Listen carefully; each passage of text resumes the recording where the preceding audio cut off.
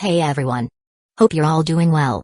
We're all about bringing high-quality web novel audiobooks to life, and most of our content is completely free to enjoy. Just a quick note, web novels and web novel audiobooks aren't the same thing. Simply reading a novel out loud doesn't always make for a great listening experience. That's why I go through multiple rounds of rewriting and careful editing for every chapter to make sure the narration flows naturally and immerses you in the story, just like reading it yourself. These audiobooks are not just direct copies of the original novels. I've adapted them for a smoother, more engaging experience. And to be fully transparent, these adaptations are made for commercial purposes, so some chapters are paid content. But don't worry, this process is fully copyright compliant. I do all of this because I truly love web novels and audiobooks. I'm a huge fan, and this story is one of my personal favorites. YouTube update: recently, YouTube flagged some of our content for including mature themes, realistic violence, and darker story elements. As a result, we've decided to stop uploading anything that violates YouTube's guidelines. If you'd like access to the full, uncut versions including the more intense or mature content, you can find them on our Patreon page, where we upload everything first.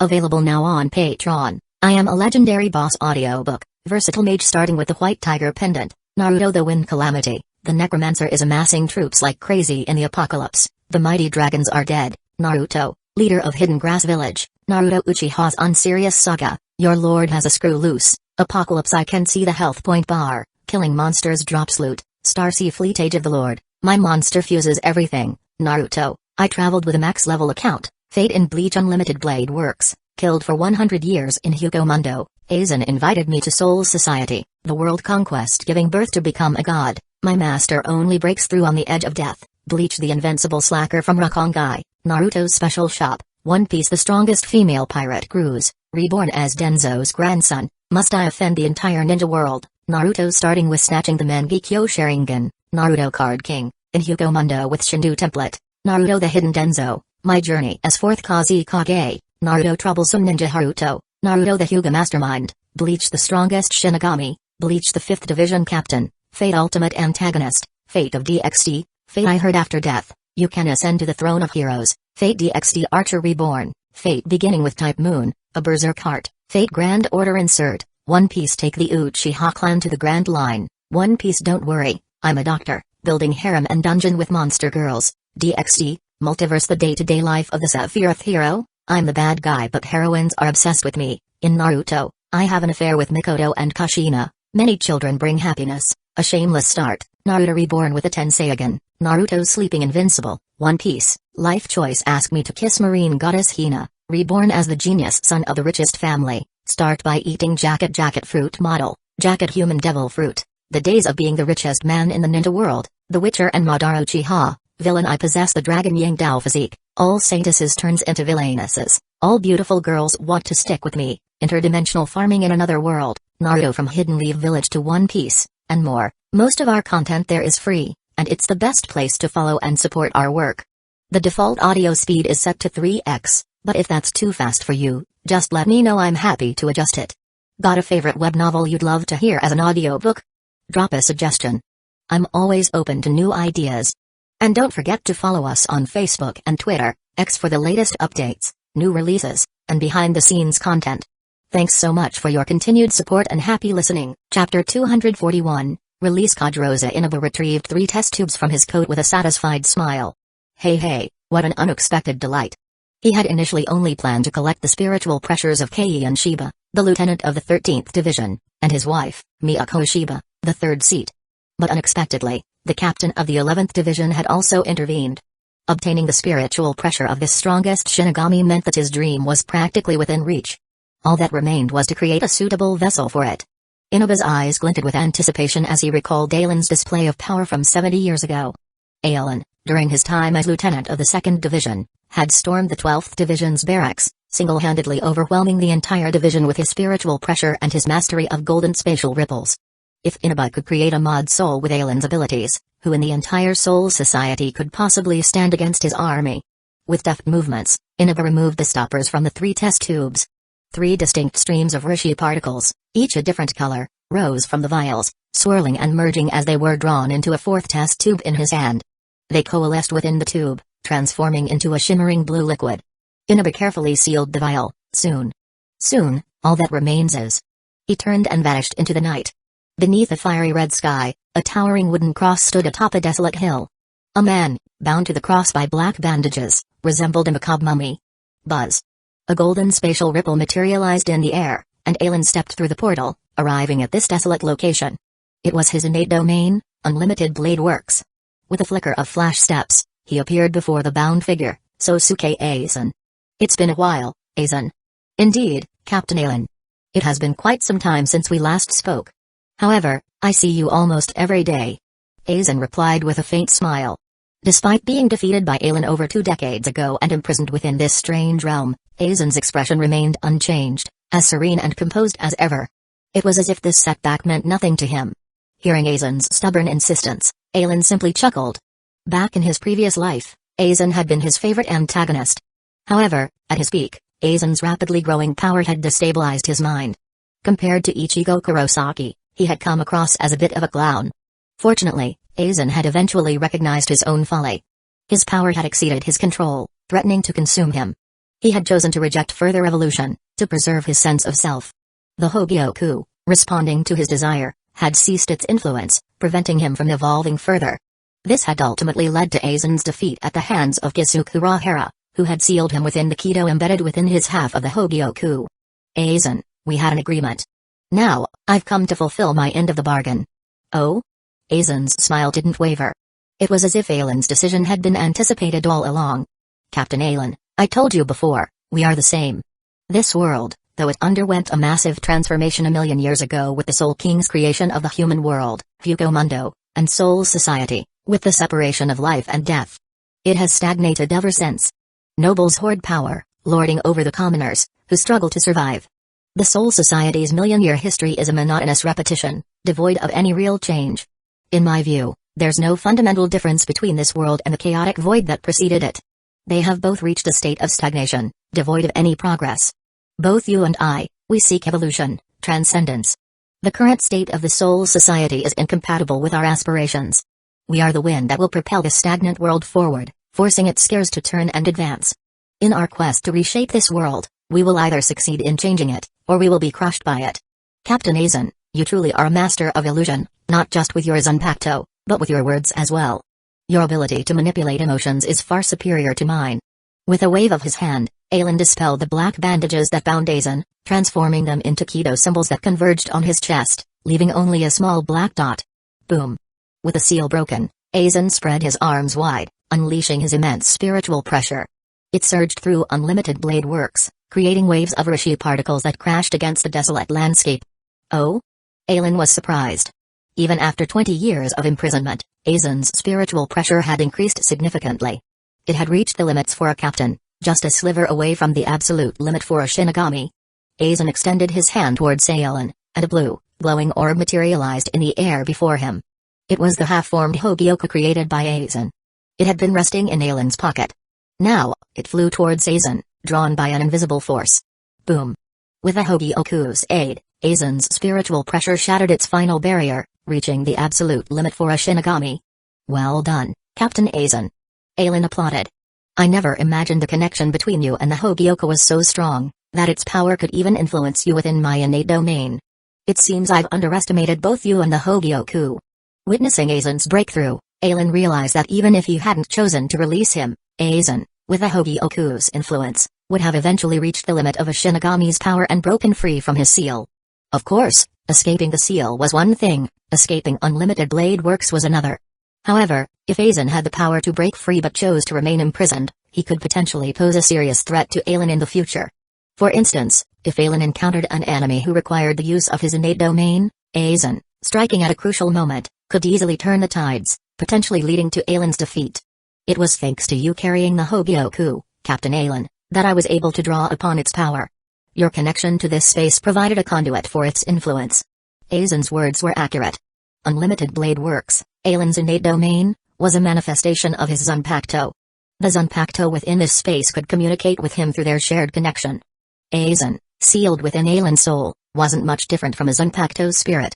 After all, the original Zanpakuto were forged using the souls of Hollows and Shinigami. Aizen's clone, carrying the Hueco at all times, had inadvertently provided Aizen with a loophole. Excellent. This breakthrough only strengthens my confidence in your abilities, Captain Aizen. Now, allow me to catch you up on the events of the past few decades. I wouldn't want you to be out of touch with the world. With that, as Aizen looked on in bewilderment, Aizen drew his Zanpakuto. Shatter, Kyoka Suigetsu. A faint light flickered in Aizen's eyes. Images flooded his mind. Aizen's clone, entering Hueco Mundo, subjugating the Espada, appointing Tirharable as the new third Espada. In the Soul Society, a hollow, born from Aizen's hollowification experiments, possessing the combat instincts of a Shinigami. Aizen, visiting the Shino Academy, teaching the students the 4 Shinigami arts, showcasing the power of his Zanpakuto, Kyoka Suigetsu. Aizen, acting as an examiner for the Shino Academy graduation exam, adding a new rule because of one student's selfish actions. Everything Aizen had done, masquerading as Sosuke Aizen, played out before Aizen's eyes. 20 years of actions compressed into a few fleeting moments. Aizen believed that even if Aizen hadn't actually done these things, after witnessing them, he would accept them as his own. Aizen's understanding of human nature far exceeded Aizen's. Brilliant. It seems I was right about you, Captain Aizen. You and I, we are the same. We are not like Kusagakure, who clings to the status quo, blinded by foolish loyalty. If he wants to serve the Soul King, then let us be the ones to give him his final farewell. Having witnessed Aizen's actions, especially the hollow created through his experiments, a hollow possessing the combat instincts of a Shinigami, Aizen was deeply impressed. That hollow, born from the rishi of countless hollowified Shinigami, possessed both the powers of a hollow and the combat instincts of a Shinigami. Its potential far exceeded that of any other hollow Aizen had encountered in Hueco Mundo. If he were to continue Aizen's research, to nurture that hollow further, it would undoubtedly aid him in his own quest to transcend the limits of a Shinigami. No, Captain Aizen. We are not the same. Seeing Aizen's insistence, Aizen raised a hand, interrupting him. He had only done these things to ensure the birth of Ichigo Kurosaki, the protagonist from his memories. It was his insurance policy, his guarantee against the Soul King's plans. He hadn't expected Aizen to misinterpret his actions, believing they aligned with his own. Sheathing Kyoka Suigetsu, Aizen tossed Aizen's Zanpakuto towards him. This is the first time I'm sparing you, Aizen. It will also be the last. After Aizen had sheathed his Zanpakuto, Aizen continued. Chapter 242, Yaruichi's concern. You know very well why you were imprisoned. If I ever discover that you've targeted those I care about again, then I'll personally eliminate you, Aizen. Your soul won't even have a chance to reach hell. Aizen's smile faltered for a moment. Most people in this world were aware of hell's existence, but few knew its true nature. Aizen, however, was among those few. The events of Soul Society were recorded within the Great Spirit Book Gallery, and Aizen, wielding Kyoka Suigetsu, had been a frequent visitor. He had uncovered many of Soul Society's hidden secrets within its archives, including the Okayan, the key to the Soul King Palace, and the method for its creation. Hell had been born alongside their world. However, the god who had created the Soul Society had abandoned it midway, leaving it incomplete. In that primordial era, chaos reigned. Life and death were intertwined, with no clear boundary between them. Then, a soul had fallen, transforming into a hollow. It began to devour other souls, growing stronger with each consumption. Sadly, at that time, neither the souls of the living nor the dead possessed any power to resist its hunger. If this continued, the hollow would eventually consume all the souls in existence, transforming the world into a single, massive hollow. Perhaps it was the world's instinct for self-preservation, but just as the hollow had devoured nearly half the souls in existence, a god was born, the Soul King. The Soul King, a manifestation of the world's will, used his Quincy powers to vanquish the hollow, then with his almighty ability, he created the human world, Hueco Mundo, and Soul Society, separating life and death. For a time, they believed the world was complete. However, the founders of the 5 great noble clans, who had received their power from the Soul King, ultimately betrayed him. Only after sealing him, transforming him into the linchpin that stabilized their world, did they discover that another realm existed, Hell. Hell was a reflection of their world, a dark mirror image. Initially, it had been small, an insignificant speck in the grand scheme of existence. But Hell could grow, fueled by the souls of the wicked.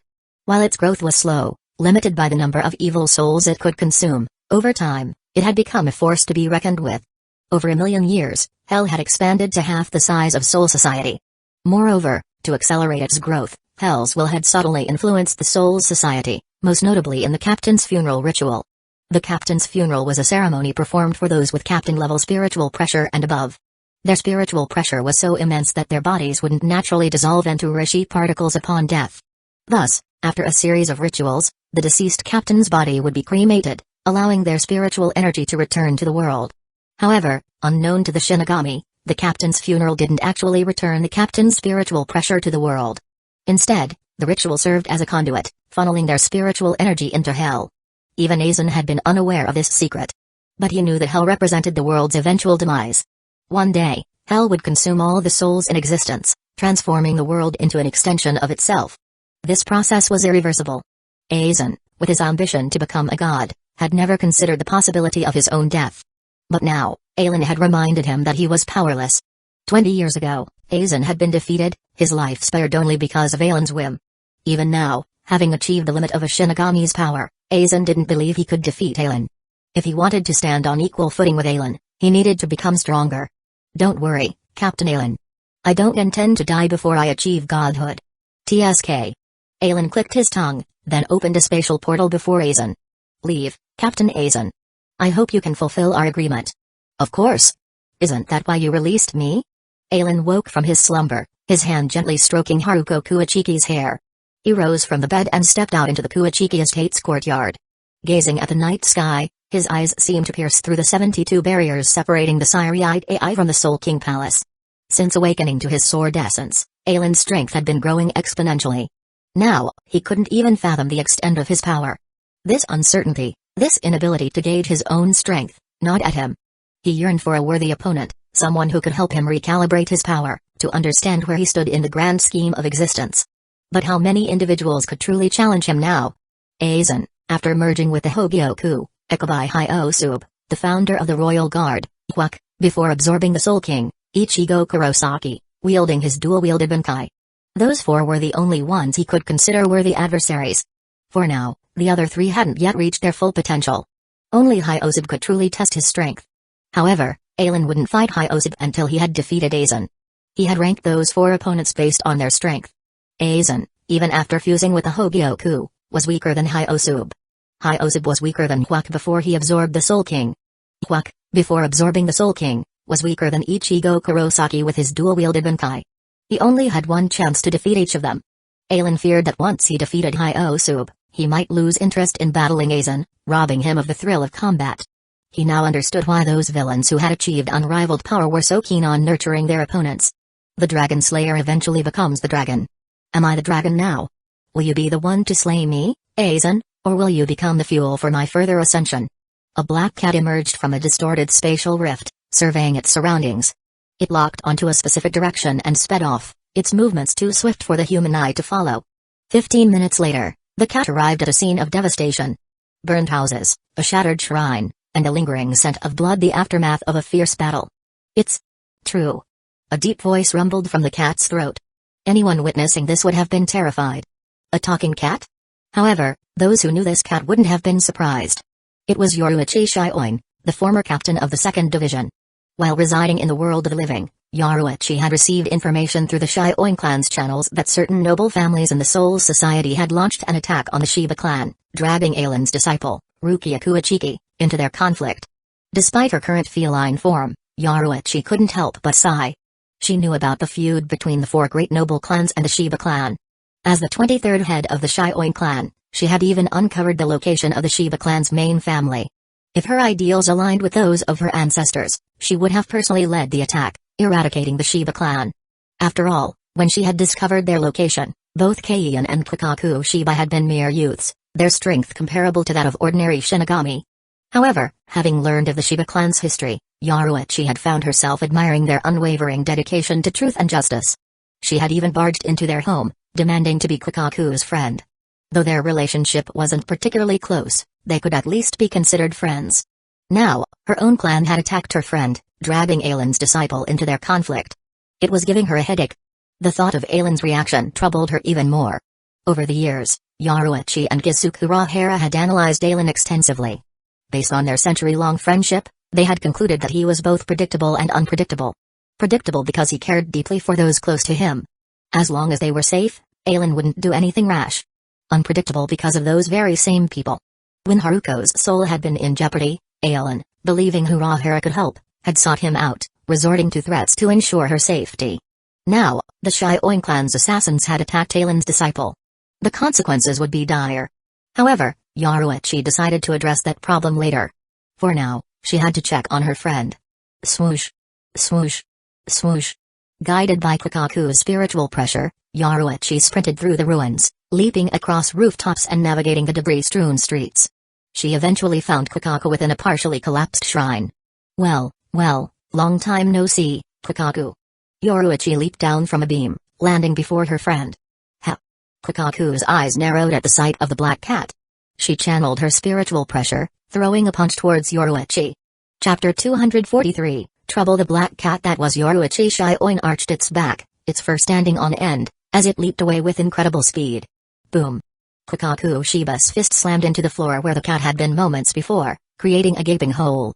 Yoruichi, transformed back into her human form, glared at Kukaku. Kukaku, what are you doing? Trying to kill me? Her voice was a deep, masculine rumble, startling to anyone who hadn't encountered her before. You've got it wrong, Yoruichi. I don't just want to kill you, I'm going to kill you. Kukaku aimed her right palm at Yoruichi, a blast of blue flames erupting from her hand. Hado number 33, Sokatsui. Boom. Hado number 31, Shakuho. Hado number 54, Abolishing Flames. Boom. Boom. Boom. Boom.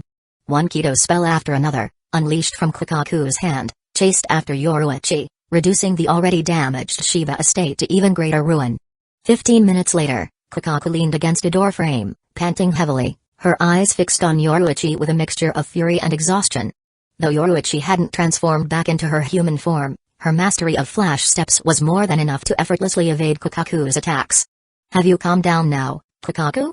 Yoruichi strolled towards her, her feline grace still evident even in her human form. HMPH. If I hadn't known you were exiled from Soul Society decades ago, I'd never forgive you. For decades, Yoruichi had been Kukaku's closest female friend. To say there was no bond between them would be a lie. However, during the attack on the Shiba clan 2 nights ago, Kukaku had clearly heard the captain of the 2nd Division mention that the assailants included assassins from the Shioin clan. But Kukaku also understood that noble affairs were complex. It wasn't always the head of the family who called the shots.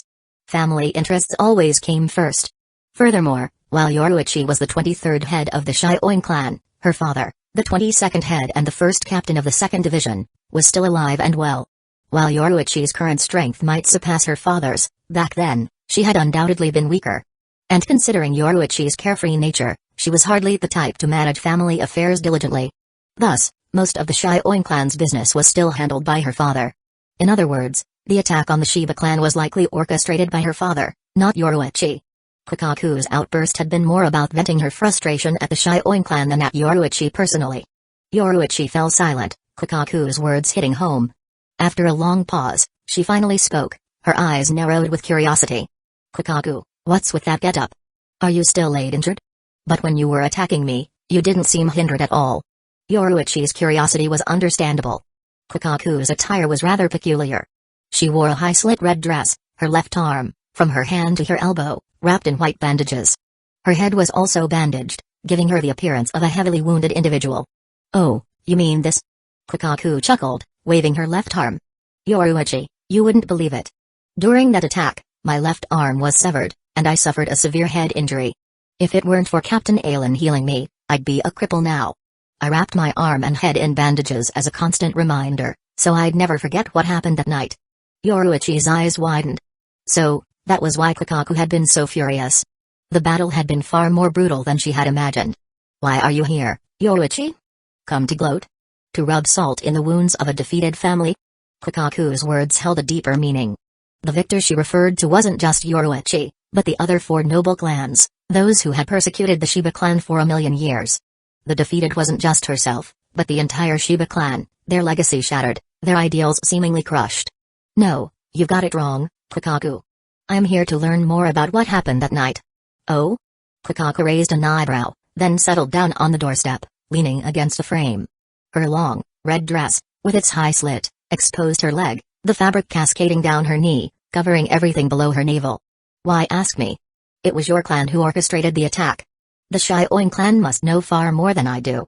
Why not ask them instead of me, someone who was merely a victim? Kukaku, that attack involved Aizen's disciple. He might be holding back his anger for now, appeased by Soifun and Shunsi, but if he doesn't receive a satisfactory explanation, I fear he'll unleash his wrath upon the entire noble class. It could destabilize the Soul Society, leading to chaos. That's why I need to understand what happened that night so I can reason with him. I have to convince him to abandon his plans. Ha ha ha. Kukaku burst into laughter. So, even you lot are afraid of him? Yoruichi ignored Kukaku's mockery, her gaze fixed on her friend. How strong was Aizen? Even Yoruichi didn't know the answer. Even Urahara couldn't provide a definitive assessment. However, based on Urahara's predictions, if Aizen ever made a move against the Soul Society, their only hope would be Aizen. Even head Captain Yamamoto wouldn't be able to stop him, but Urahara believed Aizen could? While Yoruichi had her doubts, she never questioned Urahara's judgment. Aizen might be their greatest asset against Aizen. Antagonizing him now, even if they could dissuade him from his plans, might make it difficult to secure his help in the future. Aizen had acknowledged his debt to Urahara, but they weren't sure how far that debt extended. This was why Yoruichi had rushed back from the world of the living. But before she could reason with Aizen, she needed to understand what had happened that night. Kukaku, the Shioin clan is also one of the 5 great noble clans. Protecting the Soul Society is part of your legacy, isn't it? You don't want to see it destroyed by Aizen, do you? HMPH. That's your Soul Society, not mine. What about Aizen? How do you think he would react if the Soul Society was truly in danger? Kukaku's eyes narrowed at the mention of her brother. She sighed, her gaze fixed on the night sky. Her brother had undoubtedly been the one most affected by the attack. His wife had been a spy, planted by their enemies. She had betrayed him, revealing the Shiba clan's secrets to their assailants. But in the end, Miyako had chosen to protect him, dying at the assassin's hands. After burying his wife, Keion had returned to the 13th Division. Rumor had it that he had sought out Rukia, determined to break through his limits and achieve Bankai by battling Aizen's disciple. This time, they had been fortunate that Aizen had arrived. But what about next time? The only one who could protect her and Ganju was herself. For their sake, her brother would undoubtedly train tirelessly, striving to achieve captain-level strength as quickly as possible. However, Kukaku also knew that if the Soul Society truly faced the kind of crisis Yoruichi had described, while she and Ganju might stand by and watch, Keion would undoubtedly fight to protect it. He wasn't just their brother, he was the head of the Shiba clan. Protecting the Soul Society was ingrained within his very being. Having shared everything she remembered from that night, Kukaku made a decision. Keion would be the last head of the Shiba clan. From now on, the Shiba clan would no longer be one of the 5 great noble clans. They would become mere fireworks masters, their skills passed down through generations in Rukongai. As for Ganju, let him live a happy, carefree life. If he had children, they would inherit the Shiba clan's secrets and the knowledge of how to create and launch their fireworks cannon. If he didn't, then let the Shiba clan fade into obscurity. Whoever wanted to protect the Soul Society could do so. She was done. This is bad. A black cat sped through the night, occasionally using flash steps to traverse the air. Yoruichi was heading back to the Syriite AI? If her clan hadn't known Rukia was present at the Shiba estate during the attack, then this could be explained away as an accident. Even Aizen, in his anger, wouldn't overreact. He might simply chastise Rukia for her lack of strength. It was like when Yamamoto's 3rd disciple, Shinetsu Kisaragi, had gone to investigate the Casamioji clan. Shinetsu, in an attempt to save a few of his subordinates, had fallen into a trap, succumbing to the influence of a Bakuto blade. He had attacked head Captain Yamamoto within the 1st Division barracks. The Casamioji clan, in turn, had accused Shinetsu of coveting their Bakuto blades, framing him for the attack. Even Yamamoto, lacking evidence, had been unable to avenge his disciple. Chapter 244, The Solution. However, now, the situation was reversed. According to Kukaku, her sister-in-law, Miyako Shiba, had been a spy sent by the nobles to uncover the Shiba clan's secret treasure. However, during her time with Keion Shiba, she had fallen deeply in love with him and confessed her true identity. Furthermore, when the nobles had decided to attack the Shiba clan, Miyako had invited Aizen's disciple, Rukia Kuichiki, to their home and informed the nobles of her presence. She had hoped that Aizen, fearing for his disciple's safety, would deter the nobles from attacking. It was a desperate gambit to buy time for Keion's growth. Miyako hadn't anticipated that her actions would backfire, convincing the nobles that Keion was on the verge of a breakthrough. If he achieved Banchi, their million-year plan would be for naught. Furthermore, members of the Shioin and Kuichiki clans had fueled their paranoia, claiming that their relationships with Aizen were stronger than his bond with his disciple. To erase the greatest stain on the 5 great noble clans, they argued, Aizen wouldn't hesitate to sacrifice a mere disciple. However, no one had anticipated Aizen's fury. After the attack, He had shown no regard for the Shioin or Kuachiki clans. Rumor had it that Aizen and his wife had even moved out of the Kuachiki estate. If Aizen discovered that the nobles had attacked despite knowing Rukia was present, he would undoubtedly unleash his wrath, purging every family involved. Yoruichi, forced to take action, had contacted Urahara in the world of the living through unconventional means. Urahara, after analyzing the situation, had proposed a solution. Aizen sat by a pond with a fishing rod in his hand, watching the fish nibble at the bait on his hook. Haruko sat beside him, occasionally offering him a piece of fruit from a nearby platter. Moving out of the Kuachiki estate didn't mean they were homeless. After all, he had been a captain in the 13th Division of Imperial Guards for decades. If he couldn't even afford a small house in the Sairi Itai, he would be a disgrace. Furthermore, Haruko was the eldest daughter of the Kuachiki clan. With a single command, half the houses in the Sairi Itai would be at their disposal. Haruko hadn't questioned his decision to leave the Kuachiki estate. She simply followed him. Of course, she knew something had happened, something that had created a rift between Aizen and her family. Knock. Knock. Knock. Who could it be at this hour? Haruko's nose twitched with displeasure. She hated being interrupted when she was spending time alone with Aizen. Go get the door, Haruko. It's Rukia. Rukia? Haruko's displeasure vanished. She rose to her feet and hurried to open the door. It really is Rukia. Come, let your aunt give you a hug. Before her sister, Hisana Kuachiki, had passed away, Haruko had enjoyed spending time with her. She had naturally extended that fondness to Rukia, treating her like her own niece. During the years Rukia had lived with them, she had been closest to Haruko, not Aizen or Byakuya.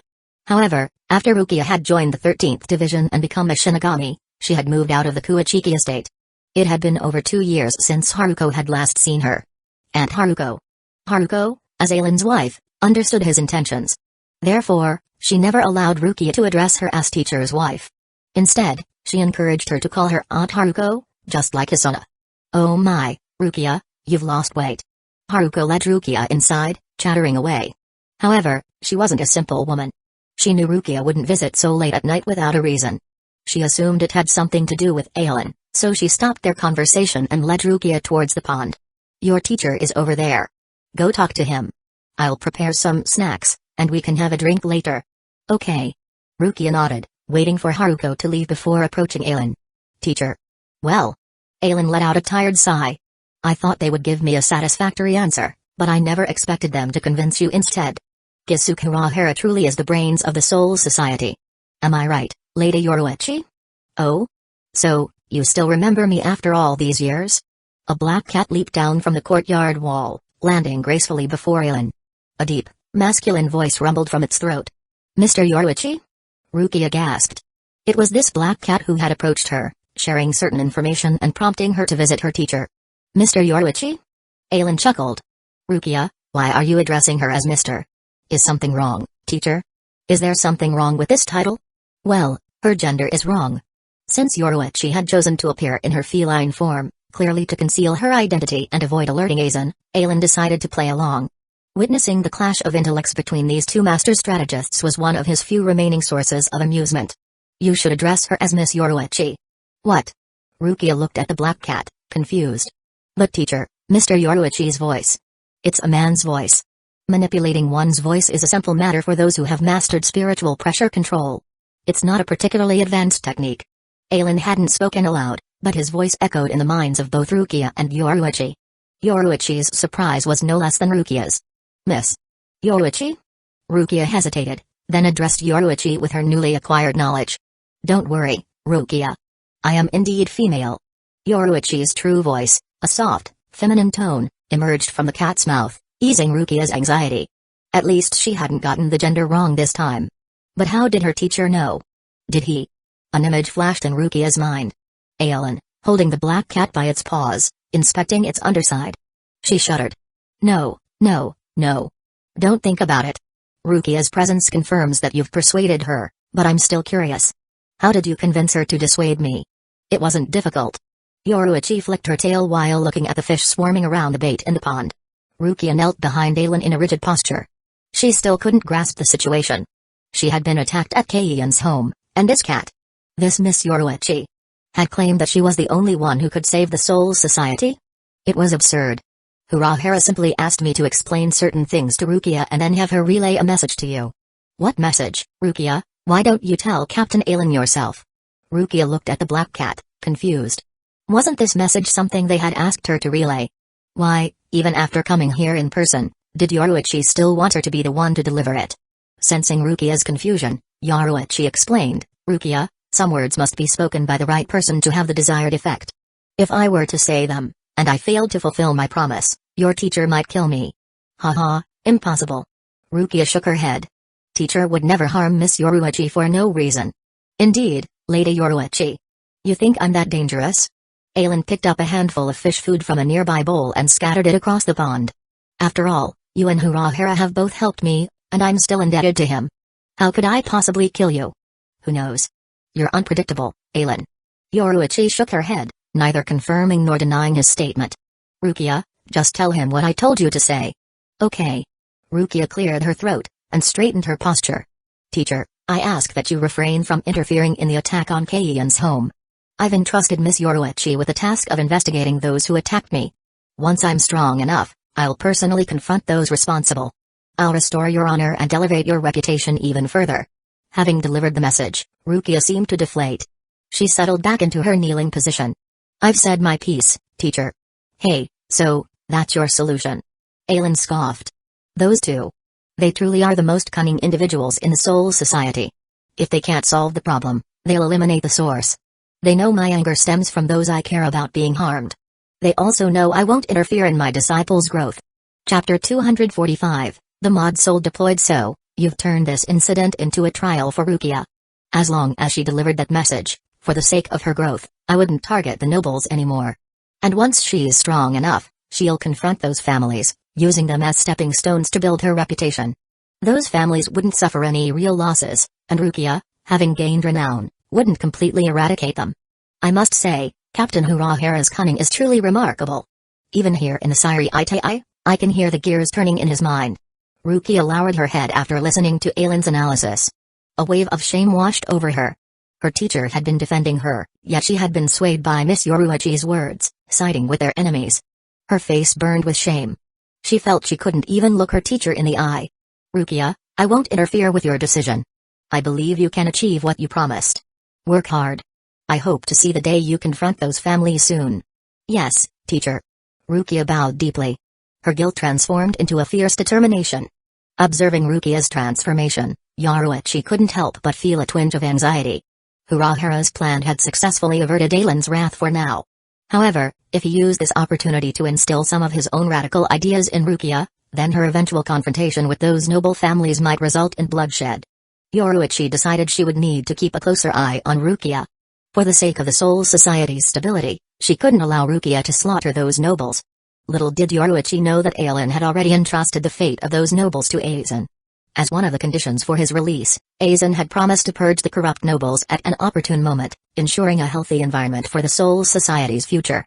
These next few decades were their final days. It remained to be seen how their deaths would affect Hell's growth.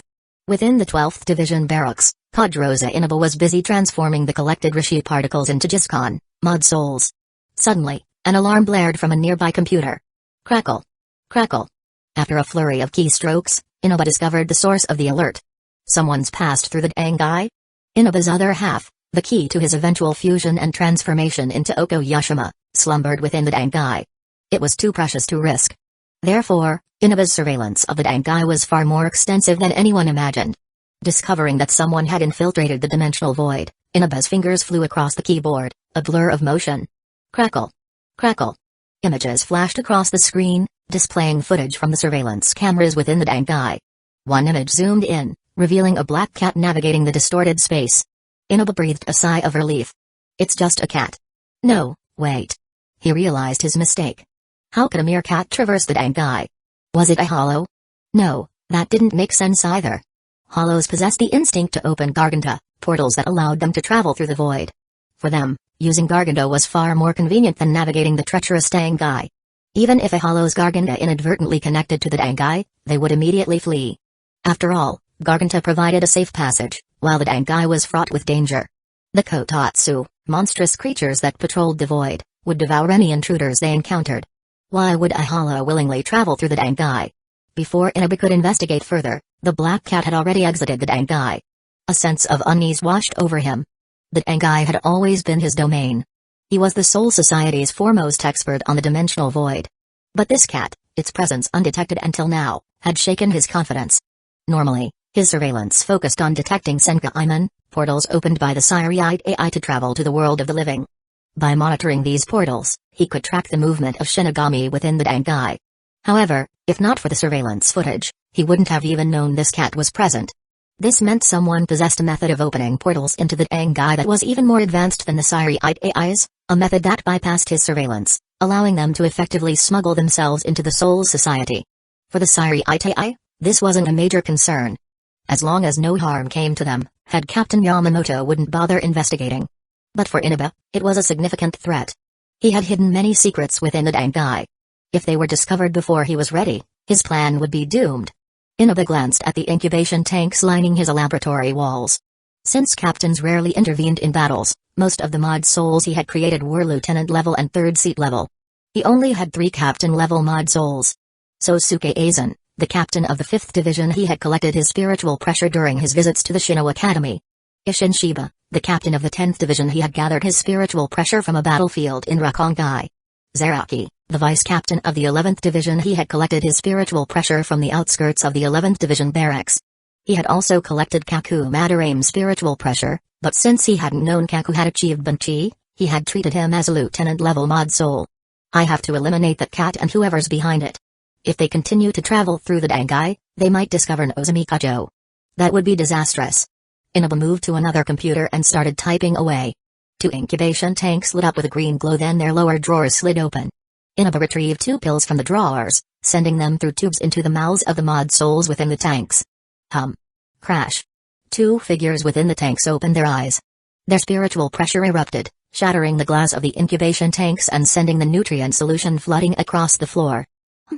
A man with brown, curly hair and black-rimmed glasses blinked, memories of his previous life as Sosuke Aizen flooding his mind. He surveyed his surroundings with an evil smile. A mod soul? Interesting. Inaba, our mission is to find that black cat and its master and eliminate them, correct?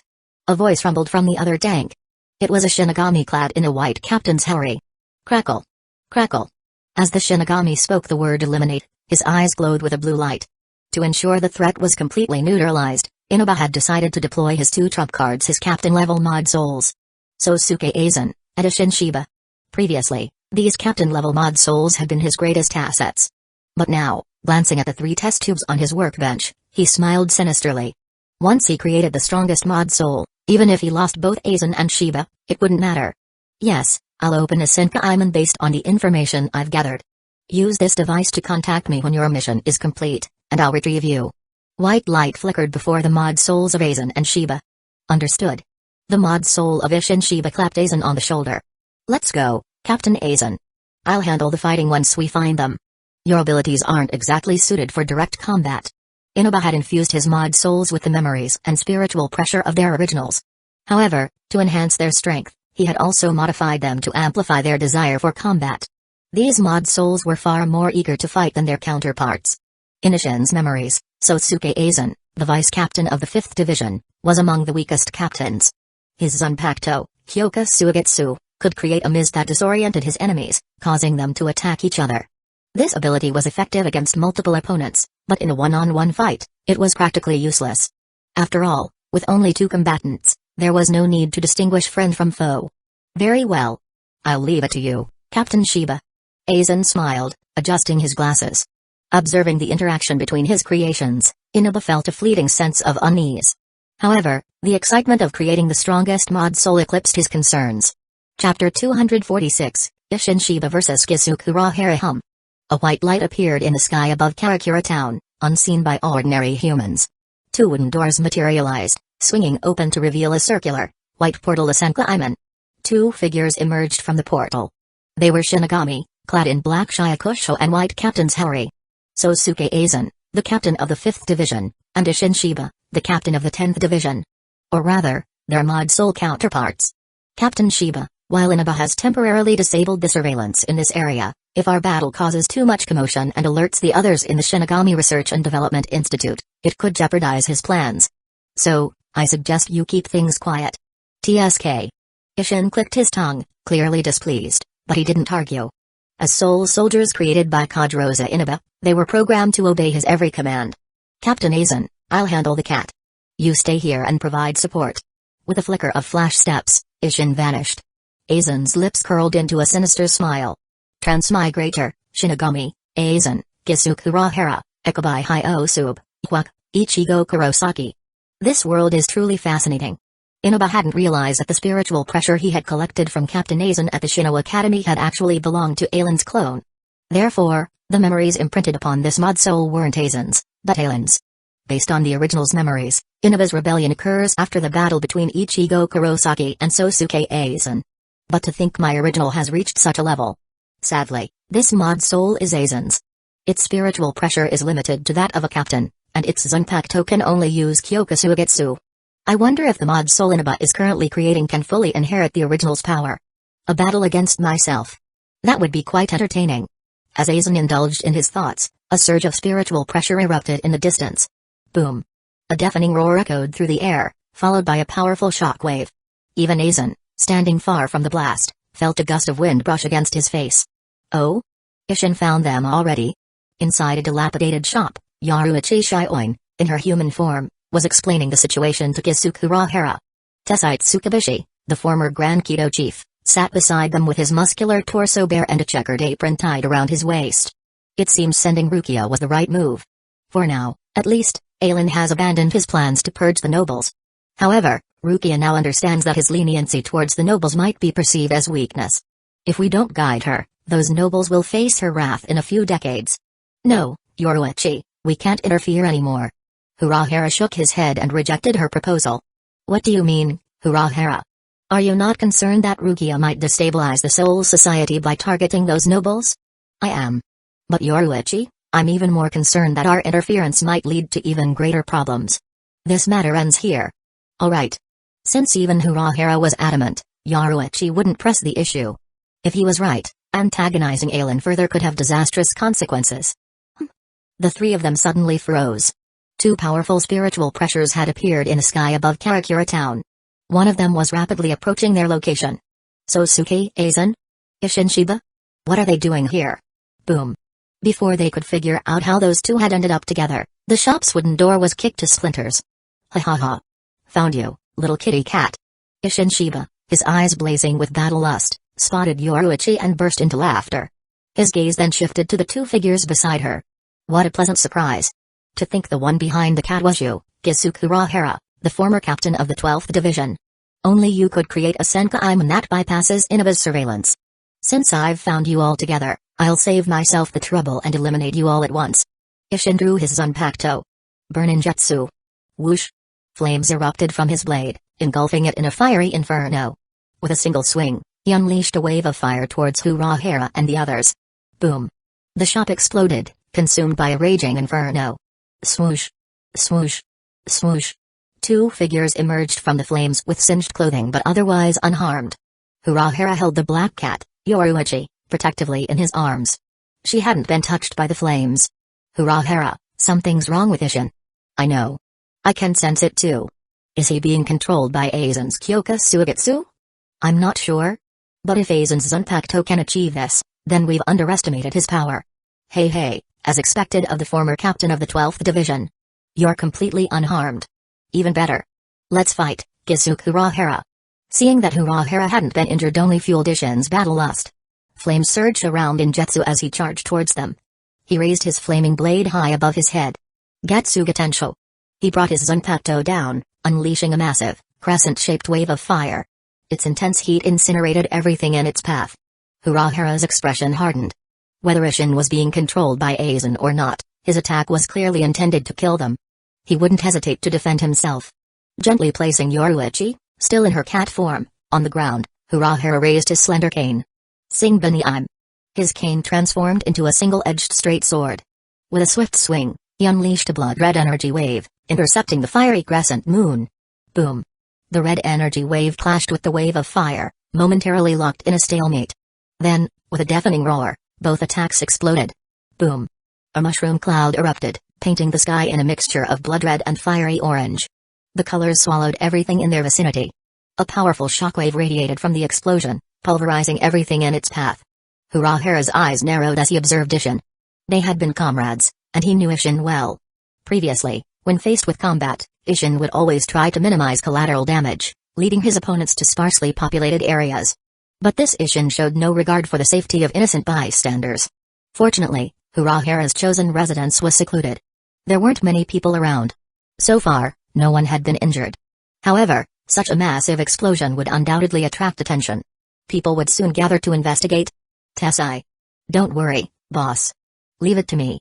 Having known Urahara for decades, Tessai understood what he meant without a word. He clapped his hands together.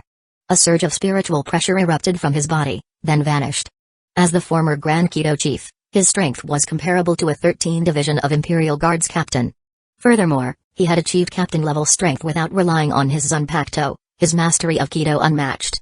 His power was far more substantial than most captains. Among the 13th Division of Imperial Guards, only a handful could surpass him. In a matter of seconds, Tessai erected a barrier. This barrier not only subtly repelled ordinary humans, preventing them from approaching, but it also possessed considerable defensive capabilities, shielding the surroundings from the shockwaves generated by Urahara and Ishin's battle. Seeing that Tessai had prepared the battlefield, Urahara nodded. Well then, Captain Shiba. To be honest, I've also been holding on to some anger regarding the events of decades ago. It's good that we've met again. Chapter 247, The Visored Boom. Playing rough, are we? Aizen watched the mushroom cloud rise in the distance. These guys. They don't seem to care about the humans in this world. Having inherited the original Aizen's memories, this Aizen understood that in the eyes of the Soul Society, humans were the least respected beings in existence. The hollows of Hueco Mundo simply saw humans as food. Expecting them to treat humans as equals was absurd. Who would elevate their food to the same status as themselves? Just as in Aizen's previous life, humans stood atop the food chain. Even their calls for animal conservation were merely a pragmatic attempt to maintain their environment. The Shinigami, self-proclaimed guardians of the world, viewed humans as a mere link in the cycle of souls. They, too, never saw humans as equals. Rather, they treated them as resources. For instance, to ascend to the Zero Division and reach the Soul King Palace, one needed to create an Okayan. Only those who possessed an Okayan were permitted to reside within the palace. But how was an Okayan created? By slaughtering hundreds of thousands of humans living within an area exceeding 1 Reiri, collecting their souls, and using them as materials to forge a Soul King bone to replace one's own. That was the price of creating an Okayan. The Okayan was a Soul King bone essential for those with insufficient spiritual pressure to survive in the Soul King Palace. Fusing with an Okayan would grant a Shinigami a significant power boost. The Shinigami residing in the Soul King Palace weren't the divine soldiers created by Senjimaru Shutara. They were ordinary Shinigami from the Siri Itai, summoned to serve the Zero Division, to clean and maintain the palace. To move freely within the palace, they, too, required Okayan. Even if their Okayan were inferior to those wielded by the Zero Division, they would still require the souls of at least a few thousand, even tens of thousands of humans to create. Therefore, even if there were only 100 Shinigami in the Soul King Palace, assuming each Okayan only required 5,000 souls, that would mean 500,000 humans had been senselessly murdered. The members of the Zero Division, excluding Ikabai Hyosub who didn't require an Okayan, each needed at least 100,000 human souls to create their respective Okayan. This meant the entire Soul King Palace was built upon the sin of 1 million human lives. Sadly, no one remembered this sin. No one sought justice for those million souls. After all, in this world, strength was the only truth that mattered. And that truth was held by hollows, Shinigami, Quincy. But never by humans. Humans were nothing more than a link in the cycle of souls. Tessai Tsukabishi's barrier swiftly contained the commotion caused by Ishin Shiba. Its transparent walls was preventing ordinary humans from witnessing the battle.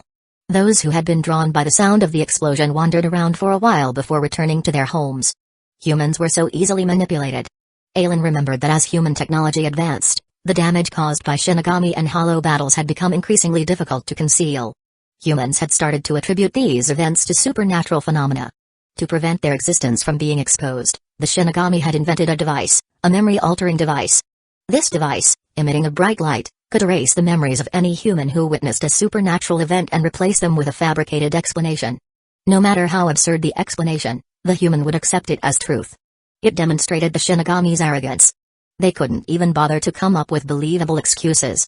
Even a fabricated memory of an airplane crashing into a wall, as absurd as it might seem, would likely amuse them.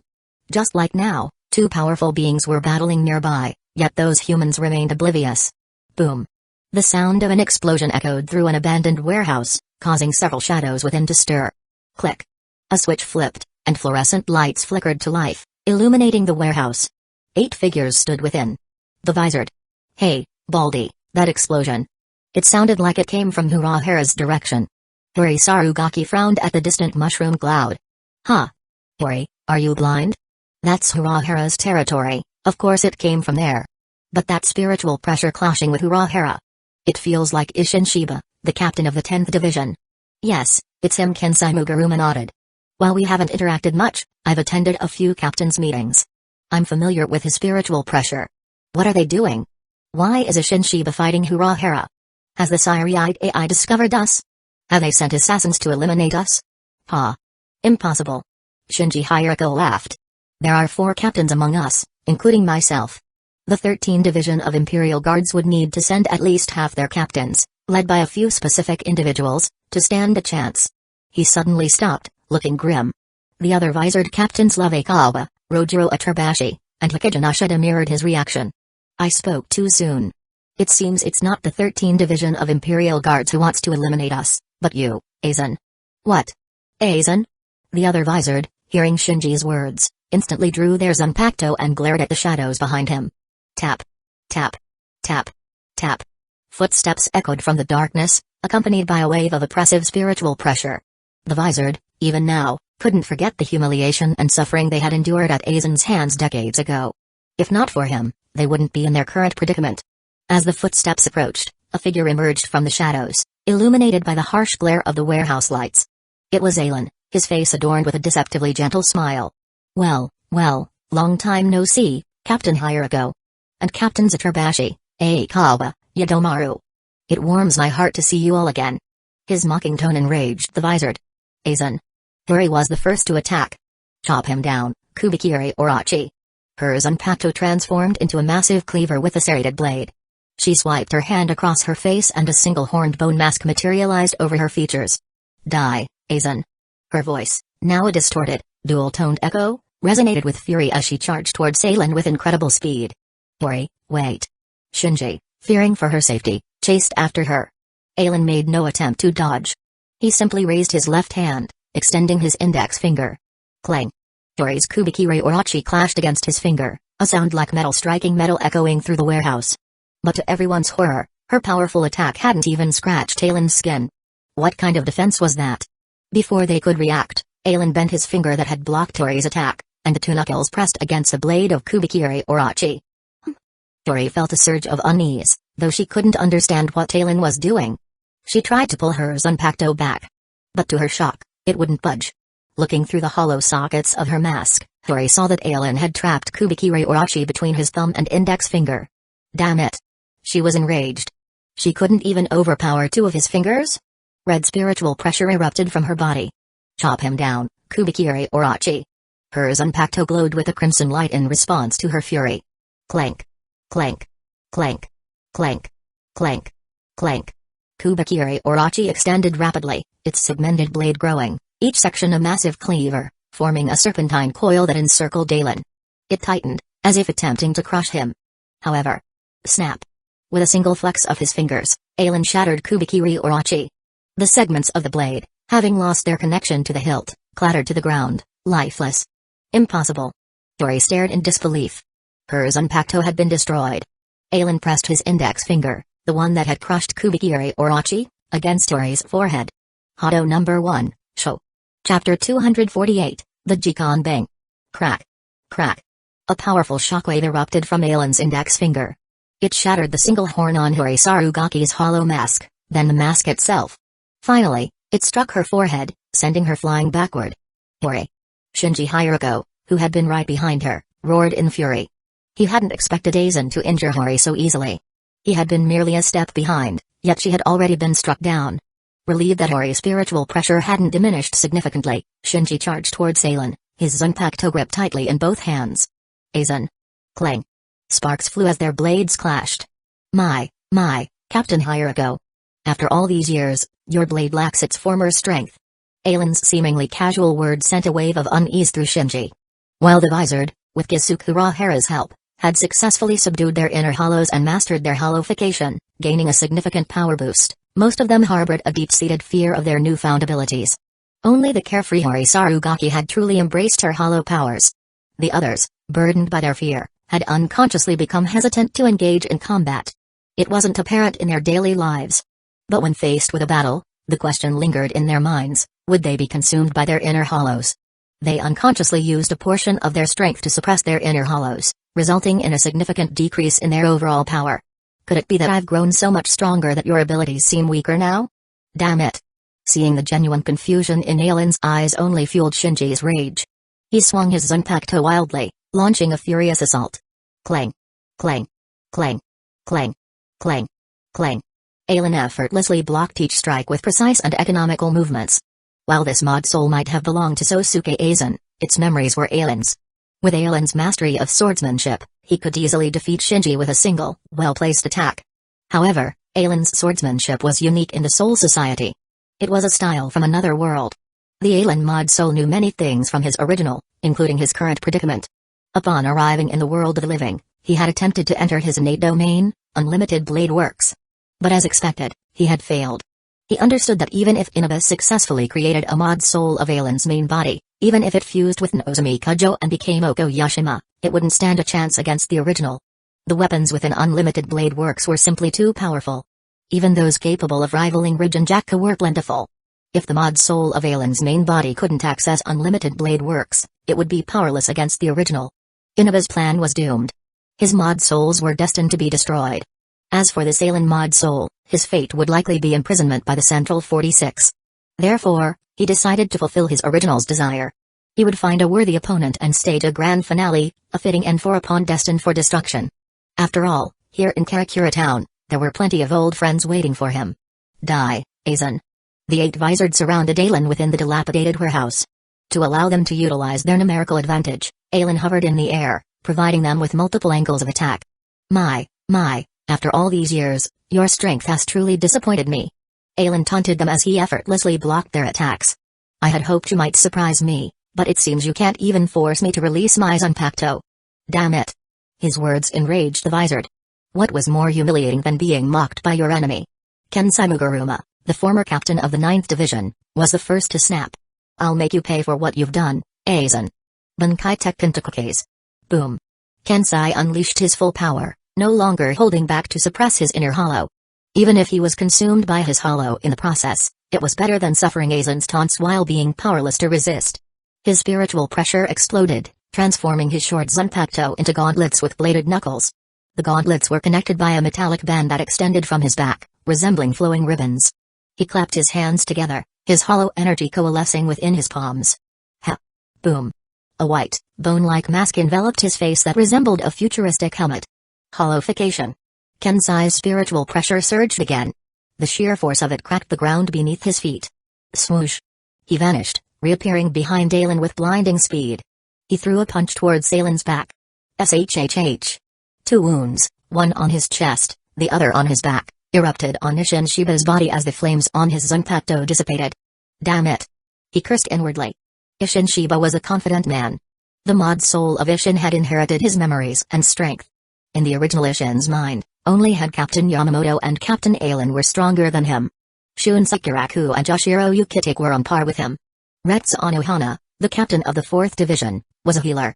Her strength lay in medicine, not combat. The other captains Byakuya Kuichiki, Jinikamaru, Sosuke Aizen, Soifan, Mayuri Kurotsuchi, Kaname Tosen, Sajin Kamemura were his juniors. However, after engaging Urahara, the mod soul of Isshin realized how unreliable those memories were. Even in his Bankai state, he hadn't been able to force Urahara to release his. He had been defeated by Urahara's Shike, Kido, and some strange gadgets. Urahara, unscathed despite the fiery explosion, approached Isshin. He adjusted his hat, a green and white striped bucket hat, and crouched beside the fallen Shinigami with a serious expression. Well, Urahara, what have you found? Tessai Tsukabishi's towering figure loomed over them. Yoruichi, in her cat form, was perched on Tessai's shoulder. Quite a lot. A major discovery, in fact. Urahara tapped Isshin's forehead with the hilt of his Zanpakuto and red spiritual pressure emanated from the point of contact. Pop. Isshin's mouth opened, a small brown pill rolled out. Urahara caught the pill, but before he could examine it, it dissolved into blue rishi particles. This was a Jikon? Seeing the pill, Yoruichi instantly recognized it. Yes, Urahara replied. It was a Jikon, but not a typical one. Tessai listened to their exchange. He didn't understand any of it. He was a simple man, his focus solely on honing his Kido. It was why he had become the Grand Kido Chief. After Yoruichi had rescued him, he had remained by Urahara's side, providing him with his expertise in Kido. Urahara, realizing Tessai's unfamiliarity with Jikon, explained, Jikon are a byproduct of research conducted within the Soul Society. The 12th Division of the 13th Division of Imperial Guards was home to the Shinigami Research and Development Institute, a conglomeration of countless scientific endeavors spanning a million years. Urahara, the former captain of the 12th Division, naturally had access to all that research. He had delved into the data that intrigued him, including the research on Jikon. They were a byproduct of the previous captain, Garyo Hippolyfune's research on artificial souls. Urahara had even taken the first Jikon ever created with him when he left the Soul Society. Centuries ago, Captain Hippolyfune of the 12th Division created artificial souls. She then devoted herself to researching a method to implant these temporary souls into Shinigami, significantly boosting their spiritual pressure. However, while Captain Hippolyfune abandoned her research on artificial souls, some of her subordinates continued her work. Chapter 249, Oko Yashima. I've reviewed the 12th Division's experiment records. At the time, a researcher named Oko Yashima, building upon the foundation of temporary souls, developed a new type of artificial soul, the mod soul.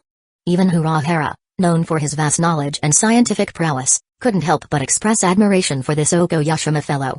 Temporary souls were simply that, temporary. Artificial souls with an ephemeral existence. If they weren't utilized within their short lifespan, they would dissipate and return to their basic spiritual particles. Mod souls, however, were different. They were designed to exist indefinitely, indistinguishable from genuine souls. As long as these mod souls were encapsulated within soul candy pills, their existence would be preserved indefinitely. After creating the mod soul, Oko Yashima had submitted a research proposal to the Sairi Itai, the Soul Soldier Project. The essence of this Soul Soldier Project was to use the spiritual pressure of the Sairi Itai's powerful captains as the base material for mod souls, crafting artificial souls imbued with the captain's memories. Then, using the captain's spiritual pressure once more, he would create corresponding Rukongai, artificial bodies, to house these mod souls. When a matching mod soul was implanted within its corresponding Rukongai, the result would be a super weapon possessing the captain's memories and abilities. Undeniably, if this research had been approved, the Sairi Itai's strength would have doubled overnight. However, this very potential had led to its rejection by the Central 46. While the Soul Soldier Project could significantly enhance the 13th Division of Imperial Guards' capabilities, it also presented a hidden danger. If these Soul Soldiers, possessing the memories and power of captains, were to rebel against the Sairi Itai or secretly replace certain captains, how could anyone differentiate them from the originals? Thus, the Central 46 not only rejected Oko Yashima's proposal but declared mod soul research forbidden. They even attempted to apprehend Oko Yashima. However, when they arrived at the 12th Division, Oko Yashima was nowhere to be found. They could only seal away all research equipment and data related to mod souls. Tessai Tsukubishi, listening to Urahara's explanation, remained impassive. To him, temporary souls and mod souls held no significance. Ever since he had been condemned by the Central 46 for using forbidden Kido and subsequently rescued by Yoruichi Shioin, Tessai had made a decision: he would spend the rest of his life as an assistant to Urahara and Yoruichi, following their commands without question. He agreed with Urahara's actions. When Shinji Hieriko and the others had been used as subjects in Aizen's holofication experiments, the Central 46 had wanted to eliminate them. Urahara, however, had chosen to expose his own research on holofication, saving them. Yoruichi, in turn, had risked being branded a traitor by rescuing both Urahara and Tessai from the Sairi Itai. Their actions resonated with Tessai's own beliefs. After all, he, too, had used forbidden Kido to protect his subordinates and those who had been holofied. Urahara knew Tessai wouldn't be interested in the details of mod souls. But some things needed to be said, regardless of whether others cared. Loyalty deserved to be acknowledged. While Tessai had assumed a role akin to a housekeeper, Urahara never treated him as such. In fact, Urahara, a man burdened by the weight of his own actions, deeply admired Tessai's unwavering sense of justice. Decades ago, when Shinji Hieriko and the others had been subjected to Aizen's holofication experiments, it was Tessai's decision to use forbidden Kido that had given Urahara the courage to expose his own research and save them. So, Urahara, You suspect these Reagai are connected to the missing Okoyashima? Yoruichi, having transformed back into her human form, asked. I don't know for sure, but it's highly likely. Urahara frowned as he watched the Reagai of Ishinshiba begin to dissolve into spiritual particles. To think there's someone lurking in the Siri Itai, hidden even deeper than Aizen. If they hadn't come looking for us, we would never have suspected that this forbidden experiment was still ongoing. And it seems they've achieved considerable progress. Judging by the strength this Jikon displayed, it was no weaker than a real Captain Shiba. According to him, they were alerted when Yoruichi entered the Dangai. To eliminate any potential threats, they want to eliminate her and anyone who can open portals into the Dangai. That suggests this individual is likely hiding within the Dangai. Even if they're not physically present, there must be something there that's crucial to their plans. That's why they're monitoring anyone who can enter the Dangai to prevent their secrets from being exposed. So, Urahara, should we investigate the Dangai? Yoruichi asked. It's pointless, Urahara sighed while shaking his head. We're still wanted criminals. If we appear in the Dangai, whoever's monitoring it can easily expose us to the Siriite AI. They'll send several powerful captains to expel us, to prevent us from causing any trouble. And who knows how many of the 13 Division of Imperial Guards captains are genuine, and how many have been replaced by Jikon. Yoruichi fell silent. He was right. There was no guarantee that all the 13 Division of Imperial Guards captains were the originals. However, the good news was that, based on the Jikon's actions, this hidden researcher, this Okoyashima fellow, seemed to be operating independently of Aizen. After extinguishing the flames engulfing the shop and ensuring no one would be drawn to the scene, Tessai dispelled his barrier. But the moment he did, the three of them were drawn to another part of Karakura town. A faint barrier emanated from an abandoned warehouse, but its primary purpose seemed to be preventing ordinary humans from entering. Aizen's spiritual pressure, clashing with the visored within, was easily detected by Urahara, Yoruichi, and Tessai. This is bad. It's Aizen's spiritual pressure. The visored are in danger. Yoruichi, Tessai, we have to go. Right. Without time to clean up the remnants of their battle with the Jikon, the three of them vanished in flashes of flash steps and began rushing towards the abandoned warehouse. Boom. Yori Sarugaki was struck down into the ground and created a deep crater. Her hollow mask shattered, which rendered her unable to fight. Hori. Mashiro Kuna, seeing Hori's defeat from her vantage point in the air, transformed into a stream of light as she launched a kick towards Aizen. Mashiro Kuna, super flying kick. A huge spiritual pressure exploded from her body and a wave of intense heat burst forth from her right leg. Bakudo number 63, Ethereal Binding Chain. With a murmur, Aizen unleashed several chains of yellow spiritual pressure to bind Mashiro. They dragged her towards him. Her speed rapidly decreased until she came to a standstill right before him. Perhaps it was her vulnerable position, but without hesitation, Aizen backhanded her across the face. Boom. Boom. The first sonic boom was the sound of Mashiro being struck. The second was her body slamming into the ground. With Mashiro's defeat, the Visored had lost their second member. Mashiro. Witnessing Mashiro's injury, Kensai Mugaruma charging towards Aizen. So predictable. Aizen shook his head. Previously, there had been some semblance of strategy in Kensai's attacks. But now, consumed by rage, he was simply lashing out. Swoosh. After dodging another strike, Aizen casually swung his Zanpakuto. SHHH. A spray of blood erupted from Kensai's body as he collapsed to the ground. Kensai. Shinji Hirako and the others were horrified at their comrade's defeat. Lovekawa leaped into the air as flames engulfed his Zanpakuto, Tengamaru, transforming it into a blazing inferno. Fire-breathing warhammer. Boom.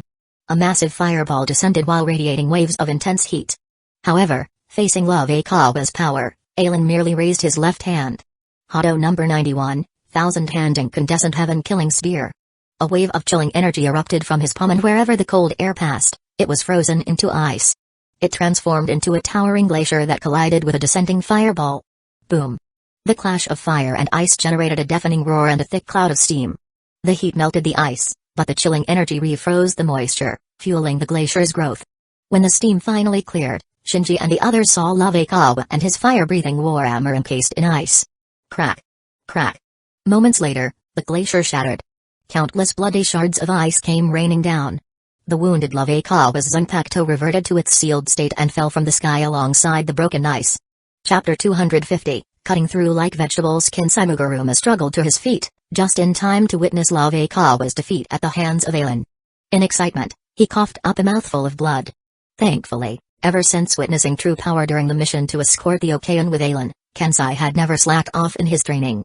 After gaining the power of hollowification, he had become the most dedicated among the 8 visored. Thanks to his relentless efforts, his strength had improved dramatically. Otherwise, Aizen's earlier attack would have left him incapacitated, just like Hori and Mashiro. Now, while he was heavily wounded, he could still fight.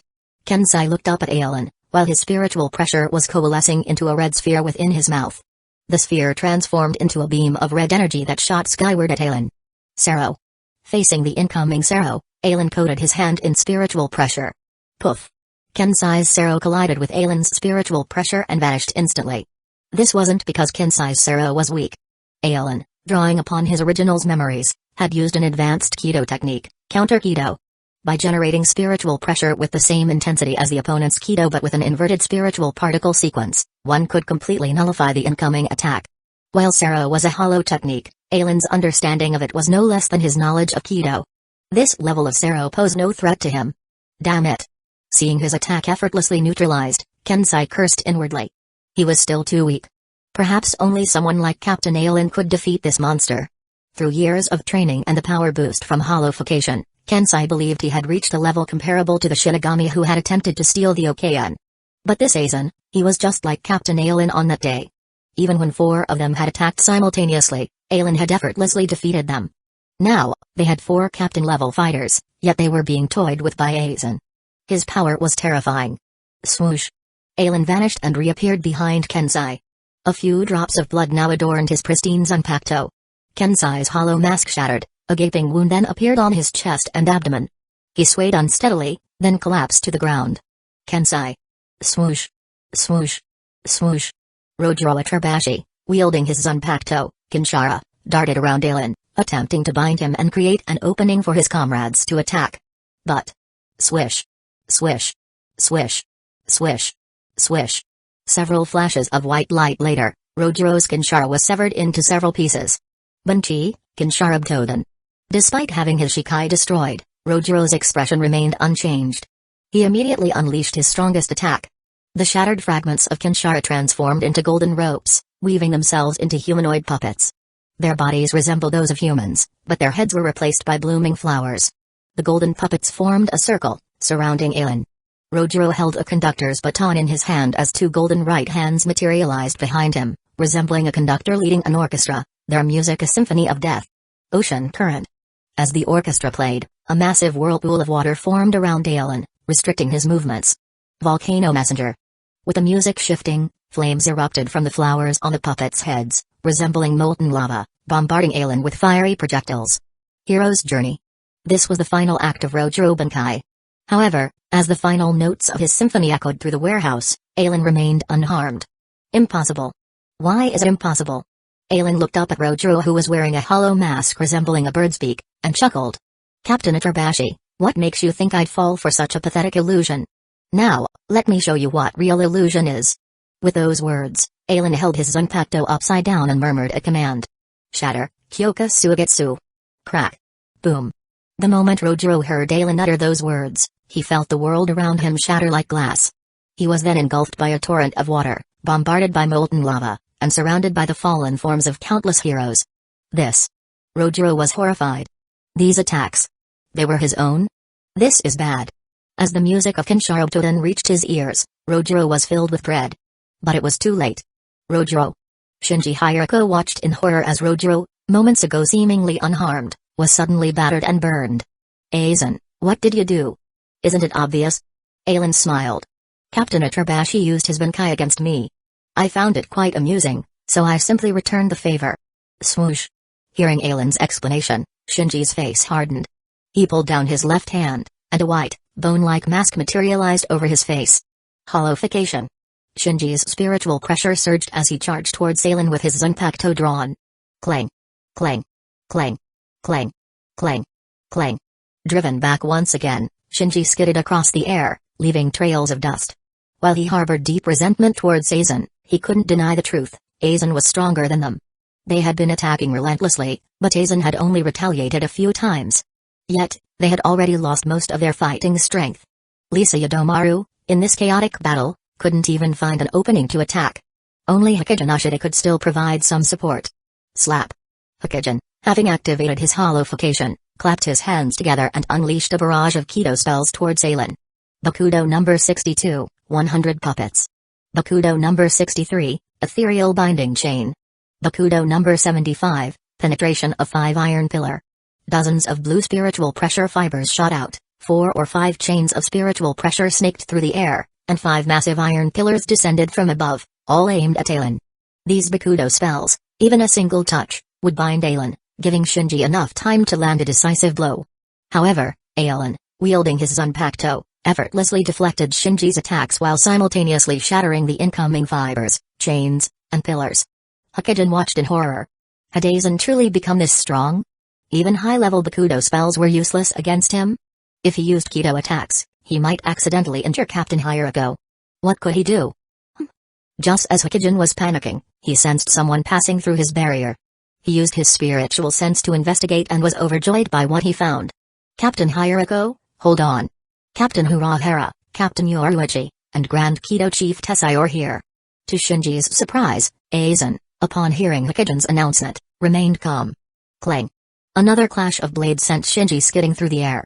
By the time Urahara, Yoruichi, and Tessai arrived, Shinji had retreated a safe distance. Yoruichi, anticipating a battle, had transformed back into her human form. Her long, purple hair was tied in a high ponytail as she stood beside Urahara. Well, long time no see, Captain Urahara, Captain Yoruichi, and Grand Kido Chief Tessai. Aizen smiled. Seeing you here, I assume you've already dealt with Ishinshiba? What? Ishinshiba? Shinji Hueco was stunned. What connection did their feud with Aizen have to Ishinshiba? And Ishinshiba was dead? Had Urahara and the others killed him? Yes, that Captain Shiba has been eliminated. Urahara glared at Aizen from beneath his bucket hat. I only want to know one thing, are you the real Aizen, or a fake? Clap. Clap. Clap. Clap. Clap. Aizen applauded with an approving smile. As expected of Captain Urahara, a man whose intellect rivals my own. A brief encounter with that fellow was all it took for you to discern our true nature. As you've guessed, both Ishinshiba and I are merely imitations. I knew it. Urahara's suspicions had been confirmed. Chapter 251, How Can an Ant Command a Dragon? Lurking within the Siri-eyed AI was someone who might be even more terrifying than Sosuke Aizen. The fact that they had created a Reigai of Aizen suggested that there might be Reigai of other 13 Division of Imperial Guards captains in existence. The question was, how many of the current captains were genuine, and how many had been replaced? Captain Aizen, I learned from that Captain Shiba fellow that your mission was to find the black cat that traversed the Dangai and eliminate it, along with anyone associated with it. Captain Shiba's Reigai was able to find us. I don't believe you couldn't. So, why aren't you carrying out your mission? Why are you here? Haha, Urahara, your question is quite amusing. Aizen shook his head. A mission is something those in power dictate to those beneath them. Finding the black cat and eliminating its associates, that was indeed the task given to us. But what does his mission have to do with me? Why should I do his bidding? Captain Urahara, do you truly believe an ant can command a dragon to serve it? Soul loss? That was the thought that crossed Urahara's mind after hearing Aizen's explanation. It was one of the reasons Oko Yoshima's Soul Soldier project had been banned. It seemed that whoever was creating these Reigai hadn't encountered this problem yet.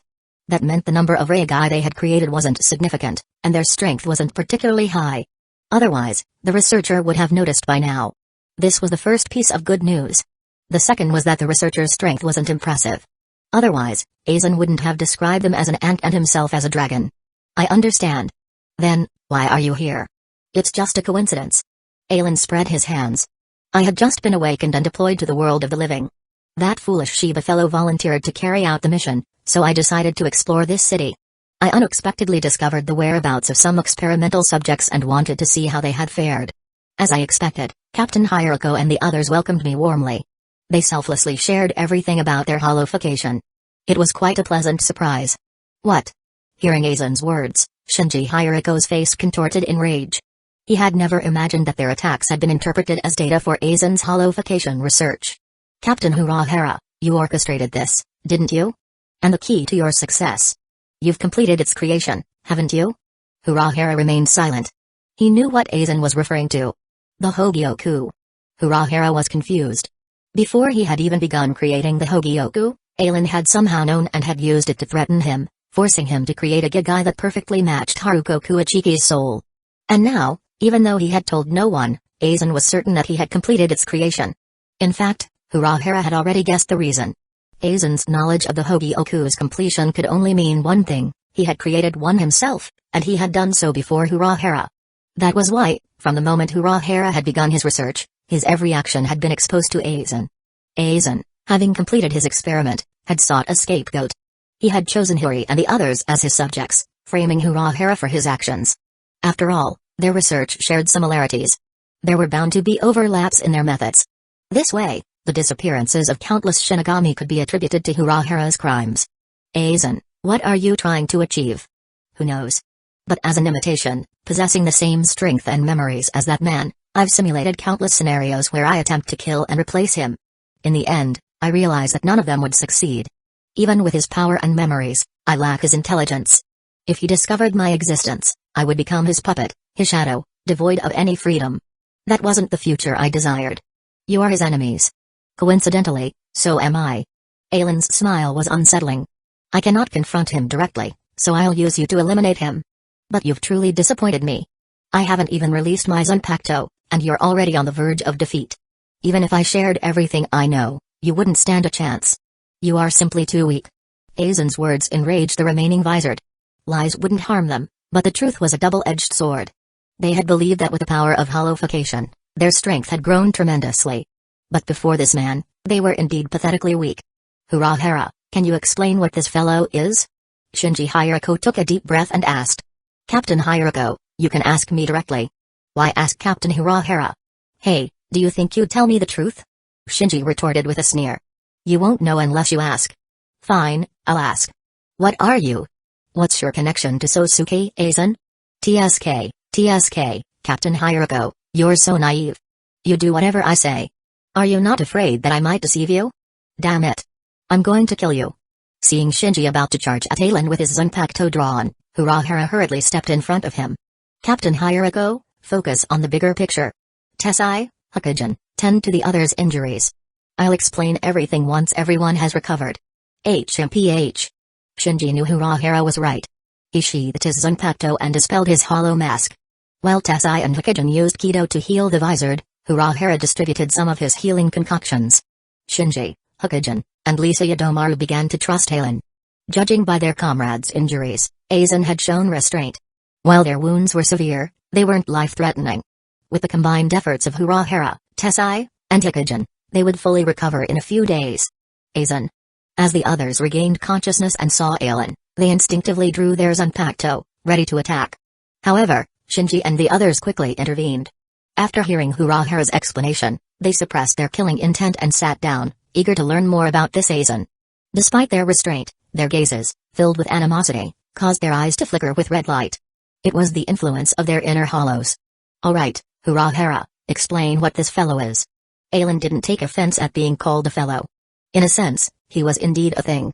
A soul candy pill containing Ailen's memories, implanted within a Regai of Sosuke Aizen. He was a unique existence within the Siriite AI. Thinking of himself, Ailen couldn't help but feel pity for Oko Yashima. Oko had initially been a member of the 9th Division. But his lack of strength had made him a target for bullying. Eventually, the 9th Division had orchestrated his transfer to the 12th Division, a division that didn't require exceptional combat skills. Within the 12th Division, Oko's research talents had blossomed under Garyo Hikaifune's tutelage. He had assisted her in creating temporary souls and had eventually surpassed her, developing the mod soul. Ailen suspected that Oko had achieved the great feat of ascending to the 0 Division. However, Oko's strength was simply too insignificant. He hadn't earned the respect of Ikabai Hyosub. Perhaps Hyosub had even feared recruiting Oko into the 0 Division, lest he create Regai of the 0 Division members. What would they do then? Kill Oko? But once someone ascended to the 0 Division, their life was bound to the Palace of Separation within the Soul King Palace. They couldn't be truly killed unless the palace itself was destroyed. Chapter 252, Bunkei, Holy Banner. My lord is here. After hearing Urahara's explanation of the Mod Soul and Soul Soldier projects, the Vizard looked at Ailen with a mixture of confusion and embarrassment. They couldn't believe that the opponent they had been desperately fighting wasn't the real Aizen, but just a copy. And they had been so thoroughly defeated. So, this. You can continue to address me as Aizen. Alright, Captain Aizen, can I ask how many Soul Soldiers are comparable to you? Urahara asked. He didn't fully believe Aizen's claim that the enemy of my enemy is my friend. However, he agreed with one thing: even with the same memories and strength, Aizen's copy couldn't surpass the original. If Urahara encountered a Regai of himself, he was confident he could defeat it. After all, his intellect was part of his strength, a significant part. If his copy only possessed his memories, spiritual pressure, and Zanpakuto, Urahara believed he could defeat it without much effort. Who in the world knew him better than himself? Soul soldiers comparable to me? Aizen's lips curled into a smirk. Captain Urahara, it seems your understanding of me is incomplete. In the entire Siriite AI, how many individuals do you believe are my equals? Without waiting for Urahara's response, Aizen continued. Head Captain Yamamoto. For now, I haven't found a way to counter his Rinjaku. In a direct confrontation, I'm still outmatched. Captain Aizen's strength and versatility surpass mine. Aside from those two, who in the Soul Society could I possibly consider a threat? Is it the original captain of the 11th Division, Yachiru Anohana? Or perhaps Shun Sakuraku and Joshiro Yukitake, the only two captains with paired Zanpakuto? Urahara remained silent. Indeed, those Aizen had mentioned were the most powerful captains in the 13th Division of Imperial Guards. However, Aizen glanced at them with amusement in his eyes, amusement that even the dim-witted Hore could detect. When I was awakened, I sensed Captain Aizen's spiritual pressure. It seems that fellow is creating a mod soul of him. I imagine it's already complete. What? While Urahara had his suspicions, hearing Aizen confirm that a mod soul of Aizen was being created made his heart sink. Thankfully, judging by Aizen's current situation, the researcher's control over mod souls wasn't absolute. With Aizen's strength, even if a mod soul of him was created, it wouldn't be controlled. But Urahara couldn't help but worry. Aizen's rebellious nature stemmed from his ambition, his desire to become a god. But Aizen, based on Urahara's understanding, was a man of principles. Would he, upon encountering a mod soul of himself, reject its creator's control like Aizen, or would he serve him? Just as this thought crossed Urahara's mind, golden spatial ripples appeared in the sky above them. Clank. Clank. Countless golden chains shot out from the ripples, binding Aizen's limbs. Then, he was lifted into the air. Is that Captain Aizen? The moment they saw the golden ripples, everyone was stunned, especially Urahara and Tessai. Decades ago, Aizen had appeared before them with countless spatial ripples, dragging them to the Central 46. No, that's not Captain Aizen. It's a soul soldier created with his spiritual pressure. However, when they looked up at the figure hovering in the air with his arms crossed, that was the thought that crossed their minds. This Aizen, he wore a suit of golden armor, his gaze cold and aloof, as if nothing in the world held any significance to him. Ha ha ha, ha ha ha. The bound Aizen burst into laughter upon seeing the armored Aizen. As expected of me. Our thoughts and desires are identical. If he could access his innate domain, he would definitely wear such a magnificent suit of armor. The real Aizen, bound by emotions, possessed the greatest power but was hesitant to use it. They were different. They could do what the real Aizen couldn't. They could kill those the real Aizen wouldn't. His innate domain contained countless weapons he had once admired. He yearned to unleash their power upon the world but lacked a worthy opponent. If that was the case, then let them create new legends with those weapons. I've been waiting for you, Captain Aizen. Boom. A surge of spiritual pressure erupted from the armored Aizen, shooting skyward and radiating outward as a tangible shockwave. The Aizen in the sky glanced down, instantly recognizing the true identity of the bound figure. Interesting. After observing Urahara and the others for a moment, he dispelled the chains of heaven binding Aizen. The chains retreated into the spatial ripples. It seems you wish to dance. I'll grant you that opportunity. Use all your strength to entertain me. Boom. Boom. Boom. Boom. Boom. Golden lightning bolts rained down from the sky. A figure, wielding his Zanpakuto, carved a path through the barrage, struggling to advance towards the armored Aizen. Powerful shockwaves, one after another, radiated outward, pulverizing the surrounding buildings. Even Urahara, Tessai, Yoruichi, and the Eight-Visored were flung backward by the force of the impact. This is bad. Sensing the intensity of the shockwaves, Urahara's expression hardened. If they were allowed to spread unchecked, hundreds of thousands of people in Karakura town would be killed. Tessai! Urahara shouted, and Tessai instantly understood. Boom! Tessai unleashed his spiritual pressure to stabilize himself, then clapped his hands together. Countless transparent barriers rose from the ground, encasing the battlefield, attempting to contain the shockwaves. Crack! Crack! Crack! Sadly, the barriers he had erected in haste were too weak. They shattered after a brief resistance. Thankfully, Tessai had created multiple layers. Each layer, as it shattered, weakened the shockwaves. Boom. Boom. Boom. Boom. Boom. With Tessai buying them a moment, the others reacted swiftly. They unleashed their spiritual pressure and spread out, forming a perimeter around the warehouse, desperately trying to contain the shock waves. HMPH. The armored Aizen grunted. He, possessing Aizen's memories, didn't want to harm innocent bystanders. A golden spatial ripple appeared beside him, and the hilt of a Zanpakuto emerged. He grasped the hilt and uttered the release command. The heavens are the Lord's glory. The skies are the work of God. Day delivers words, night brings knowledge. This body is yours to command. Despair gives way to hope. As he chanted, golden light erupted from his Zanpakuto. Benkei, holy banner. My lord is here. Boom. His Zanpakuto transformed into a flag, radiating a brilliant golden light. Everything touched by this light gained a defense equal to the banner itself. Even if the damage exceeded the banner's limits, as long as the light persisted, no one would be harmed. The damage would accumulate, ultimately borne by the banner's wielder. However, Aizen believed that, with the exception of Sheath and the Almighty, no ability in the Soul Society could completely penetrate Holy Banner's defense.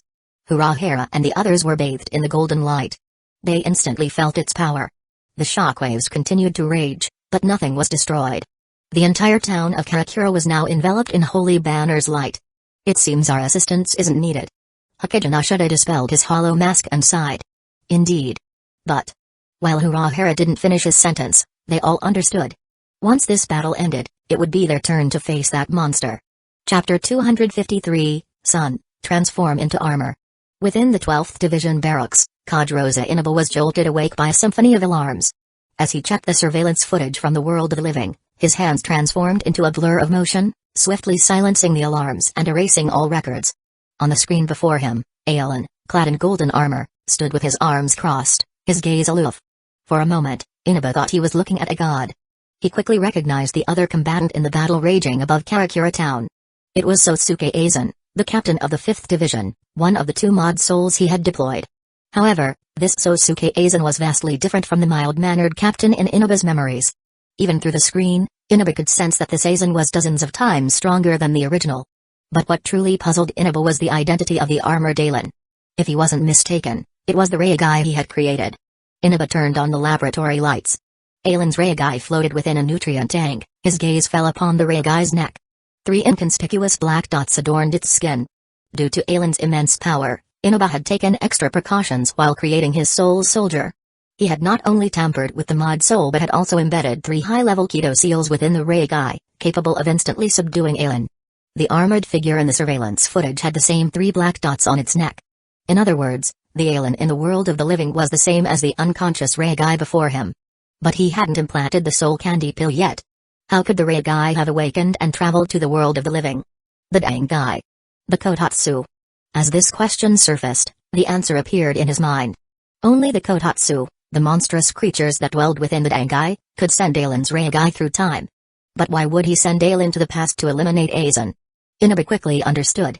Aizen's mod soul had betrayed him.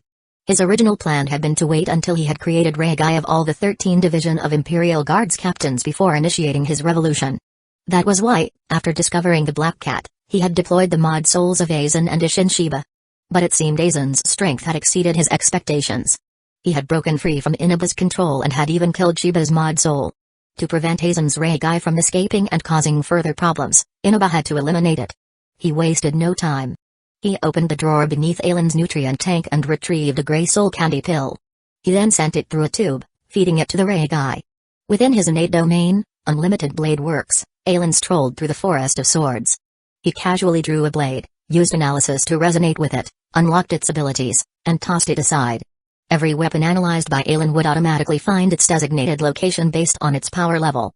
Zanpakuto with seated officer level and above would fly to the sword hill, finding a place to settle. Those below seated officer level were simply scattered throughout the vast expanse of Unlimited Blade Works. With each weapon analyzed, Aizen's spiritual pressure, amplified by his innate domain, increased slightly. Suddenly, Aizen paused. He had sensed someone attempting to connect to his innate domain.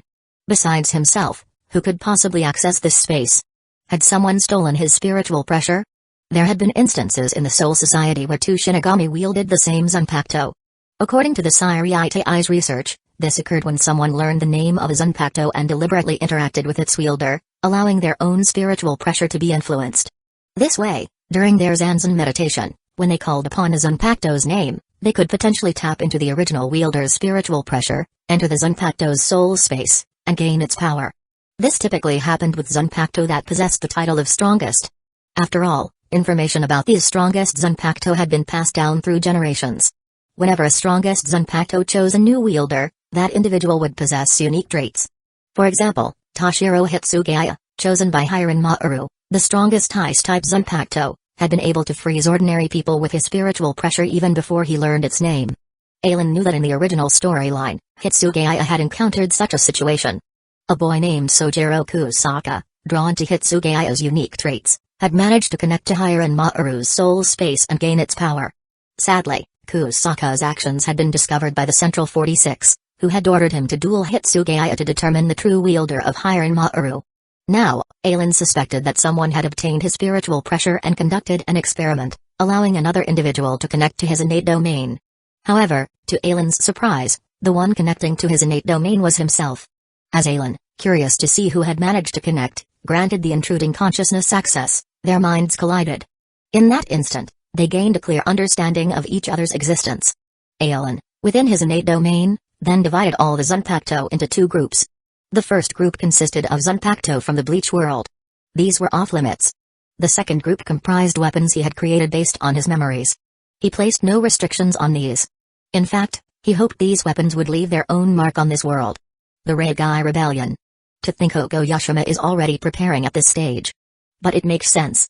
If he didn't start now, he wouldn't be able to initiate his plan to replace the 13th Division of Imperial Guards captain so soon after Aizen's betrayal. This world is getting more and more interesting. Aizen shook his head, dismissing the matter. He had granted his Rukongai access to the weapons he had created, allowing it to wreak havoc. He would let his other self provide a grand spectacle for the world. Boom. A burst of spiritual pressure shattered the nutrient tank, reducing it to dust. Is this the spiritual pressure of the Siriitei's strongest Shinigami? For a moment, I thought I couldn't breathe. No, it wasn't my imagination. Under Captain Aizen's spiritual pressure, I truly couldn't breathe. As a researcher who had achieved great things, Inaba's attention to detail was impeccable. Many experiments could be ruined by the slightest error. So, you're the one who summoned me? Aizen's Rukongai opened his eyes and glanced at Inaba, then ignored him. He approached a nearby nutrient tank and saw his reflection in the glass. He had flowing black hair, handsome features, and wore a black Shayakusho and the captain's Haori of the 11th Division. He appeared refined and approachable. But, remembering his connection to the innate domain, he grasped his clothing. Rip. He tore off his Shayakusho and Haori, their durable fabric offering no resistance. Refined and approachable? That was his original. He, the Rukongai, was invincible. Golden spatial ripples appeared beside him, and he drew a Zanpakuto from the void. Sun, transform into armor. As he uttered the command, the Zanpakuto transformed into a golden light that merged with his body, materializing as a suit of golden armor. This armor was based on a weapon wielded by a demigod. Once fused with its wielder, it could reduce the impact of any attack by 90%. In other words, while wearing this armor, Aizen's Rukongai would only sustain a tenth of the damage. Even had Captain Yamamoto's Benkei, with its power reduced to a tenth, would only inflict minimal damage. The golden armor transformed Aizen's Rukongai's aura. His gaze became cold and indifferent, as if he held no regard for the world. Inaba watched, his heart pounding. When Aizen drew his Zanpakuto and released it into the same golden armor he had seen in the surveillance footage, he finally breathed a sigh of relief. It seemed Captain Aizen's Rukongai hadn't lost control. Chapter 254, a side story within the Kotatsu. After all, based on the surveillance footage, Captain Aizen had obeyed his command, using the Kotatsu within the Dangai to travel to the past and eliminate Aizen's mod soul. Captain Aizen, our preparations aren't complete yet. Now isn't the time to reveal ourselves, eliminate the originals, and seize control of the Siriite AI? However, due to a recent oversight, one of the captain's Rukongai has rebelled. To prevent it from exposing us, I had to ask you to travel to the world of the living and eliminate it. Oh? Aizen's Rukongai, satisfied with his appearance, adjusted his gaze. No, there was no need for adjustment. With this nearly invincible power and his memories of the world, he was a god. With this shift in mindset, his gaze naturally became cold and indifferent. Currently, there were only 3 individuals in this world he considered worthy of his attention. No, to be more precise, only one. After all, both the Hogyoku fused Aizen and the almighty wielding Hueco are still decades away from reaching their full potential. For now, only the one residing high above the Siriite, within the Soul King Palace, the original Shinigami, could truly challenge him. Hearing Inaba's explanation, he asked casually, "You've been careless?" Which captain's Rukongai rebelled? "It's the Rukongai of Sosuke Aizen, the captain of the 5th Division. Captain Aizen, he's not a simple individual." "Oh? Him?" "That's not surprising." Inaba had intended to elaborate on Aizen's power, but seeing Aizen's reaction, he realized it was unnecessary. "Captain Aizen, you know Captain Aizen?" "Yes, besides head Captain Yamamoto, Sosuke Aizen is the only one in the 13th Division of Imperial Guards I consider worthy of my attention." "Oh?" Hearing Aizen's high regard for Aizen, Inaba couldn't help but ask, "Captain Aizen, can you handle him?" "Huh? What nonsense are you spouting?" Aizen's Rukongai glared at Inaba, his displeasure nearly forcing the researcher to his knees. "Aizen might be strong, but he's still within the realm of a Shinigami. I've already transcended those limits, reaching a higher dimension. That mere Aizen, I can crush him with a single hand." While Inaba didn't understand what a higher dimension meant, Aizen's Rukongai had indeed displayed overwhelming power in the surveillance footage. "Open a Senkaiman. I'll go deal with him now." "My apologies, Captain Aizen."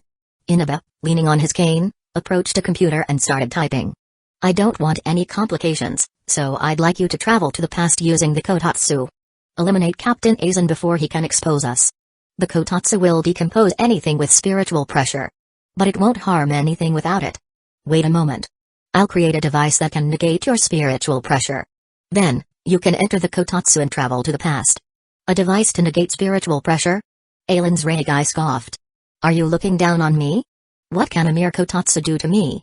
Open a Senkaiman and send me to it. I'm eager to stretch my legs." Inaba paused. While he believed that traversing the Kotatsu required a device to negate spiritual pressure, if this was Captain Aizen, it wasn't impossible. After all, the future Aizen was already battling Aizen in the world of the living. It meant that Aizen had successfully passed through the Kotatsu. He wasted no time. "Alright, Captain Aizen, I'll open a Senkaiman to the Kotatsu." As the Siriitai's foremost expert on the Dangai, Inaba's research on the dimensional void was unmatched. He even monitored the Kotatsu, the creatures that served as the Dangai's cleaners. He quickly located a Kotatsu and opened a Senkaiman before Aizen's Rukongai. Aizen stepped through the portal, entering the pitch-black Dangai. Before him, a one-eyed Kotatsu was rapidly approaching, its movements accompanied by a deafening roar. Just as the Kotatsu was about to devour him, Aizen completely suppressed his spiritual pressure, erasing all traces of his presence. Boom. A flash of white light later, Aizen opened his eyes. He found himself in a vacuum-like environment. Everything in this space was suspended in midair. Aizen noticed something interesting. Not far from him, a young woman with short, green hair lay motionless, covered by a gray cloth. Further down, a young man with orange hair, clad in a black shiakusho, lay in a similar state. Then, another young man with orange hair, wearing a white lab coat, appeared. He was collecting spiritual pressure using a glass test tube. The Kotatsu's nature was to decompose anything with spiritual pressure. This white-coated young man, collecting spiritual pressure within the Kotatsu, was clearly disrupting its function. A powerful vortex formed beside the young man. The Kotatsu was attempting to expel him. The young man, realizing his predicament, quickly grabbed the black-clad young man and propelled them both towards the vortex. But it wasn't just the two of them. The vortex also pulled in the green-haired young woman. However, she had been ejected at a different time, which might cause temporal discrepancies when they emerged from the Kotatsu.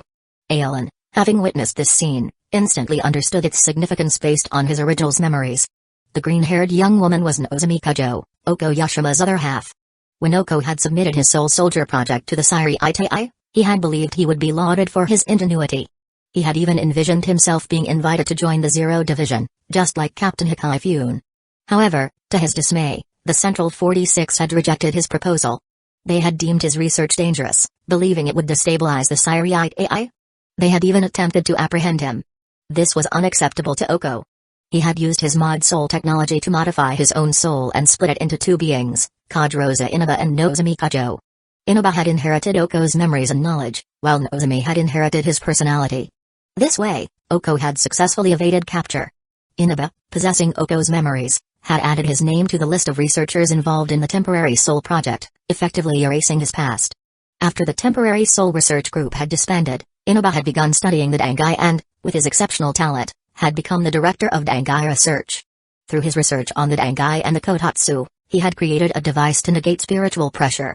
He had then sent his other half, Nozomi, into the Kotatsu, hiding her within the dimensional void. He planned to complete his soul soldier research, create Rukongai of the most powerful captains, and then fuse with Nozomi, becoming Okoyashima once more. He would then initiate his revolution, bringing change to the Siriite AI. The black-clad young man and the white-coated young man were the same person.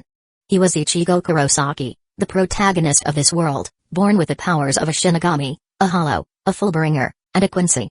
The scene Aizen had witnessed was Ichigo, having lost his spiritual pressure, entering the Kotatsu under Urahara's guidance.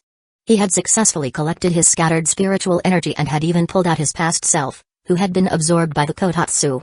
Moreover, Ichigo's actions had inadvertently dragged Nozomi out of the Kotatsu. Since time didn't flow within the Kotatsu, even though Nozomi had exited after Ichigo, she had arrived in the world of the living before him. Of course, since they had been ejected through the same vortex, the time difference wasn't significant.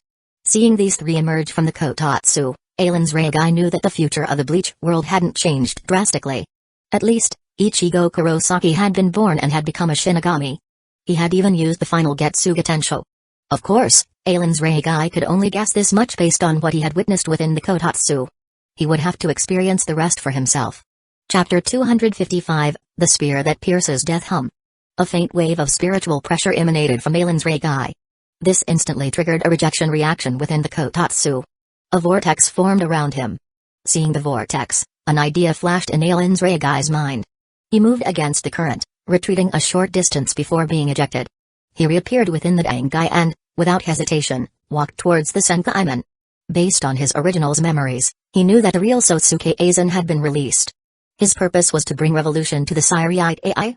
The original Aizen had no interest in Aizen before he had fused with the Hogyoku. While Aizen's Rukongai yearned to battle the Hogyoku-enhanced Aizen, he knew his original wouldn't give him that chance. However, he was still satisfied with the opportunity to eliminate the current Aizen. He would test his strength, see how much effort it would take to defeat him. Crack. The space above Karakura town shattered like glass. Aizen's Rukongai emerged from the Dangai. He spread his spiritual sense and quickly located Aizen's mod soul. Not only that, but he also sensed the presence of Urahara, Tessai, Yoruichi, and the Visored. Several of the Visored seemed to be heavily injured. Had Aizen's mod soul attacked them? Aizen's Rukongai vanished in a flash of flash steps, reappearing above them. Chains of heaven. Golden spatial ripples appeared behind him, and 5 golden chains shot out, swiftly binding Aizen's mod soul. Clank. Clank. Aizen's mod soul, completely restrained, was dragged into the air. To avoid injuring Urahara and the others, Aizen's Rukongai had chosen to subdue Aizen before engaging him. However, to his surprise, Aizen, instead of panicking, burst into laughter, as if he had been waiting for this moment. "I've been waiting for you, Captain Aizen." Boom. This. Sensing the surge of spiritual pressure from Aizen's Rukongai instantly understood. It seemed Inoba had used his spiritual pressure when creating Aizen's mod soul.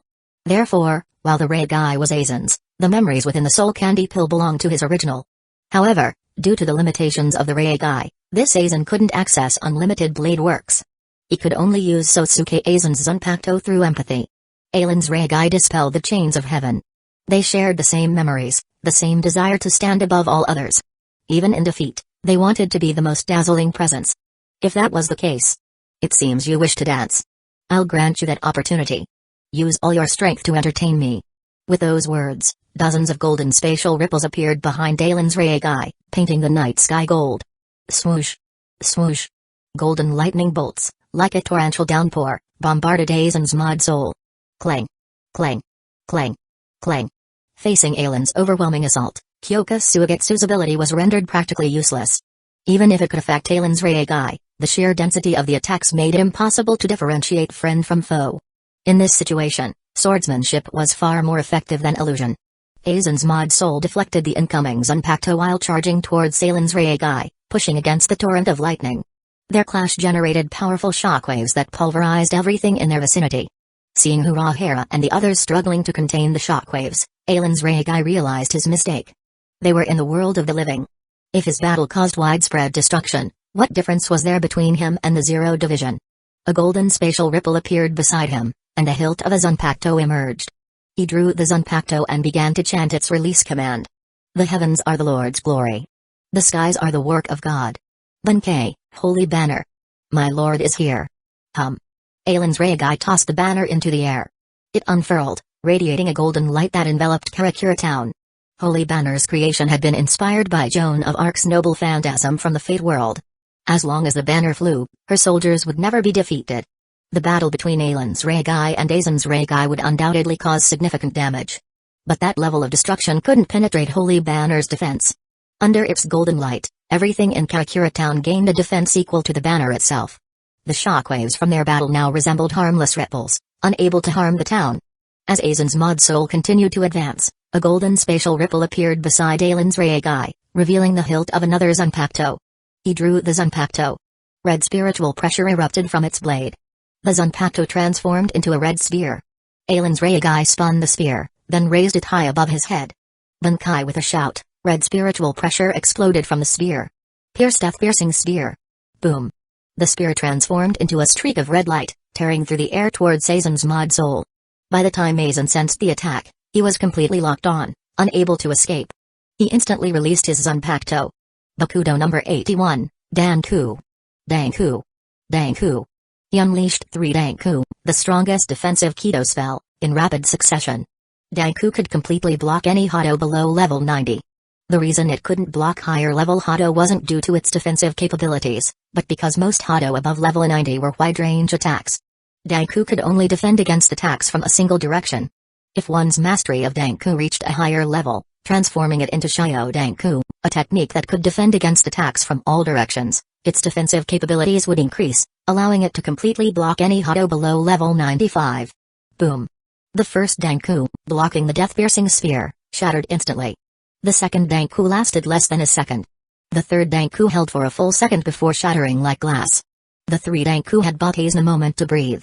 As soon as they were destroyed, he unleashed another 3. Boom. Boom. Boom. Aizen's Rukonai's attack shattered 5 Danku before finally expending its energy against the 6th. While the 6th Danku successfully blocked the attack, it was now covered in cracks. As the red spear spun through the air, returning to the ground, the 6th Danku finally shattered. Urahara, Tessai, and Hikijin watched in awe. Shinji Hyuko and the other visored, their Kido mastery limited to what they had learned at the Shino Academy, and currently bathed in Holy Banner's golden light, couldn't fully grasp the power of Aizen's Rukonai's attack. While they knew it was strong, they didn't understand just how strong. But Urahara, Tessai, and Hikijin, all Kido masters, understood the implications of that clash. Their Kido mastery ranked among the top 5 in the Soul Society, including Aizen and Anohana. Their understanding of Kido allowed them to truly appreciate the power displayed by both Aizen's and Aizen's Rukongai. To release multiple level 81 Bakudo without incantations, even Hikijin couldn't achieve such a feat. It meant that Aizen's mod soul's Kido mastery was no less than that of Urahara and Tessai. And Aizen's Rukonai's power was even more terrifying. While Aizen's Danku had been released without incantations, judging by his ability to unleash 3 in rapid succession, his mastery of the technique was undeniable. Even without a full incantation, those Danku possessed at least 80% of their full defensive power. 8 layers of Danku could completely block any Hado below level 90. Aizen had once used a single incantationless Danku to completely block Tessai's Hado number 88, Dragon Strike Heaven-Shaking Lightning Cannon. Chapter 256, a magnificent train of Bankai, but even a defense of that magnitude was instantly shattered. Of course, what truly troubled Gizuki Urahara was the fact that Aizen's mod soul knew that Danku, practically the strongest defensive Kido spell, couldn't withstand Aizen's mod soul's attack. 6 consecutive Danku had been necessary to finally block that single strike. Judging by the 5 Danku that had been effortlessly shattered, how powerful was Aizen's previous attack? At the very least, Urahara felt that even if he were to fully chant Hado number 96, Flaming Sword of Cremation, it wouldn't possess half the strength of that attack. The murky emblem faintly emerges, untamed and arrogant talent. Surging tide, negation, paralysis, an instant, hindering eternal slumber. The crawling iron princess, the ceaselessly self-harming clay doll.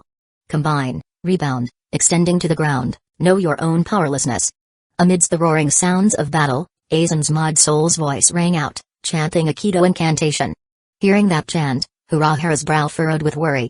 It was the incantation for Hado number 90, Black Coffin. With Aizen's mod soul's Kido mastery, a fully chanted Kurihitsugi possessed the power to instantly kill most captains. Hado number 90, Black Coffin. Boom. Boom. Boom. With Aizen's final shout, a black cube over 10 meters tall materialized around Aizen's mod soul. To Urahara and the others' surprise, Aizen's mod soul didn't even attempt to defend himself.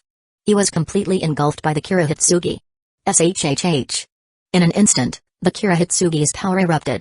Countless shadowy blades pierced outward from within, forming massive crosses on its exterior. Then, having unleashed its full power, the Kurahitsugi slowly dissipated. But what shocked everyone present was that even after being struck by a fully chanted Kurahitsugi, Aizen's mod soul's spiritual pressure remained unchanged. No, not just his spiritual pressure. There wasn't a single scratch on his body. Impossible. How can Captain Aizen completely ignore a Kurahitsugi? For Tassite Tsukabushi and Ikeda Nashida, this was a devastating blow. Their strength, as former Grand Kido Chief and Vice Kido Chief, resided solely in their Kido mastery. Hado above level 90 were considered top-tier Kido. Those above level 80 possessed power comparable to a captain's Bankai. And those above level 90 could rival the Bankai of even the most powerful captains. Yet, what they had just witnessed shattered their understanding of Kido. A fully chanted Hado number 90, Black Coffin. Couldn't even scratch Aizen, who hadn't bothered to defend himself. Was Aizen truly that strong? Urahara pondered the same question. While he acknowledged Aizen's strength, he couldn't fathom him being capable of completely defending against a Hado number 90, Black Coffin. His gaze swept over Aizen's mod soul, and a realization dawned on him. It seemed that the golden armor Aizen was wearing was a manifestation of his Zanpakuto's ability. Moreover, it was an incredibly powerful defensive Zanpakuto. With Aizen's power, forging a Zanpakuto with defensive capabilities was hardly surprising. Urahara's guess was correct. The golden armor worn by Aizen's mod soul was based on a weapon wielded by the demigod Karna from the Fate world. Sun, transform into armor. Was Karna's noble phantasm in its Shikai state. It could merge with its wielder, transforming into golden armor that reduced the impact of any attack by 90%. A fully chanted Kurahitsugi was undeniably powerful. However, after being reduced by 90% by Aizen's armor, the remaining 10% couldn't even penetrate Aizen's defenses. As the Kurahitsugi dissipated, Aizen's mod soul, who hadn't even moved from his spot, his arms still crossed, glanced at Aizen's mod soul and couldn't help but marvel at the irony of fate. They both shared the same memories, originating from the same source. But because he had entered his original's Reigai, granting him access to unlimited blade works, his power was practically identical to his original's. Aizen's mod soul, on the other hand, was limited by Sosuke Aizen's spiritual pressure. Even if he used his Benkei, reaching the limit of a Shinigami's power, he would still be effortlessly crushed. However, they had originated from the same source. Aizen's mod soul could anticipate Aizen's thoughts and desires. In that case, let him provide Aizen with a most magnificent funeral. With that, countless golden spatial ripples materialized behind Aizen's mod soul. But this time, instead of the standard Zanpakuto, what emerged from the ripples were weapons of varying shapes and abilities, each radiating a powerful spiritual pressure. They were in their Bankai state and their true forms unleashed. So many. Zanpakuto. Everyone present was overwhelmed by the spiritual pressure emanating from these Zanpakuto. Kisuke Urahara, Yaruichi Shioin, Shinji Hirako, Kensai Muguruma, Love Kawa, Rojiro Atrabashi, and Ikeda Nashida, those who had achieved Banchi, sensed that these Zanpakuto were no weaker than their own. In other words, every single one of the Zanpakuto hovering behind Aizen's mod soul was in its Bankai state. As these Zanpakuto emerged from the golden ripples, they surrounded Aizen's mod soul. Under the pressure of their combined spiritual pressure, Urahara and the others felt as if Aizen was a fragile young girl surrounded by dozens of burly men, utterly helpless. The first to attack was a massive stone weapon. It was Heracle's noble phantasm, 9 lives, shooting 100 heads. With a flicker of its powerful spiritual pressure, the weapon swung, unleashing 3 devastating strikes. Boom. Boom. Boom. While both 9 lives, shooting 100 heads and Windscar unleashed 3 powerful attacks, the former was far stronger than the latter. Moreover, it possessed an incredible penetrating power. The very space above them seemed to be scarred by the 3 strikes. In an instant, Aizen's mod soul's body was cleaved into 3. Then, the 3 strikes slammed into the ground, erupting in deafening roars. However, a moment later, Aizen's severed body transformed into a tattered 5th Division Captain's Harry. Shioin's secret step, number 2, Atsuzumi. Yoruichi's expression hardened upon seeing this. Atsuzumi was a secret flash steps technique exclusive to the Shioin clan. There were 4 in total. Senka and Atsuzumi were 2 of them. Over the years, she had only taught Atsuzumi to Byakuya Kuichiki and Soifun. And she had only taught them those 2 techniques, nothing else. But now, she was witnessing her family's secret technique being used by Aizen's mod soul. Aizen's mod soul's memories originated from the original Aizen. In other words, the real Aizen knew Atsuzumi? When had he learned it? Urahara, sensing Yoruichi's displeasure, quickly understood her thoughts. He hesitated for a moment, then tugged gently on her sleeve. Yoruichi, while your family's secret flash steps techniques might seem difficult to master for most, for a genius, it's not impossible to reverse engineer them after witnessing them once. Sosuke Aizen is the only one whose intellect rivals mine. I was able to understand Utsuzumi and Senka. It's not surprising that Aizen could as well. Indeed, in Urahara's eyes, while Aizen's strength was undeniable, it was primarily derived from the Zanpakuto he created. No one knew how many Zanpakuto Aizen had forged, nor did anyone truly understand their abilities.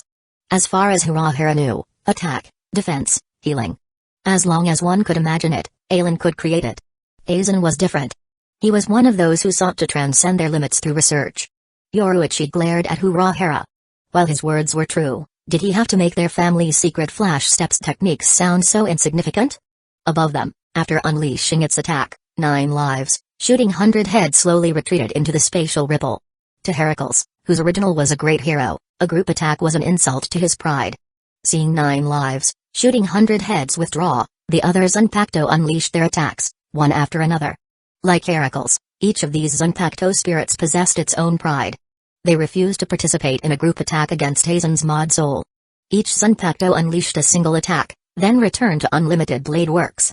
Thus, the 11 captains and lieutenants who had been exiled from the Soul Society witnessed, for the first time, the unleashed power of so many captain-level Zanpakuto. And through this display, they gained a deeper understanding of Aizen's strength. Kusagakure Soryu, a wave of blue energy that obliterated everything in its path, reducing it to dust. Tesaga's no Zangetsu, a crescent-shaped wave of black energy that tore open a spatial rift capable of swallowing everything.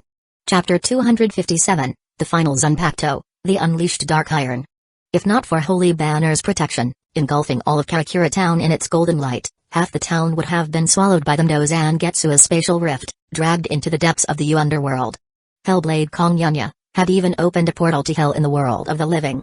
When the Hell Dragon break is unleashed, everything would turn into the dead. And the weapons that followed were no weaker than those 3. In fact, their destructive power surpassed even Tezuka, Kusagakure, and Kongyunya. They were torrents of spiritual energy, coalescing into blades of light. Rebel against my beautiful father. Fantasy sword, demonic falling star. The wheel of fortune. The reins of the heroic spirit. Urahara and the others were witnessing a magnificent spectacle of Bankai. After seeing so many of Aizen's mod souls Zanpakuto unleashed, they couldn't help but glance at the swords at their own waists. Especially the visored captains. Shinji Hyuko was fine. After all, he was quite satisfied with his Zanpakuto's ability. But Kensei Muguruma, Love Akawa, and Rojiro Aturbashi were feeling a bit emo. Compared to those Zanpakuto, their own were practically trash. No, maybe not even trash. They were so embarrassed that they hardly dared to call their Bankai Bankai. While they had been protected by Holy Banner's golden light, preventing them from fully witnessing the destructive power of those Zanpakuto, the sheer spectacle was enough to tell them that if they were struck by those attacks, they wouldn't stand a chance. Look at Aizen's mod soul. He had practically given up, making no attempt to defend himself, simply allowing those powerful Zanpakuto to attack him. However, the Zanpakuto's actions seemed more like a cruel game. Their attacks were deliberately missing Aizen, using only the shockwaves to inflict damage. It was as if they had agreed that each of them would get a turn to strike, one after another, until Aizen's mod soul was finally destroyed. I don't know why, but after seeing this, I don't hate Aizen anymore. In fact, I even feel sorry for him, Lisa Yadomaru, the former lieutenant of the 8th Division, remarked. The other visored nodded in agreement. But then, Hori Sarugaki suddenly froze, her eyes widening in realization. She leaped up, ripped off her sandal, and smacked Shinji Hyuko across the face. Hey, what are you doing, Hori? HMPH, I should be asking you that, Baldy. Hori headbutted Shinji, shouting, get a grip, Baldy. She pointed at Aizen's mod soul, who was being pummeled in the sky. That's not the real Aizen up there. He's just a copy. Instead of thinking about how to improve your strength so we can take revenge on the real Aizen, you're feeling sorry for him? He's that strong, why would he need your pity? It's more likely that he's sitting in the 5th Division captain's office, feeling sorry for us. Damn it. Hori's words jolted the other visored back to reality. The one who had harmed them, who had driven them to their current predicament, wasn't his pathetic copy being beaten up in the sky, but the original, Sosuke Aizen, residing in the 5th Division barracks. They were feeling sorry for this imitation being pummeled by Captain Aizen, while the real Aizen was probably feeling sorry for them, a bunch of pathetic rats. Their mindset shifted. Just because Captain Aizen could effortlessly toy with Aizen's mod soul didn't mean they could do the same. In fact, Simply observing Aizen's mod soul in action had highlighted the vast chasm between their strength and Aizen's. Perhaps only Shinji Hyuko, with his Zanpakuto's unique ability, might stand a chance against Aizen. They all looked at Shinji with their hopes resting on his shoulders. Shinji, seeing their gazes, knew he couldn't afford to joke around anymore. He understood that he had become their pillar of support. If he admitted that he wasn't confident in defeating Aizen, that he couldn't avenge them, it would shatter their spirits. They might even succumb to their inner hollows, transforming into true hollows. With that in mind, he slapped Tori's head, pushing her down, and looked at them seriously. Don't worry, everyone. While Aizen is stronger than we imagined, I can still fight him. Once I release my Zanpakuto, Sukanod, before he can adapt to its ability, I'll give him a taste of his own medicine. Hearing Shinji's words, the Visored breathed a collective sigh of relief. Shinji's ability was, in their eyes, their only hope of defeating Aizen. And they weren't wrong. During the Battle of Karakura Town, Shinji had released Sukanod. Before Aizen could adapt to its power, Shinji had managed to injure him. Sadly, the difference in their spiritual pressure was too great. While Shinji's attack had landed, it had only broken Aizen's skin. He hadn't even managed to sever an arm. Once Aizen had adapted to Sukanod, he had been swiftly defeated. Urahara and Yoruichi exchanged glances. To be honest, they didn't hold out much hope for the Visored's revenge. The gap in strength was simply too vast. However, this desire for vengeance was what kept the Visored going. The hollow rishi injected into their bodies, the constant fear of being consumed by their inner hollows, if not for a strong will, a burning desire for revenge, they would have long since succumbed. Mastering hollowification had undeniably enhanced their strength. But it had also exposed them to the influence of their inner hollows. After all, the hollows within them were born from the rishi injected by Aizen, not like Ichigo Kurosaki, whose hollow and Quincy powers were nurtured alongside him. Ichigo's hollow and Quincy powers were imbued with his mother, Masaki Kurosaki's love. Therefore, both White and Zangetsu existed to protect him. Their methods, however, were different. Quincy Zangetsu didn't want Ichigo to gain power and attract the attention of Hueco, fearing that Ichigo might be killed by him. Therefore, Quincy Zangetsu had always suppressed Ichigo's strength, hindering his growth. White Zangetsu's method was to help Ichigo better control his power, to unleash its full potential. When Ichigo had become consumed by Quincy Zangetsu's illusion of power, White had intervened, using tough love to guide him. After beating some sense into Ichigo, he had declared, "I am Zangetsu." Sadly, even after losing his powers, Ichigo hadn't fully understood White's words. It wasn't until he had regained his powers, entered the Soul King Palace, and had his Zanpakuto reforged by Tsunemiya that he had finally understood the truth. But even then, Ichigo, though acknowledging that White was his true Zanpakuto, felt a deeper connection to Quincy Zangetsu. Therefore, with Tsunemiya's help, he had forged two Zangetsu. One White Zangetsu, and one Quincy Zangetsu. Only Masaki Kurosaki's love could have nurtured such powerful hollow and Quincy powers that existed to protect her son. The hollow powers within the Visored, however, were genuine hollow powers, waiting to consume their souls the moment they showed weakness. Fortunately, the hollow rishi Aizen had injected into them was only from Jillian-class hollows. As long as the Visored remained strong-willed, the hollows within them would simply serve as amplifiers, boosting their strength. Boom. Boom. In the sky, powerful beams of light crisscrossed, leaving trails of destruction. Under the relentless assault of those Zanpakuto, Aizen's mod soul was now covered in blood. One after another, the Zanpakuto returned to unlimited blade works. Finally, only a single, unremarkable Zanpakuto remained before Aizen's mod soul. Seeing that final Zanpakuto, a smile touched Aizen's lips. Dark Iron. Aizen's mod soul, possessing his original's memories, naturally understood the origin of this weapon. It was the Zanpakuto his original had created after witnessing Shukurotsu Kishima's power at the Shino Academy. He had planned to train his entire life, honing it into a single, devastating attack. His original, after merging with his past self's memories, had successfully forged this Zanpakuto. To die by this blade. Aizen felt it was a fitting end. After all, this Zanpakuto was wielded by the one most qualified to kill him. Come. Aizen spread his arms wide, as if embracing the world, and closed his eyes. Urahara and the others looked up at the sky. They knew this was Aizen's final curtain call. And the one to deliver the final blow would be the last remaining Zanpakuto. What kind of power did it possess? White spiritual pressure emanated from the blade. But to their surprise, its spiritual pressure wasn't particularly strong. Chapter 258, The Omen. The spiritual pressure emanating from that unremarkable Zanpakuto barely reached captain level. It was weaker than even the Zanpakuto wielded by Kinsaimuguruma, Love Kawa, and the others. But why was this the last one remaining? Could it be that its ability was stronger than all the previous Zanpakuto? As they watched, the Zanpakuto's spiritual pressure concentrated within its blade. Then a golden spatial ripple suddenly appeared behind Aizen's mod soul. A shadowy figure vanished into the ripple, and moments later, the ripple faded away. As Urahara and the others looked on in confusion, blood erupted from Aizen's mod soul's body. Then, his body transformed into blue spiritual flames, slowly dissipating. This was the difference between a mod soul and its original. A Shinigami's body was honed through centuries of training, their spiritual pressure condensed to its limit. For captains and above, their bodies wouldn't naturally dissolve into Rishi particles upon death.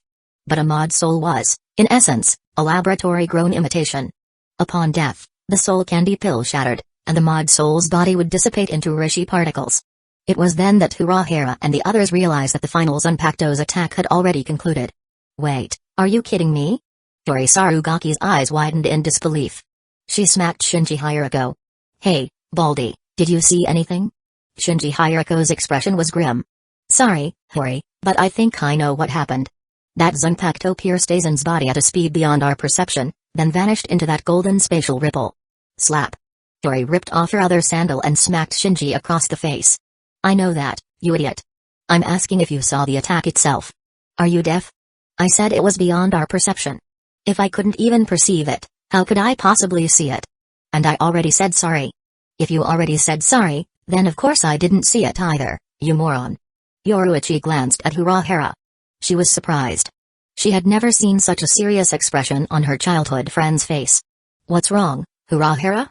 Yoruichi, Captain Aizen's final attack. Urahara trailed off, then sighed. If we ever find ourselves on opposing sides, and you see Captain Aizen draw that Zanpakuto, don't hesitate. Run. Okay.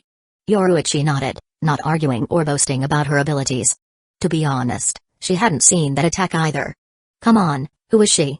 Yoruichi Shioin, the goddess of flash. When it came to dynamic vision, no one in the Soul Society could match her. But even she hadn't seen the final Zanpakuto's attack. She had absolute confidence in her vision. She couldn't imagine Urahara being able to see something she couldn't. But she had even greater confidence in Urahara's judgment. If he was this serious, it meant he had seen something in that attack that she hadn't. Trusting Urahara was never wrong. After the battle, Aizen's mod soul glanced at Urahara and the others, then beckoned with his hand. The holy banner, radiating golden light, flew towards him, transforming back into an ordinary Zanpakuto as it entered a spatial ripple. He had no desire to converse with them. After all, what they had witnessed, the display of power from him and Aizen's mod soul, was already enough to leave them speechless. Opening a Senkaiman, Aizen's mod soul returned to the Dangai, heading back to the Soul Society. He had to admit, Kadrosa Inaba was indeed a Dangai expert. The exit of the Senkaiman had been set within Inaba's laboratory. As he stepped through the portal, Inaba hurried over to him. Well, Captain Aizen? As expected. No surprises. While Captain Aizen's strength was decent, he didn't even pose a challenge. Excellent. Please rest for now, Captain Aizen. The time for our reveal hasn't come yet. As Inaba finished speaking, the 3 black dots on Aizen's mod soul's neck flickered. His eyes lost their luster, and a gray soul candy pill flew from his mouth, landing in Inaba's hand. Inaba quickly sealed it within a vial. In fact, Inaba had already witnessed Aizen's mod soul slay Aizen's through the surveillance footage. However, the power displayed by Aizen's mod soul had filled him with apprehension. To prevent any unforeseen incidents before he was ready, Inaba had activated the Kido seals embedded within the Rukongai, forcing the soul candy pill out. He quickly placed Aizen's mod soul back into a nutrient tank. Previously, Inaba had wanted to add more Kido seals to enhance his control over the Rukongai. But to his surprise, no matter what he tried, he couldn't alter Aizen's mod soul. His Kido spells, before they could even penetrate the Rukongai, were blocked by the golden armor. Inaba wanted to remove the armor, but he couldn't find a way. It was as if the armor had fused with the Rukongai. Unless he destroyed the Rukongai, there was no way to remove the armor. Thus, Inaba had no choice but to abandon his plan to add more Kido seals. If Aizen's mod soul ever rebelled, he would simply activate the seals and force the soul candy pill out. The soul soldiers, the Rukongai were weapons, and the soul candy pills were ammunition. But he, Kadrosa Inaba, was their master. After dealing with Aizen's mod soul, Inaba returned to the surveillance monitors. Looking at the figures within, a satisfied smile spread across his face. While he had lost Aizen's and Ishin's mod souls, he could potentially collect 5 captain-level spiritual pressures from this battle. Moreover, they were the 5 most valuable captains, in his view. Besides Yoruichi and Urahara, who hadn't fought, Tessite Tsukubishi, Shinji Hirako, Ken Samuguruma, Love Akawa, and Rojiro Aturbashi were all captain-level Shinigami wanted by the Siriite AI. If he could obtain their spiritual pressure, his forces would gain a significant power boost. Life in the Siriite AI continued as usual, a facade of peace. Since granting his mod soul permission to use the Zanpakuto he had created within Unlimited Blade Works, Aizen hadn't sensed any further attempts to access his innate domain. Aside from that initial burst of activity, his mod soul seemed to have gone dormant. This made Aizen shook his head. It seemed he had underestimated Kadrosa Inaba. Whether Inaba had appeased his mod soul or simply suppressed it, it showed his cautious nature. Otherwise, his mod soul would have long since begun wreaking havoc in the Siriite AI. However, this period of calm wouldn't last. Because Aizen had discovered that Sosuke Aizen was now cultivating the Hollow White. In 15 years at most, the Bleach world would enter its predestined path. Something's wrong. Isshin Shiba, the captain of the 10th Division, frowned as he looked at the casualty report. The 10th Division's duty within the 13th Division of Imperial Guards was patrol and security. They were primarily responsible for maintaining order within the Siriite AI. While they frequently apprehended criminals and sent them to the 9th Division's prison, their combat intensity wasn't particularly high. It was rare for them to suffer casualties in battle. But according to the report, over 50 10th Division members had died in the past year. It was the highest casualty rate in the past decade.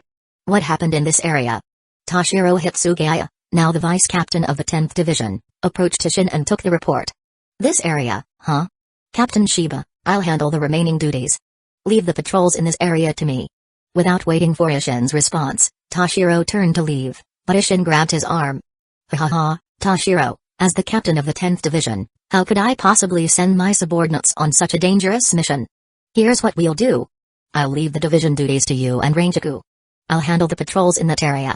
Before Toshiro could protest, Isshin vanished in a flash of flash steps. Chapter 259, The Disappearance Sigh. Looking at Isshin Shiba's receding back, Toshiro Hitsugaya shook his head. When will Captain Shiba ever learn to control his impulsiveness? Ha ha ha. Rinjaku Matsumoto burst into laughter while watching Toshiro's dramatic display. Toshiro, do you really think Captain Shiba is impulsive? He just doesn't want to deal with paperwork. He'd rather go on a dangerous mission than stay in his office. Seeing Rinjaku's carefree attitude, veins bulged on Toshiro's forehead. Matsumoto, before you talk about Captain Shiba, why don't you focus on finishing the paperwork?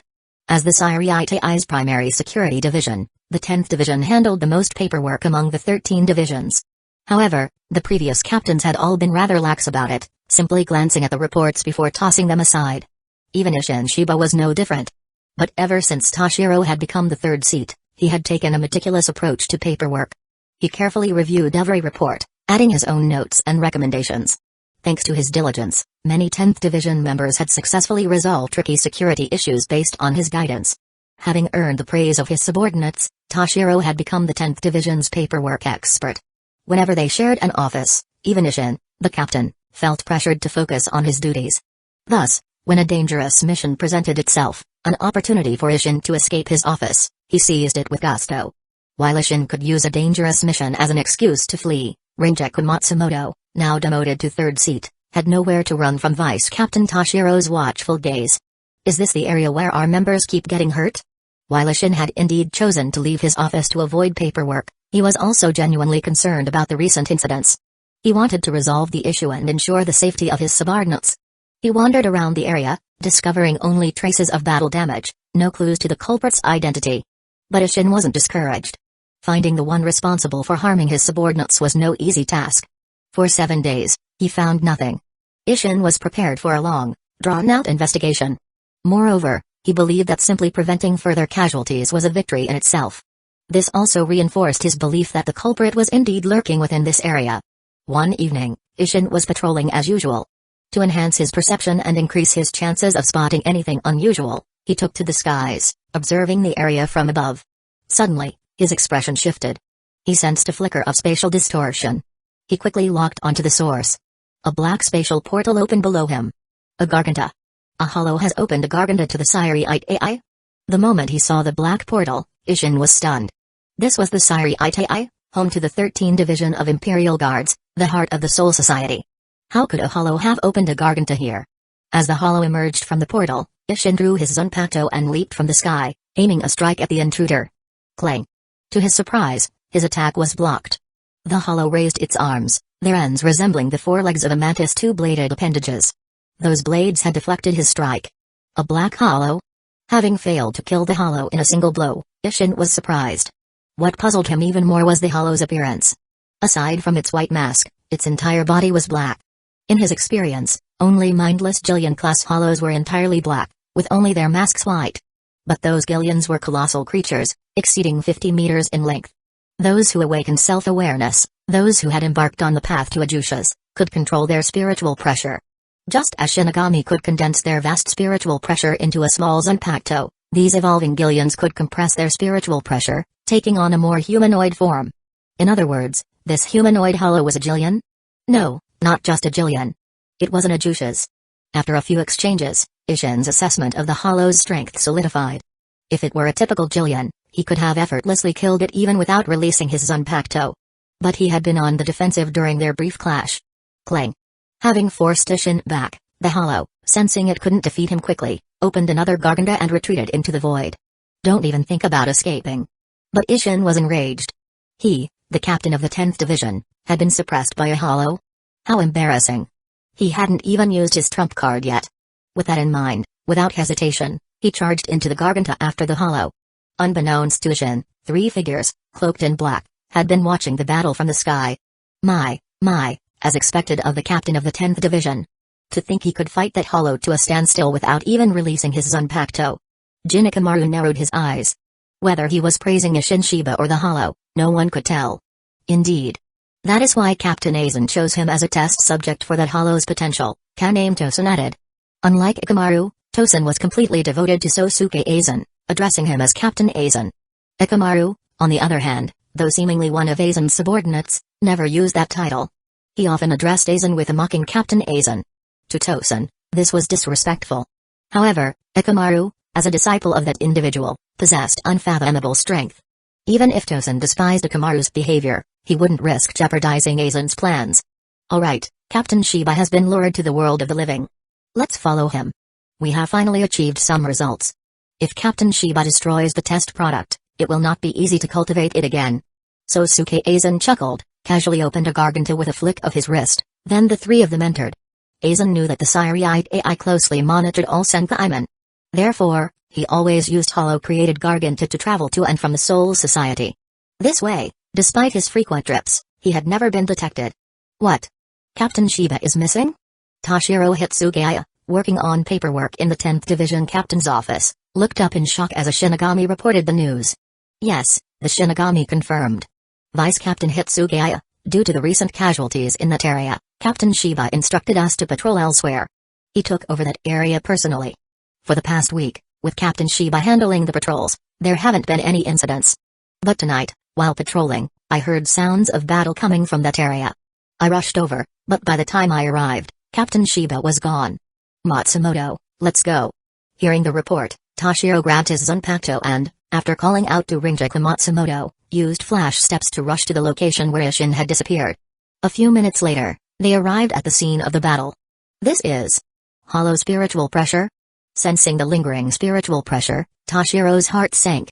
A hollow's spiritual pressure within the Siriite AI was a serious matter. He remembered the last time such an incident had occurred. Head Captain Yamamoto had dispatched 3 captains Soifun of the 2nd Division, Shun Sekiraku of the 8th Division, and Ailen of the 11th Division to investigate. While the investigation had revealed that the hollow had infiltrated the Soul Society through Rukongai, it had highlighted the Siriite AI's concern about hollows appearing within their territory. Based on the damage to the surroundings and the clash of spiritual pressure, it seemed that Captain Shiba hadn't fared well. As for why both Isshin's and the hollow's spiritual pressure had vanished, it was beyond Toshiro's understanding.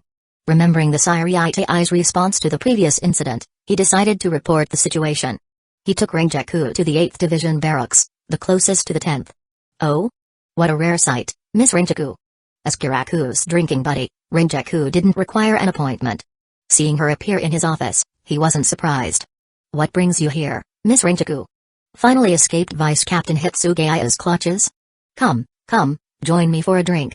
Chapter 260, Isshin Shiba's Demise? Ha, Captain Kiraku, what are you talking about? Rinjaku Matsumoto's brow beaded with sweat as she hurriedly denied Kiraku's teasing remark. HMPH. Toshiro Hitsugaya's cold grunt made Kiraku realize his mistake. Had he accidentally revealed Renjaku's complaints about her boss to her boss? Apologies, Matsumoto.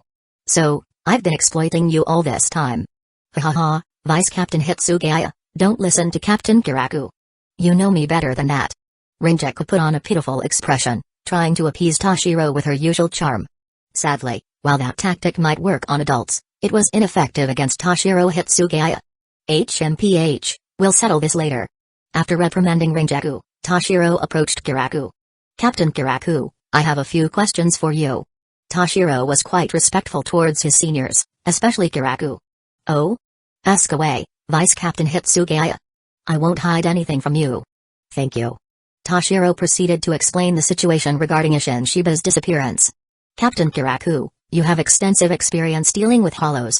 Moreover, you were part of the investigation team the last time a hollow appeared in a Siriite AI?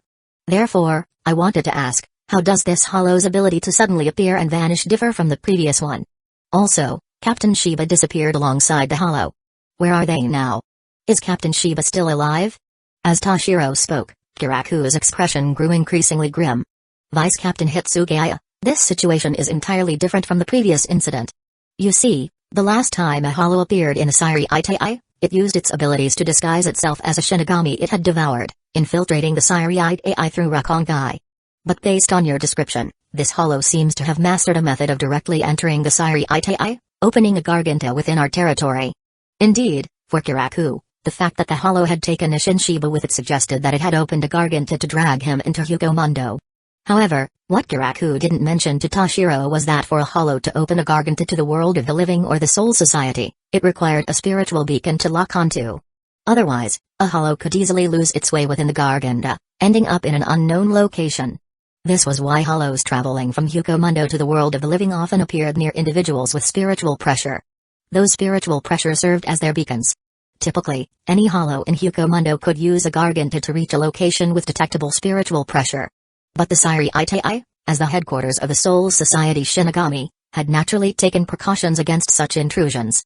All the buildings within the Siriite AI were constructed using Sekaizuki, a special stone that could decompose spiritual pressure. To damage these structures, one would require the strength of a seated officer or above. Moreover, surrounding the Siriite AI was a massive wall, imbued with a powerful defensive barrier, the Shakunmaku. The Shakunmaku's purpose was to contain the spiritual pressure of the Siriite AI's Shinigami, preventing it from leaking out. This not only protected the residents of Rukongai surrounding the Siriite AI but also effectively concealed the Siriite AI's presence from the three worlds. Hollows in Hueco Mundo couldn't detect the spiritual pressure within the Siriite AI and couldn't open a Garganta to invade. Even the ancient Hollow King, a millennium ago, had first appeared in Rukongai, attacking the Siriite AI from there. But now, a hollow that wasn't even a Vasto Lord had opened a Garganta within the Siriite AI? Kiraku didn't believe for a moment that it could have done so without assistance from someone within. Sigh. Kiraku let out a weary sigh. He had a feeling that the Siriite AI's peaceful days were numbered. This is the world of the living? While charging into the Garganta after the hollow had been risky, Isshin Shiba had been confident in his ability to return to the Soul Society from Hueco Mundo. He would simply kill the hollow, find the stationed expeditionary force, and use their Senka to return to the Siriite AI. But to his surprise, he hadn't emerged in Hueco Mundo. He was in the world of the living. Roar. The hollow, White, let out a deafening roar and charged towards him. Clang. Clang. White's movements were swift, his attacks relentless, pushing Isshin onto the defensive. Is this thing really a hollow? The more he fought White, the more astonished Isshin became. Its fighting style was identical to a Shinigami's. If not for its hollow shell, its bull horns, and its bone mask with its red and black stripes, Isshin would have sworn it was a Shinigami. And he wouldn't have been wrong.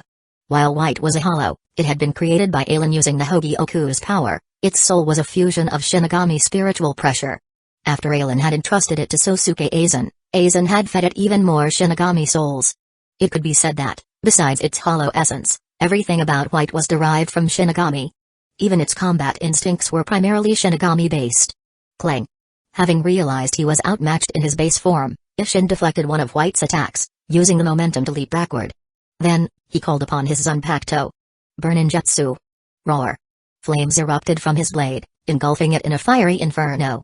Upon releasing his Zanpakuto, Isshin's spiritual pressure increased fivefold.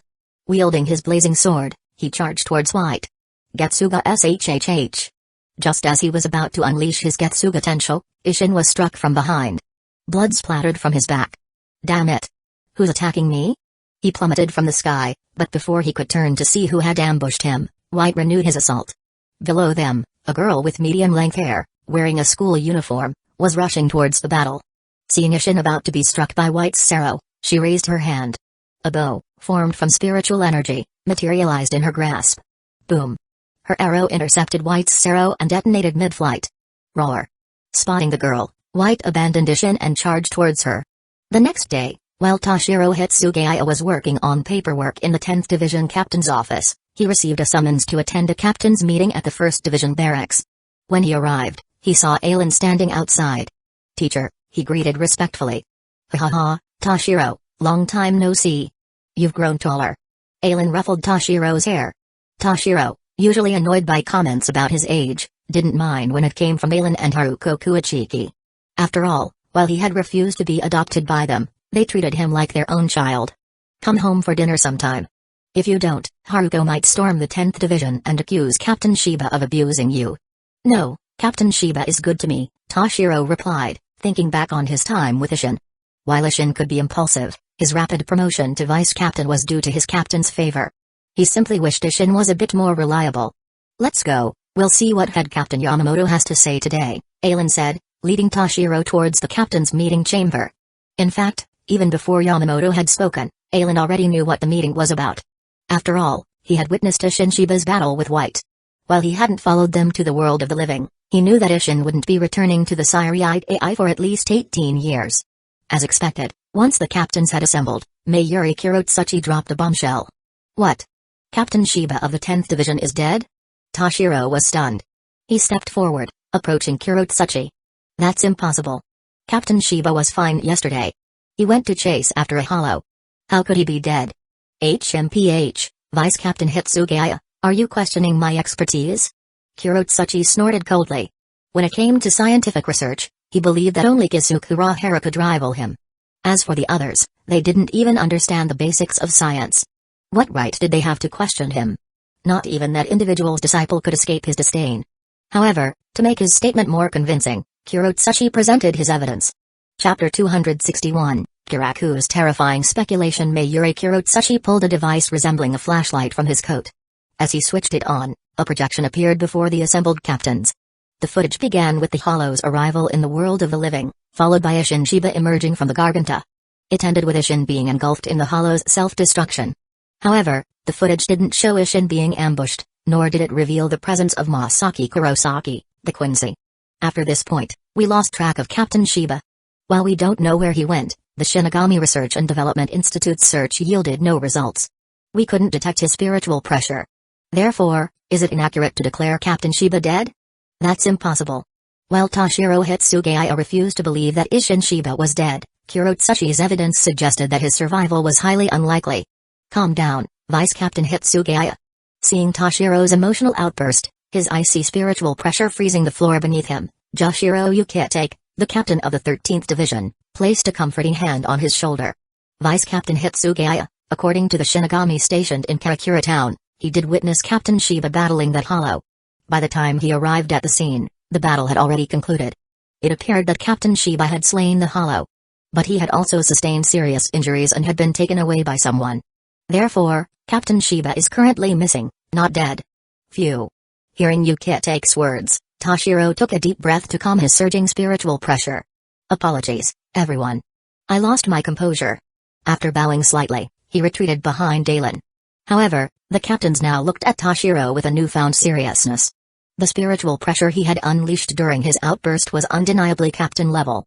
In other words, based solely on spiritual pressure, he was already a captain. Once he mastered Benkei, he would be a true captain-level Shinigami. And for someone with captain-level spiritual pressure, achieving Benkei was simply a matter of time. With Isshin Shiba missing, Kurotsuchi had declared him dead. Yukitake, however, believed he was merely missing. But regardless of whether Isshin was dead or alive, the 10th Division couldn't remain without a captain. Thus, the captaincy would likely fall to Toshiro Hitsugaya. Damn. Shunsei Kiraku sucked in a breath. He suddenly realized that his investigation of Aizen hadn't been thorough enough. Come to think of it, Aizen had 4 disciples. No, including Soifun, it was 5. Byakuya Kuachiki, the captain of the 6th division. Jinakamaru, the captain of the 3rd division. Soifun, the captain of the 2nd division. And now, Toshiro Hitsugaya, the next captain of the 10th division. Could the remaining one, Rukia Kuachiki, truly be just an ordinary Shinigami? Captain Rukia Kuachiki of the 13th division? That thought sent a shiver down Kiraku's spine. Based on how Toshiro was about to ascend, could it be that Uchiha would face a life-or-death crisis in the future? Or was this simply Aizen's method of elevating his disciples to captaincy? Was that hollow connected to Aizen? His mind was in turmoil. He didn't even hear what head Captain Yamamoto was saying. It wasn't until Yamamoto announced the meeting's conclusion that Kiraku snapped out of his daze. He hurried over to Uchiha. He couldn't control what the others did, but from this moment forward, he would remain by Uchiha's side. Whoever wanted to harm Uchiha would have to face his blade first. Uchiha, sensing Kiraku's unusual behavior, didn't refuse his company. As Aizen and Toshiro left the 1st Division barracks, Aizen placed a comforting hand on his student's shoulder. Toshiro, I know this is difficult for you. But this is the price of growth. This world isn't safe. To protect those you care about, you have to become stronger. Like this incident with Captain Shiba. If you were strong enough to sense his battle, you could have stopped him from entering the Garganta. Or you could have simply killed the hollow, preventing him from chasing after it. Toshiro stopped and looked up at Aizen. Teacher, you saw Captain Shiba's battle last night, didn't you? Indeed. I saw the hollow's arrival, their battle, and even Captain Shiba entering the Garganta. Then, teacher, why didn't you stop him? Oh? Aizen turned to face Toshiro. Seeing the boy's unwavering gaze, he smiled. Toshiro, if you were the one fighting that hollow, and I intervened before you had given up, how would you feel? Toshiro thought for a moment, imagining the scenario. I would feel like you were looking down on me. Indeed. As your teacher, I know your limits better than anyone. If I were to interfere in a battle I knew you couldn't win, you would feel belittled. Now, consider this. If I had intervened last night, slaying the hollow before Captain Shiba had a chance to fight, how would he feel? Wouldn't he, like you, believe I was looking down on him, that I considered him weaker than a hollow? Toshiro fell silent.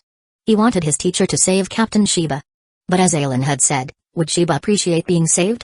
Would he feel insulted, believing that Aizen's actions were a mockery of his strength, a declaration that he, a captain of the 13th Division of Imperial Guards, was weaker than a hollow?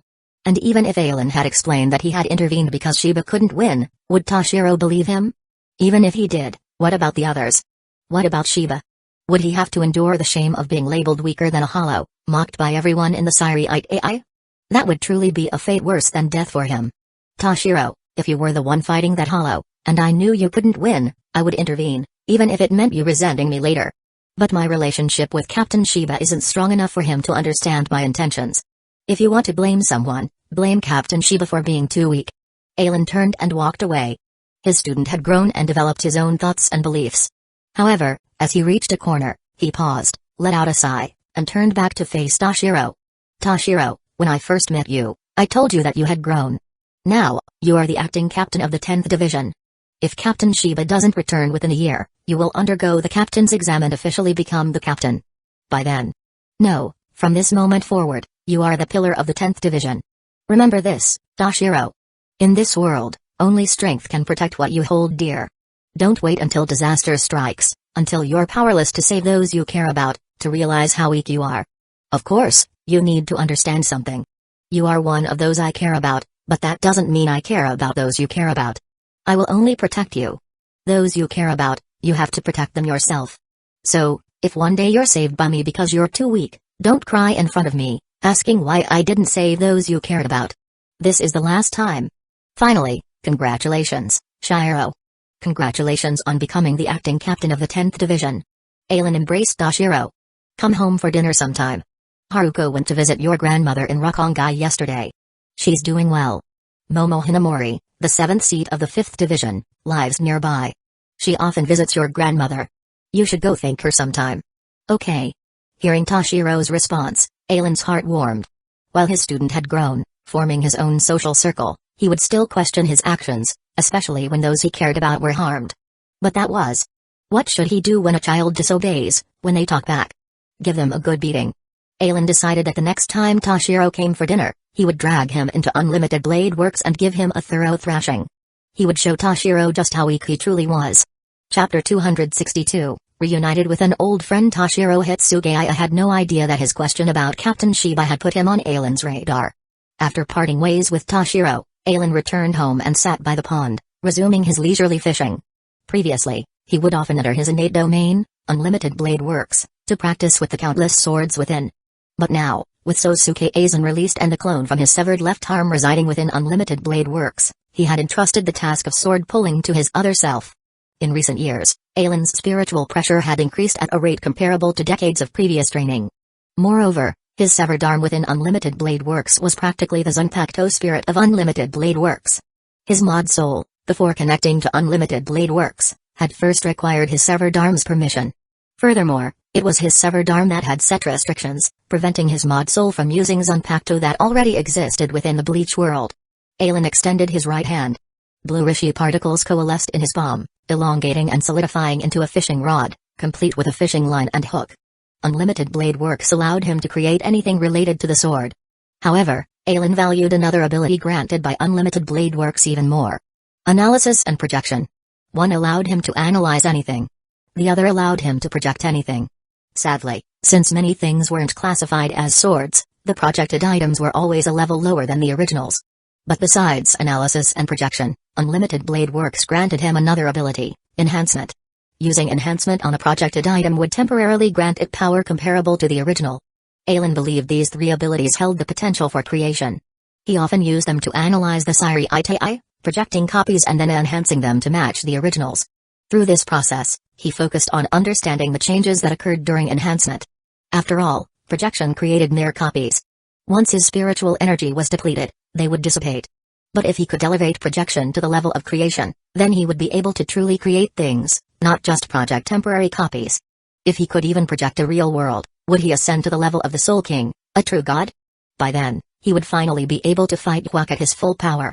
Besides Ailen, Byakuya Kuichiki, Jinikamaru, Toshiro Hitsugaya, and Rukia Kuichiki, under his subtle guidance, had all been training diligently. As for Soifan, she had already reached her limits. Only by slowly enhancing her spiritual pressure could she increase her strength further. A year later, as expected, Isshin Shiba hadn't returned. Acting Captain Toshiro Hitsugaya successfully passed the captain's exam, becoming the youngest captain in the Soul Society's history. Renji Abarai, the 8th seat of the 11th Division, had transferred to the 6th Division and replaced Jinjiro as the new vice-captain. Izuru Kira of the 4th Division had transferred to the 3rd Division, becoming the vice-captain under Jin Ikamaru. Momo Hinamori had also been promoted to lieutenant of the 5th Division. The Siri AI seemed to have returned to a state of peace. However, many captains had a feeling that this peace wouldn't last. 6 years passed in a flash. One day, Ailen suddenly felt something. It was like someone was calling out to him. And the location was the world of the living. After informing Haruko, Ailen opened a Senkaiman to the human world. Is this Karakura Town? While he hadn't visited the world of the living in decades, Ailen didn't know where Karakura Town was. But the moment he stepped through the portal, he instantly recognized it. This was Karakura Town, the epicenter of events in the Bleach world. It wasn't just because he could sense the dense concentration of spiritual particles here. It was also because, upon arriving, he saw an old man being attacked by over a dozen hollows. The spiritual density he was sensing was several times stronger than what he had experienced when he and Haruko had lived in the world of the living. In other words, this was the most spiritually dense location in the current world of the living, a heavy spiritual ground in Soul Society terms. In recent decades, Ailen only knew of one such place in the world of the living, Karakura Town. Furthermore, the old man being attacked by hollows. His spiritual pressure seemed familiar. It was someone he knew. With a sweep of his senses, Ailen noticed over a dozen Shinigami hidden nearby, observing the battle but making no move to intervene. And a little further away, a 5 or 6-year-old boy, wearing glasses, watched the old man fight with a worried expression. Based on these clues, Ailen's memories stirred. This was the incident where Mayuri Kurotsuchi, the captain of the 12th Division, had targeted Soka Nishida, the only known Quincy in the world of the living. Kurotsuchi, driven by his desire to dissect and study a Quincy, had released hollow bait in Karakura Town, luring Soken to a secluded location. According to the agreement between the Quincy and the Shinigami, Quincy, when encountering hollows, couldn't use their Quincy powers to eliminate them. They could only stall for time. While stalling, they could send a signal. Upon seeing the signal, the stationed Shinigami would arrive and purify the hollow. But thanks to the 12th Division's intervention, Soken's signal had been blocked. He now had two choices. First, break the agreement and use his Quincy powers to kill the Hollows. However, this would give the 12th Division, hidden nearby, an excuse to arrest him for violating the agreement. Second, don't use his Quincy powers. In that case, once his spiritual energy was depleted, he would be killed by the Hollows. Then, Kurotsuchi and his subordinates could emerge, clean up the mess, and obtain a dying Quincy for their experiments. However, Kurotsuchi had no idea that Aizen had met Soken over 200 years ago. The agreement between Quincy and Shinigami had been signed at Aizen's suggestion. He had known that Soken would face this tribulation and had given him a device that could contact him directly. Clearly, upon realizing his signal had been blocked, Soken had used it. Initially, Soken had planned to pass that device to his grandson, Ryu Ishida, as a life-saving trump card. But after sensing the Shinigami's presence and their inaction as he was attacked by Hollows, he knew something was amiss. He couldn't believe this was a coincidence. He had placed all his hopes on Aizen. If Aizen didn't come, not only would he die, but his grandson, the last Quincy, would likely be eliminated by the Shinigami. He didn't care about himself, but Ryu. Aizen didn't disappoint him. Less than 30 seconds after he had activated the device, an immense spiritual pressure descended from the sky. Boom. Though nothing was visibly destroyed, everyone within the area felt as if a mountain had been placed on their backs. Thump. Thump. The Shinigami monitoring Soken, including Kurotsuchi, collapsed, overwhelmed by the pressure. The Hollows attacking Soken were even worse off. They were instantly crushed by Aizen's spiritual pressure and dissolved into Rishi particles. Damn it. Kurotsuchi, kneeling on the ground, gritted his teeth. His plan had been so close to success. Why had this man suddenly appeared? He vowed that once he returned, he would invent a spiritual particle specifically designed for surveillance. He would plant it on anyone who had ever opposed him. This way, he could track his enemies' movements and prevent them from interfering with his plans. Aizen slowly descended. The oppressive pressure vanished as he retracted his spiritual pressure. But everyone, including Kurotsuchi, Soken, and Ryu, remained motionless, staring at him. They felt like ants before a dragon. A single breath was capable of obliterating them. This is quite a lively gathering. We have Hollows, Shinigami, and even a Quincy. Are you preparing for a new war between the three worlds? Aizen's words broke the silence, allowing them to breathe again. Kurotsuchi rose from the ground, leading his subordinates out of the forest. Captain Aizen, if I recall correctly, all lieutenants and above must have a limiting seal placed upon them before traveling to the world of the living. Captain Aizen, I wonder what punishment awaits those who enter the world of the living without authorization and without a limiting seal? Chapter 263, Soken Ishida O. Captain Kurotsuchi, who told you that I didn't have a limiting seal placed on me when I came to the world of the living? Aizen asked with amusement. HMPH, the spiritual pressure you just released, even within the Siri Itai, few captains could match it. Are you telling me that was just your suppressed spiritual pressure, Captain Aizen? Mayuri Kurotsuchi glared at Aizen. This was the man who had once effortlessly defeated him and who was now interfering with his plans, costing him a valuable test subject. Clap, clap, clap. Captain Kurotsuchi, your eyesight is truly remarkable, Aizen said, clapping his hands in mock admiration. You're the first person to recognize that I used a limiting seal. With that, he casually lifted his Shiakusho, revealing the black 11th Division insignia on his left chest. It was a black sawgrass, the 11th Division's emblem.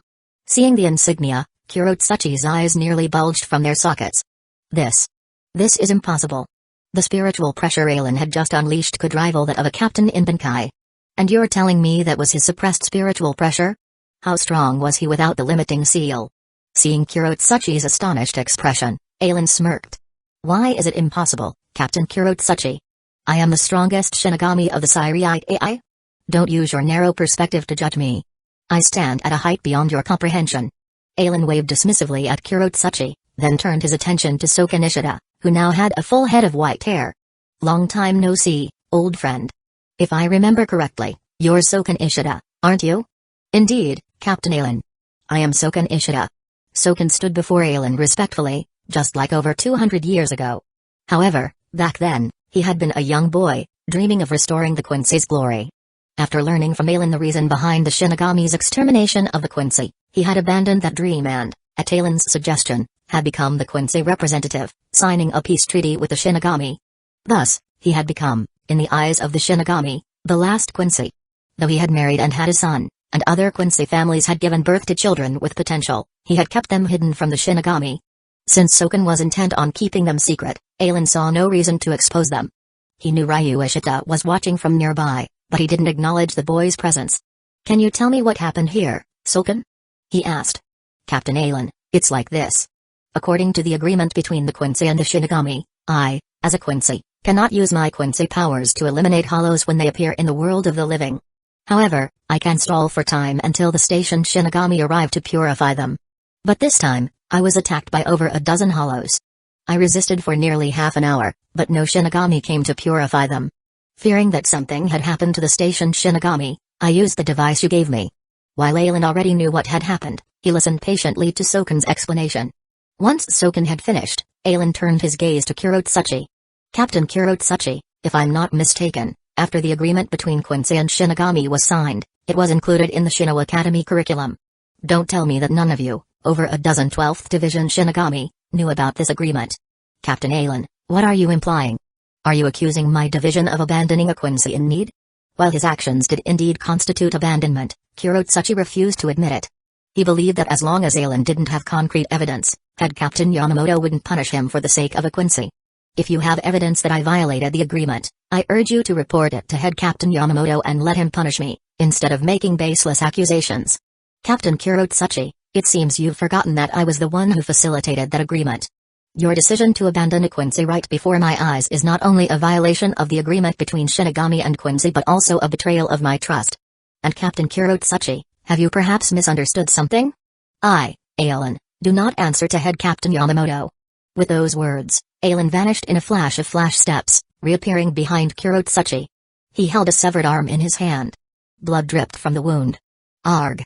Kurotsuchi screamed as everyone realized that his right arm had been severed at the shoulder. He stared at Aizen in horror, drenched in cold sweat. He never imagined that Aizen would dare to attack him directly. "Captain Kurotsuchi, this time, I'm only giving you a warning because Soken Ishida is unharmed. But remember this. If anything like this happens again, I will hold you personally responsible. If you don't want to be harmed again, pray that Soken Ishida dies of old age. Now, get out of my sight." "Damn it." Humiliated and enraged, Kurotsuchi glared at Aizen, then, drawing his Zanpakuto, opened a Senkaiman and led his trembling subordinates back to the Siriite AI. Undeniably, Kurotsuchi would become a valuable asset during the 1,000-year Blood War, even earning the title of MVP. But that was the future Kurotsuchi. Before he learned his lesson from Ryu Ishida, or rather, before he developed a genuine affection for his creation, Mayuri Kurotsuchi was a man who would stop at nothing to achieve his goals. To ensure his subordinates' loyalty, he had even implanted spiritual bombs within their bodies. It wasn't until Nemu had shielded him from harm on multiple occasions, earning his recognition as his daughter, that his methods became less ruthless and he began to show some semblance of humanity. Currently, it seemed his experiments had progressed to Nemu number 6. He hadn't yet begun creating Nemu number 7. The members of the 12th Division, throughout history, all possessed a burning desire to create something new, as if their worth was measured by their ability to surpass their predecessors. Kurotsuchi, eventually, would prove himself with Nemu number 8. A miracle that surpassed even Kizukurahara's achievements. However, no matter how great his future accomplishments might be, Aizen wouldn't tolerate anyone violating the agreement he had personally witnessed and facilitated. After watching Kurotsuchi's departure, Aizen's hand ignited with azure flames. The flames swiftly consumed the severed arm, leaving behind only a wisp of smoke. He then turned to Soken Ishida. "Captain Aizen, thank you. If it weren't for you, my Quincy lineage would have ended with me." Soken bowed deeply, his humility startling even Ryu, who had never seen his grandfather act so submissively. "Stop it, Soken. You can use those words to fool the Shinigami, but you can't fool me. I know there are other Quincy in the world of the living. However, I don't care about their numbers. What I do care about is your health. It seems you only have 3 or 4 years left. If you have anything you want to pass on, do it quickly. Don't wait until you're on your deathbed to regret not teaching your disciples properly." Soken was stunned. Aizen's claim that he didn't care about the number of Quincy in the world of the living made him think of his son and grandson. If there were other Quincy, then it could only be those two, right? As for Aizen's statement that he only had 3 or 4 years left to live, Soken wasn't surprised. He had lived a long life. With his spiritual pressure, he had already surpassed his natural lifespan. It was time for him to pass on. What Soken didn't realize was that Aizen's words weren't referring to his natural lifespan. In 3 or 4 years, Hueco, the progenitor of the Quincy, would regain consciousness and initiate Swellen, reclaiming his power over 9 years. Soken, with his current strength, couldn't escape Zwillen. I understand, Captain Aizen. Despite learning of his impending doom, Soken accepted it calmly. Good. I'm glad you understand. While I've resolved this issue for you, that man won't give up so easily. Don't bother confronting the Hollows yourself anymore. Or rather, if you encounter any danger, use your Quincy powers to eliminate them. After all, Captain Kurotsuchi's actions practically nullified the agreement. Don't be constrained by it. Chapter 264, Zwillen. The Blood Exchange. I understand, Captain Aizen. Previously, Soken Ishida had been hesitant to break the agreement, fearing the repercussions for his grandson, Ryu Ishida. But now, knowing he only had a few years left, his perspective had changed. He had to use these final years to pass on his knowledge to Ryu. No matter what the future held, strength would be Ryu's greatest asset. Furthermore, Aizen had implied that Soken wasn't the only Quincy in the world of the living. In other words, Aizen knew about Ryu and the others. While his generation only had him as a Quincy, the Katagiri, Ishida, and Kurosaki families all had children with exceptional talent. Ruken's talent was the highest. Sadly, after learning of the agreement between Quincy and Shinigami, he had abandoned his Quincy heritage. The young girl from the Katagiri family, no longer a pure-blood Quincy, possessed talent comparable to Soken's. And the girl from the Kurosaki family. Her talent was almost on par with Ruken's. Soken believed that Ruken and the Kurosaki girl were far stronger than him. Among the 13 Division of Imperial Guards captains, he had only met Aizen, Joshiro Yukitik who had been present during the signing of the agreement, and Mayuri Kurotsuchi. Based on his senses, Ruken and the Kurosaki girl might be slightly weaker than Yukitik, but they were definitely stronger than Kurotsuchi. He didn't need to worry about them. The only one he was concerned about. Soken glanced at his grandson, hiding behind a tree, and sighed. His grandson wasn't a pure blood, nor did he possess exceptional talent. However, unlike Ruken, Ryu had acknowledged his Quincy heritage and accepted the agreement with the Shinigami. In other words, Soken saw Ryu as the true successor of the Quincy. It was a passing of the torch, an inheritance of their will. From that day forward, Ryu Ishida accompanied his grandfather to the forest every day after school, diligently learning the ways of the Quincy. Though Ryu's talent wasn't exceptional, under Soken's guidance, he progressed rapidly. Having a teacher and learning on one's own were two entirely different things. In Aizen's memory, it wasn't until after Soken's death that Ryu had begun training on his own. At 17, he had reached the level of an average elite Shinigami. Through his cooperation with Ichigo Kurosaki, absorbing Ichigo's vast spiritual pressure and concentrating it into his arrows, he had achieved a breakthrough, reaching seated officer level. Equipping himself with the Quincy's Samurai glove, he had even surpassed average lieutenants. Now, after 4 years of training under Soken, 9-year-old Ryu had yet to fully manifest his spirit bow. However, he had already memorized all the knowledge Soken had imparted. Both Soken and Ryu knew that Aizen's prediction of Soken's impending demise wasn't a casual remark. Therefore, they cherished every moment they had together. Soken desperately wanted to pass on everything he knew to his grandson, while Ryu, though struggling to grasp many of the concepts, memorized them diligently, determined to live up to his grandfather's expectations. One day, as Ryu was walking to the forest, he felt an invisible force lock onto him. The next moment, his spiritual pressure was violently ripped from his body, and he lost consciousness. Boom. Boom. Boom. 3 blue pillars of spiritual energy descended from the sky, visible to everyone in Karakura town with spiritual awareness. At Karakura First Hospital, Ruken Ishida was witnessing his wife, Katagiri Kami, being engulfed by one of the pillars. A cold light flashed in his eyes. In the pouring rain, 9-year-old Ichigo Kurosaki looked up at his mother, Masaki, whose smiling face seemed to radiate an angelic glow. The little girl in a white dress by the pond suddenly vanished. A 3-meter-tall monster appeared in her place, charging towards Ichigo and Masaki. In the forest, Soken Ishida's face paled as he watched the pillar of light engulf Ryu. This is Zwillen, the power of the Quincy progenitor, recorded in our ancient texts. As the last remaining Quincy in the world of the living, the Ishida family possessed books detailing the history of the Quincy, including descriptions of Zwillen. It was the ability of Hueco, the progenitor of the Quincy. When activated, all mixed-blood Quincy would become sacrifices, their powers and souls would return to Hueco. Ryu Ishida was the son of Ruken Ishida and Kami Katagiri. While Ruken was a pure blood, the Katagiri family had lost their pure blood status centuries ago. Therefore, Ryu was a mixed blood. Furthermore, through his recent efforts, Ryu had finally manifested his spirit bow, becoming a true Quincy. He was within the scope of Zwillen. Ryu. Seeing Ryu's spiritual pressure being violently siphoned away, Soken knew that once it was completely drained, Ryu's very soul would become a sacrifice for Hueco. Spiritual particles erupted from his body, forming countless threads that pierced into Ryu. Under Soken's control, Ryu, still unconscious, extended his hand. Ranso Tengai. It was a forbidden Quincy technique, a last resort used to fight to the death. With Ranso Tengai activated, even if their bodies were shattered, as long as they retained consciousness, they could control their bodies like puppets, continuing to fight. With a thought, wounds appeared on both his and Ryu's wrists.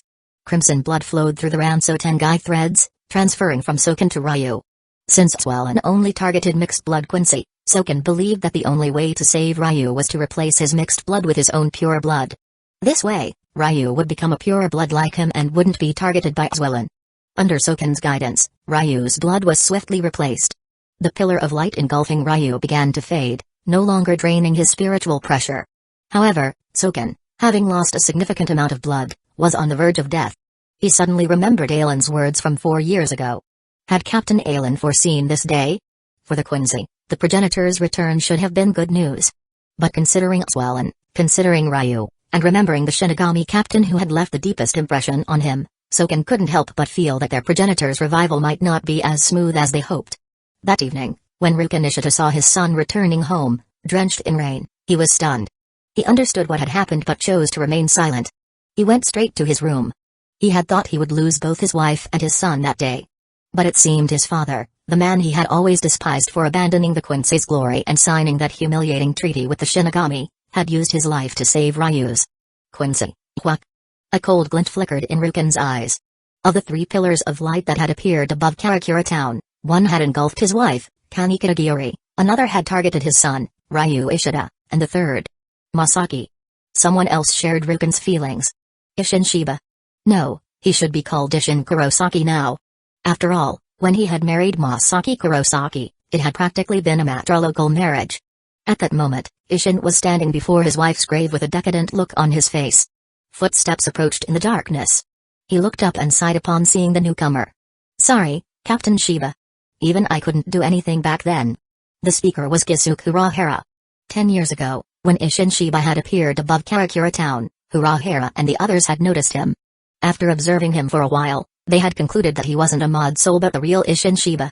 When the hollow, white, had self-destructed, Isshin had shielded Masaki, sustaining serious injuries. Urahara had appeared and taken both Isshin and Masaki to his shop for treatment. After Isshin's injuries had healed, Masaki's condition had worsened. White Spite had infused its spiritual pressure into her body. If she wasn't treated immediately, she would be consumed. It had to be said that Quincy and Hollows were indeed natural enemies. Quincy powers could completely obliterate Hollows, but Hollow spiritual pressure was the bane of Quincy. During the 1,000-year Blood War, when captains had absorbed the black orbs created from Hollow spiritual pressure, the clash between Hollow powers and Quincy powers had forced the Quincy to return the stolen Bankai. Chapter 265, Trust in Kisuke Urahara's treatment plan. Isshin Shiba had chosen to relinquish his Shinigami powers, merging them with Masaki Kurosaki's soul to help her suppress the Hollow spiritual pressure within her. Having lost his Shinigami powers, he entered the Gigai Urahara had created for him, becoming an ordinary human. Masaki, too, had lost her powers. Her Quincy powers and Ichigo's Shinigami powers worked together to keep the ever-growing Hollow spiritual pressure at bay. This delicate balance changed drastically after Ichigo Kurosaki was born. The 3 powers within Masaki seemed to have transferred to Ichigo, allowing both Isshin's Shinigami powers and Masaki's Quincy powers to slowly recover. However, the presence of 2 additional powers tainted Masaki's bloodline. When Hueco initiated Swellen, Masaki was deemed a mixed blood Quincy and became a sacrifice for his revival. Neither Isshin nor Urahara could save her. Furthermore, having become a sacrifice for Hueco, Masaki's soul had merged with his, preventing her from traveling to the Soul Society. Otherwise, Ichigo might have had a chance to reunite with his mother. It's okay. I understand. Kurosaki-san, given the circumstances, will you still refuse my offer? Urahara approached Isshin and stood beside him, looking at Masaki's tombstone. Ichigo, possessing Shinigami, Quincy, and Hollow powers, is a natural prodigy. Kurosaki-san, both the Soul Society and the world of the living will face great danger in the future. Only strength can protect what you hold dear. Within the Siri Itai, both Aizen and the one creating those mod souls will undoubtedly cause chaos. And if that's just the Shinigami's business, then what happened to Kurosaki-san concerns the entire world. Urahara leaned closer to Isshin and whispered a prophecy. The Quincy King will regain his heartbeat in 900 years, His consciousness in 90, his strength in 9, and he will conquer the world in 9 days. I discovered this prophecy in the Great Spirit Book Gallery. It originated from the Quincy Empire 1,000 years ago, after their leader, Hueco, was defeated by head captain Yamamoto. Based on what happened to Kurosaki-san, those pillars of light were highly likely Hueco using Swellen to regain his strength. In other words, unless something changes, in 9 years, the Quincy, led by Hueco, will wage war against the Soul Society, a battle that will decide the fate of the world. I have a feeling that both Aizen and the one hiding in the shadows, Okoyashima, will make their moves within those 9 years. Perhaps it was precisely because of the chaos caused by Aizen and Yashima that the Siriite AI was weakened, unable to withstand Hueco's assault, leading to his 9-day conquest. Kurosaki-san, to me, Ichigo's birth is akin to the Soul King's emergence when the world was on the verge of being consumed by the Hollow Progenitor. Ichigo is this world's new savior. Isshin remained silent. 10 years of ordinary life in the world of the living had transformed the once impulsive captain into a calm and collected man. These past 10 years had been the happiest of his life. If possible, he wanted this life to continue. But his wife's death had awakened him from his dream. This wasn't a peaceful world. It was a world filled with conflict and death. He sighed, thinking of his 9-year-old son. Urahara, I'm just an ordinary father now. My son's future is his to decide. Until he chooses to become a Shinigami, I don't want his life disturbed. While he understood Urahara's reasoning, as a father, he wanted to shield his son from danger, not expose him to it. Of course, his reluctance to let Urahara interact with Ichigo also stemmed from another concern. He feared that his son would become nothing more than a test subject for Urahara. After all, to Isshin, Gigai were simply tools for Shinigami to use in the world of the living, a means of interacting with humans. But he and Masaki had conceived 3 children while using Gigai. This made him wonder if he, his wife, and his children were simply part of Urahara's experiment. After all, Urahara did have a history of conducting Shinigami hollowification experiments. Researchers, even those with humanity, were a rare breed. In short, Isshin didn't fully trust Urahara. Urahara, with his keen intellect, sensed the distrust in Isshin's words. His eyes dimmed. His past actions, his curiosity leading him to conduct hollowification experiments, were a constant source of regret. After creating the Hogyoku, he had vowed to never again conduct research on souls. Thus, in the centuries since he had left the Soul Society, he had only created minor gadgets, nothing more. Very well, Kurosaki-san. I'll honor our agreement. Until Ichigo decides to become a Shinigami, I won't contact him. And if he does choose to become a Shinigami, I'll entrust him to your care, Captain Urahara. Urahara looked up, but all he saw was Isshin's receding back. Clearly, Isshin knew that his own strength wouldn't be sufficient to properly train Ichigo. He might even lead him astray. While Isshin was confident in his abilities, he also knew that compared to the truly strong, he was lacking. 10 years ago, during his battle with White, he had been ambushed and seriously injured. That attack had nearly cost him his life. He now had 2 suspects, Sosuke Aizen and Gisuke Urahara. Both were experts in manipulating souls. That hollow, White, though possessing hollow spiritual pressure, had fought with the instincts and tactics of a Shinigami. It wasn't a typical hollow. It was a hollow created through Shinigami hollowification experiments, a hollow with the combat instincts of a Shinigami. Urahara had a history of conducting hollowification experiments. As for Aizen, it was only after meeting the Visor that Isshin had realized they were victims of Aizen's experiments. Having left the Siriite AI, he had discovered that darkness lurked within its seemingly pristine walls. While his Shinigami powers were slowly returning due to Masaki's death, he had no desire to go back. He simply wanted to raise his 3 children peacefully. Thankfully, during his 10 years with Masaki, he had picked up some medical knowledge. After all, Masaki had grown up with Rukun Ishida, her childhood friend. And Rukun was the director of Karakura First Hospital. Masaki's medical skills were unmatched in Karakura town. Now that she was gone, Isshin could at least manage their Kurosaki clinic. However, he wasn't as skilled as Masaki. Eventually, their clinic specialized in orthopedics.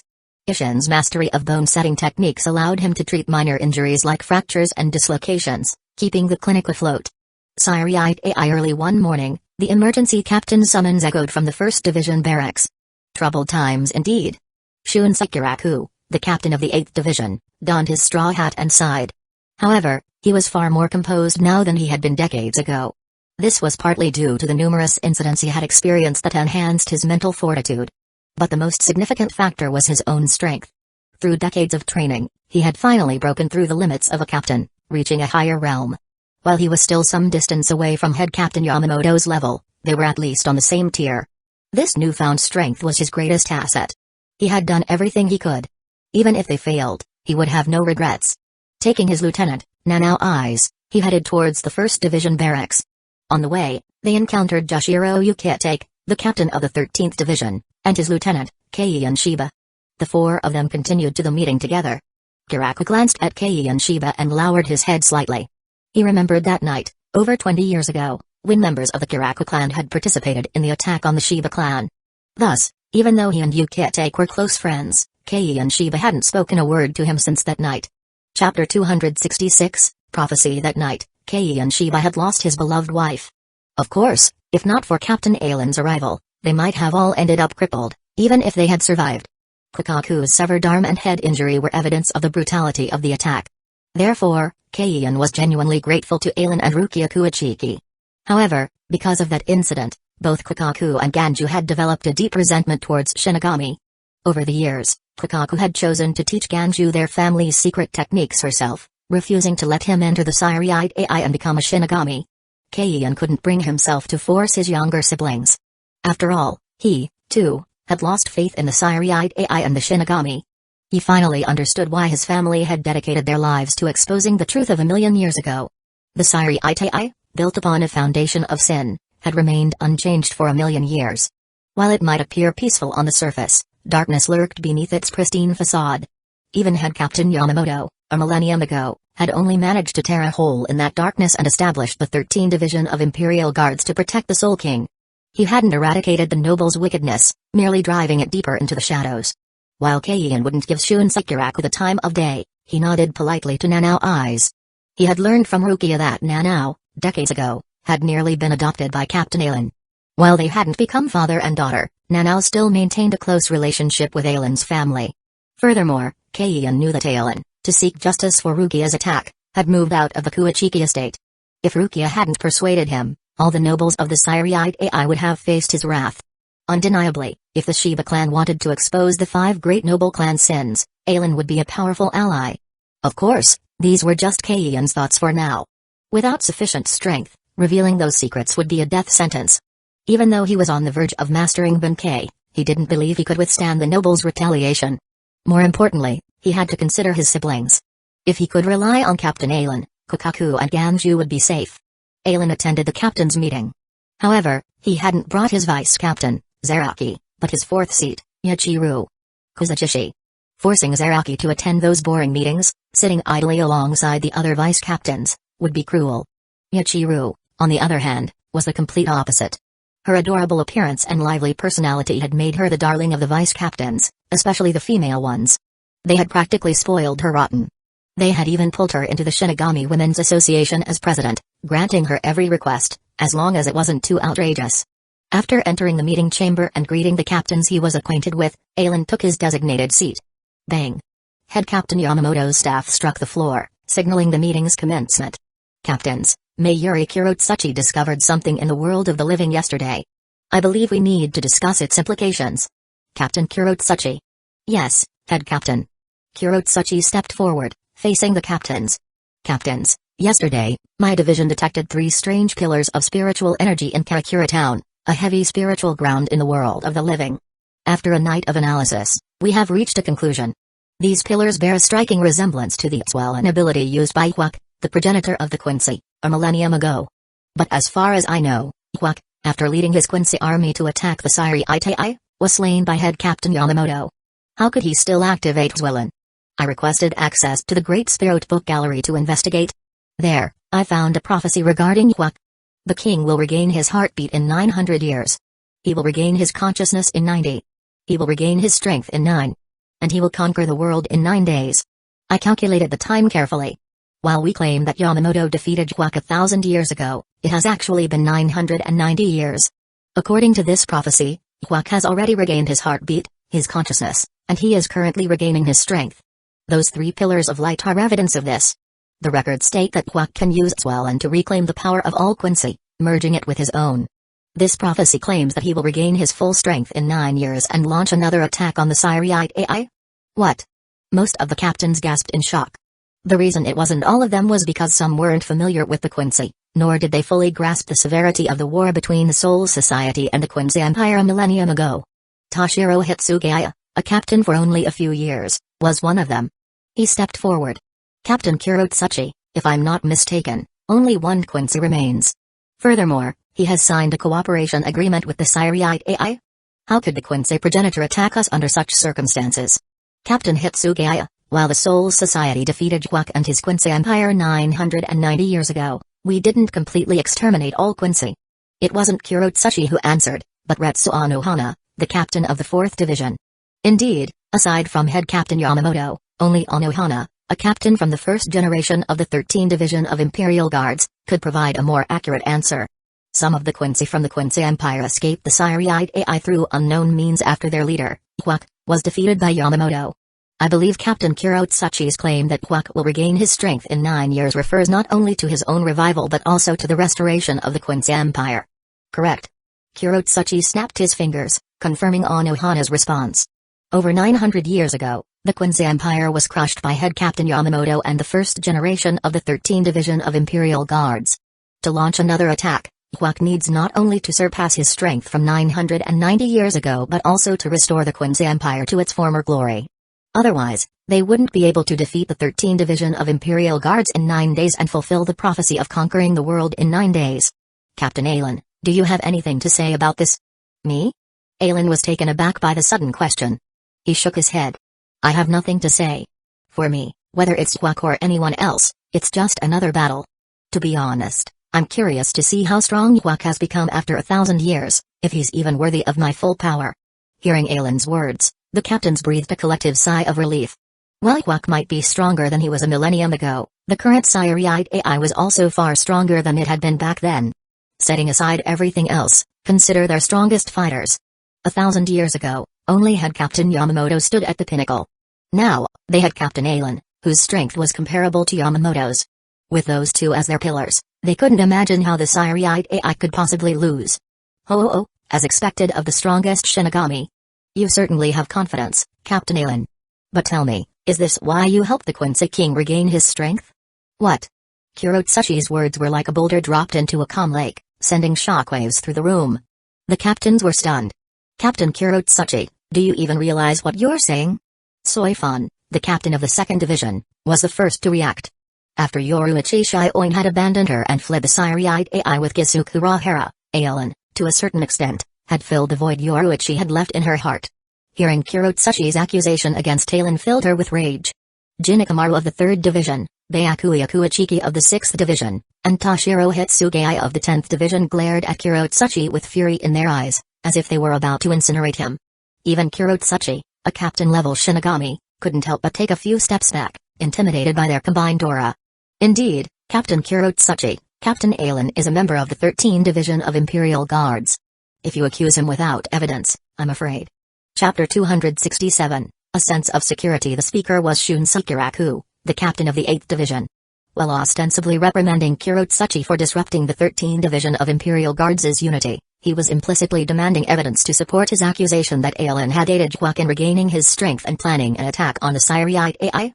As if reminded by Kiraku's words, Kurotsuchi stopped and snorted coldly. Of course, I wouldn't make such a claim without evidence. 990 years ago, when head Captain Yamamoto defeated and severely injured Hueco, he was forced to spend 900 years regaining his heartbeat, 90 to regain his consciousness. But even then, we can be certain that he hadn't fully awakened. For Hueco to truly revive, he required one crucial element: a sacrifice from a living Quincy in the world of the living, to provide him with the essence of a living soul. If we had completely eradicated the remaining Quincy over 200 years ago, then Hueco, upon reviving, would be incomplete. But because of Captain Aizen's cooperation agreement with the so-called last Quincy, those in the world of the living gained a reprieve. Kurotsuchi spun his tale, twisting his desire to experiment on Quincy into a noble act of eliminating a potential threat. 4 years ago, when I discovered signs of the Quincy's resurgence and attempted to eradicate them, Captain Aizen intervened and severely injured me. As expected, within a mere 4 years, Hueco has activated its well, absorbing the living souls of 3 Quincy and gaining the potential to fully recover, even surpassing his former strength. Captain Aizen, I ask you, if this isn't aiding Hueco, then what is it? A living soul referred to the soul of a living human. Both Shinigami and Hollows were essentially dead. Their souls couldn't be considered living souls. A dead soul's potential was fixed. Some were powerful, capable of reaching the limits of a Shinigami. Others lacked even spiritual pressure. Only the souls of living humans possessed the potential for growth. However, since most humans, even those with spiritual pressure, couldn't absorb and utilize Rishi particles, their souls, from birth to death, only experienced minimal growth. At most, they would possess a certain level of spiritual pressure after arriving in the Soul Society. Hueco, through Swellen, using the sacrifices of Quincy in the world of the living, had successfully revived and gained the potential to reach even greater heights. To be honest, even Aizen found Kurotsuchi's argument convincing. He was the one who had facilitated the agreement between Soka Nishita and the Shinigami. He was also the one who had stopped Kurotsuchi from exploiting a loophole in the agreement to kill Soka Nishita. Facing Kurotsuchi's accusation, he was momentarily speechless. Captain Aizen, what do you have to say for yourself? Head Captain Yamamoto looked at Aizen. While Aizen was a valuable asset, a top-tier fighter, if his loyalties weren't with the Soul Society, he would be a greater threat than any enemy. Apologies, Head Captain. Facing Yamamoto's questioning, Aizen shook his head. The reason I helped Soka Nishita and facilitated the agreement was because I had a feeling that he might bring change to the world. I wanted to see what that change would be. As for my intervention 4 years ago, I simply couldn't tolerate Kurotsuchi disregarding me, the one who had established the agreement, and attacking a signatory. That's why I took his arm. As for why there are other Quincy in the world of the living besides Soka Nishita, and why they became sacrifices for Hueco, I have no explanation. Regarding Kurotsuchi's accusations, if I hadn't personally experienced these events, I would even suspect that I had orchestrated everything myself. Yamamoto's eyes narrowed slightly. Aizen couldn't refute Kurotsuchi's accusations. It was difficult to determine if his actions had been intentional or unintentional. What was Aizen's true stance in this Quincy incident? If it were just Hueco leading the Quincy, he had no doubts that he could defeat him, just as he had done 1,000 years ago. But with Aizen as a potential ally, age was a cruel mistress. Even Yamamoto had to admit that his stamina, at over 3,000 years old, was no longer what it once was. While he was still the strongest Shinigami, he could no longer endure prolonged battles. Should he punish Aizen? As if sensing his hesitation, Soifun stepped forward. Head Captain, I can guarantee with my life that Captain Aizen has no intention of aiding the Quincy or threatening the Siriite AI. Please don't allow baseless accusations to chill the hearts of those who truly care for the Soul Society. If I am proven wrong, I will uphold my oath and sacrifice my life to stop Captain Aizen. With Soifun's declaration, Byakuya Kuichiki stood behind her, silently expressing his support. Me too, Toshiro Hitsugaya added, joining them. Head Captain, if teacher had any intention of harming the Siriite, I believe the three of us would be able to stop him. Seeing 3 captains supporting Aizen, even Kurotsuchi had to set aside his suspicions and return to his place, grumbling under his breath. Enough, that's enough of this. Yamamoto slammed his staff against the floor, ending the discussion. However, as you've all heard, the Quincy King, Hueco, has awakened. He will attack the Siriite AI in 9 years. I expect you all to use this time to train diligently and increase your strength. As for the prophecy of the Quincy conquering the world in 9 days, it's nothing but a foolish delusion. 1,000 years ago, I was able to slay Hueco once. 1,000 years later, I can do it again. And this time, I won't give him another chance to escape. Hearing their head captain's declaration, the captains felt a boost of confidence. Indeed, Hueco was nothing more than a defeated foe from the past. Head Captain Yamamoto, the founder of the 13th Division of Imperial Guards, the one who had defeated Hueco a millennium ago, was the strongest Shinigami. He was an invincible being whose Bankai alone could destroy the entire Soul Society. Furthermore, they all looked at Aizen, the current Kinpachi, the one invited by the Zero Division. They had yet to witness his full power, but they knew that he possessed strength at least on par with Kuruyashiki Kinpachi's Bankai. Otherwise, the Zero Division wouldn't have broken tradition and invited him to join their ranks without him having created anything new. Except for Shun Sakuraku, none of them believed that Aizen would actually betray the Siriite AI and join forces with the Quincy. Yes, Head Captain. Sigh. While he echoed the others' sentiments, voicing his trust in his teacher, Shun Sakuraku couldn't help but feel a sense of weariness. He had finally gained some sense of security, believing he could manage the Siriite AI's 2 greatest internal threats, Sosuke Aizen and Aizen. But now, that security had been shattered. A new, external enemy had emerged, and a powerful one at that, threatening to invade in 9 years. While the others scoffed at the Quincy prophecy, Kiraku had a nagging feeling that if the Siriite AI were to be weakened by internal strife, Hueco and his Quincy Empire might actually be able to defeat the 13th Division of Imperial Guards and conquer the world. After all, based on what Aizen had told him, Jinikamaru and Kaname Tosen were both loyal to Sosuke Aizen. And based on their actions today, Soifun, Byakuya Kuichiki, and Toshiro Hitsugaya seemed to be on Aizen's side. What comforted Kiraku was that Aizen had never actively formed factions. While his three disciples respected him, their words had made it clear that their loyalty was to the Siriite Ai. If Aizen was on the Siriite Ai's side, they would support him without question. But if he became the Siriite Ai's enemy, they would oppose him, even at the cost of their lives. Kiraku deeply admired Aizen for this.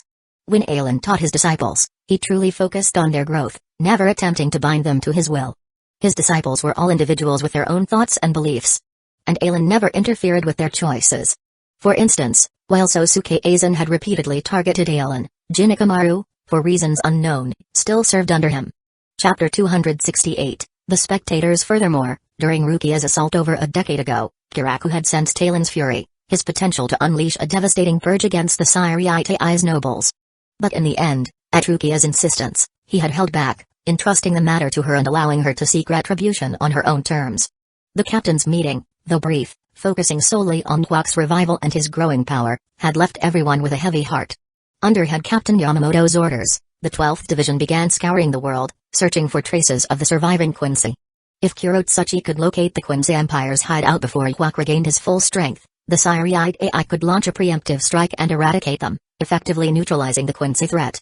The other captains focused on training, honing their skills. Retsu Anohana, in particular, seemed to be conducting a more intensive training regimen with Zaraki. For a time, the world of the living, Hueco Mundo, the Soul Society, and even the Wandenrick entered a period of uneasy calm, each faction accumulating strength, waiting for the opportune moment to strike. One day, after informing Haruko, Aizen left home. It was the day of his 10-year battle with Zaraki. While the others might not know, Aizen understood that this could be their final battle. After this fight, the Siriite Ai would be plunged into chaos. First, Sosuke Aizen's betrayal. Then, the 1,000-year blood war. And finally, Tokunoda Tsunayashiro's rebellion. Each incident would occur within a decade of the last. As usual, the 11th Division members had already secured their viewing location in Rukongai. But to Aizen's surprise, several unexpected guests had come to observe the battle. Retsu Anohana, the captain of the 4th Division. Byakuya Kuichiki, the captain of the 6th Division, and his vice-captain, Renji Abarai. Toshiro Hitsugaya, the captain of the 10th Division. Keion Shiba, the vice-captain of the 11th Division, and Rukia Kuichiki, the 3rd seat. And even Shunsei Kiraku, the captain of the 8th Division, was present. Aizen simply nodded to them in greeting.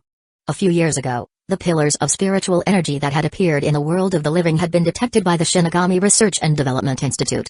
Kurotsuchi, who harbored a grudge against Aizen, had immediately sent the report to head Captain Yamamoto, claiming that Hueco, the Quincy King, had revived. He also suggested that Hueco's revival was connected to Aizen. After all, the last Quincy in the world of the living had been spared because of the agreement Aizen had facilitated. It was Aizen's protection that had allowed the Quincy to re-emerge. The most obvious evidence was that, according to the Siriite Ai's surveillance, Soka Nishido was supposed to be the last Quincy. But there had been 3 pillars of light. In other words, there were 2 other Quincy in the world of the living, hidden from the Siriite Ai. This was a thorn in the Soul Society's side. Therefore, even with Soifun, Byakuya Kuichiki, and Toshiro Hitsugaya vouching for Aizen, Yamamoto had instructed Kiraku to keep a close eye on him. If Aizen was truly connected to the Quincy, Kiraku was to intervene, stalling for time until Yamamoto could arrive. The captains present were there to observe Aizen and Zaraki's battle, to gauge their own strength against those at the pinnacle. Kiraku had another, more crucial mission. If Aizen attempted to kill Zaraki during their battle, weakening the Siriite Ai, Kiraku was to intervene and stop him. Oh? Aizen looked at Zaraki with a flicker of surprise. He then glanced at Retsu Anohana. As expected, it had to be Anohana to help Zaraki achieve his final awakening. However, he was curious. What had happened for Anohana to be alive after guiding Zaraki to his full potential? Impressive, Zaraki. You've finally reached a level that can pique my interest. Compared to before, Zaraki seemed more mature and composed. But he also seemed far more dangerous. Ah, I have you to thank for that. If you hadn't told me that my body was too weak, that I needed to focus on physical training, I might have done something I would regret for the rest of my life. Aizen's eyes widened in realization. While Zaraki hadn't specified what that regret was, Aizen could guess. The news of the Quincy's imminent arrival must have spurred Anohana into action. After all, as the first Kenpachi, she had been among the strongest fighters during the war against the Quincy Empire 1,000 years ago. Among the current 13 division of Imperial Guards, aside from Yamamoto, Anohana was undoubtedly the one most familiar with the Quincy. Besides Hueco, who could rival Yamamoto, the Quincy Empire had possessed numerous fighters on par with captains. Since Hueco had chosen to return, he must have made thorough preparations. Just as Yamamoto understood Hueco, Hueco also understood Yamamoto. He wouldn't attack without a plan, without the confidence to conquer the Soul Society. Thus, Anohana had left a letter, entrusting her final lesson to Zaraki. And Zaraki had finally achieved his full potential. It seemed that because he had heeded Ailen's advice, his control over his power had increased, allowing him to spare Anohana's life after defeating her. For Zaraki, Anohana was a special existence. She was the first to awaken his joy of battle, the one who had given him his first taste of defeat. Anohana was both the person he admired most and the one he desired to surpass. She was like a white moonlight, a guiding beacon. Zaraki had learned swordsmanship from Anohana and, in the end, had defeated her, fulfilling his childhood dream. But now, an even stronger opponent stood before him. Ailen Kenpachi. Zaraki drew his battered Zanpakuto, his captain's houri billowing in the wind. While he hadn't released his spiritual pressure, the spectators felt an oppressive weight descend upon them. Golden spatial ripples materialized, and a Zanpakuto hilt emerged from the void. With Zaraki's current strength, King's treasury was no longer effective against him. To injure him, Ailen would have to use captain-level Zanpakuto. A direct confrontation would be far more effective than using King's treasury for insignificant attacks. Boom. Without warning, a loud bang was heard by all. Zaraki vanished. The next moment, Ailen disappeared.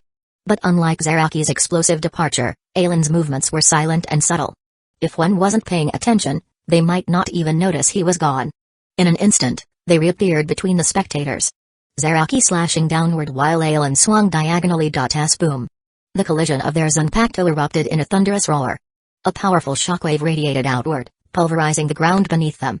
The earth buckled, forming a crater dozens of meters wide. Debris, flung into the air, was instantly obliterated by the shockwave.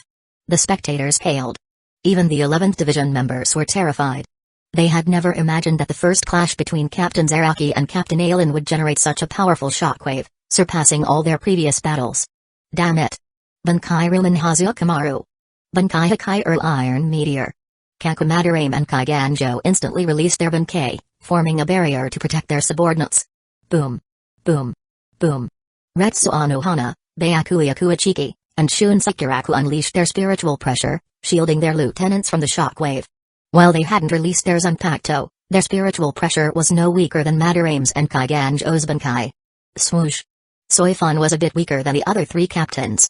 Her captain's houri shattered as lightning erupted from her shoulders, allowing her to stabilize herself in midair. He's so strong. While they knew that Ailen and Zaraki fought every 10 years, they never imagined that Zaraki had become this powerful. Based on his current strength, aside from Kiraku, even with their Bankai, they doubted they could last long against him. Anohana, undoubtedly, had the most experience. She had used her Bankai to finally push Zaraki to his final awakening. But even she had been defeated. Moreover, she knew that Zaraki, after defeating her, had gained even greater power.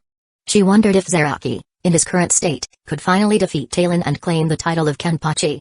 Chapter 269, Devour, no Zarashi. Boom. Boom. Boom. To the 11th Division members, Zaraki and Ailen's movements were no longer visible. They could only gauge the intensity of the battle through the deafening roars echoing from the sky and the powerful shockwaves that rippled outwards. The reason they could even witness these remnants of the fight was due to the captains who had came to observe. To prevent the shockwaves from spreading too far and causing widespread damage to the Soul Society, Retsu Anohana, Byakuya Kuachiki, Shun Sekiraku, and Soifan had positioned themselves at the four corners of the battlefield, erecting a Keto barrier to contain the aftershocks within a kilometer radius. Their faces were grim as they felt the relentless assault of shockwaves against the barrier. He's so strong. Especially Soifan and Byakuya Kuachiki, who had never witnessed a battle of this intensity. Byakuya had seen his uncle Ailen release his Bankai, but back then, he hadn't been able to comprehend the true extent of his power. Even now, he still didn't know. But judging by this battle, his uncle's strength far surpassed his imagination. Ha ha ha, ha ha ha. Zaraki's laughter echoed from within the barrier. His joy was palpable even to those outside. Golden spiritual pressure now blazed around him. Likewise, Ailen's body was enveloped in a white aura. Each clash of their blades was like a miniature nuclear explosion.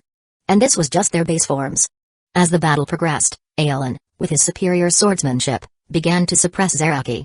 Even with their spiritual pressure at the same level, Aizen's attacks were more powerful. Zaraki was forced onto the defensive, retreating step by step.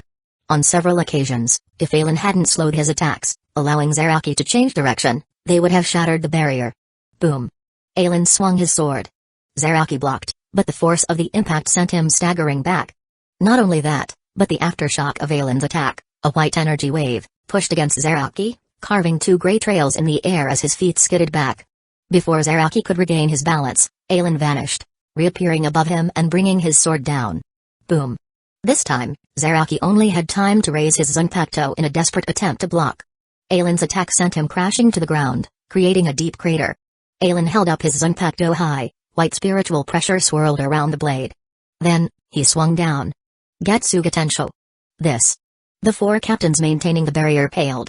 While Aizen's attack was directed downwards, away from them, they could still sense its power. That ferocious wave of spiritual energy, condensed into a single slash, seemed capable of splitting the entire Soul Society in two. Zaraki, the target of that attack, felt the chill of death upon him. If he couldn't block this, he would die. Thump thump, thump thump. For a moment, Zaraki's eyes widened and the sound of his heartbeat spread throughout his body. Finally, facing this life-or-death crisis, he roared. Devour no Zarashi. Boom. An overwhelming surge of spiritual pressure erupted from his body. It was so powerful that everyone in the Soul Society felt as if a weight had been placed upon them. The Shinigami nearby trembled, their legs turning to jelly. But the 11th Division members' eyes shone with pride, not fear. Look. This was their captain and vice-captain. This was the Soul Society's strongest Shinigami. Within the Siri Itai, Head Captain Yamamoto stood before the 1st Division captain's office, gazing towards the distant Rukongai, his captain's houri billowing in the wind. Behind him, Chojiro Sasaki, his lieutenant, stood at attention, his expression stoic, as if the immense spiritual pressure emanating from Rukongai didn't faze him in the slightest. He is finally awakened. Sensing that power, Yamamoto's eyes narrowed to slits. Over 200 years ago, when Anohana had requested him to teach Zaraki swordsmanship, he had agreed. But upon meeting Zaraki, he had sensed the vast spiritual pressure slumbering within him, a power that rivaled his own. He had feared that if he taught Zaraki true swordsmanship, unleashing his full potential, the next head captain might not be able to control him. Thus, he had used certain methods to make Zaraki despise swordsmanship, deterring him from pursuing that path. Of course, to honor his agreement with Anohana, he had taught Zaraki two-handed swordsmanship. He hadn't expected that his actions would backfire. Zaraki's potential had been fully awakened. With the Quincy invasion looming, Zaraki's strength would undoubtedly bolster the Siri Itai's defenses. But a seed of worry took root in Yamamoto's heart. To fight Zaraki in his Shikai state, he would need to be 1,000 years younger. Only then could he stand a chance. But even Zaraki at this level couldn't force Aizen to reveal his true strength. Had Aizen already surpassed the limits of a Shinigami? Devour no Zarashi. Zaraki's golden spiritual pressure surged as his battered Zanpakuto transformed into a massive cleaver with a handle nearly half its length. He gripped the handle with both hands and swung upwards, meeting Aizen's descending attack. In an instant, a massive golden energy wave collided with Aizen's Getsuga Tensho. The world seemed to darken. The sky above was divided into two colors. White above, gold below. Where the two colors met, a star-shaped explosion erupted. Boom. A mushroom cloud, hundreds of meters high, rose into the sky, its brilliance blinding the Shinigami below. The barrier erected by the four captains shattered as the powerful shockwave rushed outwards. Scatter Senbon Zakura. Infinite flash steps. Byakuya Kuichiki instantly drew his Zanpakuto and released its Shikai.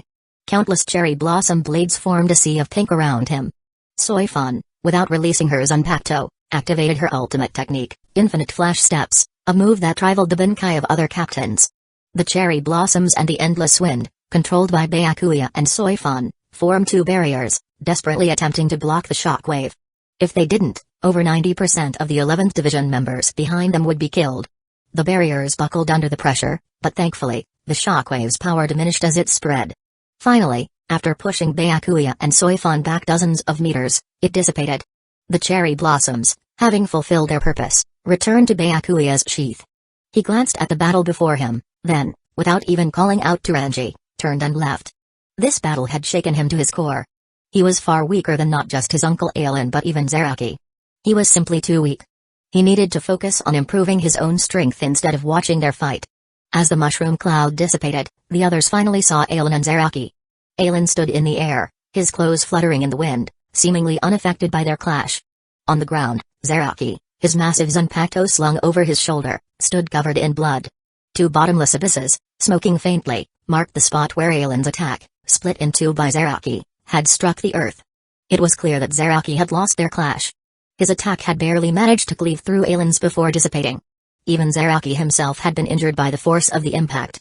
Aizen's attack, though split in two, had still carved deep furrows into the earth.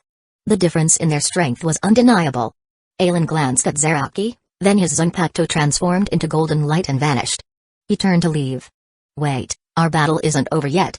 Chapter 270, Potential for you, it's not over yet. But for me, it is. Aizen paused, turning back to face Zaraki. Your limit is only this much. It's pointless to continue. Zaraki, when you've mastered your Zanpakuto's power, come fight me again. With those words, he vanished, leaving behind a roaring Zaraki. However, Zaraki's battle lust soon subsided. Decades of training had strengthened his body and his will. This allowed him to control his Zanpakuto's power upon releasing it for the first time, preventing him from losing control. But as Aizen had said, he could sense an even greater power slumbering within his Zanpakuto. He had attempted to wield that power against Aizen. But just as Aizen had warned, he couldn't fully control it yet. In a battle against someone of Aizen's caliber, he had learned that attempting to use power beyond his grasp would only expose his weaknesses, leading to a swift defeat. He could manage his Shike, but his Bankai. Zaraki retracted his spiritual pressure, sealing his Zanpakuto. He walked towards Retsuano Hana. To master that power in the shortest possible time, he needed her help. For Aizen, his greatest gain from this battle with Zaraki was discovering his Zanpakuto, no Zarashi, within unlimited blade works. If Rukongai and Hiren Maru could be considered the strongest elemental Zanpakuto, then no Zarashi could be called the strongest direct attack Zanpakuto. Ichigo Kurosaki's Zangetsu, on the other hand, was the strongest slash attack Zanpakuto. Its ultimate technique was, and always would be, Getsuga Tensho. No Zarashi, like Kakumadarame's Hazukumaru, upon activating Banchi, enhanced its wielder's physical abilities, thereby increasing their attack power. However, the extent of no Zarashi's enhancement far surpassed Hazukumaru's. It was akin to Momo Hinamori's Tobium compared to Genryu's Ishigakuni Yamamoto's Rukongai. While both were fire types on Pakuto, Tobium could only condense Momo's spiritual pressure into fireballs, while Rukongai could transform Yamamoto's spiritual pressure into flames rivaling the sun's heat. There was no comparison. Another reason Aizen had chosen not to continue fighting Zaraki was his concern about the Wandenrook's Quincy. Having learned from their defeat 1,000 years ago, the Quincy, to ensure victory, had created the Stern Ritter, Quincy who wielded Shrift, abilities that could steal a Shinigami's Bankai.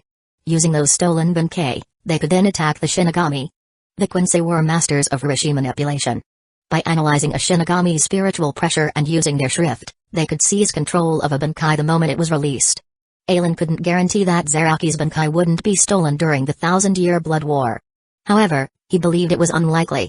Besides Hueco, before he redistributed his spiritual pressure through Swellen, no Quincy could force Zaraki to use his Bankai. Even after Hueco had empowered his Stern Ritter, granting them a significant power boost, if Zaraki could master his Bankai, just like Yamamoto, no one would be able to withstand a single strike. That was the power of the strongest direct attack Zanpakuto, combined with Zaraki's strength. No Zarashi's appearance had allowed Aizen to address his final weakness. His physical strength. In this world, the strongest being was undoubtedly the Soul King. He was the god of the Bleach world. The second tier consisted of Hueco, Ikubai Hyosub, and Aizen. Hueco, the progenitor of the Quincy. All Quincy powers originated from him, and he could reclaim them. Ikubai Hyosub, the first Shinigami. He had been granted the ability to name all things by the Soul King. All black in the world belonged to him, a source of his power. Aizen, whose essence was sword. His innate domain, unlimited blade works, contained all the swords of the Bleach world. These swords were his source of strength. All three had mastered a fundamental aspect of the Bleach world. They were on the same level. However, Ikubai Hyosub, having existed for millions of years, had already mastered all the black in the world. He was truly the strongest being below the Soul King. Hueco, born from the Soul King's Quincy powers, had shared his strength with others, creating the Quincy. When a Quincy died, their power would return to him. While he was initially weak, every power he reclaimed included the wielder's accumulated strength, amplified over centuries. The more he shared, the more he gained upon their deaths. This was the primary reason behind his rapid growth. He had even developed Swellen, a technique that allowed him to actively reclaim his power, accelerating his growth and enabling him to establish the Quincy Empire, a rival to the Soul Society. Aizen was the youngest of the three. It would take him at least a few thousand years to fully master all the swords within Unlimited Blade Works and reach Hueco and Ikubai Hyosub's level. However, he had used his knowledge to create countless swords that didn't belong to the Bleach world. Many of these swords were no weaker than Captain level Zanpakuto. Some were even comparable to those with the title of strongest. He had even created weapons that surpassed those strongest Zanpakuto. He had used quality to compensate for quantity, reaching a level comparable to the other two in a mere 200 years. But he still had one weakness compared to them. His physical strength. Ikubai Hyosub, having existed for millions of years, had already honed his body to its limits. While Hueco hadn't existed as long as Ikubai Hyosub, the Quincy had developed blood vein and blood artery, techniques that significantly enhanced their physical abilities. Hueco, using blood vein, had even been able to withstand a blow from Ikubai Hyosub. His blood vein and Haven could even defend against Ikubai Hyosub's splitting heaven. Compared to them, Aizen had no techniques to enhance his physical strength. Nor did he have the time to slowly train his body to Ikubai Hyosub's level. But now, this final weakness was about to be addressed. Upon returning home and informing Haruko, Aizen, instead of using meditation, opened a golden spatial ripple before him, entering his innate domain, Unlimited Blade Works, with his physical body. Unlimited Blade Works existed in a state between reality and illusion. It was an illusion because it only existed within his soul, a space filled with the elements of all swords. But it was also real because he could manifest it in the physical world, creating a true world of swords. As he stepped into Unlimited Blade Works, the countless swords within caused every pore on his body to open. He could sense them all, as if they were extensions of himself, waiting to be wielded. He imagined that this was how Hueco perceived the Quincy and how Ikubai Hyosub perceived Black. However, since Quincy were humans with their own will, Hueco needed to use Swellen to sacrifice them and turn them into his power. Swords and Black, on the other hand, were unconditionally obedient to their masters. From this perspective, Aizen and Ikubai Hyosub were superior to Hueco. But in the long run, Hueco's potential surpassed both of them. He simply needed to keep sharing his power, and upon the death of those who had received it, their accumulated strength, amplified over centuries, would return to him. As long as he managed his Quincy Empire properly, he would eventually surpass Ikubai Hyosub and reach the Soul King's level. Perhaps Ikubai Hyosub had foreseen this potential and, 1,000 years ago, had attempted to negotiate with Hueco, to contain him within a specific boundary. But during their negotiations, Hueco, using his Almighty, had witnessed the Soul King's past and rejected Ikubai Hyosub's proposal. Their negotiations had broken down. Ikubai Hyosub, enraged by Hueco's glimpses of the Soul King's past, had used the Soul King's right arm to seal a portion of his power. Chapter 271, Bridging the Gap. In the end, the Quincy Empire had been defeated. Hueco, having a portion of his power sealed, had been vanquished by Genryu's Ishigakuni Yamamoto and forced into a 1,000-year slumber. In terms of potential, Hueco surpassed Ikubai Hyosub, who, in turn, surpassed Aizen. After all, as long as humans existed, Hueco could continue to grow, eventually reaching the Soul King's level. Black and swords, however, were finite. There was only so much black in the world, only so many swords. But Aizen, possessing knowledge of swords from other worlds, no one could say for certain what heights he might reach.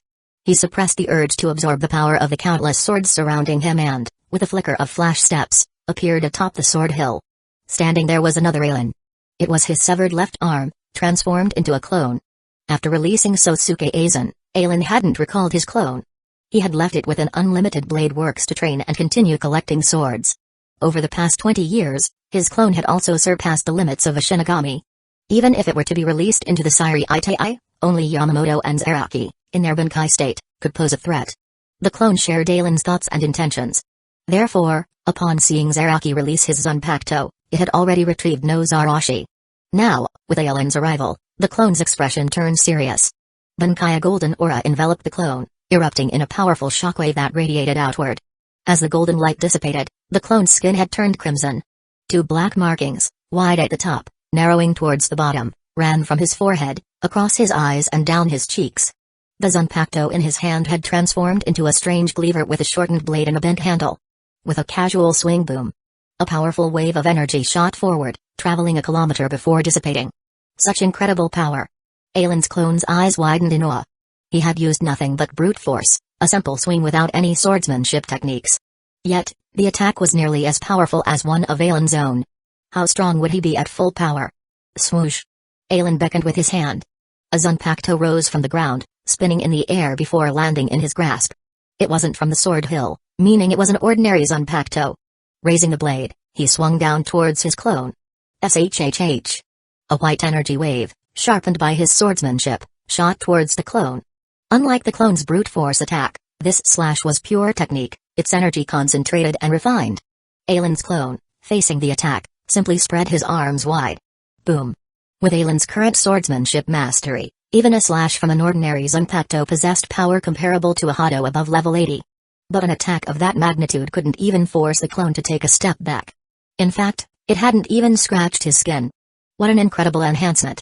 Ailen gasped in astonishment. Nozarashi's Bankai amplified physical strength to a terrifying degree. Of course, physical enhancement was just its most basic ability. A stronger body was necessary to contain its wild and potent spiritual pressure. A Shinigami's Bankai could increase their spiritual pressure by 5 to 10 times. Nozarashi, as a top-tier Zanpakuto, naturally amplified its wielder's spiritual pressure tenfold upon activating Bankai. Moreover, that amplified spiritual pressure was incredibly wild and destructive, difficult to control. It granted Ailen's clone immense power, but if he couldn't master it, he would be consumed by it. At best, broken bones and severed limbs. At worst, he would become a living bomb, detonating in a massive explosion of spiritual pressure. However, Ailen's own spiritual pressure surpassed even his clone's tenfold amplified spiritual pressure. Therefore, his control over Nozarashi's Bankai was far superior to Zaraki's. Zaraki, after releasing his Bankai, had only been able to unleash a single attack before his arm was shattered. Ailen's clone, on the other hand, could unleash several powerful attacks without losing control. The difference in their mastery was akin to a millennium of experience. It was like Yamamoto. 1,000 years ago, he had used Rijinjaku's Bankai to slay Hueco, nearly destroying the Soul Society in the process. But 1,000 years later, during the 1,000-year Blood War, he had learned to fully contain Rijinjaku's flames within its blade. For Zaraki to truly master Nozarashi, it would take him centuries, even a millennium, to reach Ailen's clone's current level. However, while Nozarashi's power was impressive, to Ailen, it was merely a bonus. What he truly valued was its ability to enhance his physical strength. After a series of tests with his clone, he sensed that his body, in Nozarashi's Bankai state, was nearly as durable as Hueco's blood vein. Ailen vanished, reappearing behind his clone. He casually tossed the Zanpakuto in his right hand aside and placed his palm on the clone's back. His clone offered no resistance. He even spread his arms wide, suppressing his wild spiritual pressure to avoid interfering with Ailen's actions. Synchronization began. Blue lines snaked out from Ailen's hand, slowly spreading across the clone's body. He was using synchronization to analyze his clone in its Bankai state, treating it as a weapon. However, since his clone wasn't an inanimate object, even with its cooperation, the process was slow. Thankfully, both Ailen and his clone were patient. The blue lines, though slow, eventually covered the clone entirely. He now resembled a red circuit board with intricate blue markings. Analysis began. Having completed synchronization, Ailen began analyzing his clone. This process was even slower than synchronization. It had taken him 3 days to synchronize with his clone in its Bankai state. The subsequent analysis took nearly a month. Thankfully, his clone's spiritual pressure, having surpassed the limits of a Shinigami, allowed him to maintain his Bankai for such a long duration. Of course, it was also because his clone was simply maintaining his Banchi, not actively fighting. Phew. Having completed the analysis, Ailen retracted his spiritual pressure. Both he and his clone sighed in relief. That month, to them, had felt like decades. Analyzing a living being was far more complex than analyzing an inanimate object. For inanimate objects, Ailen could synchronize and analyze them in an instant. But living beings were different. Their spiritual pressure was constantly fluctuating, making them impossible to completely analyze. It was only because he was analyzing his own clone, whose essence was identical to his, that he had been able to use himself as a reference point, successfully deciphering his current state. Then, by comparing his state to his clone's, he was finally able to fully analyze Nozarashi's ability to enhance physical strength. Closing his eyes, he reviewed the information he had gained, ensuring there were no errors. Then, he opened his eyes. Enhancement. Red lines spread across his body, increasing his physical strength to an extraordinary degree. Come. He clenched his right fist and threw a punch towards his clone. The clone, sharing his mind and intentions, knew what Ailen was about to do. Before Ailen even shouted, he raised his fist, meeting Ailen's attack head-on. Boom. Their fists collided, a crimson fist against a pale fist with red markings, erupting in a deafening roar. A powerful shockwave radiated outward. However, Unlimited Blade Works' spatial stability was far greater than the Soul Society's. It had even merged with Aizen's King Seal, a spatial treasure he had created, making the space's Rishi incredibly dense and active. Thus, the shockwave, powerful enough to shatter mountains in the outside world, merely created a gentle breeze within Unlimited Blade Works, causing no damage. Not bad. Only through first-hand experience could he truly grasp the extent of his enhanced strength. He had used his clone Spinkai state as a reference point. Therefore, the enhancement he had applied to himself was aimed at replicating his clone's level. It seemed his efforts had paid off. He had finally bridged the gap between himself and Akabai Hyosib and Hueco. Chapter 272, Shino Madarame in the World of the Living. Above Karakura Town, a white light appeared, and a Senkai opened. A young woman, clad in a black Shyakusho, emerged from the portal. She had medium-length, wavy black hair. Her eyes and eyebrows, if on a man's face, would have given him a fierce and intimidating look. But on her, they somehow added to her mischievous charm. A black hell butterfly fluttered before her, guiding her way. The girl followed, leaping from power line to power line. Moments later, she arrived at a narrow alleyway and hopped down from a lamppost. 20th Seat Shino Madarame of the 13th Division, reporting to Senior Kurumadani. A Shinigami with his arm crossed and an afro stood before her. So you're the one replacing me, huh? Zenosuke Kurumadani turned around, stroking his chin as he appraised Shino Madarame. An unfamiliar face, a newcomer who joined the 13th Division within the past 20 years.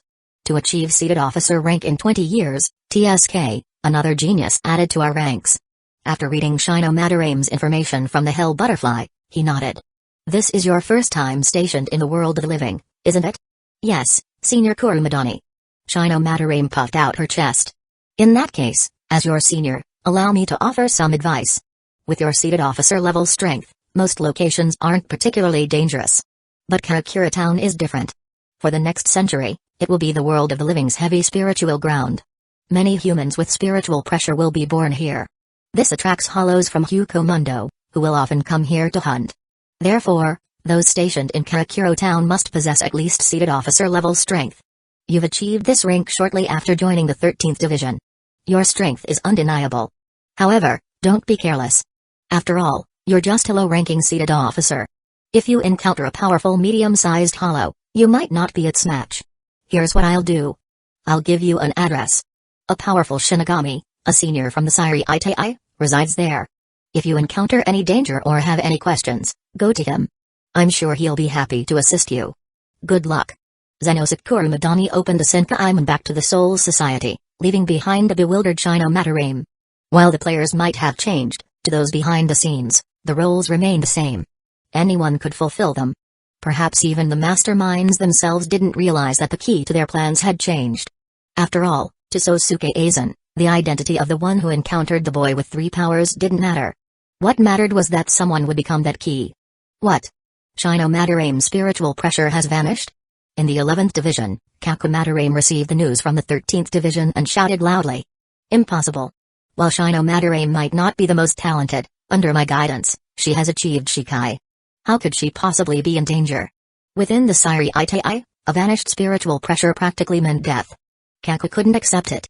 In his youth, to indulge his love of battle, he had spent his days scouring Rukongai for strong opponents alongside Yumikika Asukawa, rarely interacting with his family. He had only learned of his younger sister, Shino Madarame, when she had entered the Shino Academy over 20 years ago. While they had never met, Shino Madarame had always idolized her older brother, the man who was practically invincible in Rukongai. Kaku, in turn, had doted on his little sister. Of course, his love didn't mean he would go easy on her during training. When she had graduated from the academy, he had even rejected her request to join the 11th Division, deciding for her that she should join the 13th, where the combat intensity was lower. But he never imagined that she would vanish on her first mission. Was this a joke? 5th Seat Madarame, 20th Seat Shino Madarame was stationed in Karakura Town, the world of the living's heavy spiritual ground. The 13th Division Shinigami, trembling under Kaku's imposing spiritual pressure, quickly explained the situation. According to the information we received from the 12th Division, Shino Madarame encountered a powerful medium-sized hollow and was severely injured. Then, her spiritual pressure suddenly vanished. Shortly after, the hollow's spiritual pressure also disappeared. The 12th Division reported intermittent detections of Shino-Madarame's spiritual pressure, but it was incredibly weak. Furthermore, they detected another, unknown spiritual pressure near Shino-Madarame. Therefore, Captain Yukitik believes that Shino-Madarame, in a moment of crisis, must have bestowed her spiritual pressure upon a human in the world of the living. What? Kaku's face paled. Bestowing Shinigami powers upon a human was a crime punishable by the Central 46. His little sister had broken the law? Kaku's spiritual pressure surged uncontrollably. Calm down, Kaku. Yumikika Isukawa, sensing Kaku's rage, placed a comforting hand on his shoulder. Yumikika, that's my little sister. How can I possibly calm down? Kaku, Captain Yukitik sent this Shinigami to inform us directly instead of reporting the incident. His intentions are clear. He doesn't want to see one of his subordinates punished.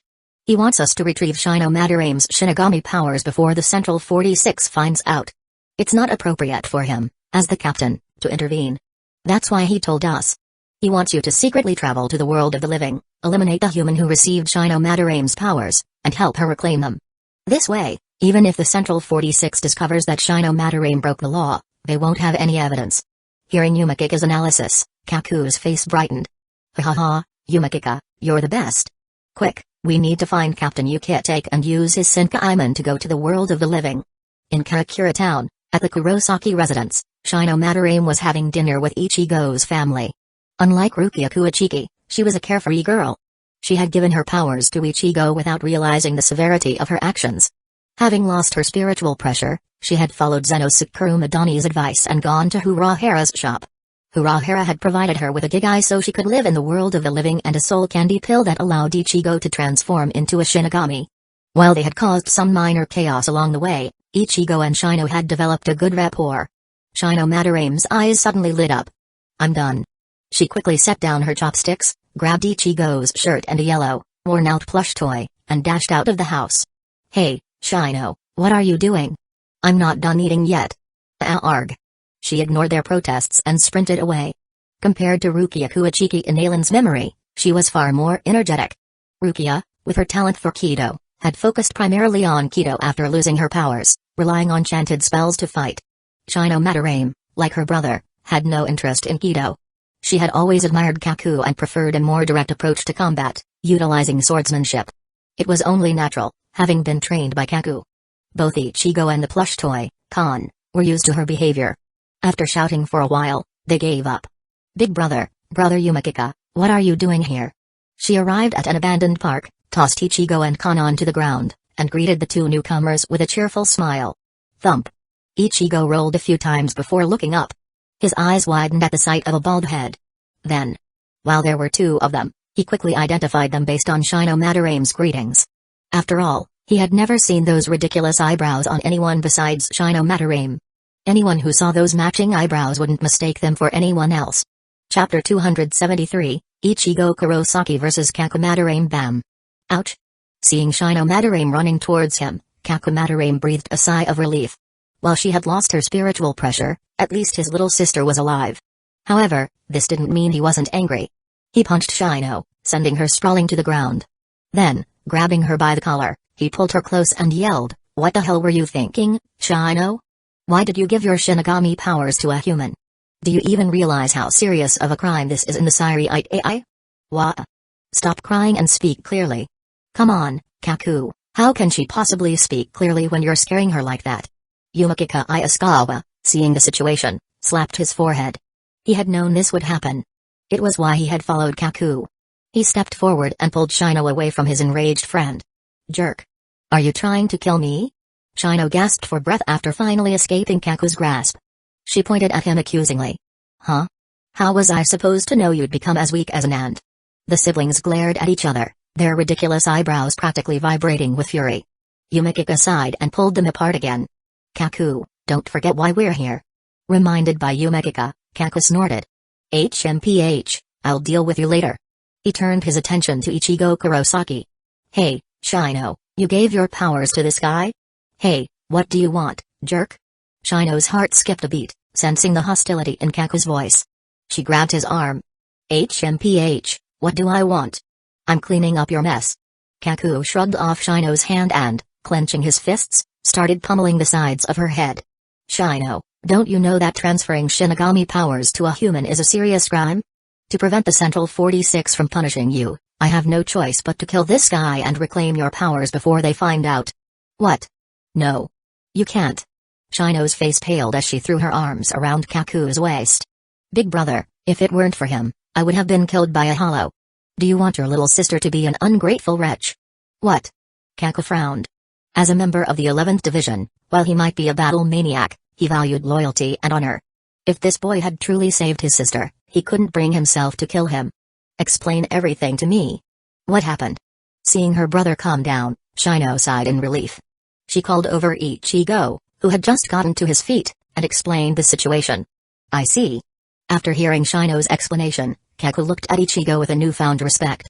Shino had indeed encountered a powerful hollow. Even after releasing her Shike, she had been defeated.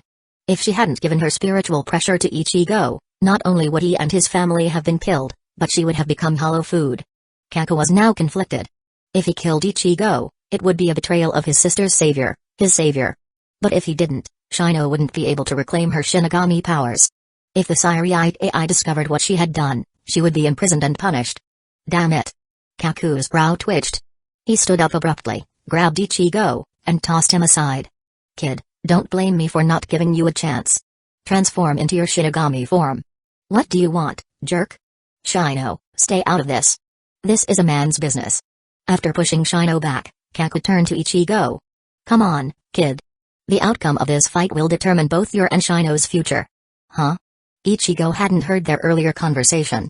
He didn't know that Shino had broken the law by giving him her Shinigami powers. However, as a wild Shinigami, he was curious to see how he compared to a true Shinigami. He placed Kon, his soul candy pill, in his mouth and retrieved the yellow, worn-out plush toy. It was the soul candy pill Shino had received from Kusagakure, allowing him to transform into a Shinigami. Of course, that ancient mod soul, sealed for who knew how long, had caused quite a commotion upon entering his body. But eventually, after Ichigo had placed it within a plush toy he had found, the three of them had reached an amicable arrangement. He swallowed Kon, and in an instant, his soul was pushed out of his body. Kaku's expression hardened as he saw Ichigo's black Shyakusho, his massive Zanpakuto, and the spiritual pressure radiating from him. This kid wasn't simple. While Ichigo's spiritual energy was from Shino, his spiritual pressure was even stronger than hers. What kind of monster was this? Hey, good. If you were too weak, I'd have a hard time taking you seriously. Now, hopefully, you can at least give me a decent warm-up. Kaku drew his Zanpakuto and charged. Ichigo drew his own Zanpakuto and met Kaku's attack head-on. Clang. While Ichigo's Zanpakuto was larger than Kaku's, he was the one pushed back by the impact. What incredible strength. Ichigo was surprised, but he wasn't discouraged. After all, he had only been a Shinigami for a few days, while this guy had probably been one for years. It was natural that he was weaker. But that didn't mean he would give up. He changed tactics, circling around Kaku and attacking from the side. Clang. Clang. Clang. Clang. Sadly, both his spiritual pressure and his swordsmanship were still too immature compared to Kaku's. He was forced onto the defensive, retreating step by step. However, what surprised Kaku was the boy's resilience. It was as if he only needed to increase his strength slightly to secure victory. But no matter how he adjusted his power, he couldn't land a decisive blow. What surprised him even more was that Ichigo's swordsmanship was improving rapidly. Two figures, hidden in the shadows, observed the battle. Kaku and Yumikika, with their strength, didn't even sense their presence. It meant that both observers were far stronger than Kaku. Those who would pay such close attention to Ichigo Kurosaki in the world of the living could only be Kusagakure and Isshin Kurosaki. See? Captain Shiba, Ichigo is a natural-born Shinigami. While he hasn't received any formal swordsmanship training, he has incredible instincts. What takes others decades, even centuries, to master, for him, it's like an awakening. He simply needs to fight stronger opponents to unlock his potential. Urahara, witnessing Ichigo's rapid growth under Kaku's pressure, couldn't help but boast to Isshin. However, he didn't notice the melancholic look in Isshin's eyes as he watched his son fight. It all began with that hollow, the one who had opened a garganta to the Siriite AI. Isshin had fought that hollow. Its incredible combat instincts had even pushed him, the then captain of the 10th Division, onto the defensive. He had felt that the hollow's fighting style was too similar to a Shinigami's. Now, he was sensing the same thing from his son. Was his son truly his son? That thought suddenly surfaced in his mind. While he might appear absent-minded and carefree, Anyone who mistook him for a fool was truly the foolish one. Over the years, he had replayed his memories countless times, noticing things he had overlooked before. Ichigo's birth was no accident. Someone was pulling the strings from behind the scenes. Based on the evidence, both Aizen and Urahara were likely candidates. If Aizen was responsible for Ichigo's birth, then Ichigo was nothing more than a test subject. But if it was Urahara, then Ichigo might be a weapon he had created to defeat Aizen. Otherwise, all this was simply too coincidental. Chapter 274, Approval. After all these years, Isshin Kurosaki had came to terms with reality. Regardless of how many unseen hands had orchestrated Ichigo's birth, the fact remained, Ichigo was his son. Nothing could change that. Isshin sighed, Urahara, I told you from the start, this child has his own life. I won't interfere with the path he chooses. Now that he has chosen to become a Shinigami, I entrust his future to you. Don't worry, Captain Shiba. With Ichigo's potential, it won't be long before he surpasses us, Urahara reassured him. Let's hope so. With a simple exchange, the two men had decided Ichigo's path. Then, they turned their attention back to the battle unfolding in the park. Under Kakumadarame's pressure, Ichigo's combat awareness, instincts, and even his spiritual pressure were increasing at an astonishing rate. His rapid growth startled even Kaku. Fueled by a surge of competitive spirit, Kaku gripped his Zanpakuto in one hand and its sheath in the other, occasionally switching their positions as he unleashed a torrent of attacks. His two-sword style engulfed Ichigo in a whirlwind of blades. Cuts appeared across Ichigo's body, crimson blood flowed freely. Yet, the pain only served to heighten his focus with each wound. Ha ha ha, kid, Kaku roared with laughter, sending Ichigo reeling back with a powerful blow. Regardless of what the future holds, I approve of you now. You're worthy of inheriting Shino's spiritual power. He hadn't expected to encounter such a worthy opponent while in the world of the living, dealing with his sister's predicament. Looking into Ichigo's eyes, he sensed a kindred spirit, someone who shared his love of battle. Now, I'm going to get serious. With that, he placed his Zanpakuto's sheath against the hilt and shouted, extend. Well, if it isn't 5th seat Madarame and 6th seat Asukawa. If I'm not mistaken, there shouldn't be any 11th Division missions in the world of the living right now, should there? Just as Kaku was about to release his Zanpakuto, Kisuke Urahara emerged from the shadows, strolling towards them with a mischievous glint in his eye. While Ichigo's growth had been impressive, his spiritual power, after all, was derived from Shino Madarame. Under such circumstances, was his Zanpakuto truly a Zanpakuto, or simply a weapon formed from his spiritual pressure? That this Ichigo could hold his own against Kaku, who had been subjected to the limiting seal, was already a pleasant surprise. However, if Kaku were to release his Zanpakuto, Ichigo would be utterly helpless.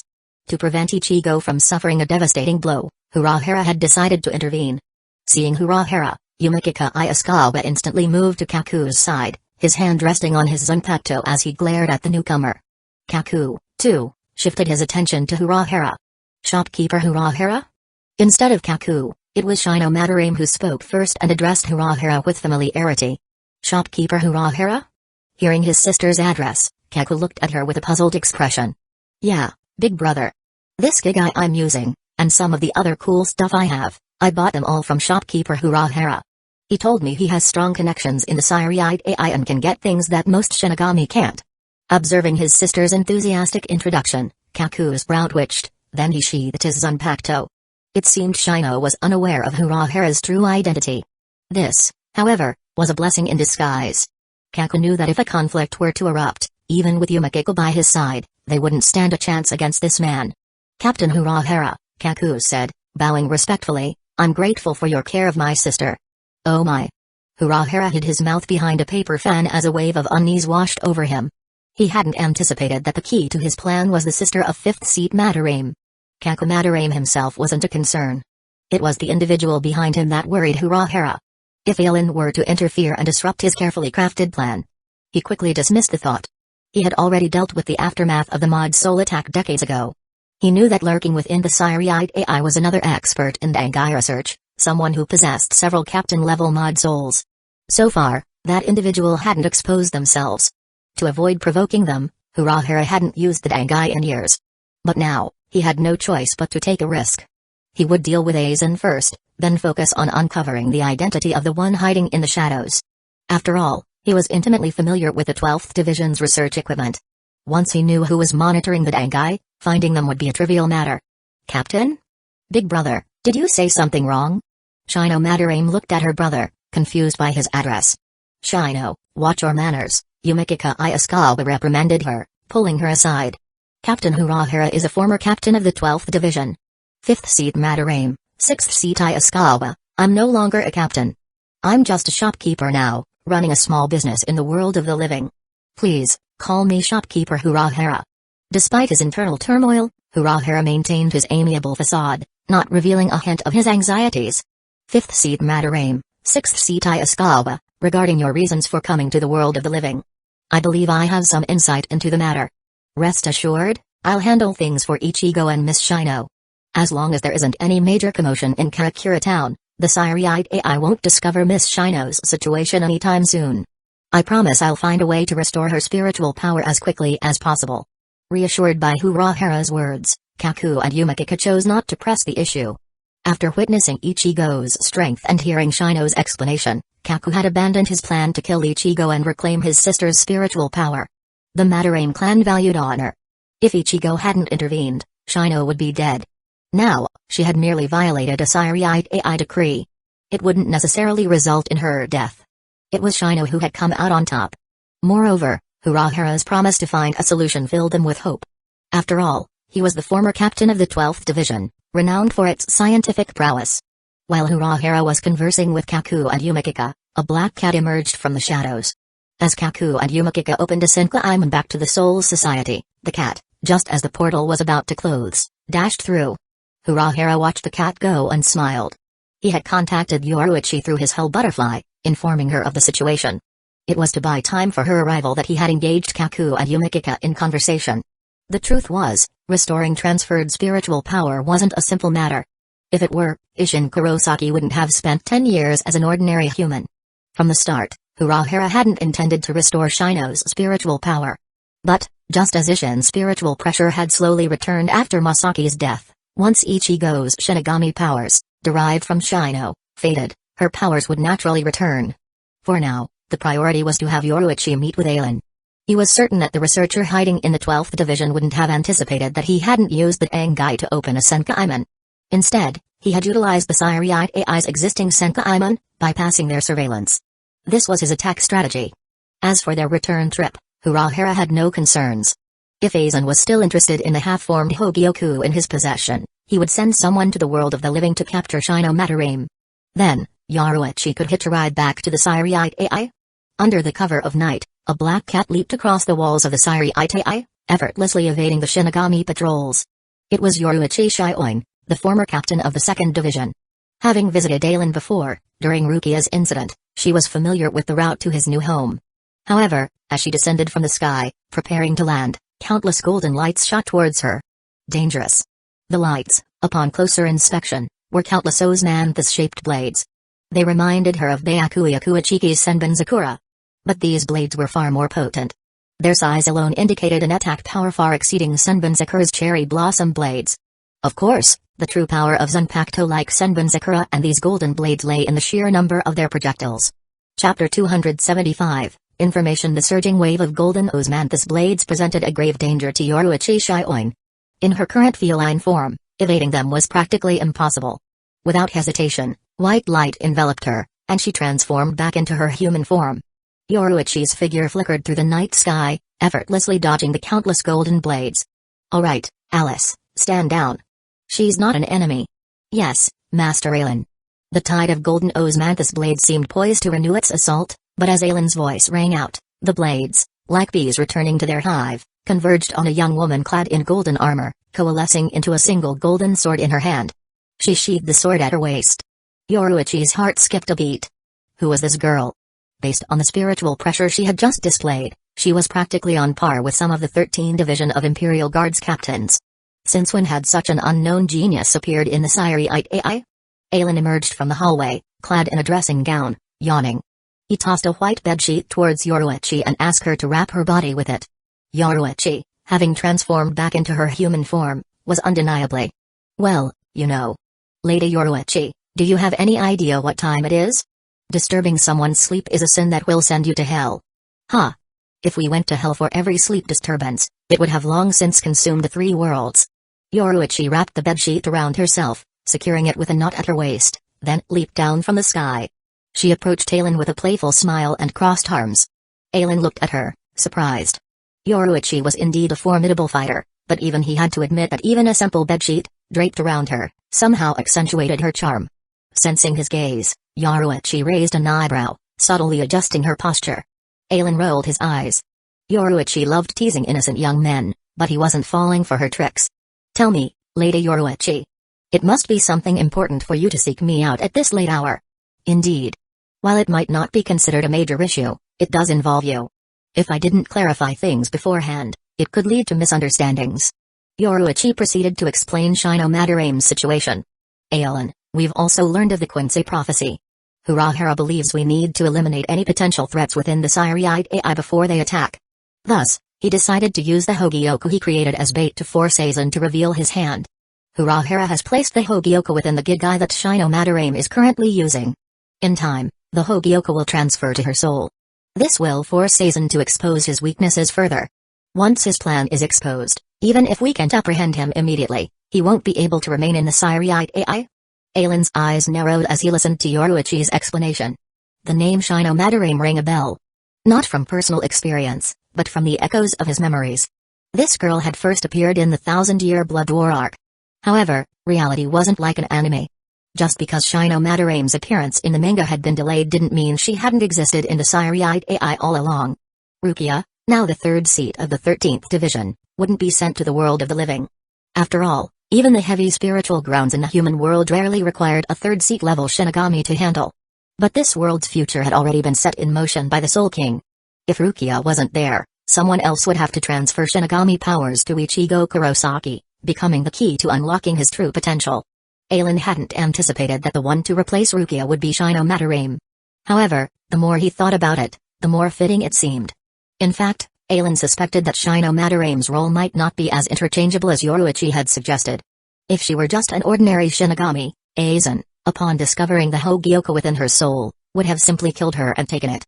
To lure Aizen out, forcing him to expose himself, Shino Madarame's background had to be significant, something that would give him pause. After all, Aizen, while powerful, wasn't invincible. At least, he had to be wary of Retsuo Hana and Genryu's Ishigakuni Yamamoto. Yamamoto, in particular, was someone Aizen truly feared. While Yamamoto might show restraint with others present, if it were a one-on-one battle, even Aizen himself believed he couldn't defeat the head captain.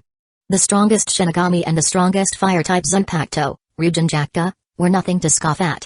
After all, even after obtaining the Hogyoku, Aizen still needed time to fuse it with his own half-formed Hogyoku and achieve a complete Hogyoku. During that time, he had to maintain contact with the Hogyoku to ensure a successful fusion. This period was undoubtedly Aizen's most vulnerable. In Aizen's memories, Rukia had been adopted by Byakuya Kuachiki, the current head of the Kuachiki clan, one of the four great noble families. Aizen couldn't eliminate her and steal the Hogyoku without causing a major incident. It was the same with Shino Madarame. While she wasn't from a noble family, merely a commoner Shinigami who had risen through the ranks, she had a brother, Kaku Madarame, the 4th seat of the 11th Division. And the captain of the 11th Division was Aizen. No one knew the extent of Aizen's protectiveness. Perhaps it extended even to his subordinates. No one dared to gamble on it. Furthermore, Aizen suspected that Joshiro Yukitake might also be involved. After all, as the Soul King's right arm, governing forward, Yukitake, using the Minagai's power, could see a certain degree of the future with his divine divination. Perhaps Yukitake and Urahara had reached some sort of agreement. With the Quincy invasion looming, they both wanted to eliminate any potential threats within the Siriite AI. Understanding Yoruichi's intentions, Aizen offered a reassuring smile. "Don't worry, Lady Yoruichi. In my view, the Siriite AI is like a grand stage. I'm just an observer, watching the play unfold. I have no intention of stepping onto the stage and stealing the spotlight from the actors." Yoruichi frowned. Aizen's words were unsettling, a subtle jab at those who sought to control the Siriite AI. Nevertheless, having received Aizen's assurance, she had achieved her objective. "By the way, Aizen, the last time I came to see you, I was attacked by a fake Captain Shiba and a fake Aizen." Yoruichi's expression turned serious as she recounted their encounter with the mod souls in the world of the living. "Aizen, while the Siriite AI might appear peaceful on the surface, there are many individuals lurking in the shadows, besides Aizen. Based on Urahara's investigation, the one behind those mod souls is likely Oko Yashima, a researcher who escaped the Central 46's capture over 180 years ago." It seems that Yoshima, after escaping, hasn't abandoned his research on soul soldiers. And he has achieved considerable progress. From the battle 20 years ago, Yoshima already possesses several captain-level mod souls. Especially the mod soul of you, Aizen. Its strength seemed to be on par with yours. Yoruichi observed Aizen closely, but she only saw a flicker of recognition when she mentioned the mod soul's strength. She had assumed Aizen already knew about it. Interesting, Aizen chuckled. I've fought countless opponents, but never myself. I wonder what surprises this Oko Yoshima fellow will bring. Hearing Aizen's reaction, Yoruichi let out a sigh of relief.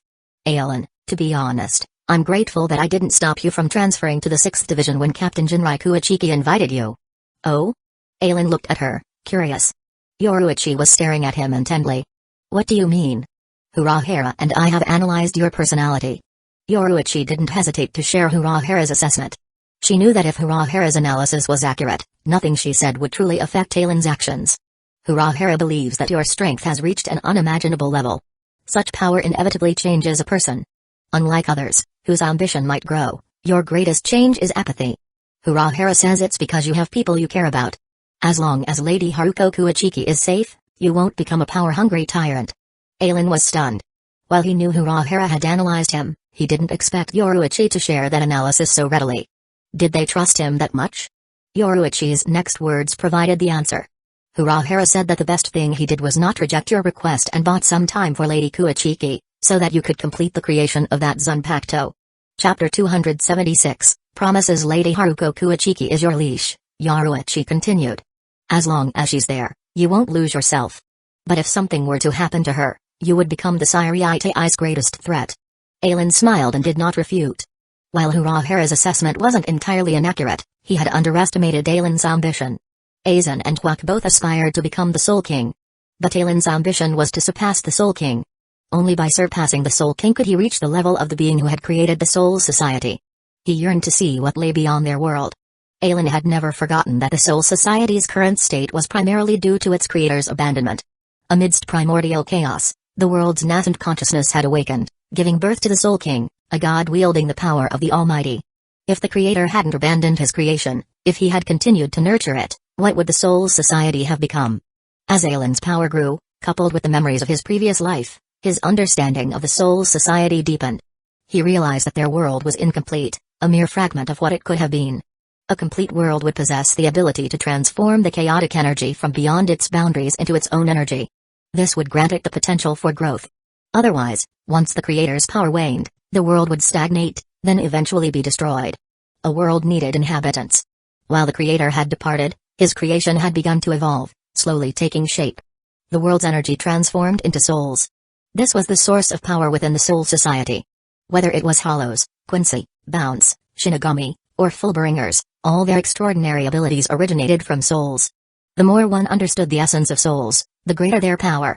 However, because the Soul Society was incomplete, the number of souls, born from the world's source energy, was finite. Moreover, the world's operation constantly consumed souls. From the ancient Hollow devouring countless souls, only to be vanquished by the Soul King, to Hueco, responding to humanity's desires, sharing his power and creating the Quincy, and the countless wicked souls, upon death, being captured by hell, bypassing the Soul Society's reincarnation cycle. The Soul Society's source energy had been steadily dwindling. Those within the Soul Society who possessed a certain level of power, or who had a deep understanding of souls, knew this truth. Therefore, even before Genryu's Ishigakuni Yamamoto established the 13th Division of Imperial Guards, the Soul Society had a research institute dedicated to studying souls. Countless researchers, driven by a desire to create a new source of souls, sought to save their world. Whether it was Etsunomiya's creation of Zanpakuto, Senjimaru Shutara's creation of the Shyakusho, or Kiryu Hikaifune's creation of artificial souls, these were merely byproducts of that research. Perhaps only Oko Yoshima, building upon Hikaifune's temporary souls, had made significant progress with his mod souls. Sadly, mod souls, being artificial, couldn't join the Soul Society's reincarnation cycle. Therefore, they couldn't replenish the world's source energy. While the Quincy had been almost completely eradicated, wicked individuals, upon death, their souls tainted by their actions, were still being captured by hell, becoming its fuel.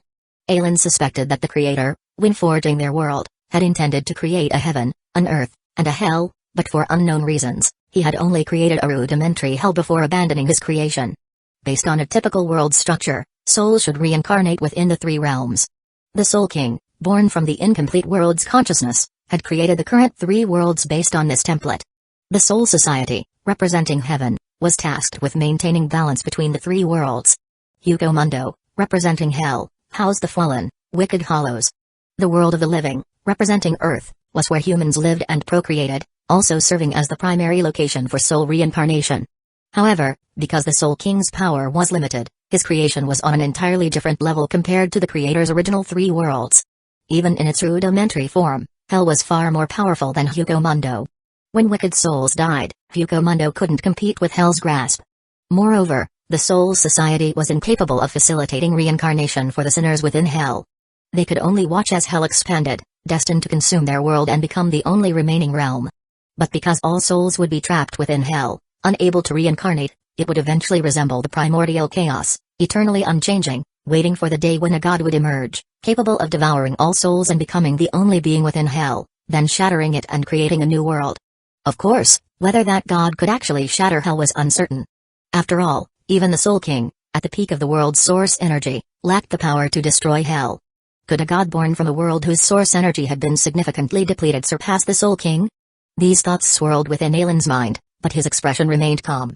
While Urahara and Aizen might be the most intelligent individuals in the Soul Society, their limited experience had confined their thinking. Their focus never strayed beyond the Soul Society. Aizen was different. While he might not be as intelligent as Urahara or Aizen, often, what limited a person's perspective wasn't intelligence, but experience. In his youth, the memories of his previous life hadn't provided much benefit. Back then, Aizen's goal had simply been to survive until the story's conclusion. But with his Zanpakuto's awakening, those memories had transformed into a wellspring of knowledge, propelling his growth to unimaginable heights. The reason he used the word unimaginable was because Ichigo Kurosaki, the protagonist of the Bleach world, had progressed even faster. It had taken Aizen over 200 years to reach his current level. Ichigo had done so in 2 years. 100-fold difference. However, Ichigo's potential was limited. Unless Urahara created another complete Hokioka for him to fuse with, Ichigo would never reach the Soul King's level. Therefore, Aizen simply chuckled at Yoruichi's revelation of Urahara's assessment. In a sense, Urahara was right. Aizen's current inaction, his decision to simply wait for Aizen and Ichigo to mature, was largely due to Haruko Kuichiki's presence. After over 200 years together, Haruko had become an indispensable part of Aizen's life. He shared almost all his secrets with her, except for the fact that he was a transmigrator. He had even told her about his strength. He didn't want her to feel insecure, believing he was weaker than others, then being forced to make irrational decisions under duress. To further solidify her trust, he had brought her into Unlimited Blade Works, allowing her to witness his vast army of Zanpakuto. If Aizen were to claim he could create a new world, Haruko would believe him without question. Before Yoruichi departed, Aizen offered her 2 promises. Lady Yoruichi, rest assured. As long as Shino Madarame's life isn't in danger, I won't interfere with your and Aizen's little game. Furthermore, if this Okoyashima fellow attacks the Sairi Itai, I can't speak for the others, but I will personally eliminate my mod soul. I won't allow him to harm the Shinigami. Aizen's clone within Unlimited Blade Works shared his thoughts and intentions. He naturally knew about his mod soul. What he didn't know was that the mod soul of Aizen, slain by his clone in the world of the living, had also been infused with his memories. Yoruichi, having received Aizen's promises, was satisfied. As long as Aizen didn't interfere, she was confident that Urahara would emerge victorious in his battle against Aizen. To defeat Aizen, Urahara had meticulously analyzed their situation, simulating countless scenarios. He had arrived at 5 potential outcomes. For each outcome, Urahara had devised a corresponding plan.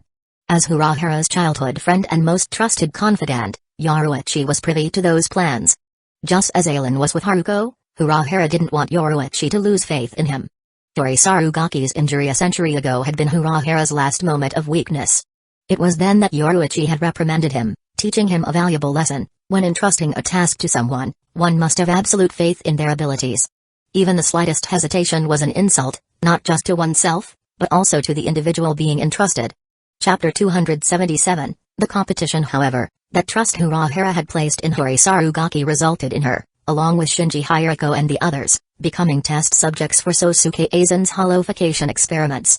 While all 8 of them had eventually survived, thanks to the power of the half-formed Hogyoku in Urahara's possession, and mastered holofication, increasing their strength, Their so-called hollowification was built upon hollow rishi infiltrating their spiritual energy. If their willpower faltered, they would be consumed by their inner hollows. This experience drastically changed Urahara's approach. While he maintained absolute trust in those he entrusted with tasks, to prevent another incident like Yori's, he would always make thorough preparations. Sending Yoru Uchiha to the Soul Society to meet with Aizen was part of his plan. In the world of the living, Ryu Ishida watched the hollows in the sky as cold sweat dripped from his brow. 12 years ago, his grandfather, Soken Ishida, had been tricked by the Shinigami, nearly killed by hollows. This incident had left a deep-seated resentment towards Shinigami within Ryu's heart. Of course, he excluded the Shinigami who had saved his grandfather. One day, he witnessed his classmate, Ichigo Kurosaki, clad in a Shyakusho, purifying a hollow. The sight ignited a fury within him. He decided to challenge Ichigo, settling their rivalry with a competition. Whoever killed the most hollows would determine whether Shinigami or Quincy were superior. However, what Ryu didn't know was that Karakura Town, in recent years, had become a heavy spiritual ground, attracting the attention of the hollows in Hueco Mundo. Furthermore, Aizen, having discovered Ichigo's existence, wanted to know what heights a human with Shinigami, Quincy, and hollow bloodlines could reach. Thus, when Ryu used the hollow bait, hundreds of hollows descended from Hueco Mundo, focusing their ravenous hunger on the inhabitants of Karakura Town. The sight of so many hollows terrified Ryu.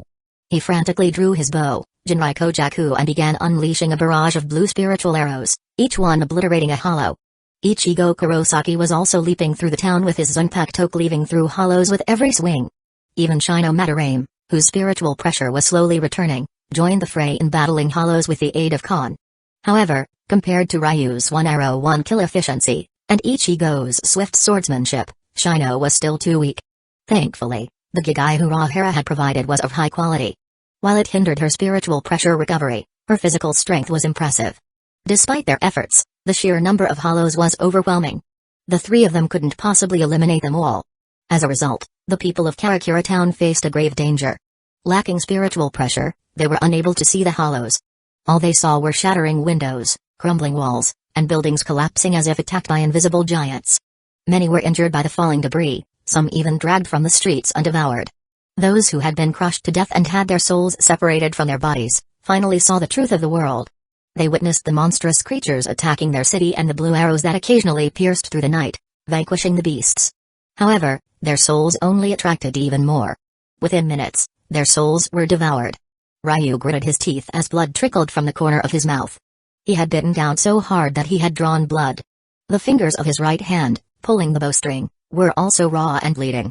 With each shot, a few drops of blood splattered from his hand. Regret filled his heart.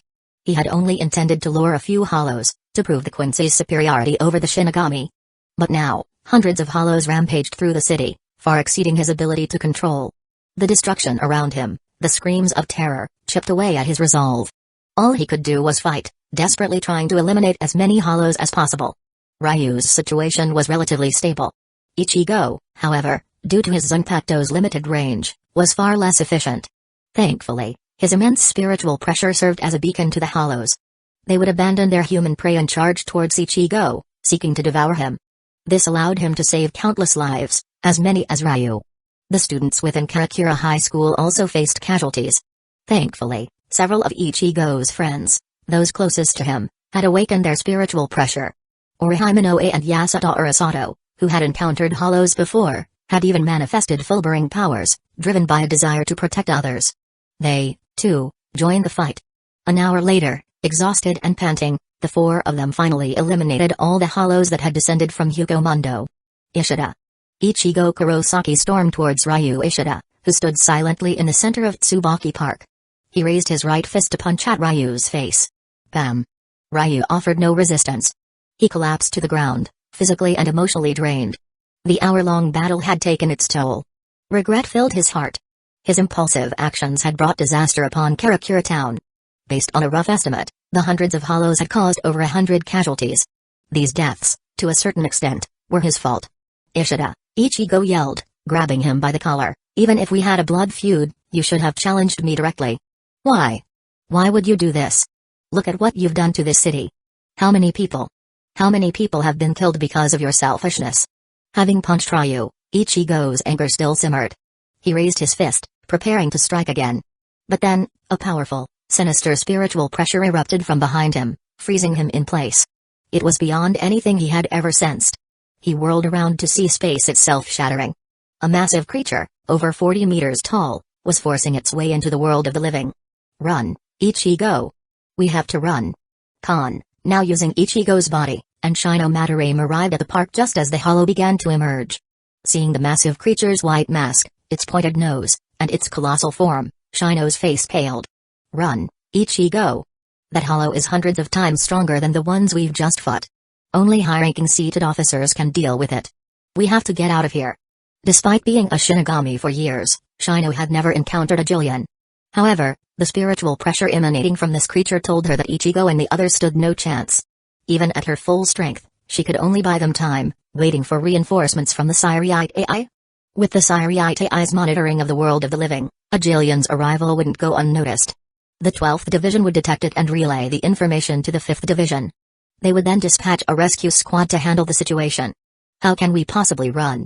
Before this incident, Ichigo might have listened to Shino and hid until the stronger Shinigami arrived. But now, images of those who had been killed by the hollows flashed in his mind. This disaster had originated from Ryu's desire to compete with him. While he hadn't agreed to Ryu's challenge, he couldn't deny that he was partially responsible. He had played a role in these deaths. In such a short time, so many had been injured and killed. If this massive creature entered their world, how many more would perish? Ichigo released Ryu, drew his Zanpakuto, and charged towards the Jillian that was forcing its way into their world. Bam! When he reached the creature, one of its legs had already broken through the dimensional barrier and was entering their world. Half its body had emerged. As the leg descended, preparing to crush the ground beneath, Ichigo raised his Zanpakuto high above his head and swung down with all his might. Ha-ah! Initially, the sheer force of the Jillian's leg nearly buckled Ichigo's body. Chapter 278, Exposure Ichigo. Shino Madarame cried out as she watched Ichigo Kurosaki nearly crushed beneath the Jillian's foot. She tried to run towards him, but a wave of dizziness washed over her, and she collapsed. Ms. Madarame, it's not your time to intervene yet. Please wait a moment. Kusagakura's voice echoed in Shino's ear, which gave her relief. Previously, she had only known him as a peddler, traveling between the Soul Society and the world of the living. However, after her brother, Kakumadarame, and Yumikika Isukawa visited the world of the living, she learned Urahara's true identity from Kaku. This man, with his sandals and bucket hat, was the former captain of the 12th Division. A Jillian was an insurmountable opponent for her and Ichigo, but against a captain-level Shinigami, it was hardly a threat. After all, if captains couldn't even handle a Jillian, they wouldn't be the Siriite AI's highest fighting force. Only a Vasto Lord-class hollow could truly rival a captain. Therefore, Shino cried out, Captain Urahara, please save Ichigo. That's a Jillian. He'll be killed. Relax, Ms. Madarame. You need to trust Ichigo. He wouldn't charge in there without the resolve to die. Your actions are insulting his courage. But rest assured, if Ichigo truly faces danger, I will intervene. A powerful gust of wind swept through Karakura town, stirred by the clash of spiritual pressure. Urahara adjusted his hat. If anything were to happen, he would instantly eliminate the Jillian and save Ichigo. Isshin Kurosaki might accept his son being injured, but if Ichigo died right before his eyes, Urahara knew he would never forgive him. While Isshin's strength, in Urahara's estimation, posed no real threat to him, after all, he had killed Isshin's mod soul decades ago without even using Banchi, Urahara didn't want to risk provoking him. Ha-ah! Despite being nearly crushed beneath the Jillian's massive foot, Ichigo desperately held it aloft, preventing it from fully entering their world. While half its body had already emerged, with Ichigo blocking its leg, the Jillian was stuck, unable to gain a foothold. However, its immense size granted it strength far exceeding that of smaller hollows. Under the strain, the ground beneath Ichigo's feet crumbled, cracks spiderwebbed outwards. Ha-ah! Facing this life-or-death crisis, Ichigo felt a surge of power erupt from deep within his soul. His spiritual pressure exploded and began bathing his body in a white aura. He channeled that surging energy into a powerful slash that rushed upwards and cleaved through the Jillian's leg. Roar! The Jillian let out an ear-splitting shriek as Ichigo's attack sent it reeling back fully into the black void. This is Ichigo? Shino stared in disbelief. How was this possible? Ichigo's spiritual power was derived from her. Her strength should have been his limit. But Ichigo's spiritual pressure had far surpassed hers. She felt that Ichigo's spiritual pressure was even greater than hers when she had been a low-ranking seated officer, before releasing her Zanpakuto. Yes, this is Ichigo. Urahara, seemingly responding to her unspoken question, confirmed her suspicions. However, Ichigo's spiritual pressure wasn't from Shino. In that moment of crisis, using Shino's spiritual power as a key, he had unlocked a portion of his true strength.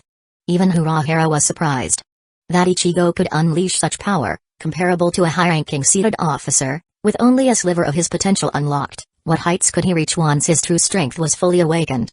Urahara added several new paths to his plan for Ichigo. But for now, while Ichigo had successfully repelled the Jillian, his inexperience as a Shinigami meant he couldn't control the surge of power that had erupted from within him. His spiritual pressure continued to rise, exceeding his ability to contain it. If it continued unchecked, he would explode, for he would be unable to withstand the strain. Just as Urahara was about to intervene, Ryu Ishida, the one who had initiated this competition, approached Ichigo. Ignoring Ichigo's protests, he stepped on Ichigo's chest, using his Quincy powers to absorb Ichigo's overflowing spiritual energy. He channeled that energy into his bow, transforming it into arrows that he shot skyward. Beep. Beep. Beep. Beep. An alarm blared from a monitor within the 12th Division barracks, drawing the attention of a nearby Shinigami. He approached the monitor and tapped a few keys on the keyboard, transforming the streams of data into a visual image. The image displayed a Jillian, half its body having emerged from a Garganta, entering the world of the living. Damn. A Jillian is invading the world of the living. The Shinigami immediately tried to pinpoint the location and identify the stationed Shinigami. He needed to alert the rescue squad. His fingers flew across the keyboard. Karakura Town? So it's a heavy spiritual ground, no wonder a Jillian appeared. Let's see who's stationed there. 20th Seat Shino Madarame of the 13th Division? Seeing the name, he hesitated. The 5th Division was the rescue squad. When other divisions encountered danger during missions, they would contact the 5th Division for assistance. But this Shino Madarame wasn't an ordinary Shinigami. Her brother was Kaku Madarame, the 4th seat of the 11th Division, rumored to have achieved Bankai. If they sent the 5th Division to handle this Jillian, and they failed to save Shino Madarame, he would be held accountable by Kaku Madarame. Thinking of this, he decided to send the rescue request to the 11th Division instead. But then, to his surprise, he witnessed the Jillian being repelled back into the Garganta by a slash from below. Is this Madarame that strong? No one knew Hollow's strength better than the 12th Division. After all, several of their captains had been experts in soul research. Both Shinigami and Hollows had been their subjects. Typically, only high-ranking seated officers could defeat a Jillian.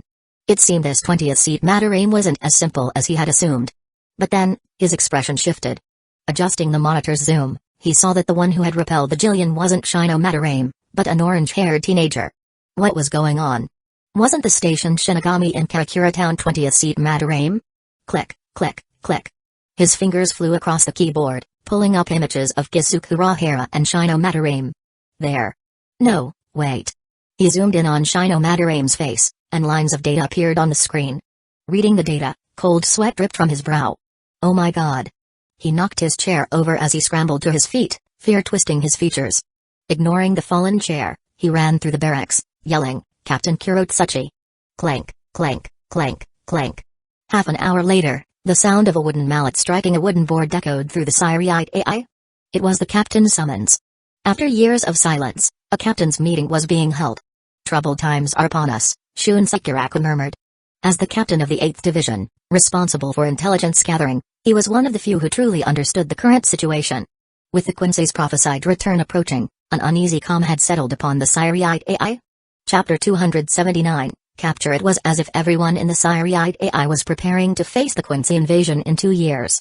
However, Shun Sekiraku sensed that this calm was merely the lull before the storm. If only they could resolve the internal conflicts within the 13th Division of Imperial Guards before the Quincy arrived. He didn't want to be distracted by internal strife while battling the enemy on the front lines. He imagined that the others felt the same way. Nanao-chan, let's go. Shunse tucked his hands into his sleeves and, with Nanao eyes by his side, headed towards the 1st Division barracks. The show is about to begin. Aelin looked up at the sky as the captain's summons echoed through the Siriite AI. Ikabai Hyosub was still residing in the Soul King Palace, unconcerned with the affairs of the lower realms.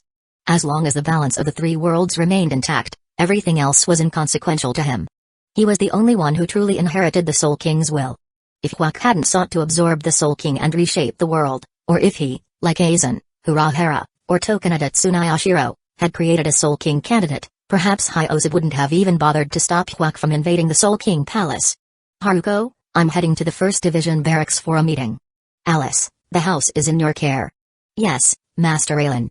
A young woman with golden hair, clad in golden armor, materialized beside him. Alice was a Zanpakuto Aizen had forged over 100 years ago, entrusted to Haruko Kuachiki for her protection. Back then, his power hadn't been sufficient to manifest his creations as physical entities. He hadn't wanted others to discover his abilities. But now, even if others knew Alice was a Zanpakuto, it didn't matter. After all, Etsunomiya, as the creator of Zanpakuto, could also imbue them with physical forms. The servants within his palace in the Soul King Palace were all Zanpakuto spirits. However, Aizen's method differed from Namiya's. While Namiya directly forged Zanpakuto spirits with physical bodies, Aizen used the power of his Zanpakuto, Muramasa, to grant them physical forms. Both methods had their advantages and disadvantages. For Aizen, Muramasa's ability was more suitable. Even Namiya, as the creator of Zanpakuto, couldn't see through Aizen's secret. After all, Muramasa controlled Zanpakuto by amplifying their resentment towards their wielders, twisting their desires. Aizen, however, was the master of all Zanpakuto. He didn't need to manipulate their will. In a sense, Aizen's army of Zanpakuto resembled Oko Yashima's Soul Soldier project. Besides Alice, Aizen had stationed another, even more powerful Zanpakuto to protect his home. The true wild card of the Soul Society was about to arrive. The ensuing chaos would undoubtedly shake the Siriite AI. Aizen didn't want Haruko to be caught in the crossfire. With a flicker of flash steps, he vanished from the courtyard. Clank. Genri Uzaishigakuni Yamamoto struck the floor with his staff. Captains, a most egregious incident has occurred within the Siriite AI. As Yamamoto spoke, the captains turned their gazes to Mayuri Kurotsuchi. Kurotsuchi was indeed quite capable. In recent years, many of the Siriite AI's incidents had been discovered by him. Captain Kurotsuchi, Yamamoto continued, please enlighten us. HMPH. Kurotsuchi stepped forward with a smug grin on his face. Captains, moments ago, my division detected a Jillian-class hollow invading the world of the living. We then discovered that Shino Madarame of the 13th Division, stationed in Karakura Town, had practically no spiritual pressure. Furthermore, we observed a human soul, clad in a Shiakusho, wielding a Zanpakuto, repelling the Jillian. Now, I believe you all understand what transpired. What? The captains gasped in shock. Kurotsuchi had laid everything bare. Shino Madarame had transferred her spiritual power to a human with spiritual pressure, creating a human Shinigami. Several of the newer captains were confused, but the veterans' faces hardened. Hundreds of years ago, a human with spiritual pressure had appeared in the world of the living. Unlike Ichigo Kurosaki, that human's power wasn't derived from a Shinigami, but from a fragment of the Soul King's power, Fulbering. After a series of discussions, the 13th Division of Imperial Guards captains had decided to give that human a chance. Sadly, due to a misunderstanding, he had turned against the Siriite AI. That human was Kago Jinjo, the first substitute Shinigami. Jinjo's appearance had caused quite a stir among the Siriite AI's nobles. They had wanted to eliminate him to ensure that spiritual power remained exclusive to Shinigami. This new human Shinigami wouldn't be as fortunate as Jinjo. Moreover, Jinjo's spiritual power had been his own, while this human's power was clearly from Shino Madarame.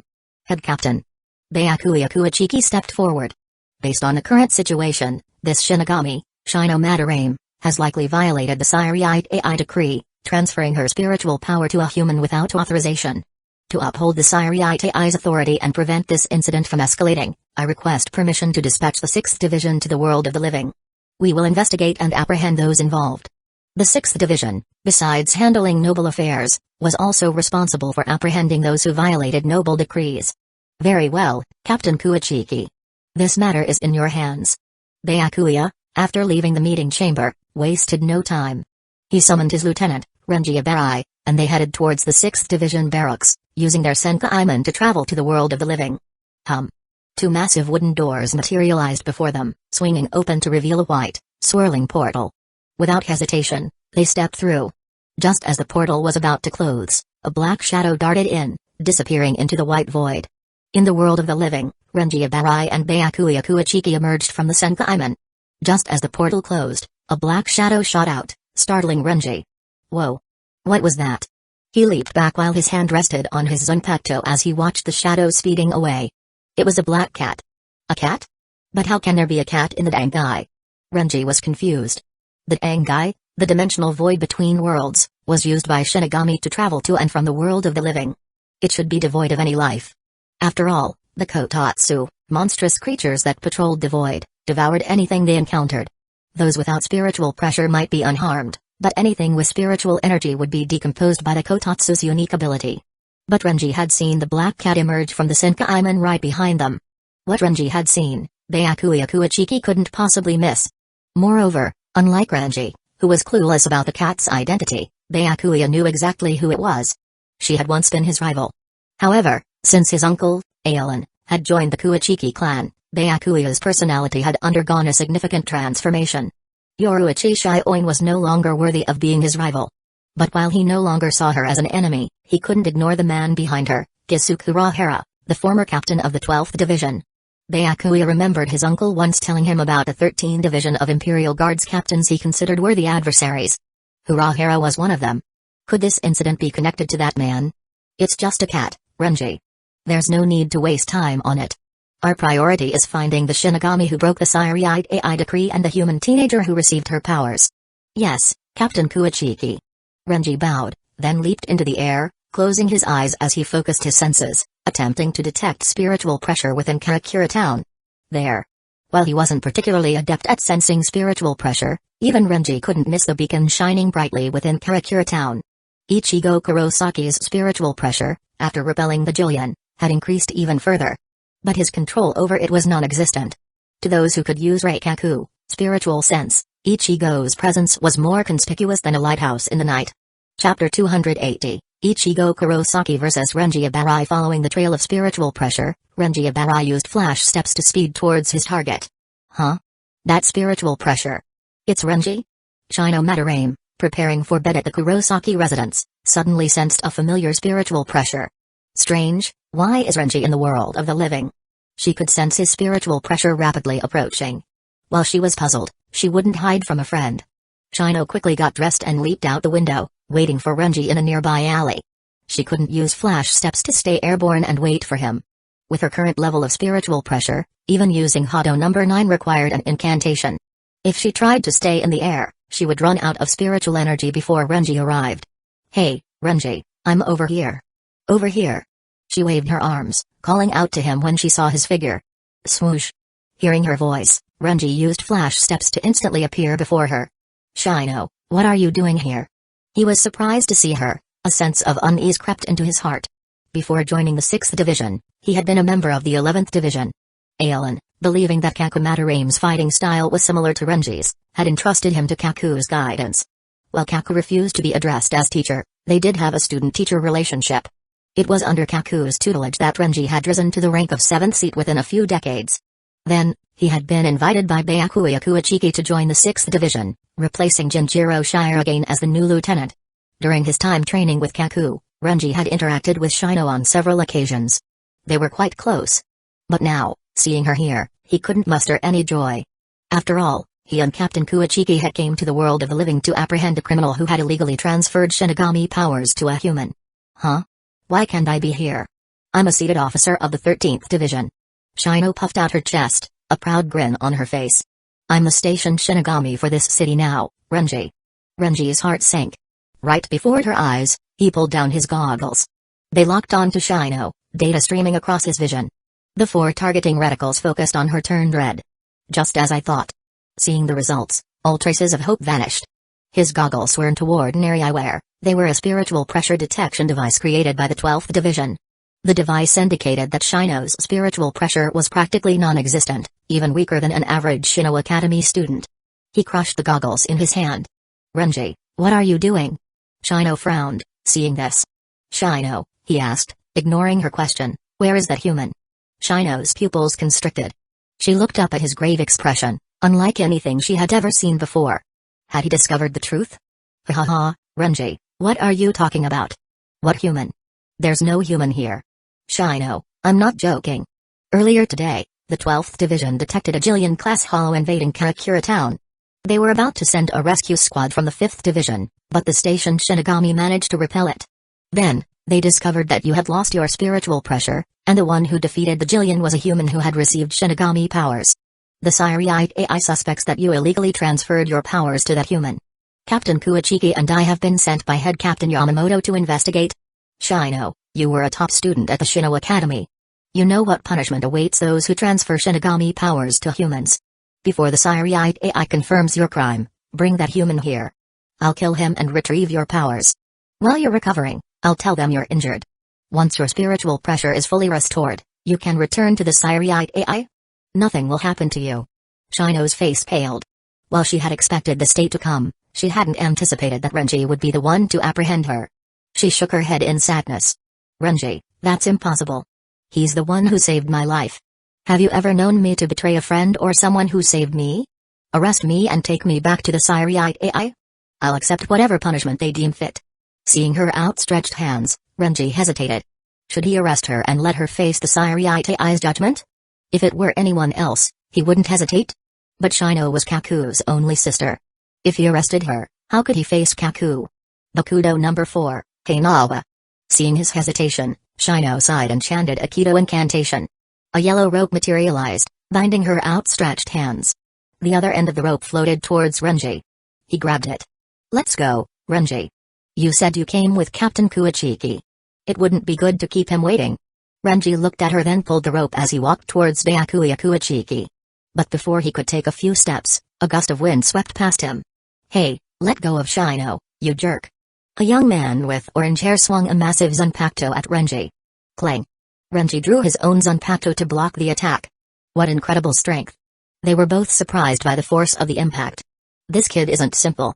Ichigo leaped back, severing the Heinawa with a casual swing of his blade, then shielded Shino. Ichigo, what are you doing here? Huh? Are you blind, Shino? I'm here to save you, of course. Renji watched them bicker. Did they think he was invisible? Human, I commend your courage. But now that you've interfered, I can't ignore you.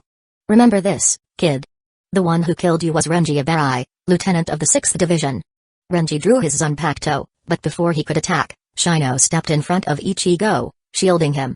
Renji, this has nothing to do with Ichigo. I was ambushed by that hollow and severely injured. If it weren't for him, I would be dead. Arrest me and let Ichigo go. Renji shook his head. Shino, I forgot to tell you. Captain Kuachiki and I have 2 objectives. First, we need to confirm whether you violated the Siriite AI decree and illegally transferred Shinigami powers to a human. Second, if you did, we need to apprehend you and bring you back to the Siriite AI for judgment. Furthermore, to eliminate the threat, we need to kill the human who received your powers and retrieve them. What? For the first time, fear flickered in Shino's eyes. Transferring Shinigami powers to a human was a grave sin. But she hadn't anticipated that this sin would put Ichigo in danger. Wait, Renji. She tried to speak, but Renji was already charging towards Ichigo. Clang. Ichigo met his attack head-on. After his battle with the Jillian, his spiritual pressure had skyrocketed, surpassing even some high-ranking seated officers. Renji, as a lieutenant, was undoubtedly strong. However, for Shinigami-ranked lieutenant and above, their spiritual pressure was recorded by the 12th Division. Once they used a Senkaiman to travel to the world of the living, they would be subjected to the limiting seal. Chapter 281, Seriously injured under the limiting seal, captains and lieutenants entering the world of the living had 80% of their spiritual pressure sealed. In other words, until the seal was lifted, Renji Abarai could only utilize less than a fifth of his true strength. This placed him on roughly the same level as Ichigo Kurosaki. In fact, Ichigo's swordsmanship was no less than Renji's. After his battle with Kakumataraim, Ichigo's combat instincts had significantly enhanced his swordsmanship. Even Kaku, with his superior spiritual pressure, hadn't gained much of an advantage. It was the same for Renji. As the battle progressed, Renji found himself on the defensive. Ichigo gripped his Zanpakuto with both hands, bathing his body and his sword in a white aura. Then, he swung down. Boom. The force of the blow sent Renji staggering back. Ichigo's massive Zanpakuto slammed into the ground, carving a deep furrow. Ichigo had instinctively replicated the attack he had used against the Jillian earlier that day, the one born from his surging spiritual pressure. Of course, this attack was weaker than the one he had used against the Jillian, but it was more than enough to push Renji back. Not bad, human. Renji looked at his trembling right hand, no longer viewing Ichigo as a mere lucky survivor. This was an opponent worthy of his full attention. Human, tell me your name. You've earned the right to be remembered. Ichigo gripped his Zanpakuto in one hand and said, Ichigo. My name is Ichigo Kurosaki. Ichigo Kurosaki, is it? Renji's eyes narrowed. Now, I'm going to get serious. Roar, Zabimaru. He drew his Zanpakuto. It transformed into a broad, serrated blade. Boom.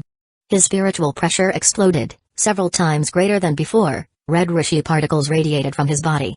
With a casual swing of his blade, it extended, segment by segment, like a serpent, lashing towards Ichigo. Ichigo watched, astonished by the transformation. That weapon could change its shape? Clang. Clang. Clang. Clang. Clang. He's strong. The force behind the strange blade was far greater than before. Ichigo was sent crashing through a nearby wall. Clang. Clang. Clang. Clang. Having struck Ichigo, Renji retracted his Zanpakuto, segment by segment, returning it to its serrated form. While he had injured Ichigo with a single blow, he wasn't pleased. Instead, he frowned. Hey, Ichigo Kurosaki, are you looking down on me? Do you truly believe you can defeat me in your current state? Call upon your Zanpakuto's name. Release its power and fight me. Otherwise, you'll never be my match. That's enough, Renji. Shino Madarame stepped forward, spreading her arms, blocking Renji's path. Ichigo has only been a Shinigami for a few days. He hasn't received any training. How could he possibly know how to release his Zanpakuto? Huh? Renji's fighting spirit vanished. She was right. This human had only been a Shinigami for a few days. Shino, get out of the way. But before Renji could say anything more, Ichigo emerged from the rubble, pulling Shino aside. His Shyakusha was torn, and there were cuts on his face and hands, but his eyes shone with an unyielding light. While I don't understand what you're talking about, if you think this is enough to defeat me, you're mistaken. Ichigo. Sorry, Shino. This is my fight. Ichigo waved his hand behind his back, signaling Shino to run. He had just arrived and didn't fully grasp the situation. He only knew that this man was strong and that he had to get Shino out of there. Then, he looked at Renji. Sorry, but I'm not like you. I don't bother remembering the names of those I defeat. Is that so? How arrogant, Ichigo Kurosaki. Renji's Zanpakuto extended, segment by segment, as he swung it towards Ichigo. Boom. Ichigo, channeling his spiritual pressure, met Renji's attack head-on. Clang. He managed to block it, but Zabimaru's blade wasn't easy to defend against. Like a segmented insect limb, it lashed out, striking again and again, leaving cuts across Ichigo's body. SHHH. Blood splattered. Ha! The pain triggered a roar. Ichigo instinctively channeled his spiritual pressure into his Zanpakuto, replicating the slash he had used against the Jillian. The force of the attack sent Zabimaru reeling back and pushed Renji back several steps. Boom Ichigo! Renji. Shino Madarame watched the dust settle in anticipation. Both of them were her friends, one her brother's student, the other her savior. Should she stop their fight, or should she honor Ichigo's wishes and flee? Her dilemma was short-lived. She saw a figure emerging from the shadows, clad in a white captain's hurry. It was Byakuya Kuichiki. Captain. Captain Kuichiki. Byakuya's arrival halted the battle. He's so strong. Just looking at him, Ichigo felt a surge of tension. The pressure emanating from Byakuya was far greater than the Jillian he had fought earlier. Apologies, Captain Kuichiki. Renji emerged from the gap in the wall, bowing his head. Ichigo's attack had been powerful, but not strong enough to injure him. However, having blocked it directly, Renji was somewhat disheveled. That human is quite strong. It took longer than I anticipated. Please wait a moment, Captain. I will eliminate this Ichigo Kurosaki. There's no need. What? Renji looked up, confused, but before he could comprehend Byakuya's words, his captain vanished. Renji whirled around to see Byakuya standing behind Ichigo Kurosaki. Impossible. Ichigo's pupils constricted. He looked down at his Zanpakuto. Clang. His massive blade, gripped firmly in both hands, had snapped in two. Half the blade clattered to the ground. SHHH. Blood spurted from two wounds on his body. His legs buckled, and he collapsed, falling face first onto the ground. Blood pooled around him, staining the pavement red. He's so fast. Renji watched in awe. It seemed Captain Kuichiki's strength had increased. He had been able to see Byakuya's sword movements before, but this time, he hadn't even seen him move. Ichigo. Shino Madarame rushed towards the fallen Ichigo. She knew nothing about healing Kido. She could only watch helplessly as he bled. Don't worry. Byakuya Kuichiki stood beside her. I merely destroyed his Seiketsu and Hikijui, reclaiming his Shinigami powers. Once they fully dissipate, he will become an ordinary human soul. He won't die. Thank you, Captain Kuichiki. Shino wiped away her tears and bowed deeply. She knew what the Seiketsu and Hikijui were. Renji had explained that one of their objectives was to eliminate the human who had received Shinigami powers. But Byakuya Kuichiki had merely disabled Ichigo's connection to his powers. He had spared his life. This was practically defying the Siriite AI noble's will. Of course, as the head of the Kuichiki clan, one of the 4 great noble families, Byakuya's actions wouldn't be questioned. Having personally retrieved the stolen spiritual power, no one could fault him. Chapter 282, Ryoko? They're back? Aizen sensed Byakuya Kuichiki, Renji Abai, and an unfamiliar spiritual pressure appear within the Siriite AI. The curtain was about to rise on the main events of the Bleach world. As expected, everything unfolded just as in his memories. After being apprehended, Shino Madarame wasn't imprisoned within the 9th Division's detention center, nor was she sent to the 2nd Division's Worm's Nest. Instead, she was confined within the Palace of Penitence, a facility controlled by the Central 46. As its name implied, the Palace of Penitence was a luxurious prison reserved for nobles who had committed crimes. It was a place of repentance rather than punishment. Typically, only those with noble connections were sent to the Palace of Penitence. Even those who committed grave sins wouldn't face severe punishment. Shino's imprisonment there relieved both Kakumadarame and Renji Abai. The Central 46's actions indicated they were wary of Aizen and was unwilling to make a big deal out of the incident. After all, Byakuya had already destroyed the Seiketsu and Ikishui of the human who received Shino's powers. The threat had been neutralized. They couldn't hold on to the issue indefinitely. However, their relief was short-lived. The Central 46, seemingly driven by madness, repeatedly adjusted Shino Madarame's punishment. Their actions fueled the 11th Division's anger. Every day, the division members trained relentlessly, their rage simmering, refusing to accept any missions. Head Captain Yamamoto even summoned Aizen to discuss the situation. After all, the 13th Division of Imperial Guards' duties couldn't be neglected because of a few Shinigami's personal feelings. Aizen's response was ambiguous. He didn't express his own stance, seemingly allowing the situation to unfold on its own. However, neither the nobles nor the 11th Division dared to act rashly. A week later. Clank, clank, clank, clank. Sigh. Shun Sakuraku, hearing the captain's summons, let out a weary sigh. It seemed the Quincy prophecy was weighing heavily on everyone's minds. Earlier, he had sensed Jinakamaru's spiritual pressure flaring. He didn't know the details, but it was clear that the captain of the 3rd Division had engaged in a battle. Could Jin's actions be the catalyst for a conflict between the Siriite AI's factions? With the Quincy invasion looming, no one wanted to be betrayed by their supposed allies while fighting for the Soul Society. Now, let's go. We need to see what's happened.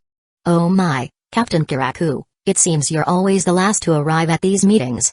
Aizen stood at the entrance to the 1st Division barracks while smiling. Well, it can't be helped, Captain Aizen. Shunsei adjusted his straw hat. There are only 3 years until the Quincy's prophesied conquest of the world. I need to gather intelligence, find the location of their hidden empire. Don't you agree? I see. Aizen nodded, not questioning his words. However, he knew that even when the Quincy, having transformed their Empire of Light into the Invisible Empire, launched their assault, Shunsei still wouldn't have uncovered their true location. After all, who could have imagined that the Quincy's courage and cunning would surpass the Shinigami? The most dangerous place is the safest place. The Quincy embodied this saying perfectly. A millennium ago, after Genryu's Ishigakuni Yamamoto defeated them, the Quincy from the Empire of Light, instead of fleeing, had returned to the Siriite AI within its shadows. For 1,000 years, the Shinigami hunted them, believing they had eradicated all remaining Quincy. But the Quincy's true forces had never left. Aizen even suspected that some of the Shinigami deaths within the Siriite AI over the past millennium might have been at the hands of the Invisible Empire. Of course, even though he knew the Quincy's true location, he wouldn't reveal it to Shunsei. The Siriite AI, like a windmill, had been stagnant for 1,000,000 years, its gears frozen by the nobles' oppression. Aizen intended to use the Quincy's return as a catalyst, a powerful wind that would shatter the nobles' hold and allow the Siriite AI to finally turn its gears. Aizen and Shunsei entered the meeting chamber. As expected, all the other captains were already present. Clank. Yamamoto struck the floor with his staff, opening his eyes slightly. Captains, moments ago, Captain Kirotsuchi of the 12th Division alerted me to a situation. Humans from the world of the living have infiltrated the Soul Society through the Dangai. There's no doubt about it. They are Ryoka. His aged voice resonated through the chamber. Ryoka was the term used in the Soul Society to describe souls who entered their world without authorization. They were considered a potential threat, hence the Ka, meaning calamity or disaster. Ichigo Kurosaki and his companions, having entered the Soul Society without permission and causing a commotion in Rukongai, had been classified as Ryoka by Mayuri Kurotsuchi. However, Captain Ikamaru, I heard that you encountered these Ryoka at the North Gate. Why were they able to cause chaos within Rukongai? Yamamoto's gaze locked onto Jin Ikamaru. Jin was Aizen's second disciple, after Byakuya Kuichiki. 100 years ago, during Jin's captain's exam, Yamamoto had been present. He knew that once Jin released his Banchi, few captains could survive. Therefore, the fact that Jin and the Ryoka had encountered each other, both emerging unscathed, enraged him. Chapter 283, Invading the Siriite AI. Well, Head Captain Yamamoto, I'm just as surprised as you are. Jin Ikamaru narrowed his eyes to slits, then responded to Yamamoto's questioning in a leisurely tone. You see, I even released my Zanpakuto to deal with those Ryoka, but they were far too cunning. The moment we clashed, they retreated from the White Road Gate. Then, the Siriite AI's barrier descended and sealed the gate, and they escaped. Ichigo Kurosaki and his companions, having just entered the Soul Society and defeated Jidenbu Kanzaka, the gatekeeper of the White Road Gate, encountering Jin Ikamaru wasn't a coincidence. The Siriite AI was surrounded by a massive wall forged from Sekaizuki, a special stone that decomposed spiritual pressure. This wall generated a barrier known as the Shakinmaku, concealing the Siriite AI's spiritual pressure from the three worlds, even from the hollows in Hueco Mundo. Only Senkaiman, portals registered within the Siriite AI, allowed direct travel between the Soul Society and the world of the living. Sensing the presence of the half-formed Hogioka within Shino Madarame, Sosuke Aizen knew this was his second confrontation with Gisuke Urahara. Urahara had used a Shinigami connected to Aizen, the captain of the 11th Division, as his pawn. Both he and Urahara had to achieve their objectives without provoking Aizen. Aizen's goal was to obtain the Hogioku. Urahara's goal was to expose Aizen's true intentions and eliminate him. Therefore, Aizen suspected that Urahara had other plans in motion. The Siriite AI had 4 gates connecting it to Rukongai, the White Road Gate, the Blue Stream Gate, the Red Hollow Gate, and the Black Ridge Gate. These gates were guarded by powerful individuals known as gatekeepers. Jidenbu guarded the White Road Gate, Kaiwan guarded the Blue Stream Gate, Higami Udo guarded the Red Hollow Gate, and the giant, Danzō Maru guarded the Black Ridge Gate. Because they were all gatekeepers, they wouldn't be swayed by Aizen's charisma. To prevent Urahara's plans from interfering with his own, Aizen decided to block Urahara's pawns from entering the Siriite AI. Therefore, he, along with Kaname Tosen and Jin Ikamaru, 3 captain-level Shinigami, personally guarded the 4 gates. Jin was responsible for the White Road Gate, Tosen for the Blue Stream Gate, and Aizen for the Red Hollow Gate and the Black Ridge Gate. If they encountered any of Urahara's pawns, they would eliminate them. If elimination proved impossible, they would seal the gates, buying time for Aizen to retrieve the Hogioku. While Jin hadn't killed the Ryoka, he had successfully bought time for Aizen. However, to maintain his persona, Aizen stepped forward and addressed Jin after his explanation. Captain Ikamaru, it's not that we don't believe you, but your story is difficult to accept. In the entire 13 division of Imperial Guards, who could be more cunning than you? I suspect it wasn't the Ryoka who were cunning, but you, Captain Ikamaru, who manipulated the situation to your advantage. Furthermore, I can't help but wonder, why did you deliberately let those Ryoka escape? Are you somehow connected to them? Well, Captain Aizen, some things are best left unsaid. Otherwise, you might invite disaster upon yourself. Jin leaned closer to Aizen and spoke in a low murmur. Toshiro Hitsugaya, standing beside Aizen, overheard their exchange. He frowned and became suspicious. As Aizen's disciple, Hitsugaya knew that Jin was his teacher's former student. The conflict between Aizen and Jin had been simmering for decades, seemingly connected to his teacher. While he didn't particularly like Jin, he didn't want to see him hunted by the Siriite AI for killing his comrades. He decided to keep a close eye on both Jin and Aizen. If Jin tried to harm Aizen, he would intervene. As the captains argued, a deafening roar came from the sky. Boom! A massive, flaming projectile hurtled towards the Siriite AI, colliding with the Shakinmaku barrier. A blinding explosion erupted, a mixture of fire and lightning that sent shockwaves rippling outward. Damn it! Ryoka are attacking the Siriite AI? The commotion couldn't be concealed. Any Shinigami who wasn't blind could see the clash of energy above their heads. The barrier was straining against the projectile's impact. In the 1,000-year history of the Soul Society, it was the first time they had witnessed such an audacious attack. Crack! Cracks, like lightning bolts, appeared on the Shakinmaku. Boom! The projectile pierced through the barrier. While the gap quickly sealed itself, thanks to the Sekaizuki's unique properties, the invaders had successfully infiltrated the Siriite AI. The Shakinmaku, however, was the Siriite AI's first line of defense. While the projectile had broken through, It shattered upon impact. The invaders, trailing plumes of fire, descended towards the Siriite AI, scattering in different directions. Beep. Beep. Beep. Beep. Alarms blared throughout the Siriite AI. Shinigami rushed towards the invaders.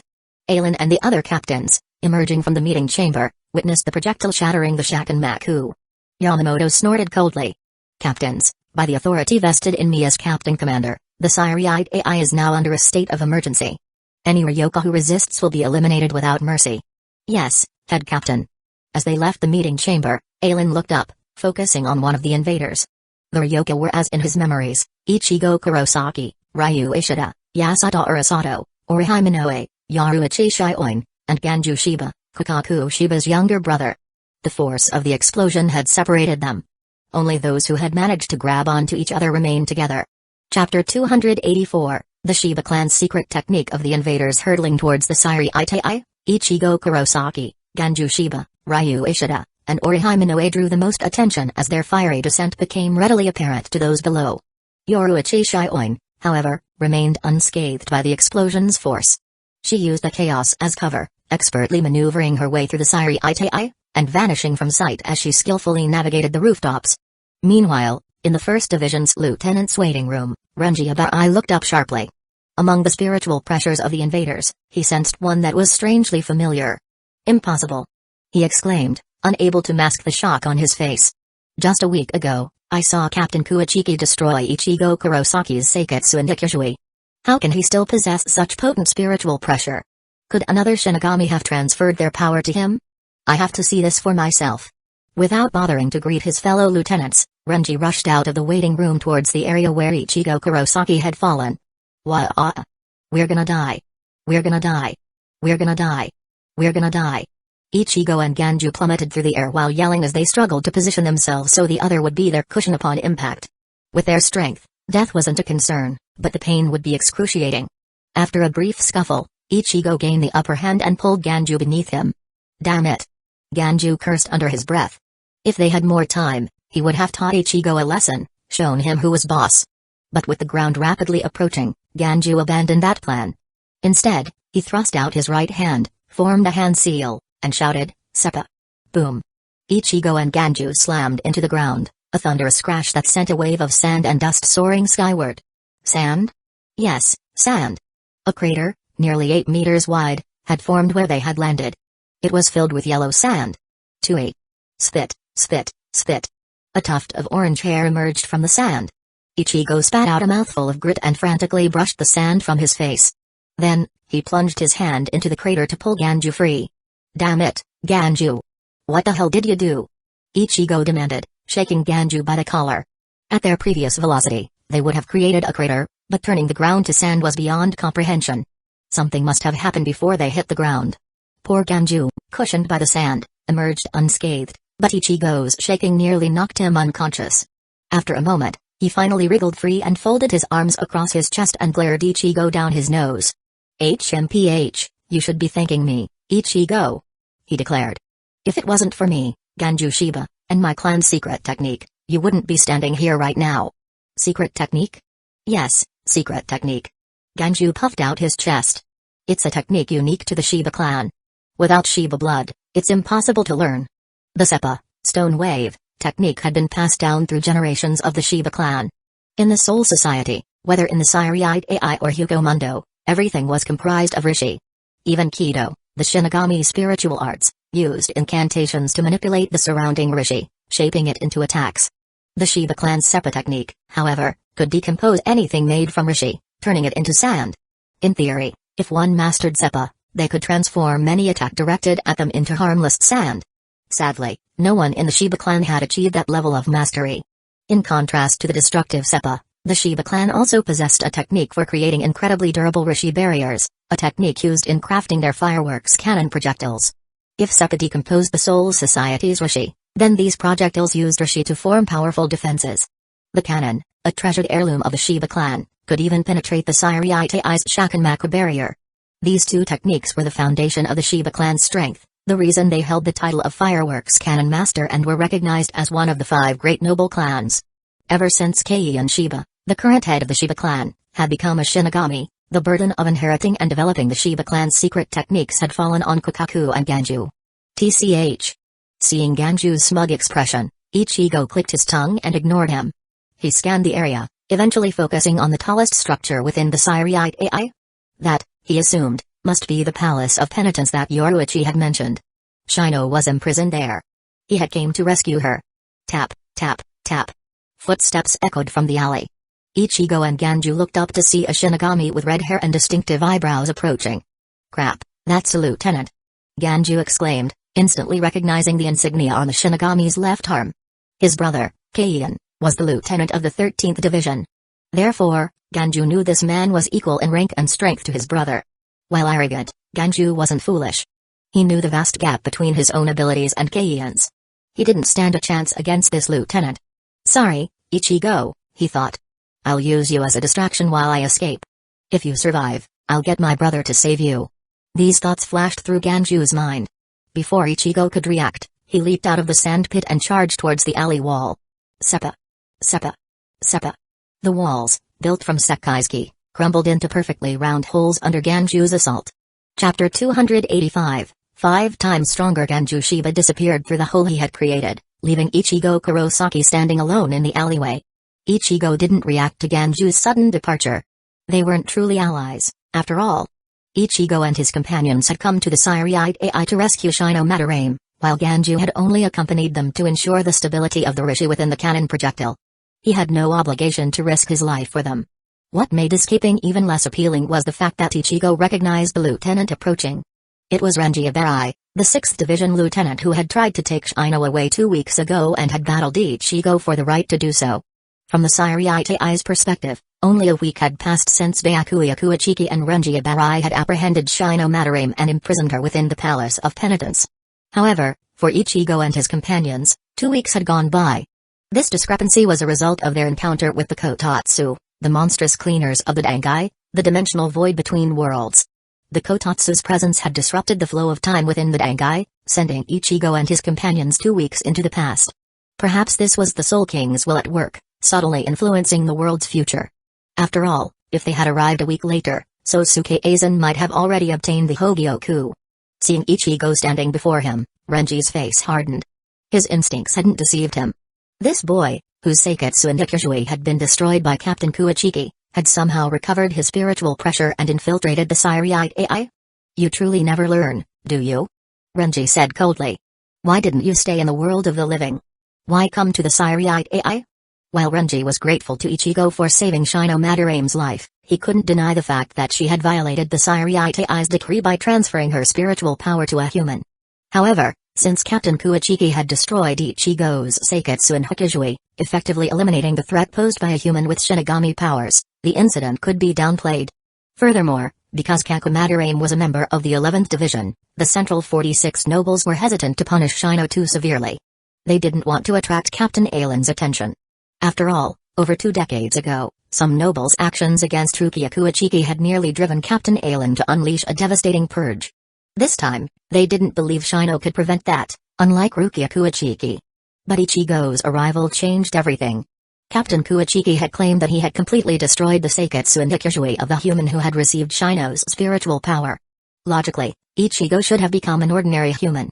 But there he was, standing in the Siriite AI, defying all logic.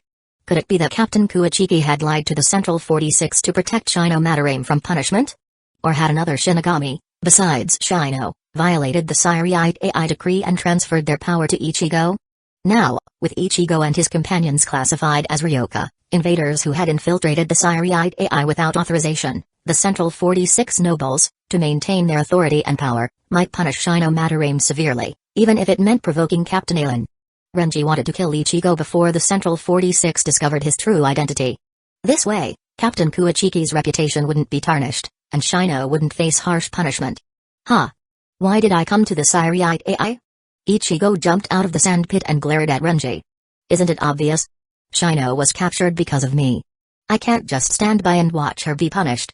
HMPH, foolish. Renji scoffed. Ichigo Kurosaki, if you hadn't come to the Siriite AI, Shino might have only been imprisoned for a few decades. But you're here now, a threat to the Siriite AI, escalating her crimes. she might even be executed because of you. Therefore, even though you saved her life, I have to kill you here to prevent her punishment from being increased." Renji drew his Zanpakuto and pointed it at Ichigo. "Before we fight, allow me to share some unfortunate news. Strong spiritual pressure can cause irreversible harm to weaker souls. Therefore, the Siriite AI has a decree: all lieutenants and above must have a limiting seal placed upon them when traveling to the world of the living. This seal suppresses 80% of a Shinigami spiritual pressure. In other words, compared to my strength in the world of the living, I'm at least 5 times stronger now."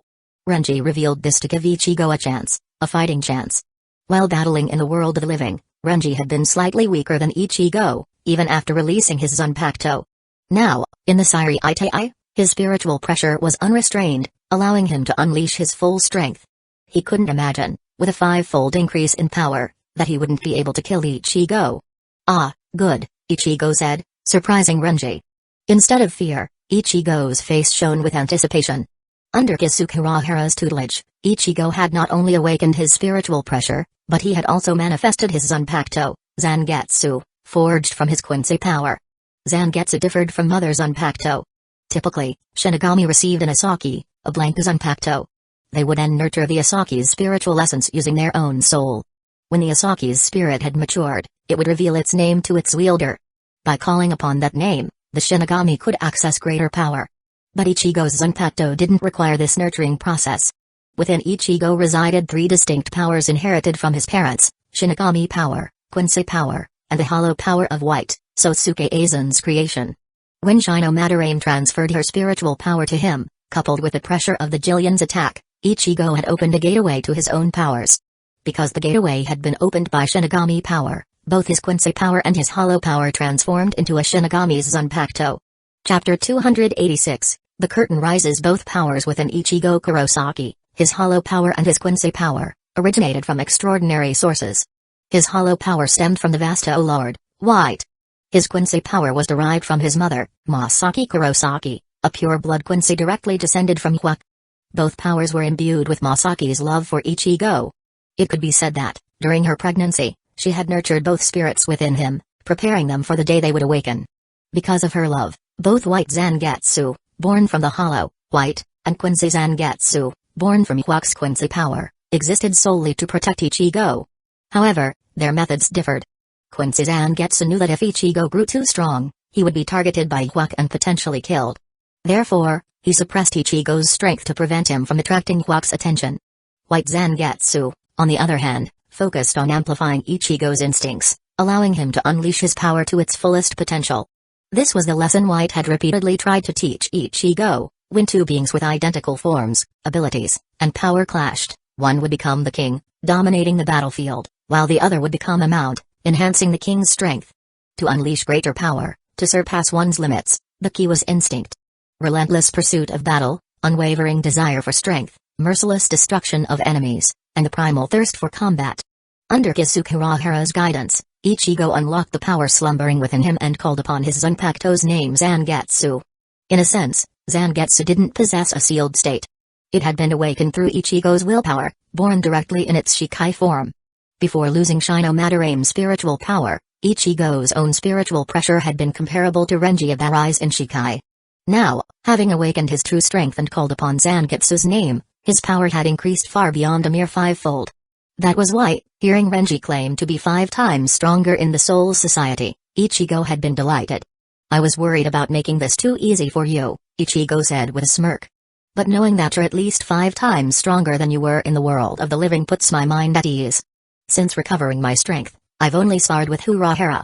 I haven't had a chance to truly test my limits. However, even in the world of the living, you weren't my match. Now, it's not even a contest."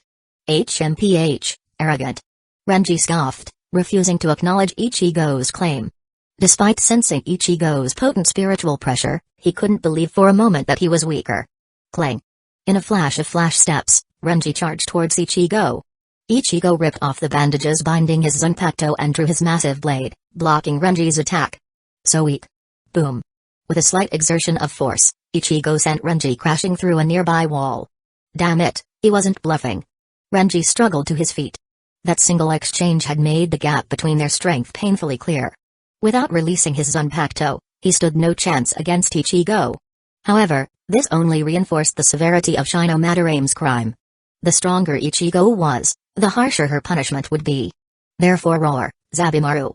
With no intention of holding back, Renji released his Zanpakuto. Boom.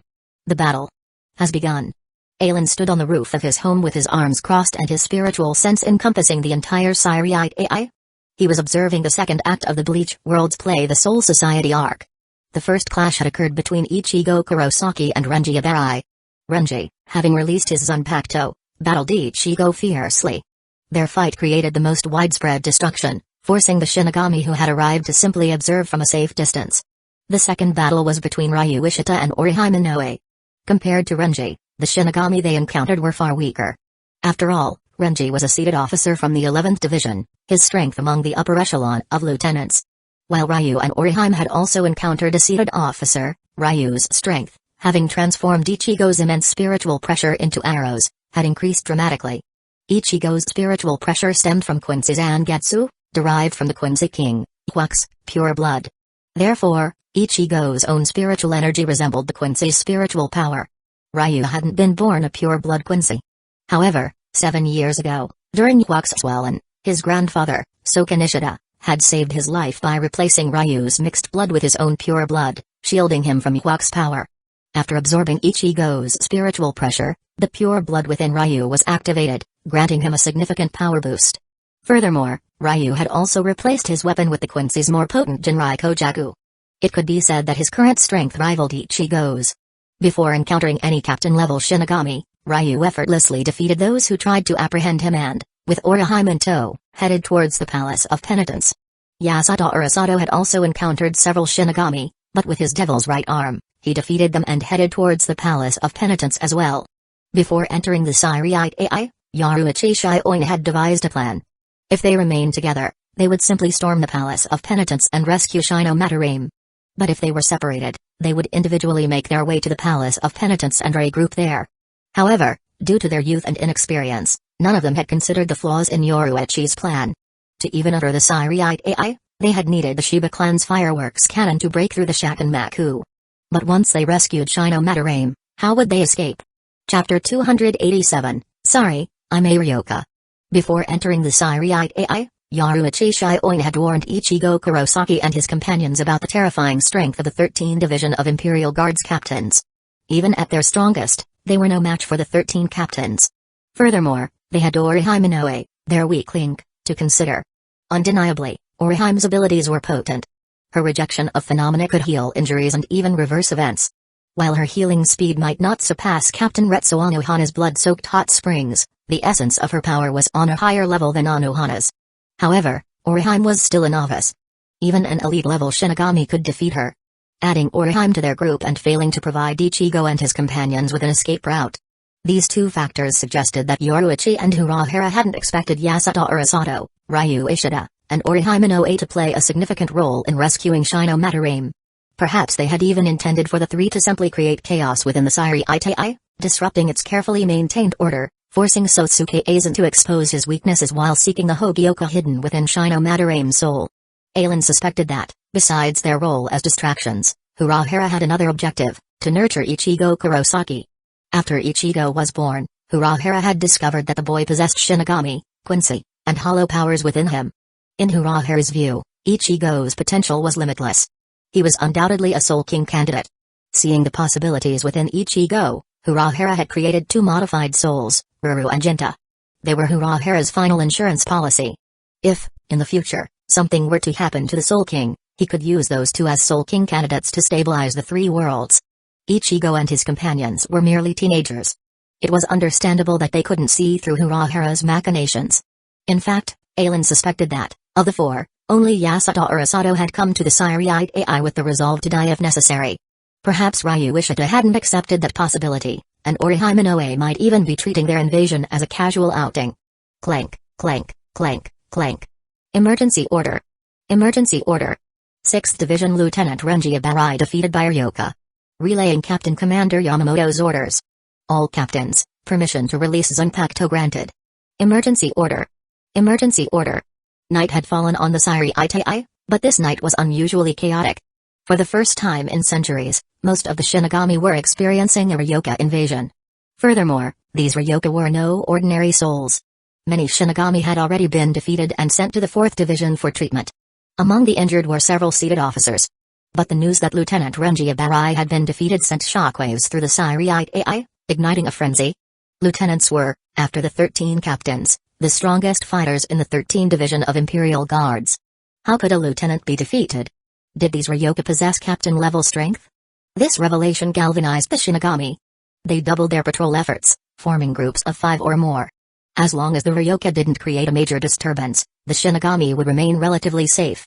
However, this increase in security measures was a cause for concern for Ryu and Orihime. After shaking off their pursuers, Ryu had taken the Hyakusho they had obtained and, after adjusting them to fit, they both donned black uniforms. This disguise had served them well for half a day. But after the news of Renji's defeat spread, they encountered problems. Within half an hour, practically all the Shinigami patrols consisted of 5 or more members. A 2-person team like theirs was conspicuous. Not good, Orihime. We have to move. Sensing the shift in security, Ryu urged Orihime to find a place to hide. Thankfully, as the Shinigami gathered, forming larger groups, the density of their patrols decreased, allowing Ryu and Orihime to move a considerable distance. However, as the Shinigami learned of the Ryoka's destination, the Palace of Penitence, they shifted their focus, setting up barricades and checkpoints at all the main intersections leading to the palace. Ryu and Orihime were trapped. 2 people, amidst groups of 5 or more, stood out like sore thumbs. Halt. Identify yourselves. Which division are you from? A group of 10 Shinigami cornered Ryu and Orihime within an alley. A burly Shinigami blocked their path and demanded to know their affiliations. Huh? Well. Orihime froze. She looked around frantically. Her gaze eventually settled on Ryu. Of the 4, Ryu was a Quincy trained by his grandfather from a young age. Yasuto Urasato and Ichigo Kurosaki had fought their share of battles outside of school. They had at least some combat experience. Orihime, however, had always been a gentle soul. Her only experience with fighting was when she awakened her Fullbring after witnessing Ryu's battle against hundreds of hollows and used her powers to protect Tatsuki Raisawa. Faced with this situation, she was utterly helpless. She had only come to rescue her classmate, Shino Matarame. She knew nothing about the intricacies of the Siriite's inner workings. Thankfully, Ryu was more resourceful. We're from the 5th Division, he said. We were ordered to patrol this area. While taking the Hyakusho, Ryu had been careful to note the division of the Shinigami he had robbed. Ah, so you're from the 5th, the burly Shinigami said, relaxing slightly. While all Shinigami uniforms seemed identical at a glance, each division had its unique emblem embroidered on an inconspicuous part of the uniform. The Hyakusho Ryu and Orihime were wearing bore the emblem of the 5th Division Lily of the Valley. It matched his claim. However, Orihime's demeanor made the Shinigami suspicious. A Shinigami wouldn't be clueless about their own division. Therefore, this orange-haired woman was likely one of the Ryoka invaders. The slender man must be her hostage. With this thought in mind, he discreetly signaled to his comrades, then chuckled and said, "It just so happened that our 8th Division often work with the 5th. These Ryoka are quite cunning and powerful. Why don't you patrol with us tonight?" As he approached Ryu, he clapped him on the shoulder, silently commending his acting skills. He wasn't actually a member of the 8th Division. It was a test, a subtle message to Ryu. Ryu's response was satisfactory. The emblem on his uniform was Iris, the 13th Division's emblem. He had deliberately misidentified his division to test Orihime. As Orihime relaxed, the burly Shinigami grabbed Ryu's arm. "Let's go," he said, pulling Ryu away. The moment the two were separated, the other Shinigami drew their Zanpakuto and charged towards Orihime. Huh? Orihime was dumbfounded. What was happening? Why had they pulled Ryu away? Had they been discovered? While slow to react, she wasn't stupid. Seeing the Shinigami's actions, she knew they had been exposed. She touched the hairpin on her head. Tsubaki. Her hairpin shimmered, then a black light materialized beside her, transforming into a thumb-sized figure. Koten Zanshin I reject. Swoosh. With her command, the masked ninja figure transformed into a miniature black crescent moon and darted through the crowd of Shinigami. Arg. Arg. Arg. Blood splattered. Before the Shinigami could even reach Orihime, they were struck down by Koten Zanshin. Moments later, only the burly Shinigami, still holding Ryu's arm, remained standing. Damn it. I underestimated them. Beads of cold sweat trickled down his forehead. He had known these Ryoka were formidable, but he hadn't anticipated such a swift defeat. You go. Tell the captains what happened. I'll hold her off. Despite his fear, He drew his Zanpakuto and shielded Ryu, preparing to face Orihime. However, before he could even attack, a blue arrow pierced his chest. He slowly turned his head to see Ryu standing behind him with his Jinrai Kojaku in hand. "Sorry, but," Ryu said, a faint smile on his face, "I'm also a Ryoka." Chapter 288, Rejection of Phenomena. Damn it. The 13th Division Shinigami cursed under his breath with a wry smile. He rolled his eyes and slumped to the ground, unconscious. "Let's go, Orihime." After defeating the Shinigami, Ryu called out to Orihime, and they fled. The commotion had already attracted the attention of nearby Shinigami. Sadly, if Ryu had been alone, he could have used Hienkyaku, the Quincy movement technique, to escape.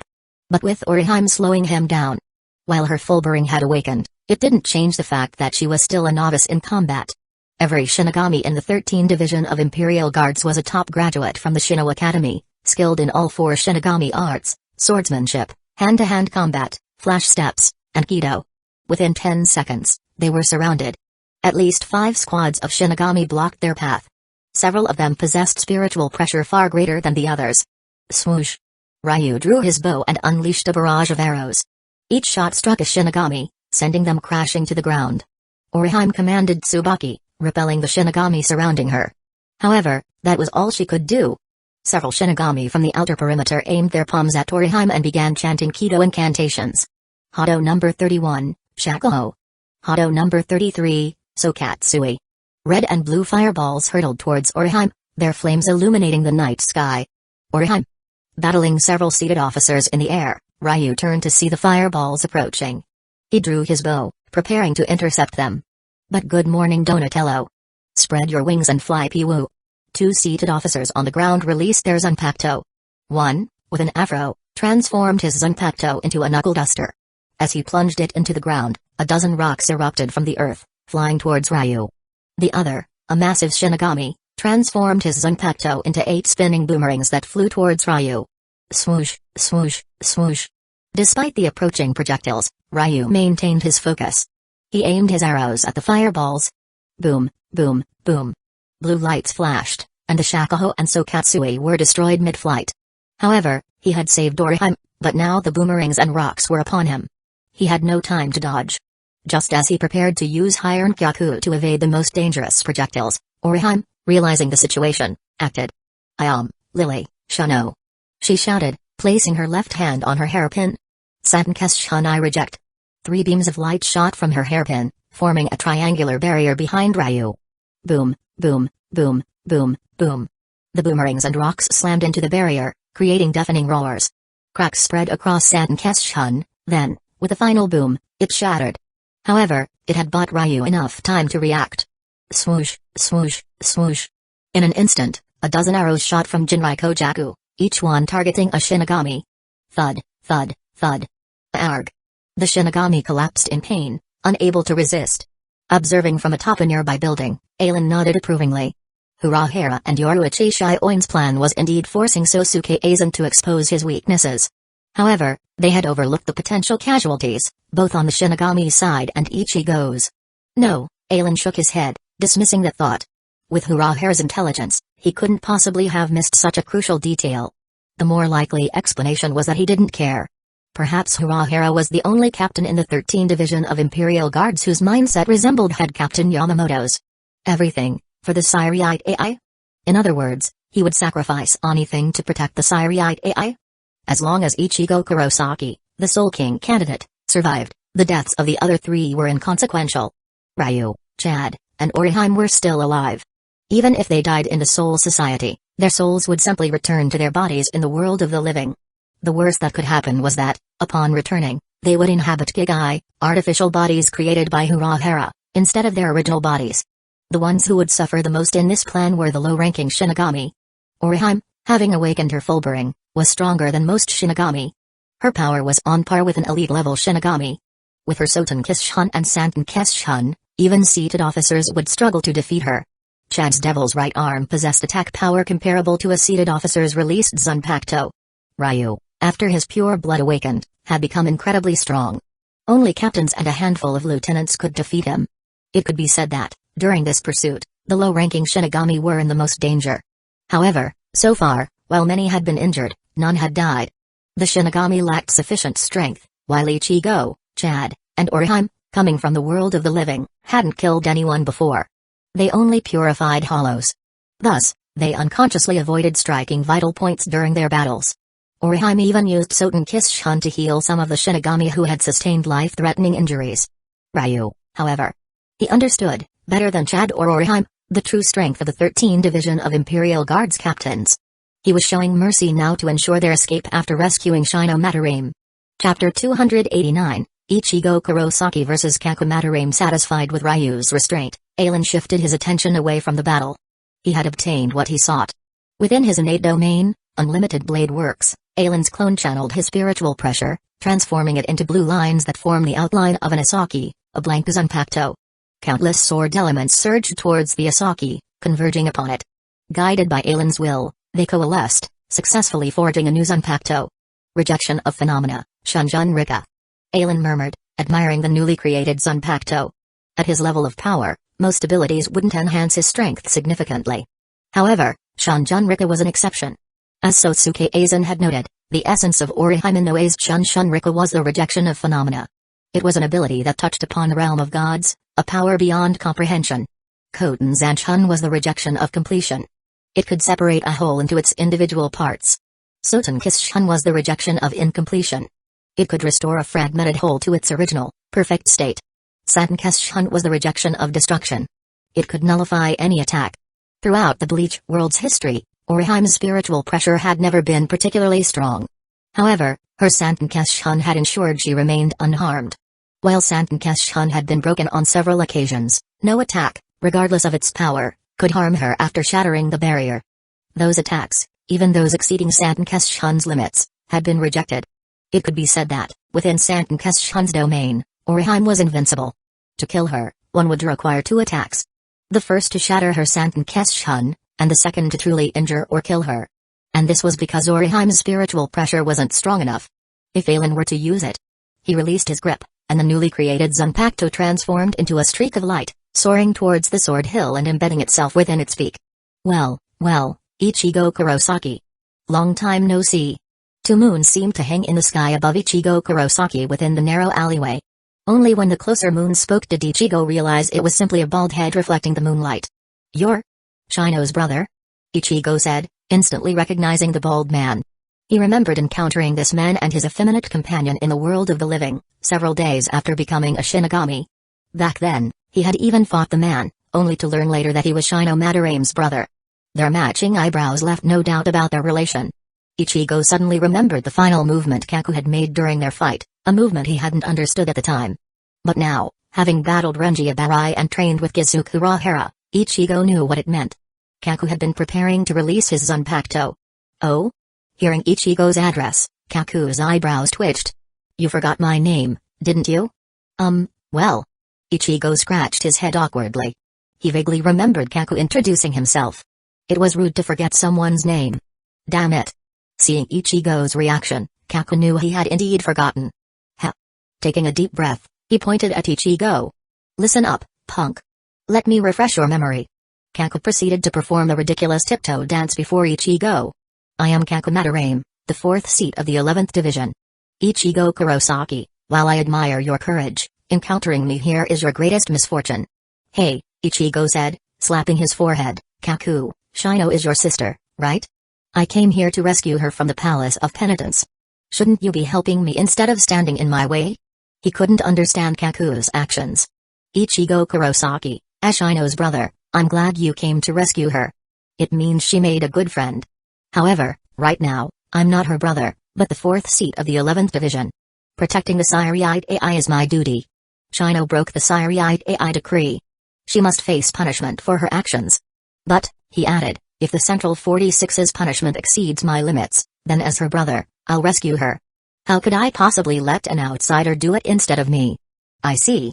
Ichigo nodded. He understood Kaku's stance. It was a matter of perspective. As a member of the 13th Division of Imperial Guards, Kaku had a duty to protect the Siriite AI from invaders like them. However, when it came to his sister's punishment, his stance shifted. He became Shino's brother. The problem was, Shino had undeniably committed a crime and had to face the consequences. Both Kaku and Shino acknowledged this. Even Ichigo knew that wrongdoing required punishment. However, to Ichigo, what Shino had done wasn't wrong. If it weren't for her transferring her spiritual power to him, he, his father, Karen, Yuzu, and even his house would have become hollow food. Shino was his family's savior. Even though he knew her actions were considered a grave sin by the Sariitai, he couldn't allow her to bear the burden alone. His loyalty was to his own. Taking a deep breath, Ichigo said, "Kaku, you heard the announcement, right? I already defeated Renji Abarai, the 6th Division's lieutenant. I'll try to hold back during our fight." Hold back? A sinister grin spread across Kaku's face. "Ha ha, Ichigo Kurosaki, save those words for after our battle." Kaku drew his Zanpakuto, placing its sheath against the hilt. He had already fought Ichigo once in the world of the living. They had been evenly matched back then. Now, knowing that even Renji Abarai had been defeated, he wasn't going to waste time with pointless probing attacks. Seeing Kaku's movement, Ichigo drew Zangetsu from behind his back. It was a familiar stance. Urahara had interrupted Kaku before he could complete that same movement during their battle in the world of the living. Extend, Hazuokamaru. Boom. Kaku's spiritual pressure exploded, radiating outwards in a powerful shockwave. Ichigo instinctively shielded his eyes with his left hand. Incredible spiritual pressure. He felt a surge of anxiety, realizing Kaku's spiritual pressure was even greater than Renji Abarai's. But how was that possible? Kaku was merely a 4th seat, while Renji was a lieutenant, second only to the 13th Division of Imperial Guards captains. As the spiritual pressure subsided, Ichigo saw that Kaku's Zanpakuto had transformed into a sphere. "Ichigo Kurosaki," Kaku said smugly. "Let me tell you a little secret. Our 11th Division is known as the Combat Division. We're the strongest division in the 13th Division of Imperial Guards. That 6th Division lieutenant you defeated, Renji Abarai, he was merely the 8th seat of the 11th before being promoted. And it's not just him. The 7th and 9th Division lieutenants were also seated officers in the 11th. Do you understand what this means?" Ichigo's face hardened. What did it mean? Did it mean that a lieutenant from another division was merely a seated officer in the 11th? Ha! With a shout, Kaku swung his spear towards Ichigo. Clang! Clang! Clang! Ichigo was forced to retreat under Kaku's relentless assault. He's strong. Shino's brother is much stronger than Renji Abarai. Despite being pushed back, Ichigo had to admit that even though Renji was a lieutenant, Kaku was far stronger. He hadn't needed to use his full strength against Renji. But now, facing Kaku, he had to fight with everything he had. Thankfully, his battle with Renji and Urahara's training had allowed him to control his spiritual pressure more effectively. Even though Kaku was pushing him to his limits, he maintained his composure, focusing on defense. Split, Hazuokamaru. Just as Ichigo began to adapt to the rhythm of Kaku's attacks, Kaku called upon his Zanpakuto once more. Chapter 290, Rumen Hazuokamaru. Ichigo Kurosaki had been wary when he heard Kaku Madarame call upon his Zanpakuto's name. His instincts were confirmed. As Zangetsu clashed against Kaku's Hazuokamaru, the spear split in two, connected by a chain. A nunchaku? The severed half of the spear, whistling through the air, swung towards Ichigo's head. Clang! Ichigo raised his left hand to block the attack. "Kaku," he said, looking up at him, "do you think I'm deaf? You literally just said split." It wasn't that hard to guess what would happen. But before he could finish, his eyes widened in alarm. Click! The chain rattled. The half of the spear he had blocked with his left hand suddenly detached, revealing another chain segment. Hazuokamaru hadn't transformed into a nunchaku, but a sansetsukan, a 3-section staff. The third section, tipped with the spearhead, flew towards the left side of Ichigo's head. Shhh. Blood splattered. Ichigo tilted his head to the right. A gash, 8 centimeters long, appeared on his left cheek. A wave of fear washed over him. Thankfully, the third section hadn't been long enough. He had managed to evade the worst of it, only sustaining a minor wound. Otherwise, he might have lost half his head. Was this guy trying to kill him? "Hey, Ichigo Kurosaki," Kaku said, retracting his sansetsukan and grinning maliciously. "Are you looking down on me? Or do you think invading the Sariite AI is just a game?" During their second battle, Kaku had noticed Ichigo's greatest weakness. He lacked killing intent. During their first encounter, it hadn't been an issue. They had both been holding back, lacking any true malice. But this time, Ichigo was a ryoka, an invader who had infiltrated the Sariite AI. He was a target to be eliminated by the 13th Division of Imperial Guards. If he continued to fight with such naive mindset, he would be killed by some underhanded tactic. While the captains and lieutenants might appear honorable, it didn't mean everyone in the 13th Division of Imperial Guards shared those values. The captains and lieutenants could afford to be honorable because they possessed the strength to back it up. Even the powerful Sosuke Aizen, before obtaining the complete Hogyoku, had been a master manipulator, lurking in the shadows. When faced with difficult missions, the lower-ranking Shinigami, lacking the strength to simply overpower their opponents, wouldn't hesitate to use underhanded tactics. Ichigo Kurosaki, a battle is a struggle for survival, a clash where both sides risk their lives. If you can't even grasp that, then allow me to kill you here. It would be better than dying to some petty trick and sullying your name. Kaku raised Hazukumaru, now in its spear form, above his head and spun it rapidly. His spiritual pressure, amplified by the movement of his Zanpakuto, enveloped him in a crimson aura. Bankai Rumen Hazukumaru. Oh? Aizen, who was sitting on the roof of his home, looked up at the tallest structures within the Siriite AI. Is Kakumatarame trying to steal Zaraki's role? Seeing the crimson pillar of spiritual pressure shooting skyward, he was momentarily surprised. However, this development makes sense. In Aizen's memories, Kaku had achieved Banchi, but he hadn't wanted to become a captain. He preferred to fight alongside Zaraki. It wasn't an empty boast. When Kaku had achieved Banchi, the Siriite AI had been in turmoil. Shinji Hirako and the other captains, victims of Sosuke Aizen's holofication experiments, had recently been exiled. The 13th Division of Imperial Guards lacked high-level fighters. If Kaku had revealed his Bankai, he would have been forced to temporarily lead a division. But this world, after Aizen's arrival, had undergone significant changes. First, Aizen, with his unlimited blade works, could analyze others' Zanpakuto, gaining access to their wielders' training experiences, amplified by 200 years of history. Byakuya Kuachiki, under Aizen's guidance, had inherited the Kuachiki clan's leadership and become the 6th Division captain decades earlier than in the original timeline. Jinikamaru, also meticulously trained by Aizen, had quickly ascended to captaincy after Shinji Hirako and the others had been exiled. Soifun, likewise, had mastered her Shunko a century earlier under Aizen's instruction, passed the captain's exam, and become the 2nd Division captain. Kename Tosen, learning from Jinikamaru's example, had also swiftly become the 9th Division captain under Sosuke Aizen's influence. Thus, the loss of Shinji Hirako, Rojiro Aturbashi, Love Kawa, and Kensai Mugaruma hadn't significantly weakened the 13th Division of Imperial Guards. At the time, the 11th Division had 3 captain-level fighters, Aizen, Zaraki, and Kaiganjo. They had all refused to lead the 7th Division. Therefore, the 7th seat of the 11th, Tetsuzuma Niba, had been transferred to the 7th Division as lieutenant, temporarily handling their affairs. Once Sajin Kamemura, after training under head captain Yamamoto, achieved Banchi, he was appointed as the new 7th Division captain, filling the final vacancy. Under these circumstances, there was no need for Kaku to hide his strength. As for Zaraki, he had been a member of the 11th Division for nearly 200 years. When he joined, Aizen had promised him a challenge every 10 years. Over a dozen battles later, Zaraki had regained his peak strength. In fact, he was now several times stronger than he had been during his prime. After all, Aizen wasn't the only one who had trained him. Under Retsuano Hana's guidance, Zaraki's swordsmanship had improved dramatically, and he had even learned his Zanpakuto's name. As for Bankai, Aizen had encountered Zaraki and Yachiru Kusajishi a while back. Based on their demeanor, he suspected that Zaraki knew about the potential consequences of achieving Bankai. Therefore, he had never attempted to master it. Yachiru. Aizen smiled as he thought of Zaraki and Yachiru. Zaraki had bestowed Yachiru's name upon her. Her very existence was a manifestation of his spiritual pressure. Aizen felt that Zaraki's situation resembled Coyote Stark, the Primera Espada. Both had inadvertently created a second self due to their overwhelming spiritual pressure. However, Coyote Stark, by splitting his soul, had stumbled upon the path to transcend his hollow form and achieve a higher level of existence rank R. He was the first hollow in Hueco Mundo's million-year history to achieve resurrection on his own.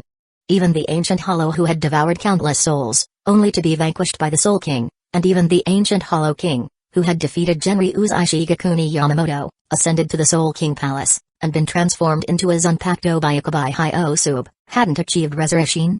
Of course, this didn't mean Coyote Stark was stronger than those two. The essence of a Shinigami's power was spiritual pressure. No matter how strong a hollow might be, it couldn't surpass Ikubai Hyosub. After all, they only possessed hollow power. Their limits were defined by the ancient Hollow King. Resurrection granted hollows access to Shinigami power, significantly enhancing their potential. If Coyote Stark hadn't been killed by Shun Sukiraku during the Battle of Fake Karakura Town, he would have eventually become a rival to Kiraku, perhaps even surpassing him. When Coyote Stark released his resurrection, his two souls merged. However, once he sealed his resurrection, he and Lilinette Gingerba could still separate. After all, even though they originated from a single soul, they were essentially two independent beings. Zaraki and Yachiru. Kusagakishi's situation was different. Yachiru was the manifestation of Zaraki's Zanpakuto. However, before she could reveal her true name to him, he had bestowed the name Yachiru Kusagakishi upon her. In the Bleach world, all power stemmed from the soul, and the essence of the soul was its name. Name was power. Yachiru's existence was tied to the name Yachiru Kusagakishi. But if Zaraki achieved Banchi, if he called upon his Zanpakuto's true name, the name Yachiru Kusagakishi would become meaningless. She would revert to her Zanpakuto form, ceasing to exist as Yachiru Kusagakishi. Let's see what you can do, Kakumatarame. How far can you go as Zaraki's substitute? With those words, Aizen vanished. The next moment, he stood atop one of the tall buildings, bathed in moonlight. Bankai Rumen Hazukumaru. Boom. Kaku's spiritual pressure formed a crimson pillar that shot skyward. The air around him swirled chaotically, whipped into a frenzy by his overwhelming power. Incredible spiritual pressure. Ichigo grimaced as he struggled to maintain his footing. Kaku's Bankai was nearly blowing him backward. When the wind subsided, Ichigo lowered his left hand, seeing Kaku's transformation for the first time. So cool. Kaku stood before him, bare-chested, wielding a massive axe in each hand. A third, even larger axe blade hovered behind him. A dragon crest adorned the hovering blade. Thick chains connected the two axes in his hands. Ha!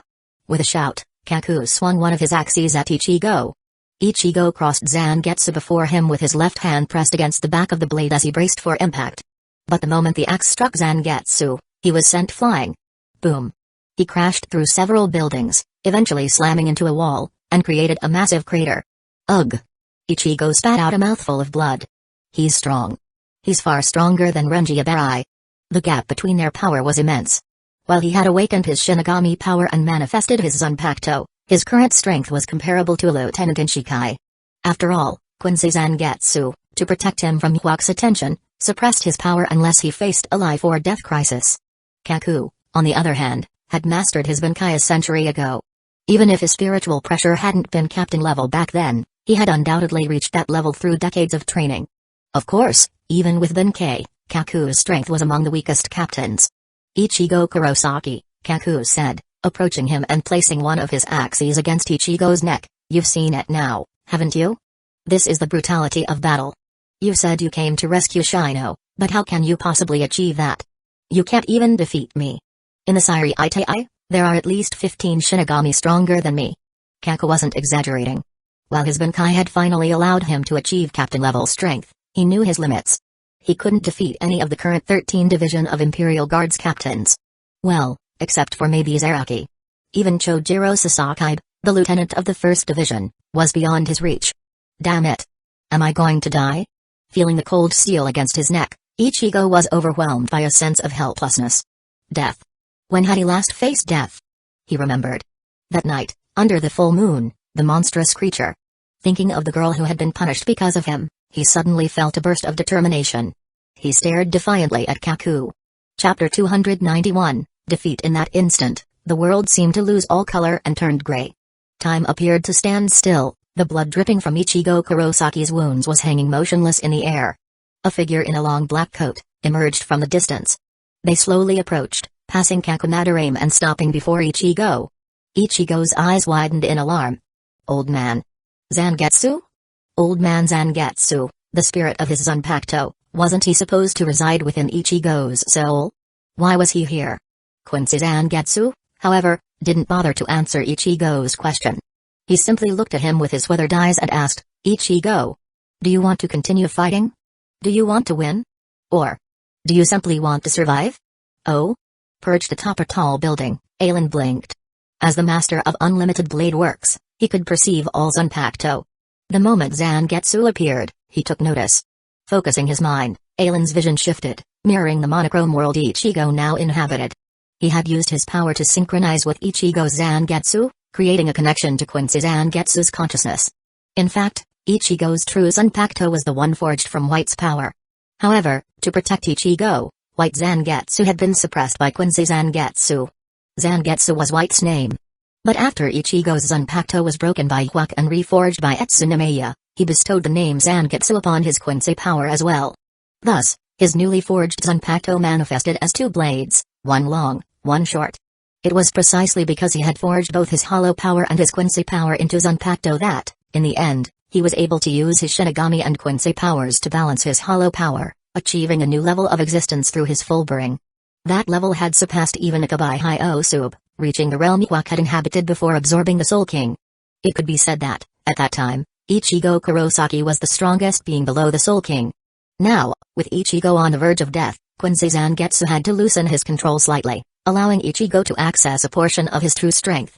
Quincy Zangetsu's words implied that, by merging their power, they could surpass even Kakumadarame in Bankai. I will save Shino. I will save Shino. Ichigo said these two sentences to Madarame, then his spiritual pressure exploded. Boom. A blue pillar of spiritual energy shot skyward, drawing the attention of every Shinigami in the Siriate AI. That spiritual pressure. It's incredible. Two captain-level fighters are battling. I recognize one of them. It's Kakumadarame, the 4th seat of the 11th division. While he's only a 4th seat, he's a captain-level fighter who has mastered Bankai. That Ryoka's spiritual pressure rivals Kakumadarame's? While surprised, the Shinigami weren't entirely shocked. After all, these Ryoka had breached the Shakinmaku, the Siriate AI's first line of defense. They had invaded their most heavily guarded territory. How could they possibly achieve that without captain-level strength? Ha! Clang! Clang! Clang! Clang! With Quincy Zangetsu's hold on Ichigo's power loosened, Ichigo's wounds healed instantly, and his spiritual pressure increased. He swung Zangetsu and clashed against Kakumadarame once more. But this time, he wasn't pushed back. His smaller Zanpakuto met Kaku's massive axes blow for blow. Oh? Well, confused by Ichigo's sudden increase in strength and the instant healing of his wounds, Kaku was delighted by the intensity of the battle. Ha ha ha, ha ha ha. Yes. This is it, Ichigo Kurosaki. This is what a true battle is. A clash where both sides fight with everything they have. Boom. Boom. Boom. Sparks flew as Zangetsu and the axes collided. Craters appeared on the surrounding buildings. The Siriate AI's structures, built from Sekaizuki, a stone that decomposed spiritual pressure, minimized the damage caused by their battle. If they were fighting in Rukongai, even mountains would crumble under the force of their attacks. Boom. Another clash sent both Ichigo and Kaku reeling back. They skidded across the ground for several meters before regaining their footing. Huff. Huff. Huff. Huff. Ah. Ah. Ah. Ah. The intense battle had drained their stamina and spiritual energy. They were both panting heavily. Ha ha ha, Ichigo Kurosaki. My next attack is my strongest. If you can't block it, you'll die. He pointed at the massive axe blade hovering behind him. My Zanpakuto, Hazuokumaru, is a lazy bastard. Every time I release it, it's always half asleep. Only a fierce battle like this can truly awaken it, and allow it to unleash its full power. Ichigo followed Kaku's finger, looking at the hovering blade. The dragon-shaped groove on its surface was now filled with red spiritual pressure, glowed ominously. Our battle has finally woken it up. Now, Hazuokumaru's power will be fully unleashed. If you're not careful, you'll die. It was Kaku's second serious warning. Humbled by the intensity of their fight, Ichigo didn't underestimate Kaku's words. He gripped Zangetsu tightly, channeling all his spiritual pressure into the blade. Thanks for the warning, Kaku. But to save Shino, I have to defeat you. Hey. Hearing Ichigo's declaration, Kaku grinned. He raised both arms above his head, grabbing the thick chain connecting his two axes, and spun it rapidly. The massive axes created a powerful whirlwind. The hovering axe blade pulsed with crimson light from the dragon crest. The light intensified outward and traveled along the chain towards the spinning axes. Swoosh, swoosh, swoosh. As Kaku spun the axes, a blood-red tornado formed around him. With a flick of his wrists, he sent it hurtling towards Ichigo. Come. Ichigo raised Zangetsu above his head, blue spiritual pressure enveloping the blade. It shone like a miniature sun. Gatsuga Tensho. The blue crescent moon collided with the spinning axes, causing a deafening roar. Boom. Blue and blood-red spiritual pressure rushed skyward, splitting the sky in two. Then, they intertwined, forming a mushroom cloud dozens of meters high. Silence descended upon the battlefield. Then, a powerful shockwave radiated outward. Even the Sekaizuki structures couldn't withstand the force of the impact. Buildings crumbled, and nearby Shinigami were flung backward, unable to maintain their footing. My, they're getting a little carried away. They nearly brought this building down on me. Feeling the tremors beneath him, Aizen shook his head and vanished.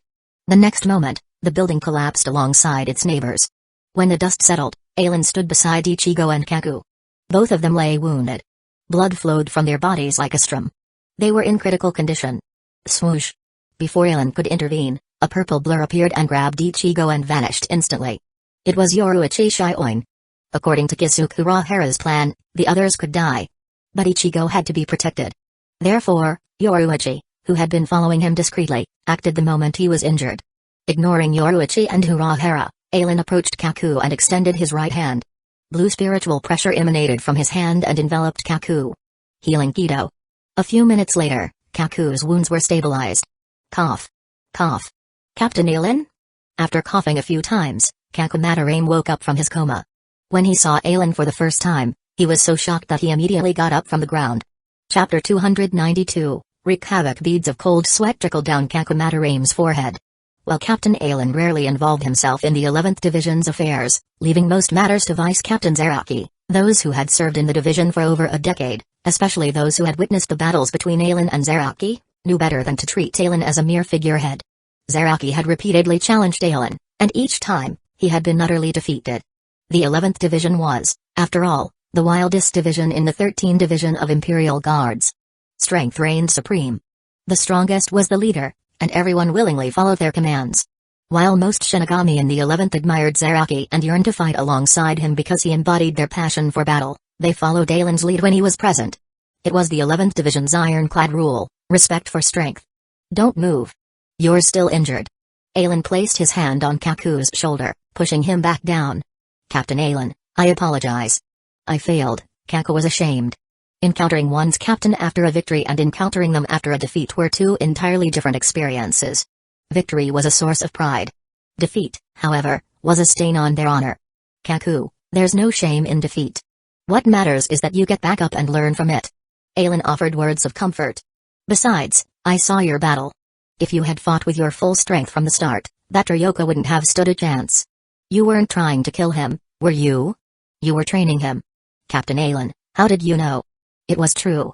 While fighting Ichigo, Kaku had been testing him, pushing him to his limits. During their first encounter in the world of the living, Kaku had noticed Ichigo's potential, his incredible instincts. In battle, as long as he wasn't defeated, Ichigo would constantly evolve. Why were some individuals stronger than others despite possessing the same level of spiritual pressure? It was a matter of instinct. Those with strong combat instincts could amplify their spiritual pressure, achieving effects beyond their limitations. Those with weak instincts, however, couldn't even fully utilize their own power. Ichigo, clearly, was the type who could exceed his limitations. Furthermore, Kaku had noticed something amiss in the Sariitai's response to the Ryoka invasion. Logically, they should have acted swiftly to apprehend the invaders. But the Central 46, instead, had convened an emergency meeting, seemingly intent on punishing Shinomataraim. It was irrational. Kaku had battled Ichigo as part of his duty as the 4th seat of the 11th Division.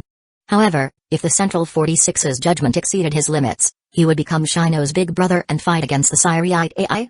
In that case, Ichigo Kurosaki might be his greatest ally. What he hadn't anticipated was his own defeat. Of course, as Aizen had noted, he hadn't fought with his full strength from the start. When he had achieved Banchi, his spiritual pressure hadn't reached true captain level. Therefore, his Rumen Hazukumaru had been sluggish, requiring time to awaken its full power. But decades of training had allowed him to overcome that weakness. Now, he could unleash his Bankai's full power the moment he activated it. Against that power, Ichigo wouldn't have stood a chance. However, this had been Kaku's closest victory. With Quincy Zangetsu loosening his grip, allowing Ichigo access to greater power, Ichigo's strength had surpassed Kaku's. Their final clash had been a no-holds-barred attack. In the end, Ichigo's Getsuga Tensho had defeated Kaku. Aizen clapped Kaku on the shoulder. Kaku, you are a member of the 11th Division. Do what you believe is right. Even if your actions turn the Sariite upside down, I'll stand behind you. So, take this opportunity. And wreak havoc. Show those who think they're above the law that their time is over. Still lying on the ground, Kaku looked up at Aizen. It seemed his figure was eclipsing the sun. He suddenly remembered an incident over 2 decades ago when some nobles had been implicated in a massacre that involved Aizen's disciple. From what Captain Aizen said, was he planning to have Rukia take action against the nobles at this time? Ichigo's spiritual pressure has vanished. As Ichigo lost consciousness, Chad, Ryu Ishida, and Orihime Minoue, scattered throughout the Siriate AI in a panic. They had accompanied Ichigo to the Soul Society to rescue Shino Madarame, who had been imprisoned because of him. But now, Ichigo's spiritual pressure was gone. What did it mean?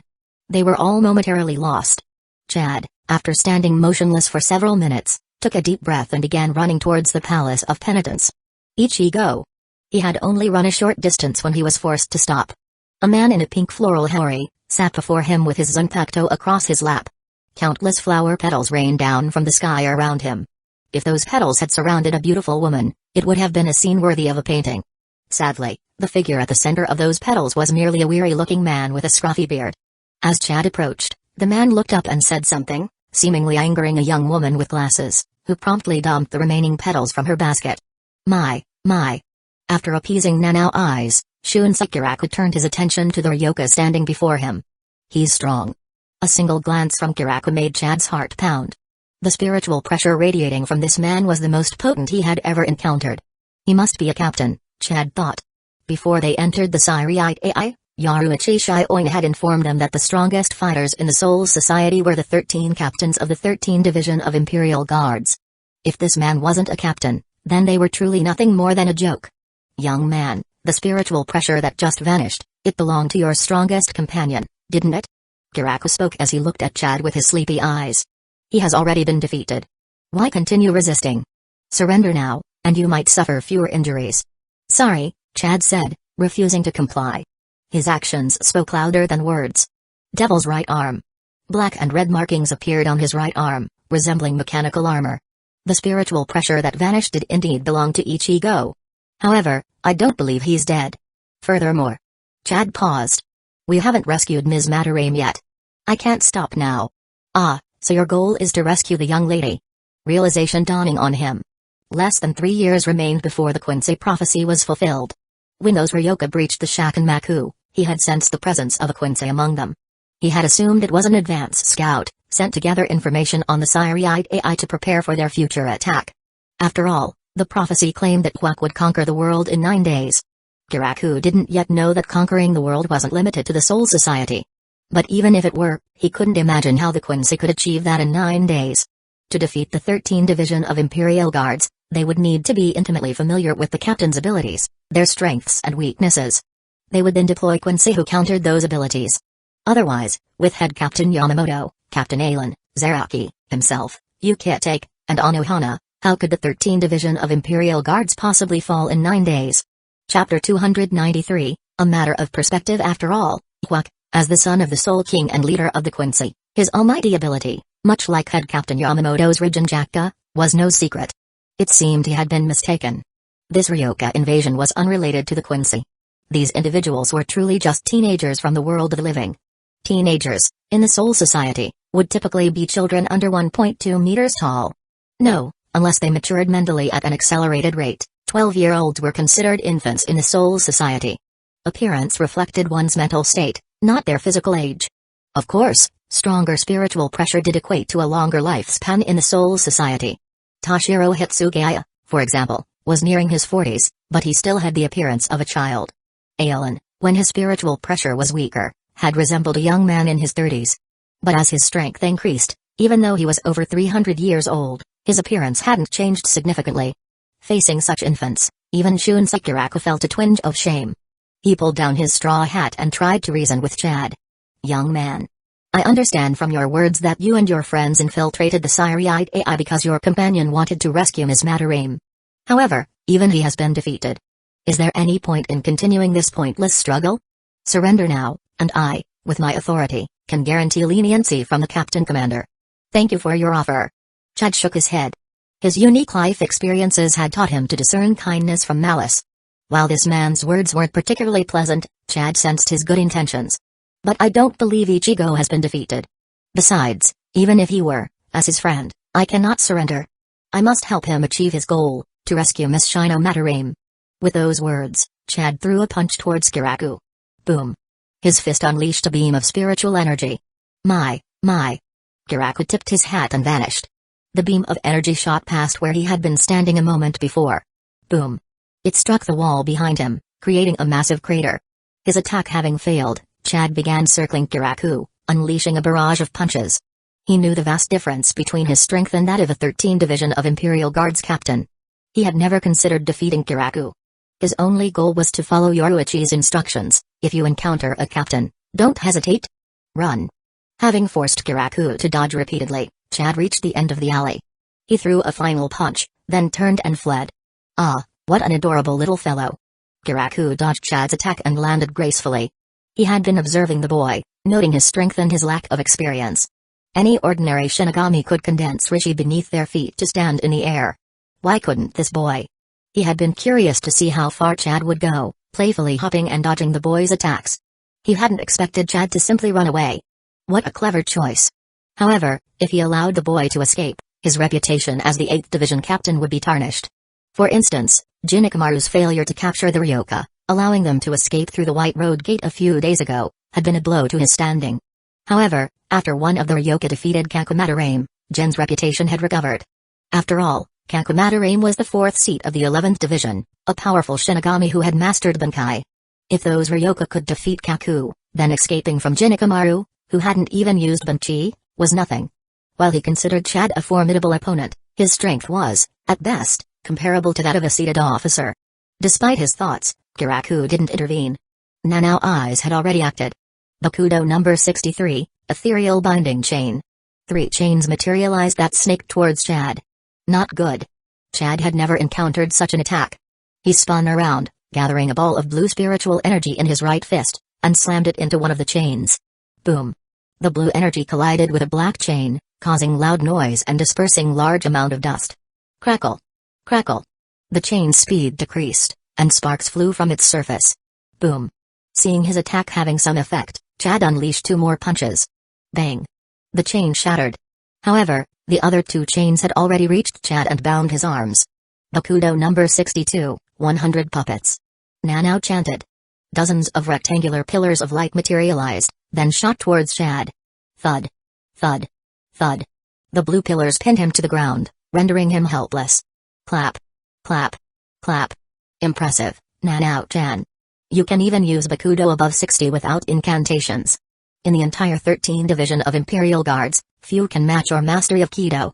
There was a hint of surprise in Kiraku's voice. Even he hadn't known Nanao's Kido mastery had reached such a level. Of course, in recent years, the Siriate AI had been relatively peaceful. Nanao hadn't had many opportunities to use her skills. Unless she deliberately showcased her abilities, how could anyone know she could use Bakudo above 60 without incantations? Even among the 13th Division of Imperial Guards captains, aside from those specializing in Kido, few could match Nanao's mastery. Nanao glared at Kiraku and ignored his praise.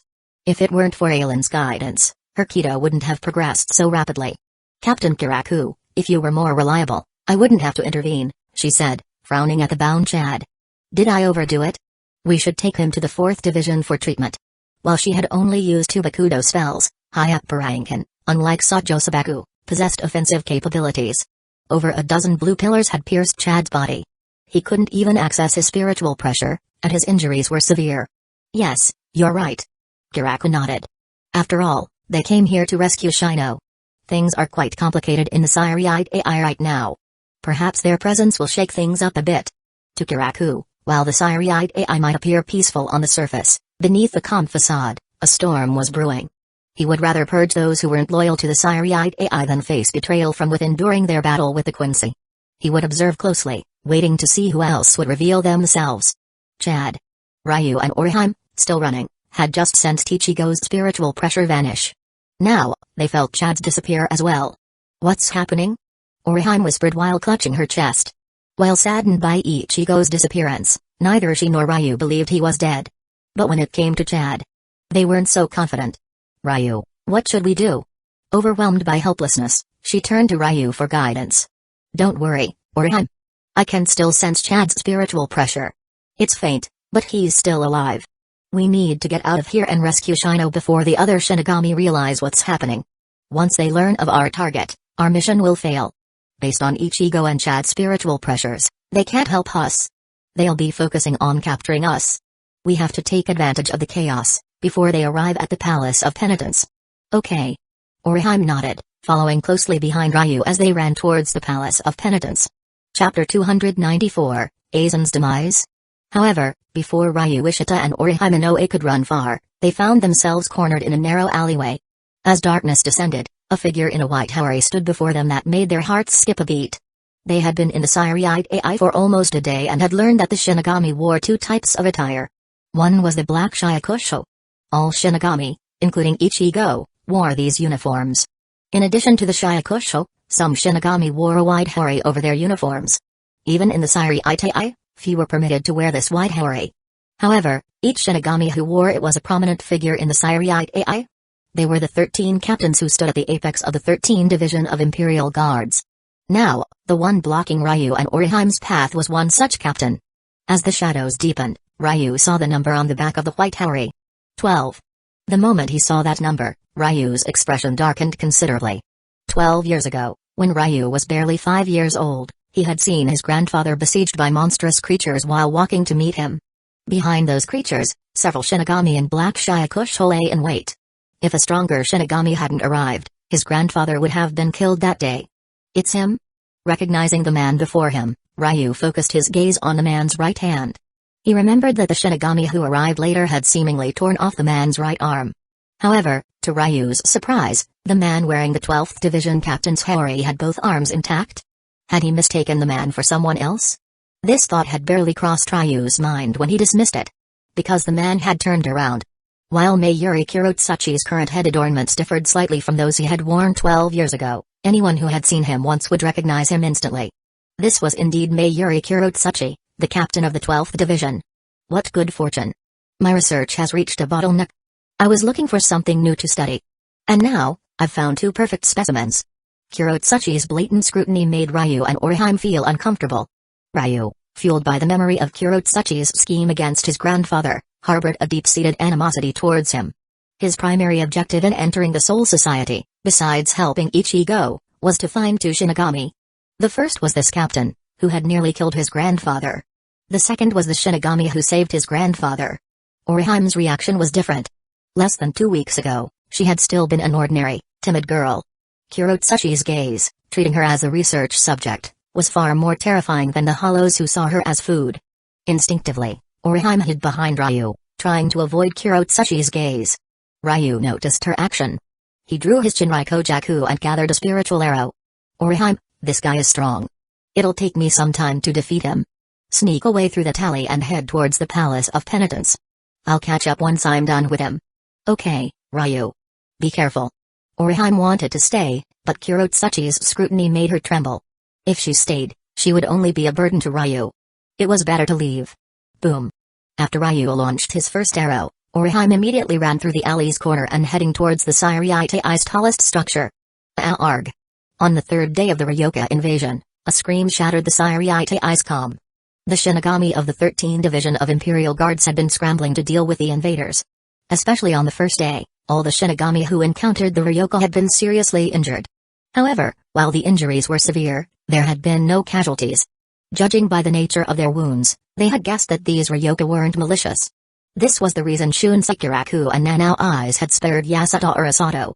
If Ichigo and his companions had caused significant casualties among the Siriite AI's Shinigami, the captains wouldn't have shown such leniency. After 2 days of fighting, 2 of the Ryoka had been captured and were currently recovering at the 4th Division. However, the Shinigami never imagined that the first casualty in this conflict would be him. You're kidding, right? This is ridiculous. Captain Aizen. How could he be dead? Drawn by the scream, the Shinigami looked up and saw a body pinned to the spire by a Zanpakuto. They were all in disbelief. Following the trail of blood, their gaze landed on a man in a white captain's hori and black-rimmed glasses. Sosuke Aizen, the captain of the 5th Division. This man, admired by most low-ranking Shinigami in the Siriite AI, had been killed and impaled on a spire. Who did this? Was it the Ryoka? It must be them. I heard that only 2 of them have been captured. 3 are still hiding in the Siriite AI? Are they that strong? Strong enough to kill Captain Aizen? Maybe. Kakumataraim, the 4th seat of the 11th Division, was defeated by one of them. The Shinigami speculated on the identity of Captain Aizen's killer. Judging by their tone, it seemed they would rush to avenge him if they knew who it was. Well. To think a mere handful of Ryoka could cause such chaos, even killing a captain. Does this mean Captain Aizen wasn't as strong as we thought? Who's there? When all the Shinigami were still grieving for the sacrifice of Captain Aizen, an extremely frivolous and contemptuous voice rang out, immediately angering everyone. Chapter 295, Suspicion. However, when the Shinigami turned to face the speaker, they instantly became as quiet as quail and lowered their heads. They were afraid that even a single glance at the man would be met with punishment. It was Jinakamaru, the captain of the 3rd Division. Almost everyone in the Siriate AI knew that Jinakamaru and Sosuke Aizen, the captain of the 5th Division, were at odds. Now, with Captain Aizen killed by the Ryoka, there was nothing they could do about Jin's mocking remarks. The gap in strength and status was simply too vast. However, this disparity didn't deter a certain enraged young woman. Hearing Jin's mockery, Momo Hinamori looked up with her tear-filled eyes fixed on him with fury. "It was you. You killed Captain Aizen, didn't you?" Jin narrowed his eyes, revealing a sliver of cold light that made Momo's heart skip a beat with fear. But Jin's action only reinforced Momo's belief that he was the one who had killed Captain Aizen. "I'm going to kill you. I'll avenge Captain Aizen." Consumed by hatred, Momo lost all reason. She drew her Zanpakuto and charged towards Jin. Clang! Sparks flew as their blades clashed. Jin's expression remained unchanged. Momo's Zanpakuto hadn't even touched Jin when Kira, the 3rd Division's lieutenant, blocked it. "Calm down, Momo." Kira pushed Momo's Zanpakuto back and spoke in a low voice. "Momo, Captain Aizen's death is suspicious. Don't be so impulsive until we've investigated the cause of his death." Momo's earlier action had nearly scared Kira to death. The captains of the 13th Division of Imperial Guards weren't just symbols of status and authority. They were also embodiments of strength. Momo attacking Jin was a grave offense. Even if Jin killed her on the spot, no one would find it unreasonable. Thankfully, he had been right behind Jin, which allowed him to draw his Zanpakuto and stop Momo before she could strike. "Get out of my way, Kira." Blinded by her rage, Momo couldn't comprehend Kira's good intentions. All she knew was that Kira had prevented her from avenging Captain Aizen. "Or I'll kill you too." "I'm sorry, Momo." Kira lowered his head. He knew that Momo had been consumed by hatred. Nothing he said would change her mind. Only by defeating her and stopping her from attacking Jin could he save her. Otherwise, once she angered Jin, without Captain Aizen's protection, Momo would undoubtedly face dire consequences. "As the lieutenant of the 3rd Division, allowing my captain to be attacked in my presence is a disgrace. Give up, Momo. You'll never reach Captain Jin unless I fall. Then I'll kill you too." Momo had lost all reason. To avenge Captain Aizen, she wouldn't hesitate to kill even her friend. Bloom, Tobium. Momo's spiritual pressure exploded outwards. Her Zanpakuto transformed into a slender straight sword with 2 tridents branching out from its sides. However, the 2 tridents weren't of equal height. After releasing her Shike, Momo's spiritual pressure boomed. Kira didn't dare to underestimate her. "Raise your head, Wabajuk." A wave of blue spiritual pressure erupted from Kira's body, and his Zanpakuto transformed into a strange, hook-like blade. Momo and Kira's released Zanpakuto whipped the surrounding air into a frenzy, causing Jin's clothes to flutter. Even though Momo and Kira were fighting less than 2 meters away, Jin remained impassive. Boom! Boom! Momo swung her sword. 2 basketball-sized fireballs shot from the tridents, hurtling towards Kira. Kira raised his Zanpakuto, meeting both Momo's sword and the fireballs. Clang! A blast of icy wind spread outwards. The Shinigami observing the battle shivered. Such a powerful chill. Jin opened his eyes slightly, observing the situation before him. Momo Hinamori, the lieutenant of the 5th Division, had her Zanpakuto pinned beneath Toshiro Hitsugaya's foot. Kira, the lieutenant of the 3rd Division, had his Zanpakuto clutched in Toshiro's hand. The temperature around Toshiro had dropped significantly simply by his spiritual pressure. Even Obium, beneath his foot, and Wabajuk, within his grasp, were beginning to freeze. Even without releasing his Zanpakuto, Toshiro's spiritual pressure was strong enough to condense the moisture in the air. "Do you two want to die?" Toshiro's low voice resonated with a chilling killing intent that enveloped Momo and Kira. "If you want to die, I can send you on your way right now." Clank. Momo and Kira trembled under Toshiro's killing intent. Their Zanpakuto slipped from their grasp to the ground. "Renjaku, escort them to the 9th Division. Ask Captain Kamemura to detain them and keep them under strict surveillance." "Yes, Captain Hitsugaya." As Toshiro finished speaking, a woman with long, golden, wavy hair appeared behind him. It was Renjaku Matsumoto, the lieutenant of the 10th Division. Bakudo number 4, Kainawa. The moment she appeared, Renjaku unleashed the Bakudo, binding Momo and Kira's hands. While they were good friends, Renjaku knew that imprisoning them was the best way to protect them. However, even though her Zanpakuto had fallen and her hands were bound, Momo continued to glare at Jin. Renjaku pulled on the rope, But Momo wouldn't budge. Rinjaku moved behind Momo and chopped at the back of her neck. Thump. Momo's eyes rolled back, and she collapsed into Rinjaku's arms. After Rinjaku escorted Momo and Kira away, Toshiro turned his gaze to Jin. While they were both disciples of Aizen, their interactions had been limited. Captain Ukamaru, Momo Hinamori claimed that you killed Captain Aizen. Is that true? Captain Hitsugaya, you overestimate me. A smirk appeared on Jin's lips, making his face resemble a fox's. Captain Aizen's strength is among the top in the Siriite AI? I'm no match for him. Jin's words made Toshiro frown. To be honest, Toshiro didn't believe a word of it. As Aizen's disciple, Toshiro knew some of Jin's secrets. Aizen had once told him that Jin's talent was no less than his own. Toshiro believed his teacher without question. Jin had been training far longer than he had. Toshiro didn't believe Jin was weaker. Toshiro believed his own strength was at least average among the 13 captains. Head Captain Yamamoto and his teacher, Aizen, were in a league of their own. Below them, Captain Kiraku, Captain Yukitake, and Captain Anohana were in the second tier. He, Captain Kuichiki, and Captain Akamaru were in the third tier. Captain Soifan, Captain Aizen, Captain Kamemura, Captain Tosen, and Captain Kirotsuchi were in the fourth tier. Toshiro hadn't seen Jin's Banchi, but he had heard his teacher's assessment of Jin's Zanpakuto. It, too, possessed the title of strongest. While Toshiro's Hiran Maru was known as the strongest ice-type Zanpakuto, Jin Shinso could be considered the fastest Zanpakuto. Aizen's Zanpakuto, Kyoka Suigetsu, could create a mist that disoriented enemies, making it difficult to distinguish friend from foe. However, if Jin used his Bankai to launch a sneak attack before Aizen released his Zanpakuto, it was indeed possible to kill him instantly, before he could even call for help. As for the Shinigami who claimed that the Ryoka might have killed Aizen, anyone with even a modicum of strength wouldn't believe such a thing. While the Ryoka invaders were undeniably powerful, having defeated Kakumatarame, a captain-level Shinigami, and injured Captain Kirotsuchi, their strength wasn't enough to kill Captain Aizen silently. In Toshiro's view, besides Jin Akamaru, who wielded Shinso, only Aizen could silently kill a captain. Not even head Captain Yamamoto could do it. It wasn't that Yamamoto couldn't kill a captain instantly, but his spiritual pressure was too violent. The moment he acted, everyone in the Siriite AI would sense it.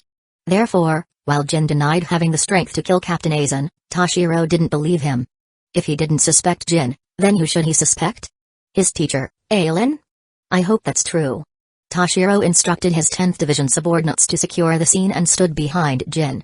However, Captain Ukamaru, if I find evidence that you were involved, I won't show any mercy. Ha ha ha. Such a bold statement, Captain Hitsugaya. But unfortunately, you've chosen the wrong target from the very start. With those words, Jin narrowed his eyes, tucked his hands into his sleeves, and walked away. The previous night, Orihime Inoue had fled the battle between Ryu Ishita and Mayuri Kirotsuchi, running towards the Palace of Penitence. She had found a place to hide, hoping to wait for Ryu's arrival. However, she had sensed Ryu's spiritual pressure weaken. She waited the entire night, but he didn't come. She was worried. Thankfully, in the latter half of the night, she had sensed both Yasuto Urasato and Ryu Ishita's spiritual pressures. And their spiritual pressures seemed to be together. It seemed both Chad and Ryu were safe. But now, it's just me. Orihime emerged from her hiding place. She looked at the direction of Ryu and Chad's spiritual pressures, then at the Palace of Penitence, which was almost within reach. She clenched her fists. With Chad and Ryu captured, can I save Shino? Orihime didn't have much confidence in her strength. When it came to healing others, she believed she was second to none. But saving Shino from the Palace of Penitence would require more than just healing. Orihime, you can do it. You're the best. Only you can help Ichigo. Come on. After a pep talk, Orihime took a deep breath and began running towards the Palace of Penitence. She hadn't run far when a white light flashed on a wall beside her. A square meter of the wall transformed into yellow sand, crumbling to the ground. A young man in light green hemp clothing emerged from the hole. Orihime? Ganju? Ganju Shiba, who had just emerged, nearly bumped into Orihime. Thankfully, she hadn't been running fast and managed to stop. Seeing a familiar face, both Orihime and Ganju were delighted. Of course, they were happy for different reasons. Ganju hadn't entered the Siriite AI to help Ichigo and the others rescue Shino Matarame. He was there to find his brother. Over 20 years ago, the Shiba clan had been attacked by nobles from the Siriite AI. That night, Miyako Shiba, his beloved sister-in-law, had been killed. And since that day, his brother, Keion Shiba, hadn't returned home. His elder sister, Kakaku, had told him that Keion wanted to avenge his wife. He wouldn't return to the Shiba clan until he had killed all the nobles who had attacked their home. 2 nights ago, Ganju had slipped away from Ichigo and discreetly inquired about the 13th Division's location. He had found his brother. Chapter 296, Choice. Sadly, despite his joy at seeing Ganju, Kei and Shiba ultimately refused to return home. Evidently, Miyako Shiba's death had dealt a heavy blow to Kei. He and Miyako had been in love for over 20 years. Their bond was undeniable. However, as deep as his love was, so was his hatred. His love was for Miyako. His hatred was for the nobles. Over the years, Kei had trained diligently and finally mastered Bankai. Of course, he knew that with his strength alone, it was impossible to kill all the nobles involved in the attack on the Shiba clan that night. The nobles, to maintain their rule, and Genryu's Ishigakuni Yamamoto, to preserve the Siriate AI's stability, wouldn't allow him to target them. However, there was one individual who transcended the restrictions imposed by the nobles and the 13th Division of Imperial Guards. Aizen Kinpachi, the captain of the 11th Division. As far as Keian knew, after his disciple, Rukia Kuachiki, had been attacked, Aizen had wanted to purge the Siriate AI's nobles. However, Rukia had ultimately persuaded him to let her handle the matter personally. Keian knew that if he wanted revenge, he had to follow Rukia's lead. Only with Captain Aizen's support could she withstand the retaliation from the nobles and had Captain Yamamoto. Within the 13th Division barracks, a flash of white caught Keian's eye. He saw a glimpse of a hurry and a flicker of doubt crossed his mind. Hadn't Captain Yukitik been in his office just moments ago? Why was he here now? And wasn't that the direction of Rukia's usual training grounds? After a moment of hesitation, Keian decided to follow. Teacher. However, before he could reach the small courtyard where Rukia trained, he heard Rukia's voice. Teacher? Rukia's teacher? That's Captain Aizen. Rukia's words made Keian stop in his tracks. He had assumed it was Captain Yukitik who was looking for Rukia, so he had came to see what was happening. But now, he knew it was Captain Aizen. This made his current position awkward. With the two of them talking, wasn't he eavesdropping? The problem was, if he hadn't stopped, there wouldn't have been an issue. But now, with them already talking, whether he continued forward or turned back, his footsteps would alert them. How could he explain that this was a misunderstanding? If he told them, would they believe him?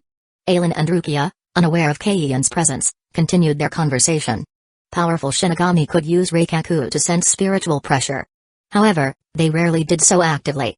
After all, no one enjoyed having countless spiritual pressures swirling in their minds. They only used Reikaku during battles or when searching for someone with a specific spiritual pressure. The only one who could constantly monitor the entire Soul Society's spiritual pressures was perhaps Tsuya Ashiro, the 8th Kinpachi, who had fused his Zanpakuto with the Soul Society. However, Aizen wasn't concerned about Ashiro overhearing their conversation. The Ashiro clan was merely a low-ranking noble family. After Ashiro surrendered, the clan had declined. Furthermore, the Ashiro clan hadn't participated in the attack on the Shiba clan that night. They weren't on Aizen's purge list. Of course, even if Aizen wanted to eliminate the Ashiro clan, even if Ashiro escaped from Mukin, it wouldn't change anything. Rukia, it's been 26 years since that incident, hasn't it? Huh? Hearing Aizen's words, Rukia looked up at him, then lowered her head.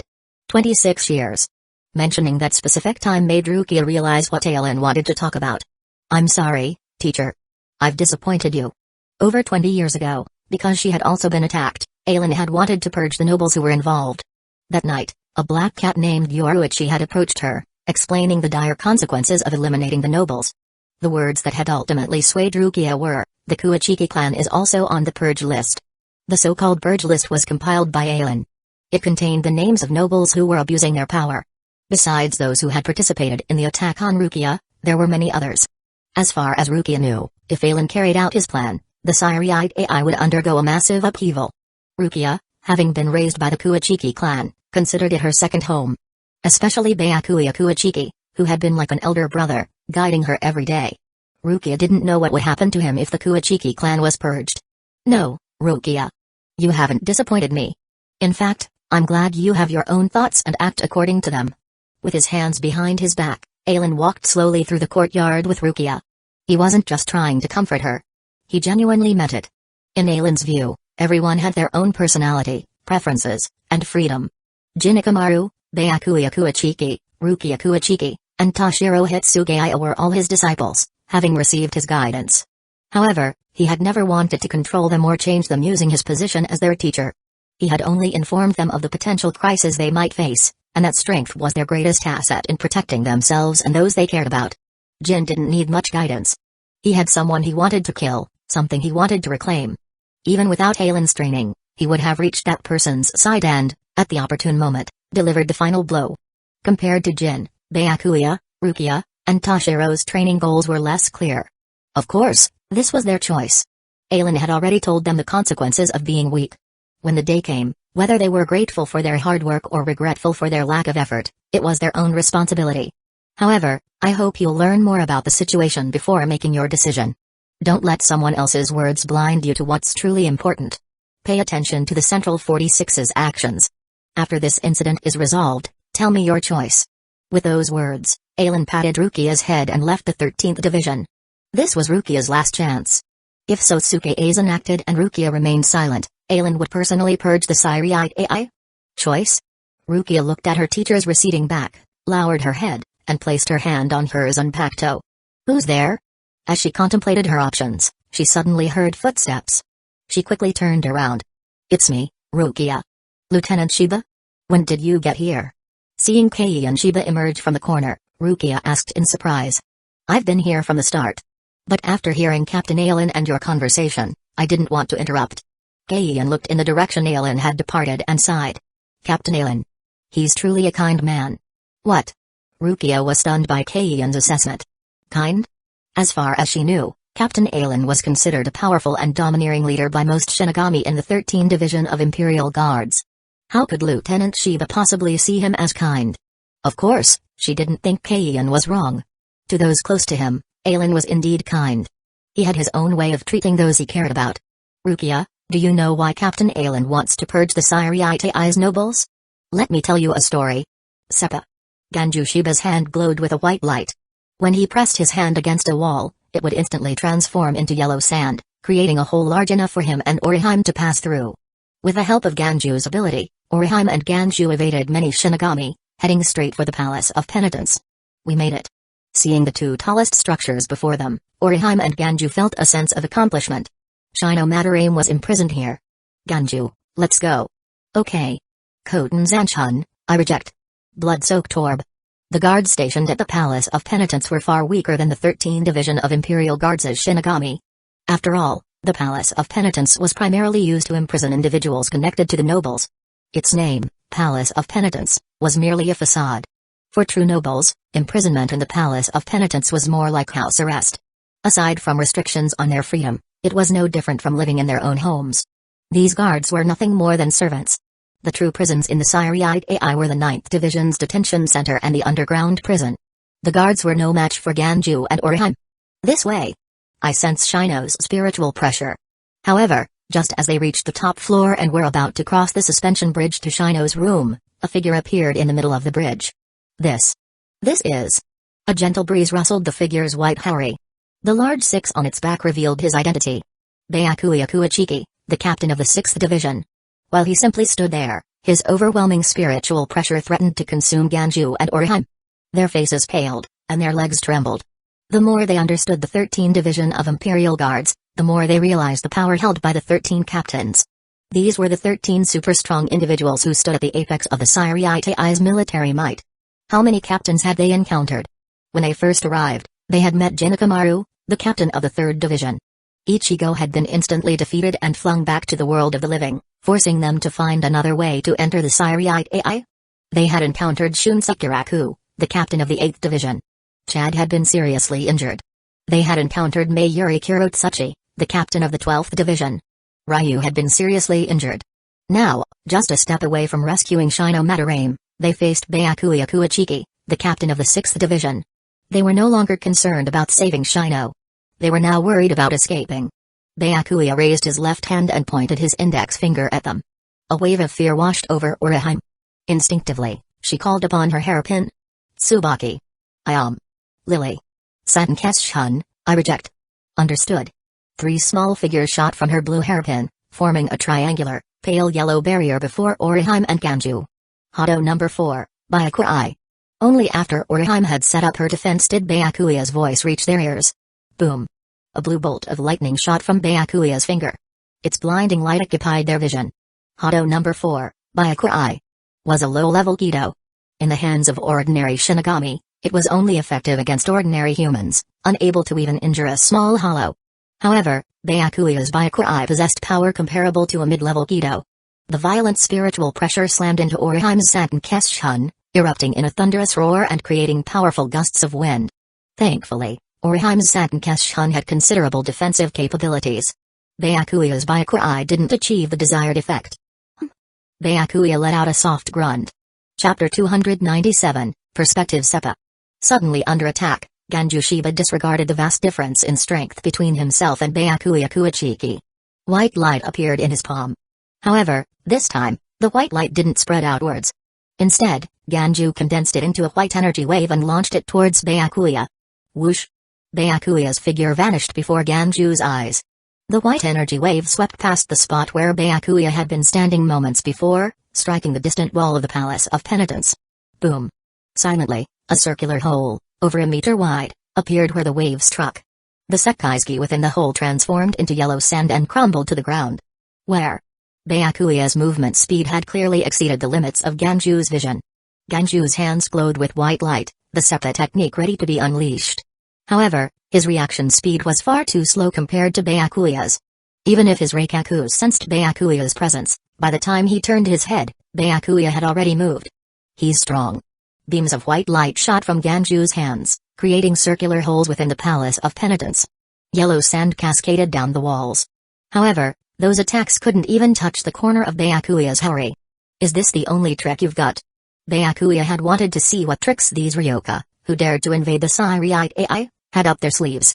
He hadn't expected the girl to simply erect a defensive barrier and the chubby young man to only have one technique transforming matter into sand. This disappointed him. It seemed defeating Kakumatarame, the 4th seat of the 11th Division, and fighting Mayuri Kurotsuchi, the captain of the 12th Division, to a standstill had raised his expectations of these Ryoka. But judging by the current situation, the strongest among them were probably those two. Unfortunately, the two Ryoka he had encountered at the Palace of Penitence were rather weak. Hey, this is more than enough to deal with you. Despite the sweat beading on his brow, Ganju refused to concede defeat. How boring. Hearing Ganju's words, Byakuya confirmed that these two Ryoka truly were this weak. He instantly appeared before Ganju. Seppa. Ganju wouldn't miss such an opportunity. He launched 2 white energy waves towards Byakuya. Bakudo number 8, Repulsion.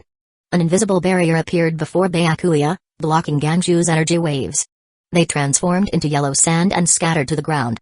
Your technique is impressive. It can decompose the Rishi within matter, returning it to its original state. However, it has a glaring weakness. It can only decompose the first thing it touches. Once someone understands this, it poses no threat. Damn it. Ganju gritted his teeth. Seppa was a secret technique passed down through generations of the Shiba clan. It was their core inheritance, just like the fireworks cannon. However, Ganju had never realized his family's secret technique had such a limitation. Of course, it was also possible that he was simply too weak. Perhaps with further training, he could overcome this weakness. Don't get cocky. Ganju roared, and white light appeared on his palm again. However, this time, he didn't launch both energy waves at once. He sent them one after the other, creating a delay between them. This way, even if Byakuya's Kido blocked the first wave, the second wave would still strike him. However, Byakuya suddenly appeared behind Ganju. He gently released his grip on his Zanpakuto and walked towards Orihime. SHHH. 2 sprays of blood erupted from Ganju's chest and abdomen. Shioin's secret step, number 1, Senka. Ganju swayed unsteadily, then collapsed to the ground, unconscious. Ganju. Orihime watched in horror. She called out to Ganju, then was terrified by Byakuya's approach. Don't come any closer. Closing her eyes, she raised her hands towards Byakuya and chanted the incantation for her only offensive technique. Koten Zanshun, I reject. Whoosh. A black light flashed from her hairpin. Tsubaki, the thumb-sized ninja, flew into her hand and transformed into a crescent moon, over 20 centimeters long, then shot towards Byakuya. Slap. Sadly, such an attack wasn't even worthy of making Byakuya draw his Zanpakuto. He casually swatted Tsubaki's crescent moon away as if he were swatting a fly. It crashed into the wall of the Palace of Penitence. Thud. Damn it. Tsubaki spat out a mouthful of blood. As the heart's desire of Orihime Noe's Fulbering, Shun Shun Rika existed to protect her. As the only one among the 6 Shun Shun Rika with offensive capabilities, Tsubaki's duty differed from the others. He existed to eliminate anything that threatened Oriheim's safety. However, both Santon Kishun and Soten Kishun had successfully fulfilled their purpose, protecting Oriheim and her friends. Only he had failed.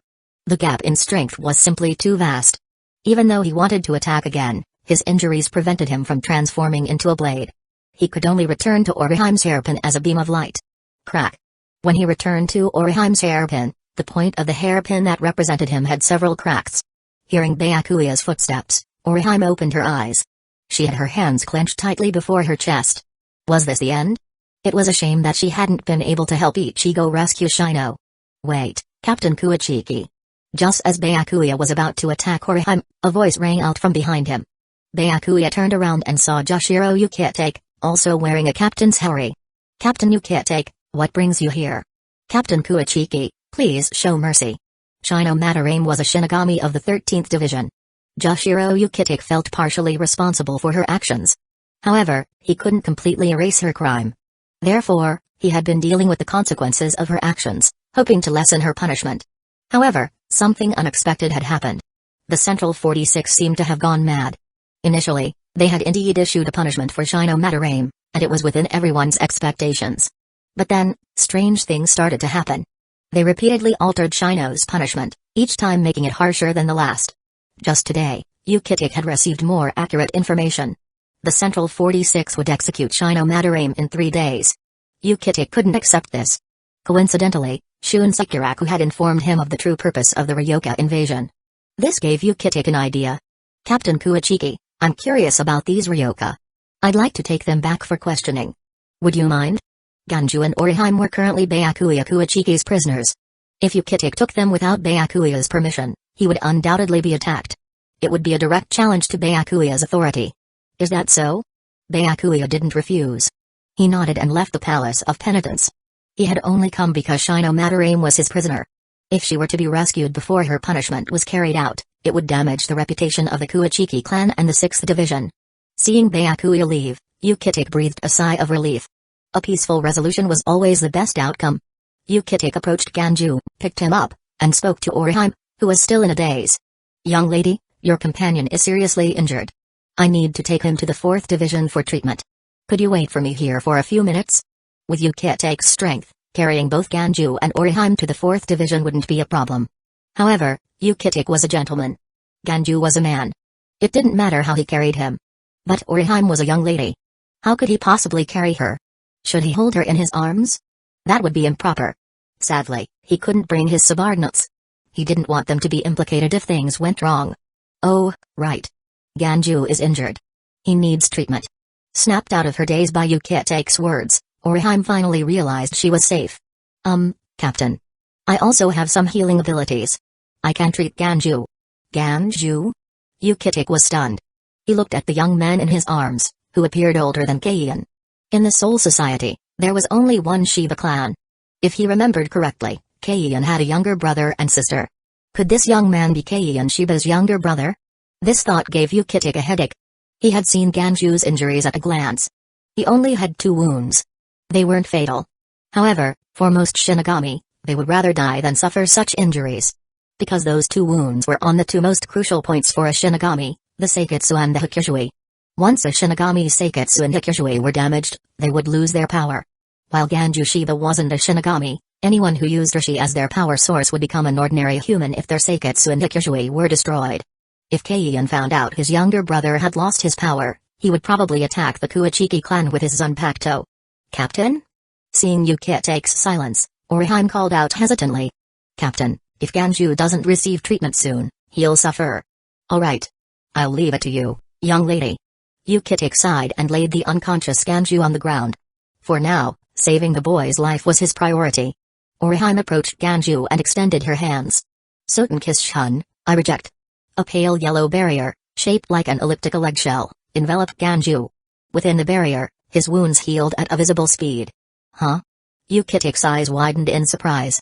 If he wasn't mistaken, Ganju Shiba's Seiketsu and Hakushui were being healed along with his physical injuries? Was this girl's ability that strong? Even Captain Anohana couldn't heal such injuries. Seeing this, a relieved smile spread across Yukitake's face. With Ganju's injuries healed, Keian wouldn't go looking for trouble with Byakuya Kuachiki. In Yukitake's view, While Keian had mastered Benkei, his strength was still far inferior to Byakuya's. If he wasn't mistaken, Byakuya had already surpassed the limits of a captain, reaching the realm of a century captain. Even he wouldn't find it easy to defeat Byakuya. Orihime Inoe's abilities were truly extraordinary. While her spiritual pressure wasn't strong, injuries that even Retsu Anohana could only stabilize were completely healed within 3 minutes. Orihime? Are we dead? After Orihime dispelled Soten Kishun, Ganju sat up, looking at her with confusion. Since you're healed, let's leave this place. Before Orihime could answer, Uchiha spoke. Chapter 298, Failure This is a 13 Division of Imperial Guards captain? Ganju Shiba turned around after hearing Joshiro Uchiha's voice and saw the captain's hurry. He instantly leaped to his feet, shielding Orihime Inoue behind him. Orihime, I'll hold him off. Run. While he didn't fully understand the situation, he still remembered what had happened before he lost consciousness. His strength was insignificant compared to a captain-level Shinigami. All he could do was buy Orihime some time to escape. No, he probably couldn't even buy her time. He might be instantly defeated, just like before. Therefore, he decided to unleash his ultimate move. Captain, my brother is Keian Shiba, lieutenant of the 13th Division. Could you give him some face and wait 10 minutes before you defeat me? That's right. Ganju Shiba's ultimate move was to call for backup. Of course, he knew his brother, Keian Shiba, was only a lieutenant. His face wasn't enough to make a captain spare them. Therefore, he only asked the captain to give Orihime 10 minutes to escape. Anything more would be asking too much. Ha ha ha. Hearing Ganju's words, Uchiha laughed and scratched his head. As I thought. You truly are Keian's younger brother. Huh? Captain, you know my brother? Yes. We're quite familiar. Uchiha turned sideways, revealing the number on his hori. 13. Orihime's eyes widened in realization. So, this captain was Ganju's brother's captain. No wonder he had rescued them from that other captain. Had Ganju's brother asked him to do so? Well, we've wasted enough time. Come with me. I need your help with something. Okay. Teacher, is this what you wanted me to see? Within the 13th Division barracks, Rukia Kuachiki looked at the verdict in her hand and murmured. Shino Madarame was the 20th seat of the 13th Division. Joshiro Uchiha had been following the situation closely. Therefore, the 13th Division was among the first to learn of the Central 46's judgment regarding Shino Madarame. Rukia hadn't paid much attention to the matter before. It was just a handful of ryoka. Could they possibly cause that much trouble in the Siriite AI? After Aylin had instructed her to pay attention to Shino's case, she had entered the 13th Division's archives and retrieved Shino's file. It contained several verdicts. Judging by the dates on the verdicts, not only did the punishments become harsher each time, but the intervals between them also shortened. A week ago, there had been a new verdict almost every day. Now, there were several new verdicts each day. Just a few hours ago, the final verdict had been issued. Death sentence. Furthermore, it was an execution that would be carried out by Sokyoku, the execution blade. Even though Rukia was a commoner born in Rukongai, she understood the concept of credibility. A world had its own rules. Only by adhering to those rules could the world function properly. The Central 46's actions regarding Shino Madarame's case gave the impression that they were above the law. They could change their minds whenever they wanted. Rukia could sense that with each new verdict, the Shinigami's respect for the Central 46 was waning. It was being replaced by an oppressive silence. No one wanted to be ruled by those who didn't keep their word. The reason the Shinigami hadn't rebelled was twofold. First, the 13th Division of Imperial Guards and the Central 46 were interdependent but also independent of each other. Genri Uzaishi Gakuni Yamamoto, the founder of the 13th Division of Imperial Guards, had broken the nobles' absolute rule over 1,000 years ago using his unmatched strength. He had established the 13th Division of Imperial Guards, the Siriite's strongest military force. Of course, Yamamoto knew his limitations when it came to governance. Therefore, he had created the 13th Division of Imperial Guards as the enforcers and allowed the nobles to form the Central 46 as the judges. This system greatly limited the nobles' power, and the entire Siriite AI was protected by the 13th Division of Imperial Guards. 1,000 years ago, the Siriite AI had been the exclusive domain of the nobles. However, under the 13th Division of Imperial Guards' rule, the number of commoner Shinigami had surpassed the number of nobles several times over. Despite this shift in power, the nobles still retained certain privileges. For instance, a friend of Kanaim Tosen, the captain of the 9th Division, had married a noble but had been killed by him. However, the noble who killed his wife had received no punishment. Previously, the nobles had been meticulous in covering up their crimes. Those who knew the truth kept their mouths shut. Some Shinigami adopted a "it's not my problem" attitude, choosing to ignore the nobles' wickedness. As long as they didn't provoke the nobles, they could live their lives peacefully. However, when the nobles flaunted their power, everything changed. Shinomadarame was the first victim they paraded before the Siriite AI. The Central 46's repeated changes to her verdict showed the Shinigami that the nobles were trampling on the rules. Now, perhaps all it would take was a single charismatic leader to ignite a rebellion. The commoner Shinigami would overthrow the nobles and establish an order.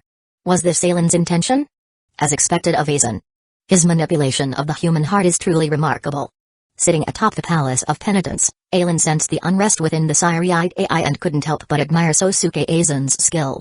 If he hadn't released Aizen, Aizen would have simply replicated Aizen's actions from his memories, killing all the nobles in the Central 46. However, the Central 46 was a council comprised of 46 noble families. Even if he killed the current members, as long as the nobles still existed, they could easily reform the council. Furthermore, because of the unique nature of names in the Soul Society, even if someone wasn't a noble by blood, they could inherit a noble's name and become their heir. Tokunada Tsunayashiro was a prime example. He wasn't a true Tsunayashiro. He was merely an adopted son. However, after inheriting the name Tsunayashiro, he had become a member of the Tsunayashiro clan. After orchestrating the clan's demise, he had inherited the title of Grand Noble and obtained the Tsunayashiro clan heirloom, the Inrakuten. To truly eliminate a noble family, Sosuke Aizen's actions had provided Aizen with a near-perfect solution. Aizen was using the Central 46 to tarnish the noble family's names, making them unworthy of the title noble. Or, more accurately, he was making the people of the Soul Society lose respect for the title noble. By targeting the nobles both in name and in deed, he could strip them of their power and bring them down from their lofty perch. The stage is set, the actors are in place. Soul King, how much of my plan have you seen? Will you still choose death? Aizen looked up with a terrifying power that pierced through the 72 barriers above the Siriite AI, reaching the fragmented figure sealed within a pale yellow crystal. Sadly, Aizen didn't sense anything from the Soul King's remains. It was as if his body had become an empty shell. However, Aizen knew he was still there. It was because the Soul King desired death that he used his will to stir up the Soul Society, creating countless stories within a mere 1,000 years. The Soul King had been born from the world's will. His purpose was to replace the departed god and perfect the Soul Society. Whether it was vanquishing the ancient hollow that had nearly devoured all the souls in the world, dividing the world into life and death, creating the human world, Hueco Mundo, and the Soul Society to stabilize the world, or even being ambushed by the 5 great noble clans, having his power stolen, and becoming a linchpin to maintain the world's balance, it was all part of his plan. However, as time passed, the future the Soul King saw filled him with despair. He had failed. This world was destined to repeat the mistakes of 1,000,000 years ago. Of course, it wasn't the kind of despair where a single hollow devoured all the souls in the world, causing it to stagnate. It was a world that, under the current noble system, would remain unchanged for millions, even tens of millions of years, even after the 3 realms had been consumed by hell. People typically judged life and death in 2 ways. If something moved, it was alive. If something didn't move, it was dead. Perhaps, to most people, the world was new every day. They could laugh and cry. Therefore, they were alive. But to the Soul King, an unchanging world was a lifeless world. It was a dead world. Therefore, his creation was a failure. Since he couldn't perfect the world, he would let the next god recreate it. Clang. Clang.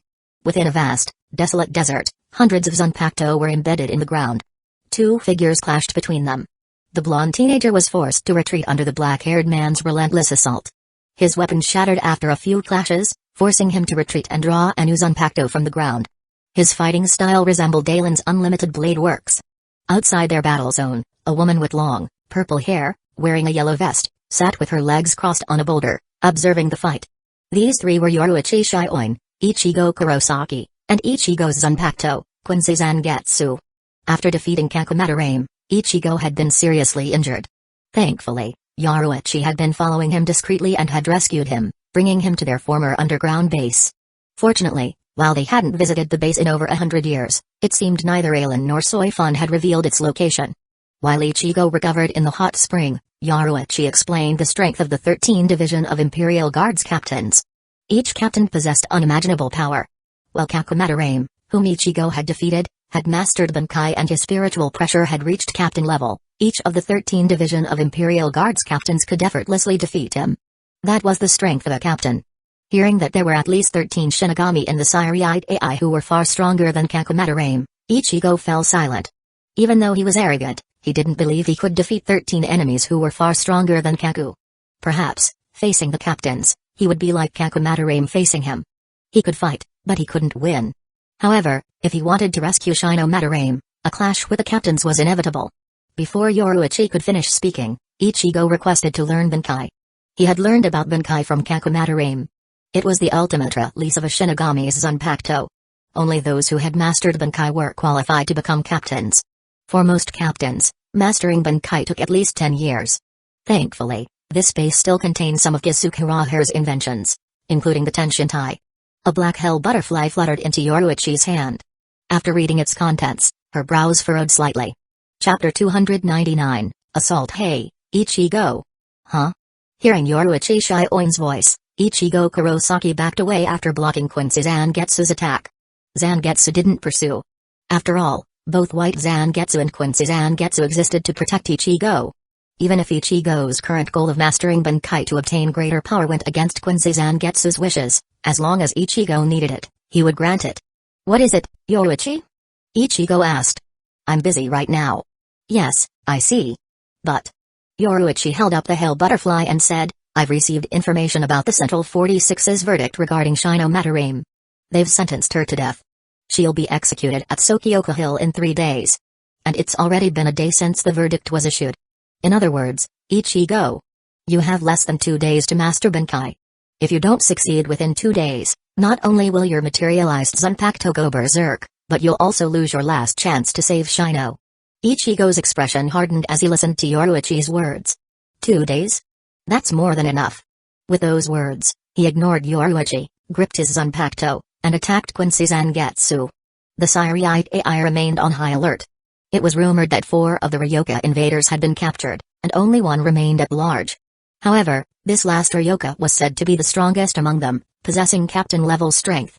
The captains had issued orders, to avoid unnecessary casualties. Shinigami encountering this Ryoka were permitted to flee without engaging. All they had to do was relay the Ryoka's location before escaping, allowing the captains to apprehend him. On the surface, the Sairite AI appeared calm. However, a sense of unease lingered in the air. Especially after learning from the 4th Division members that these Ryoka had invaded the Sairite AI to rescue Shinomatarame, the scales of justice began to tip in the Shinigami's hearts. It was true that Shinomatarame had violated the Sairite AI decree by transferring her spiritual power to a human. If the Central 46 had initially sentenced her to death, while the Shinigami might have found it harsh, they wouldn't have questioned its validity. After all, she had committed a grave sin and had to be punished. However, the Central 46's repeated changes to her verdict made it seem like they were simply flexing their authority. Look. Everything in the Sairite AI is under our control. We decide who is guilty and what their punishment will be. Many Shinigami, who had been bullied or had even witnessed their friends and family harmed by the nobles, turned their hatred towards them. 1 or 2 wouldn't make a difference. But aside from the true prodigies, how many commoner Shinigami hadn't experienced the nobles' cruelty? The Central 46, as the Sairite AI's highest authority, had failed them. Commoner Shinigami and nobles, even if they committed the same crime, the commoner would receive a harsher punishment, while the noble, even if they killed someone, would go unpunished. This was the consensus that had formed over millions of years in the Sairite AI. However, the nobles had forgotten one crucial detail. 1,000 years ago, there were few commoner Shinigami, and their strength was limited. Even if they were bullied, they couldn't fight back. But now, because of the 13th Division of Imperial Guards, the number of commoner Shinigami far surpassed the number of nobles. Even among the 13th Division of Imperial Guards captains, almost half were from Rukongai. They, too, were commoners. The combined strength of these Shinigami, who had suffered under the nobles' tyranny, was enough to shake the Sairite AI to its core. Perhaps even had Captain Yamamoto and Shun Sakuraku, who claimed to understand the 13th Division of Imperial Guards better than anyone, had no idea how much resentment had been brewing under their noses. On the surface, the Shinigami were diligently carrying out their patrol duties. However, in their hearts, the scales of justice had tipped. Perhaps, when they encountered the Ryoka, they wouldn't stop them.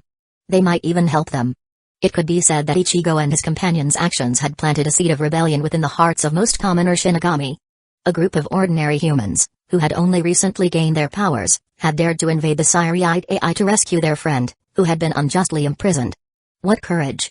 No one would reject a friend who would fight for them.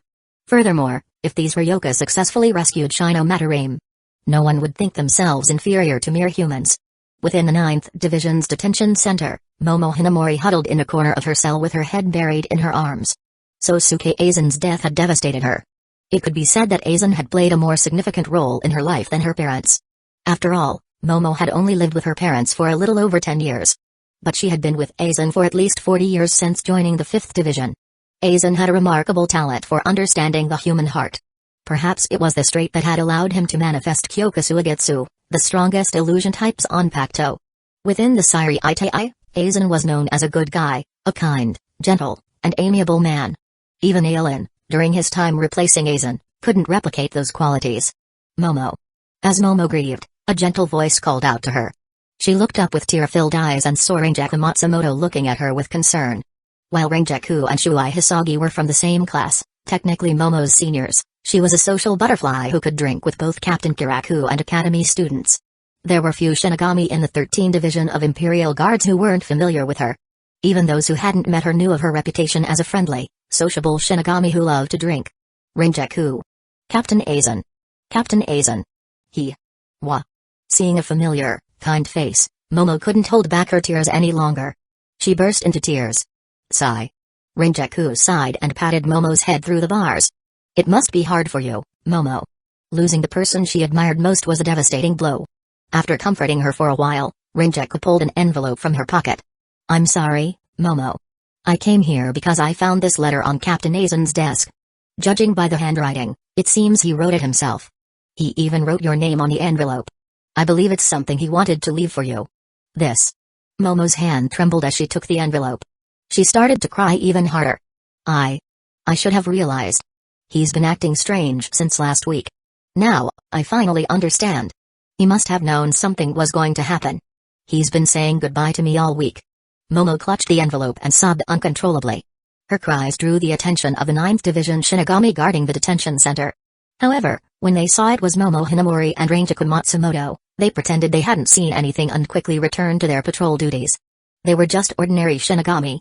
And the ones causing the commotion were the lieutenant of the 5th Division and the lieutenant of the 10th Division. Even seated officers were considered important figures to them, let alone lieutenants. Didn't they see that the cell holding the 5th Division lieutenant wasn't even locked? Momo, the situation in the Siriite AI isn't good. Rinjaku sighed and explained the current events. The 13th Division of Imperial Guard seems different. The captains. They're all acting strangely. I have a feeling that Captain Aizen's death is just the beginning. I hope you can pull yourself together soon. The 5th Division has lost Captain Aizen. If you don't regain your composure, things will only get worse. I'm leaving now. Once you've calmed down, you can come out. With those words, Rinjaku patted Momo on the shoulder and turned to leave. While she wanted to stay and comfort Momo, as she had said, the situation in the Siriite AI was unsettling. Not just the captains, but even the Shinigami were acting strangely. She couldn't control the other divisions. But she hoped the 10th Division wouldn't be caught up in the chaos. Momo cried for a while, then opened the envelope with trembling hands. Momo, I hope this letter finds you well. When you read this, I'll probably be dead. Arg. A short while later, the 9th Division members heard Momo Hinamori's scream.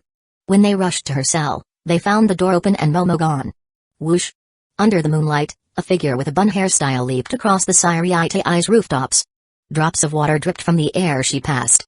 A few minutes later, Momo Hinamori arrived at a secluded courtyard. She looked at the courtyard with hesitation. Then, her hesitation was replaced by hatred. Bloom, Tobium. She drew her Zanpakuto, calling upon its name and releasing its Shikai. Boom. Her explosive spiritual pressure enveloped her in a blue light. She raised Tobium high above her head and swung it towards the courtyard. Whoosh, whoosh, whoosh. Red light emanated from her Zanpakuto. It flowed along the tridents and transformed into 2 basketball-sized fireballs, hurtling towards the courtyard. Who's there? A shout echoed in the night. Golden light blazed, and countless golden osmanthus blades materialized before the 2 fireballs, forming a barrier. Boom. The fireballs exploded and illuminated the darkness. In the brief illumination, Momo saw a young woman in golden armor standing on the courtyard wall. This is Lord Aelin's residence.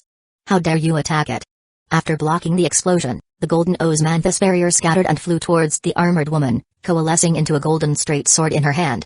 This was the Zanpakuto Aizen had left with Haruko Kuachiki for her protection, the Golden Osmanthus sword, Alice, from Sword Art Online. Captain Aizen? Within the Siri Itai, Aizen was a figure to be avoided. The captains knew his strength and wouldn't provoke him. And the Shinigami, aware of the vast difference in power between them and a captain, wouldn't dare to challenge one. Normally, upon learning they had attacked Aizen's residence, a Shinigami would apologize and seek his forgiveness. However, Momo's next action made Alice's expression harden. Hey, that's right. The one I want to kill is Captain Aizen. With a shout, Momo channeled all her spiritual pressure into her Zanpakuto. Fiery flames engulfed Tobium.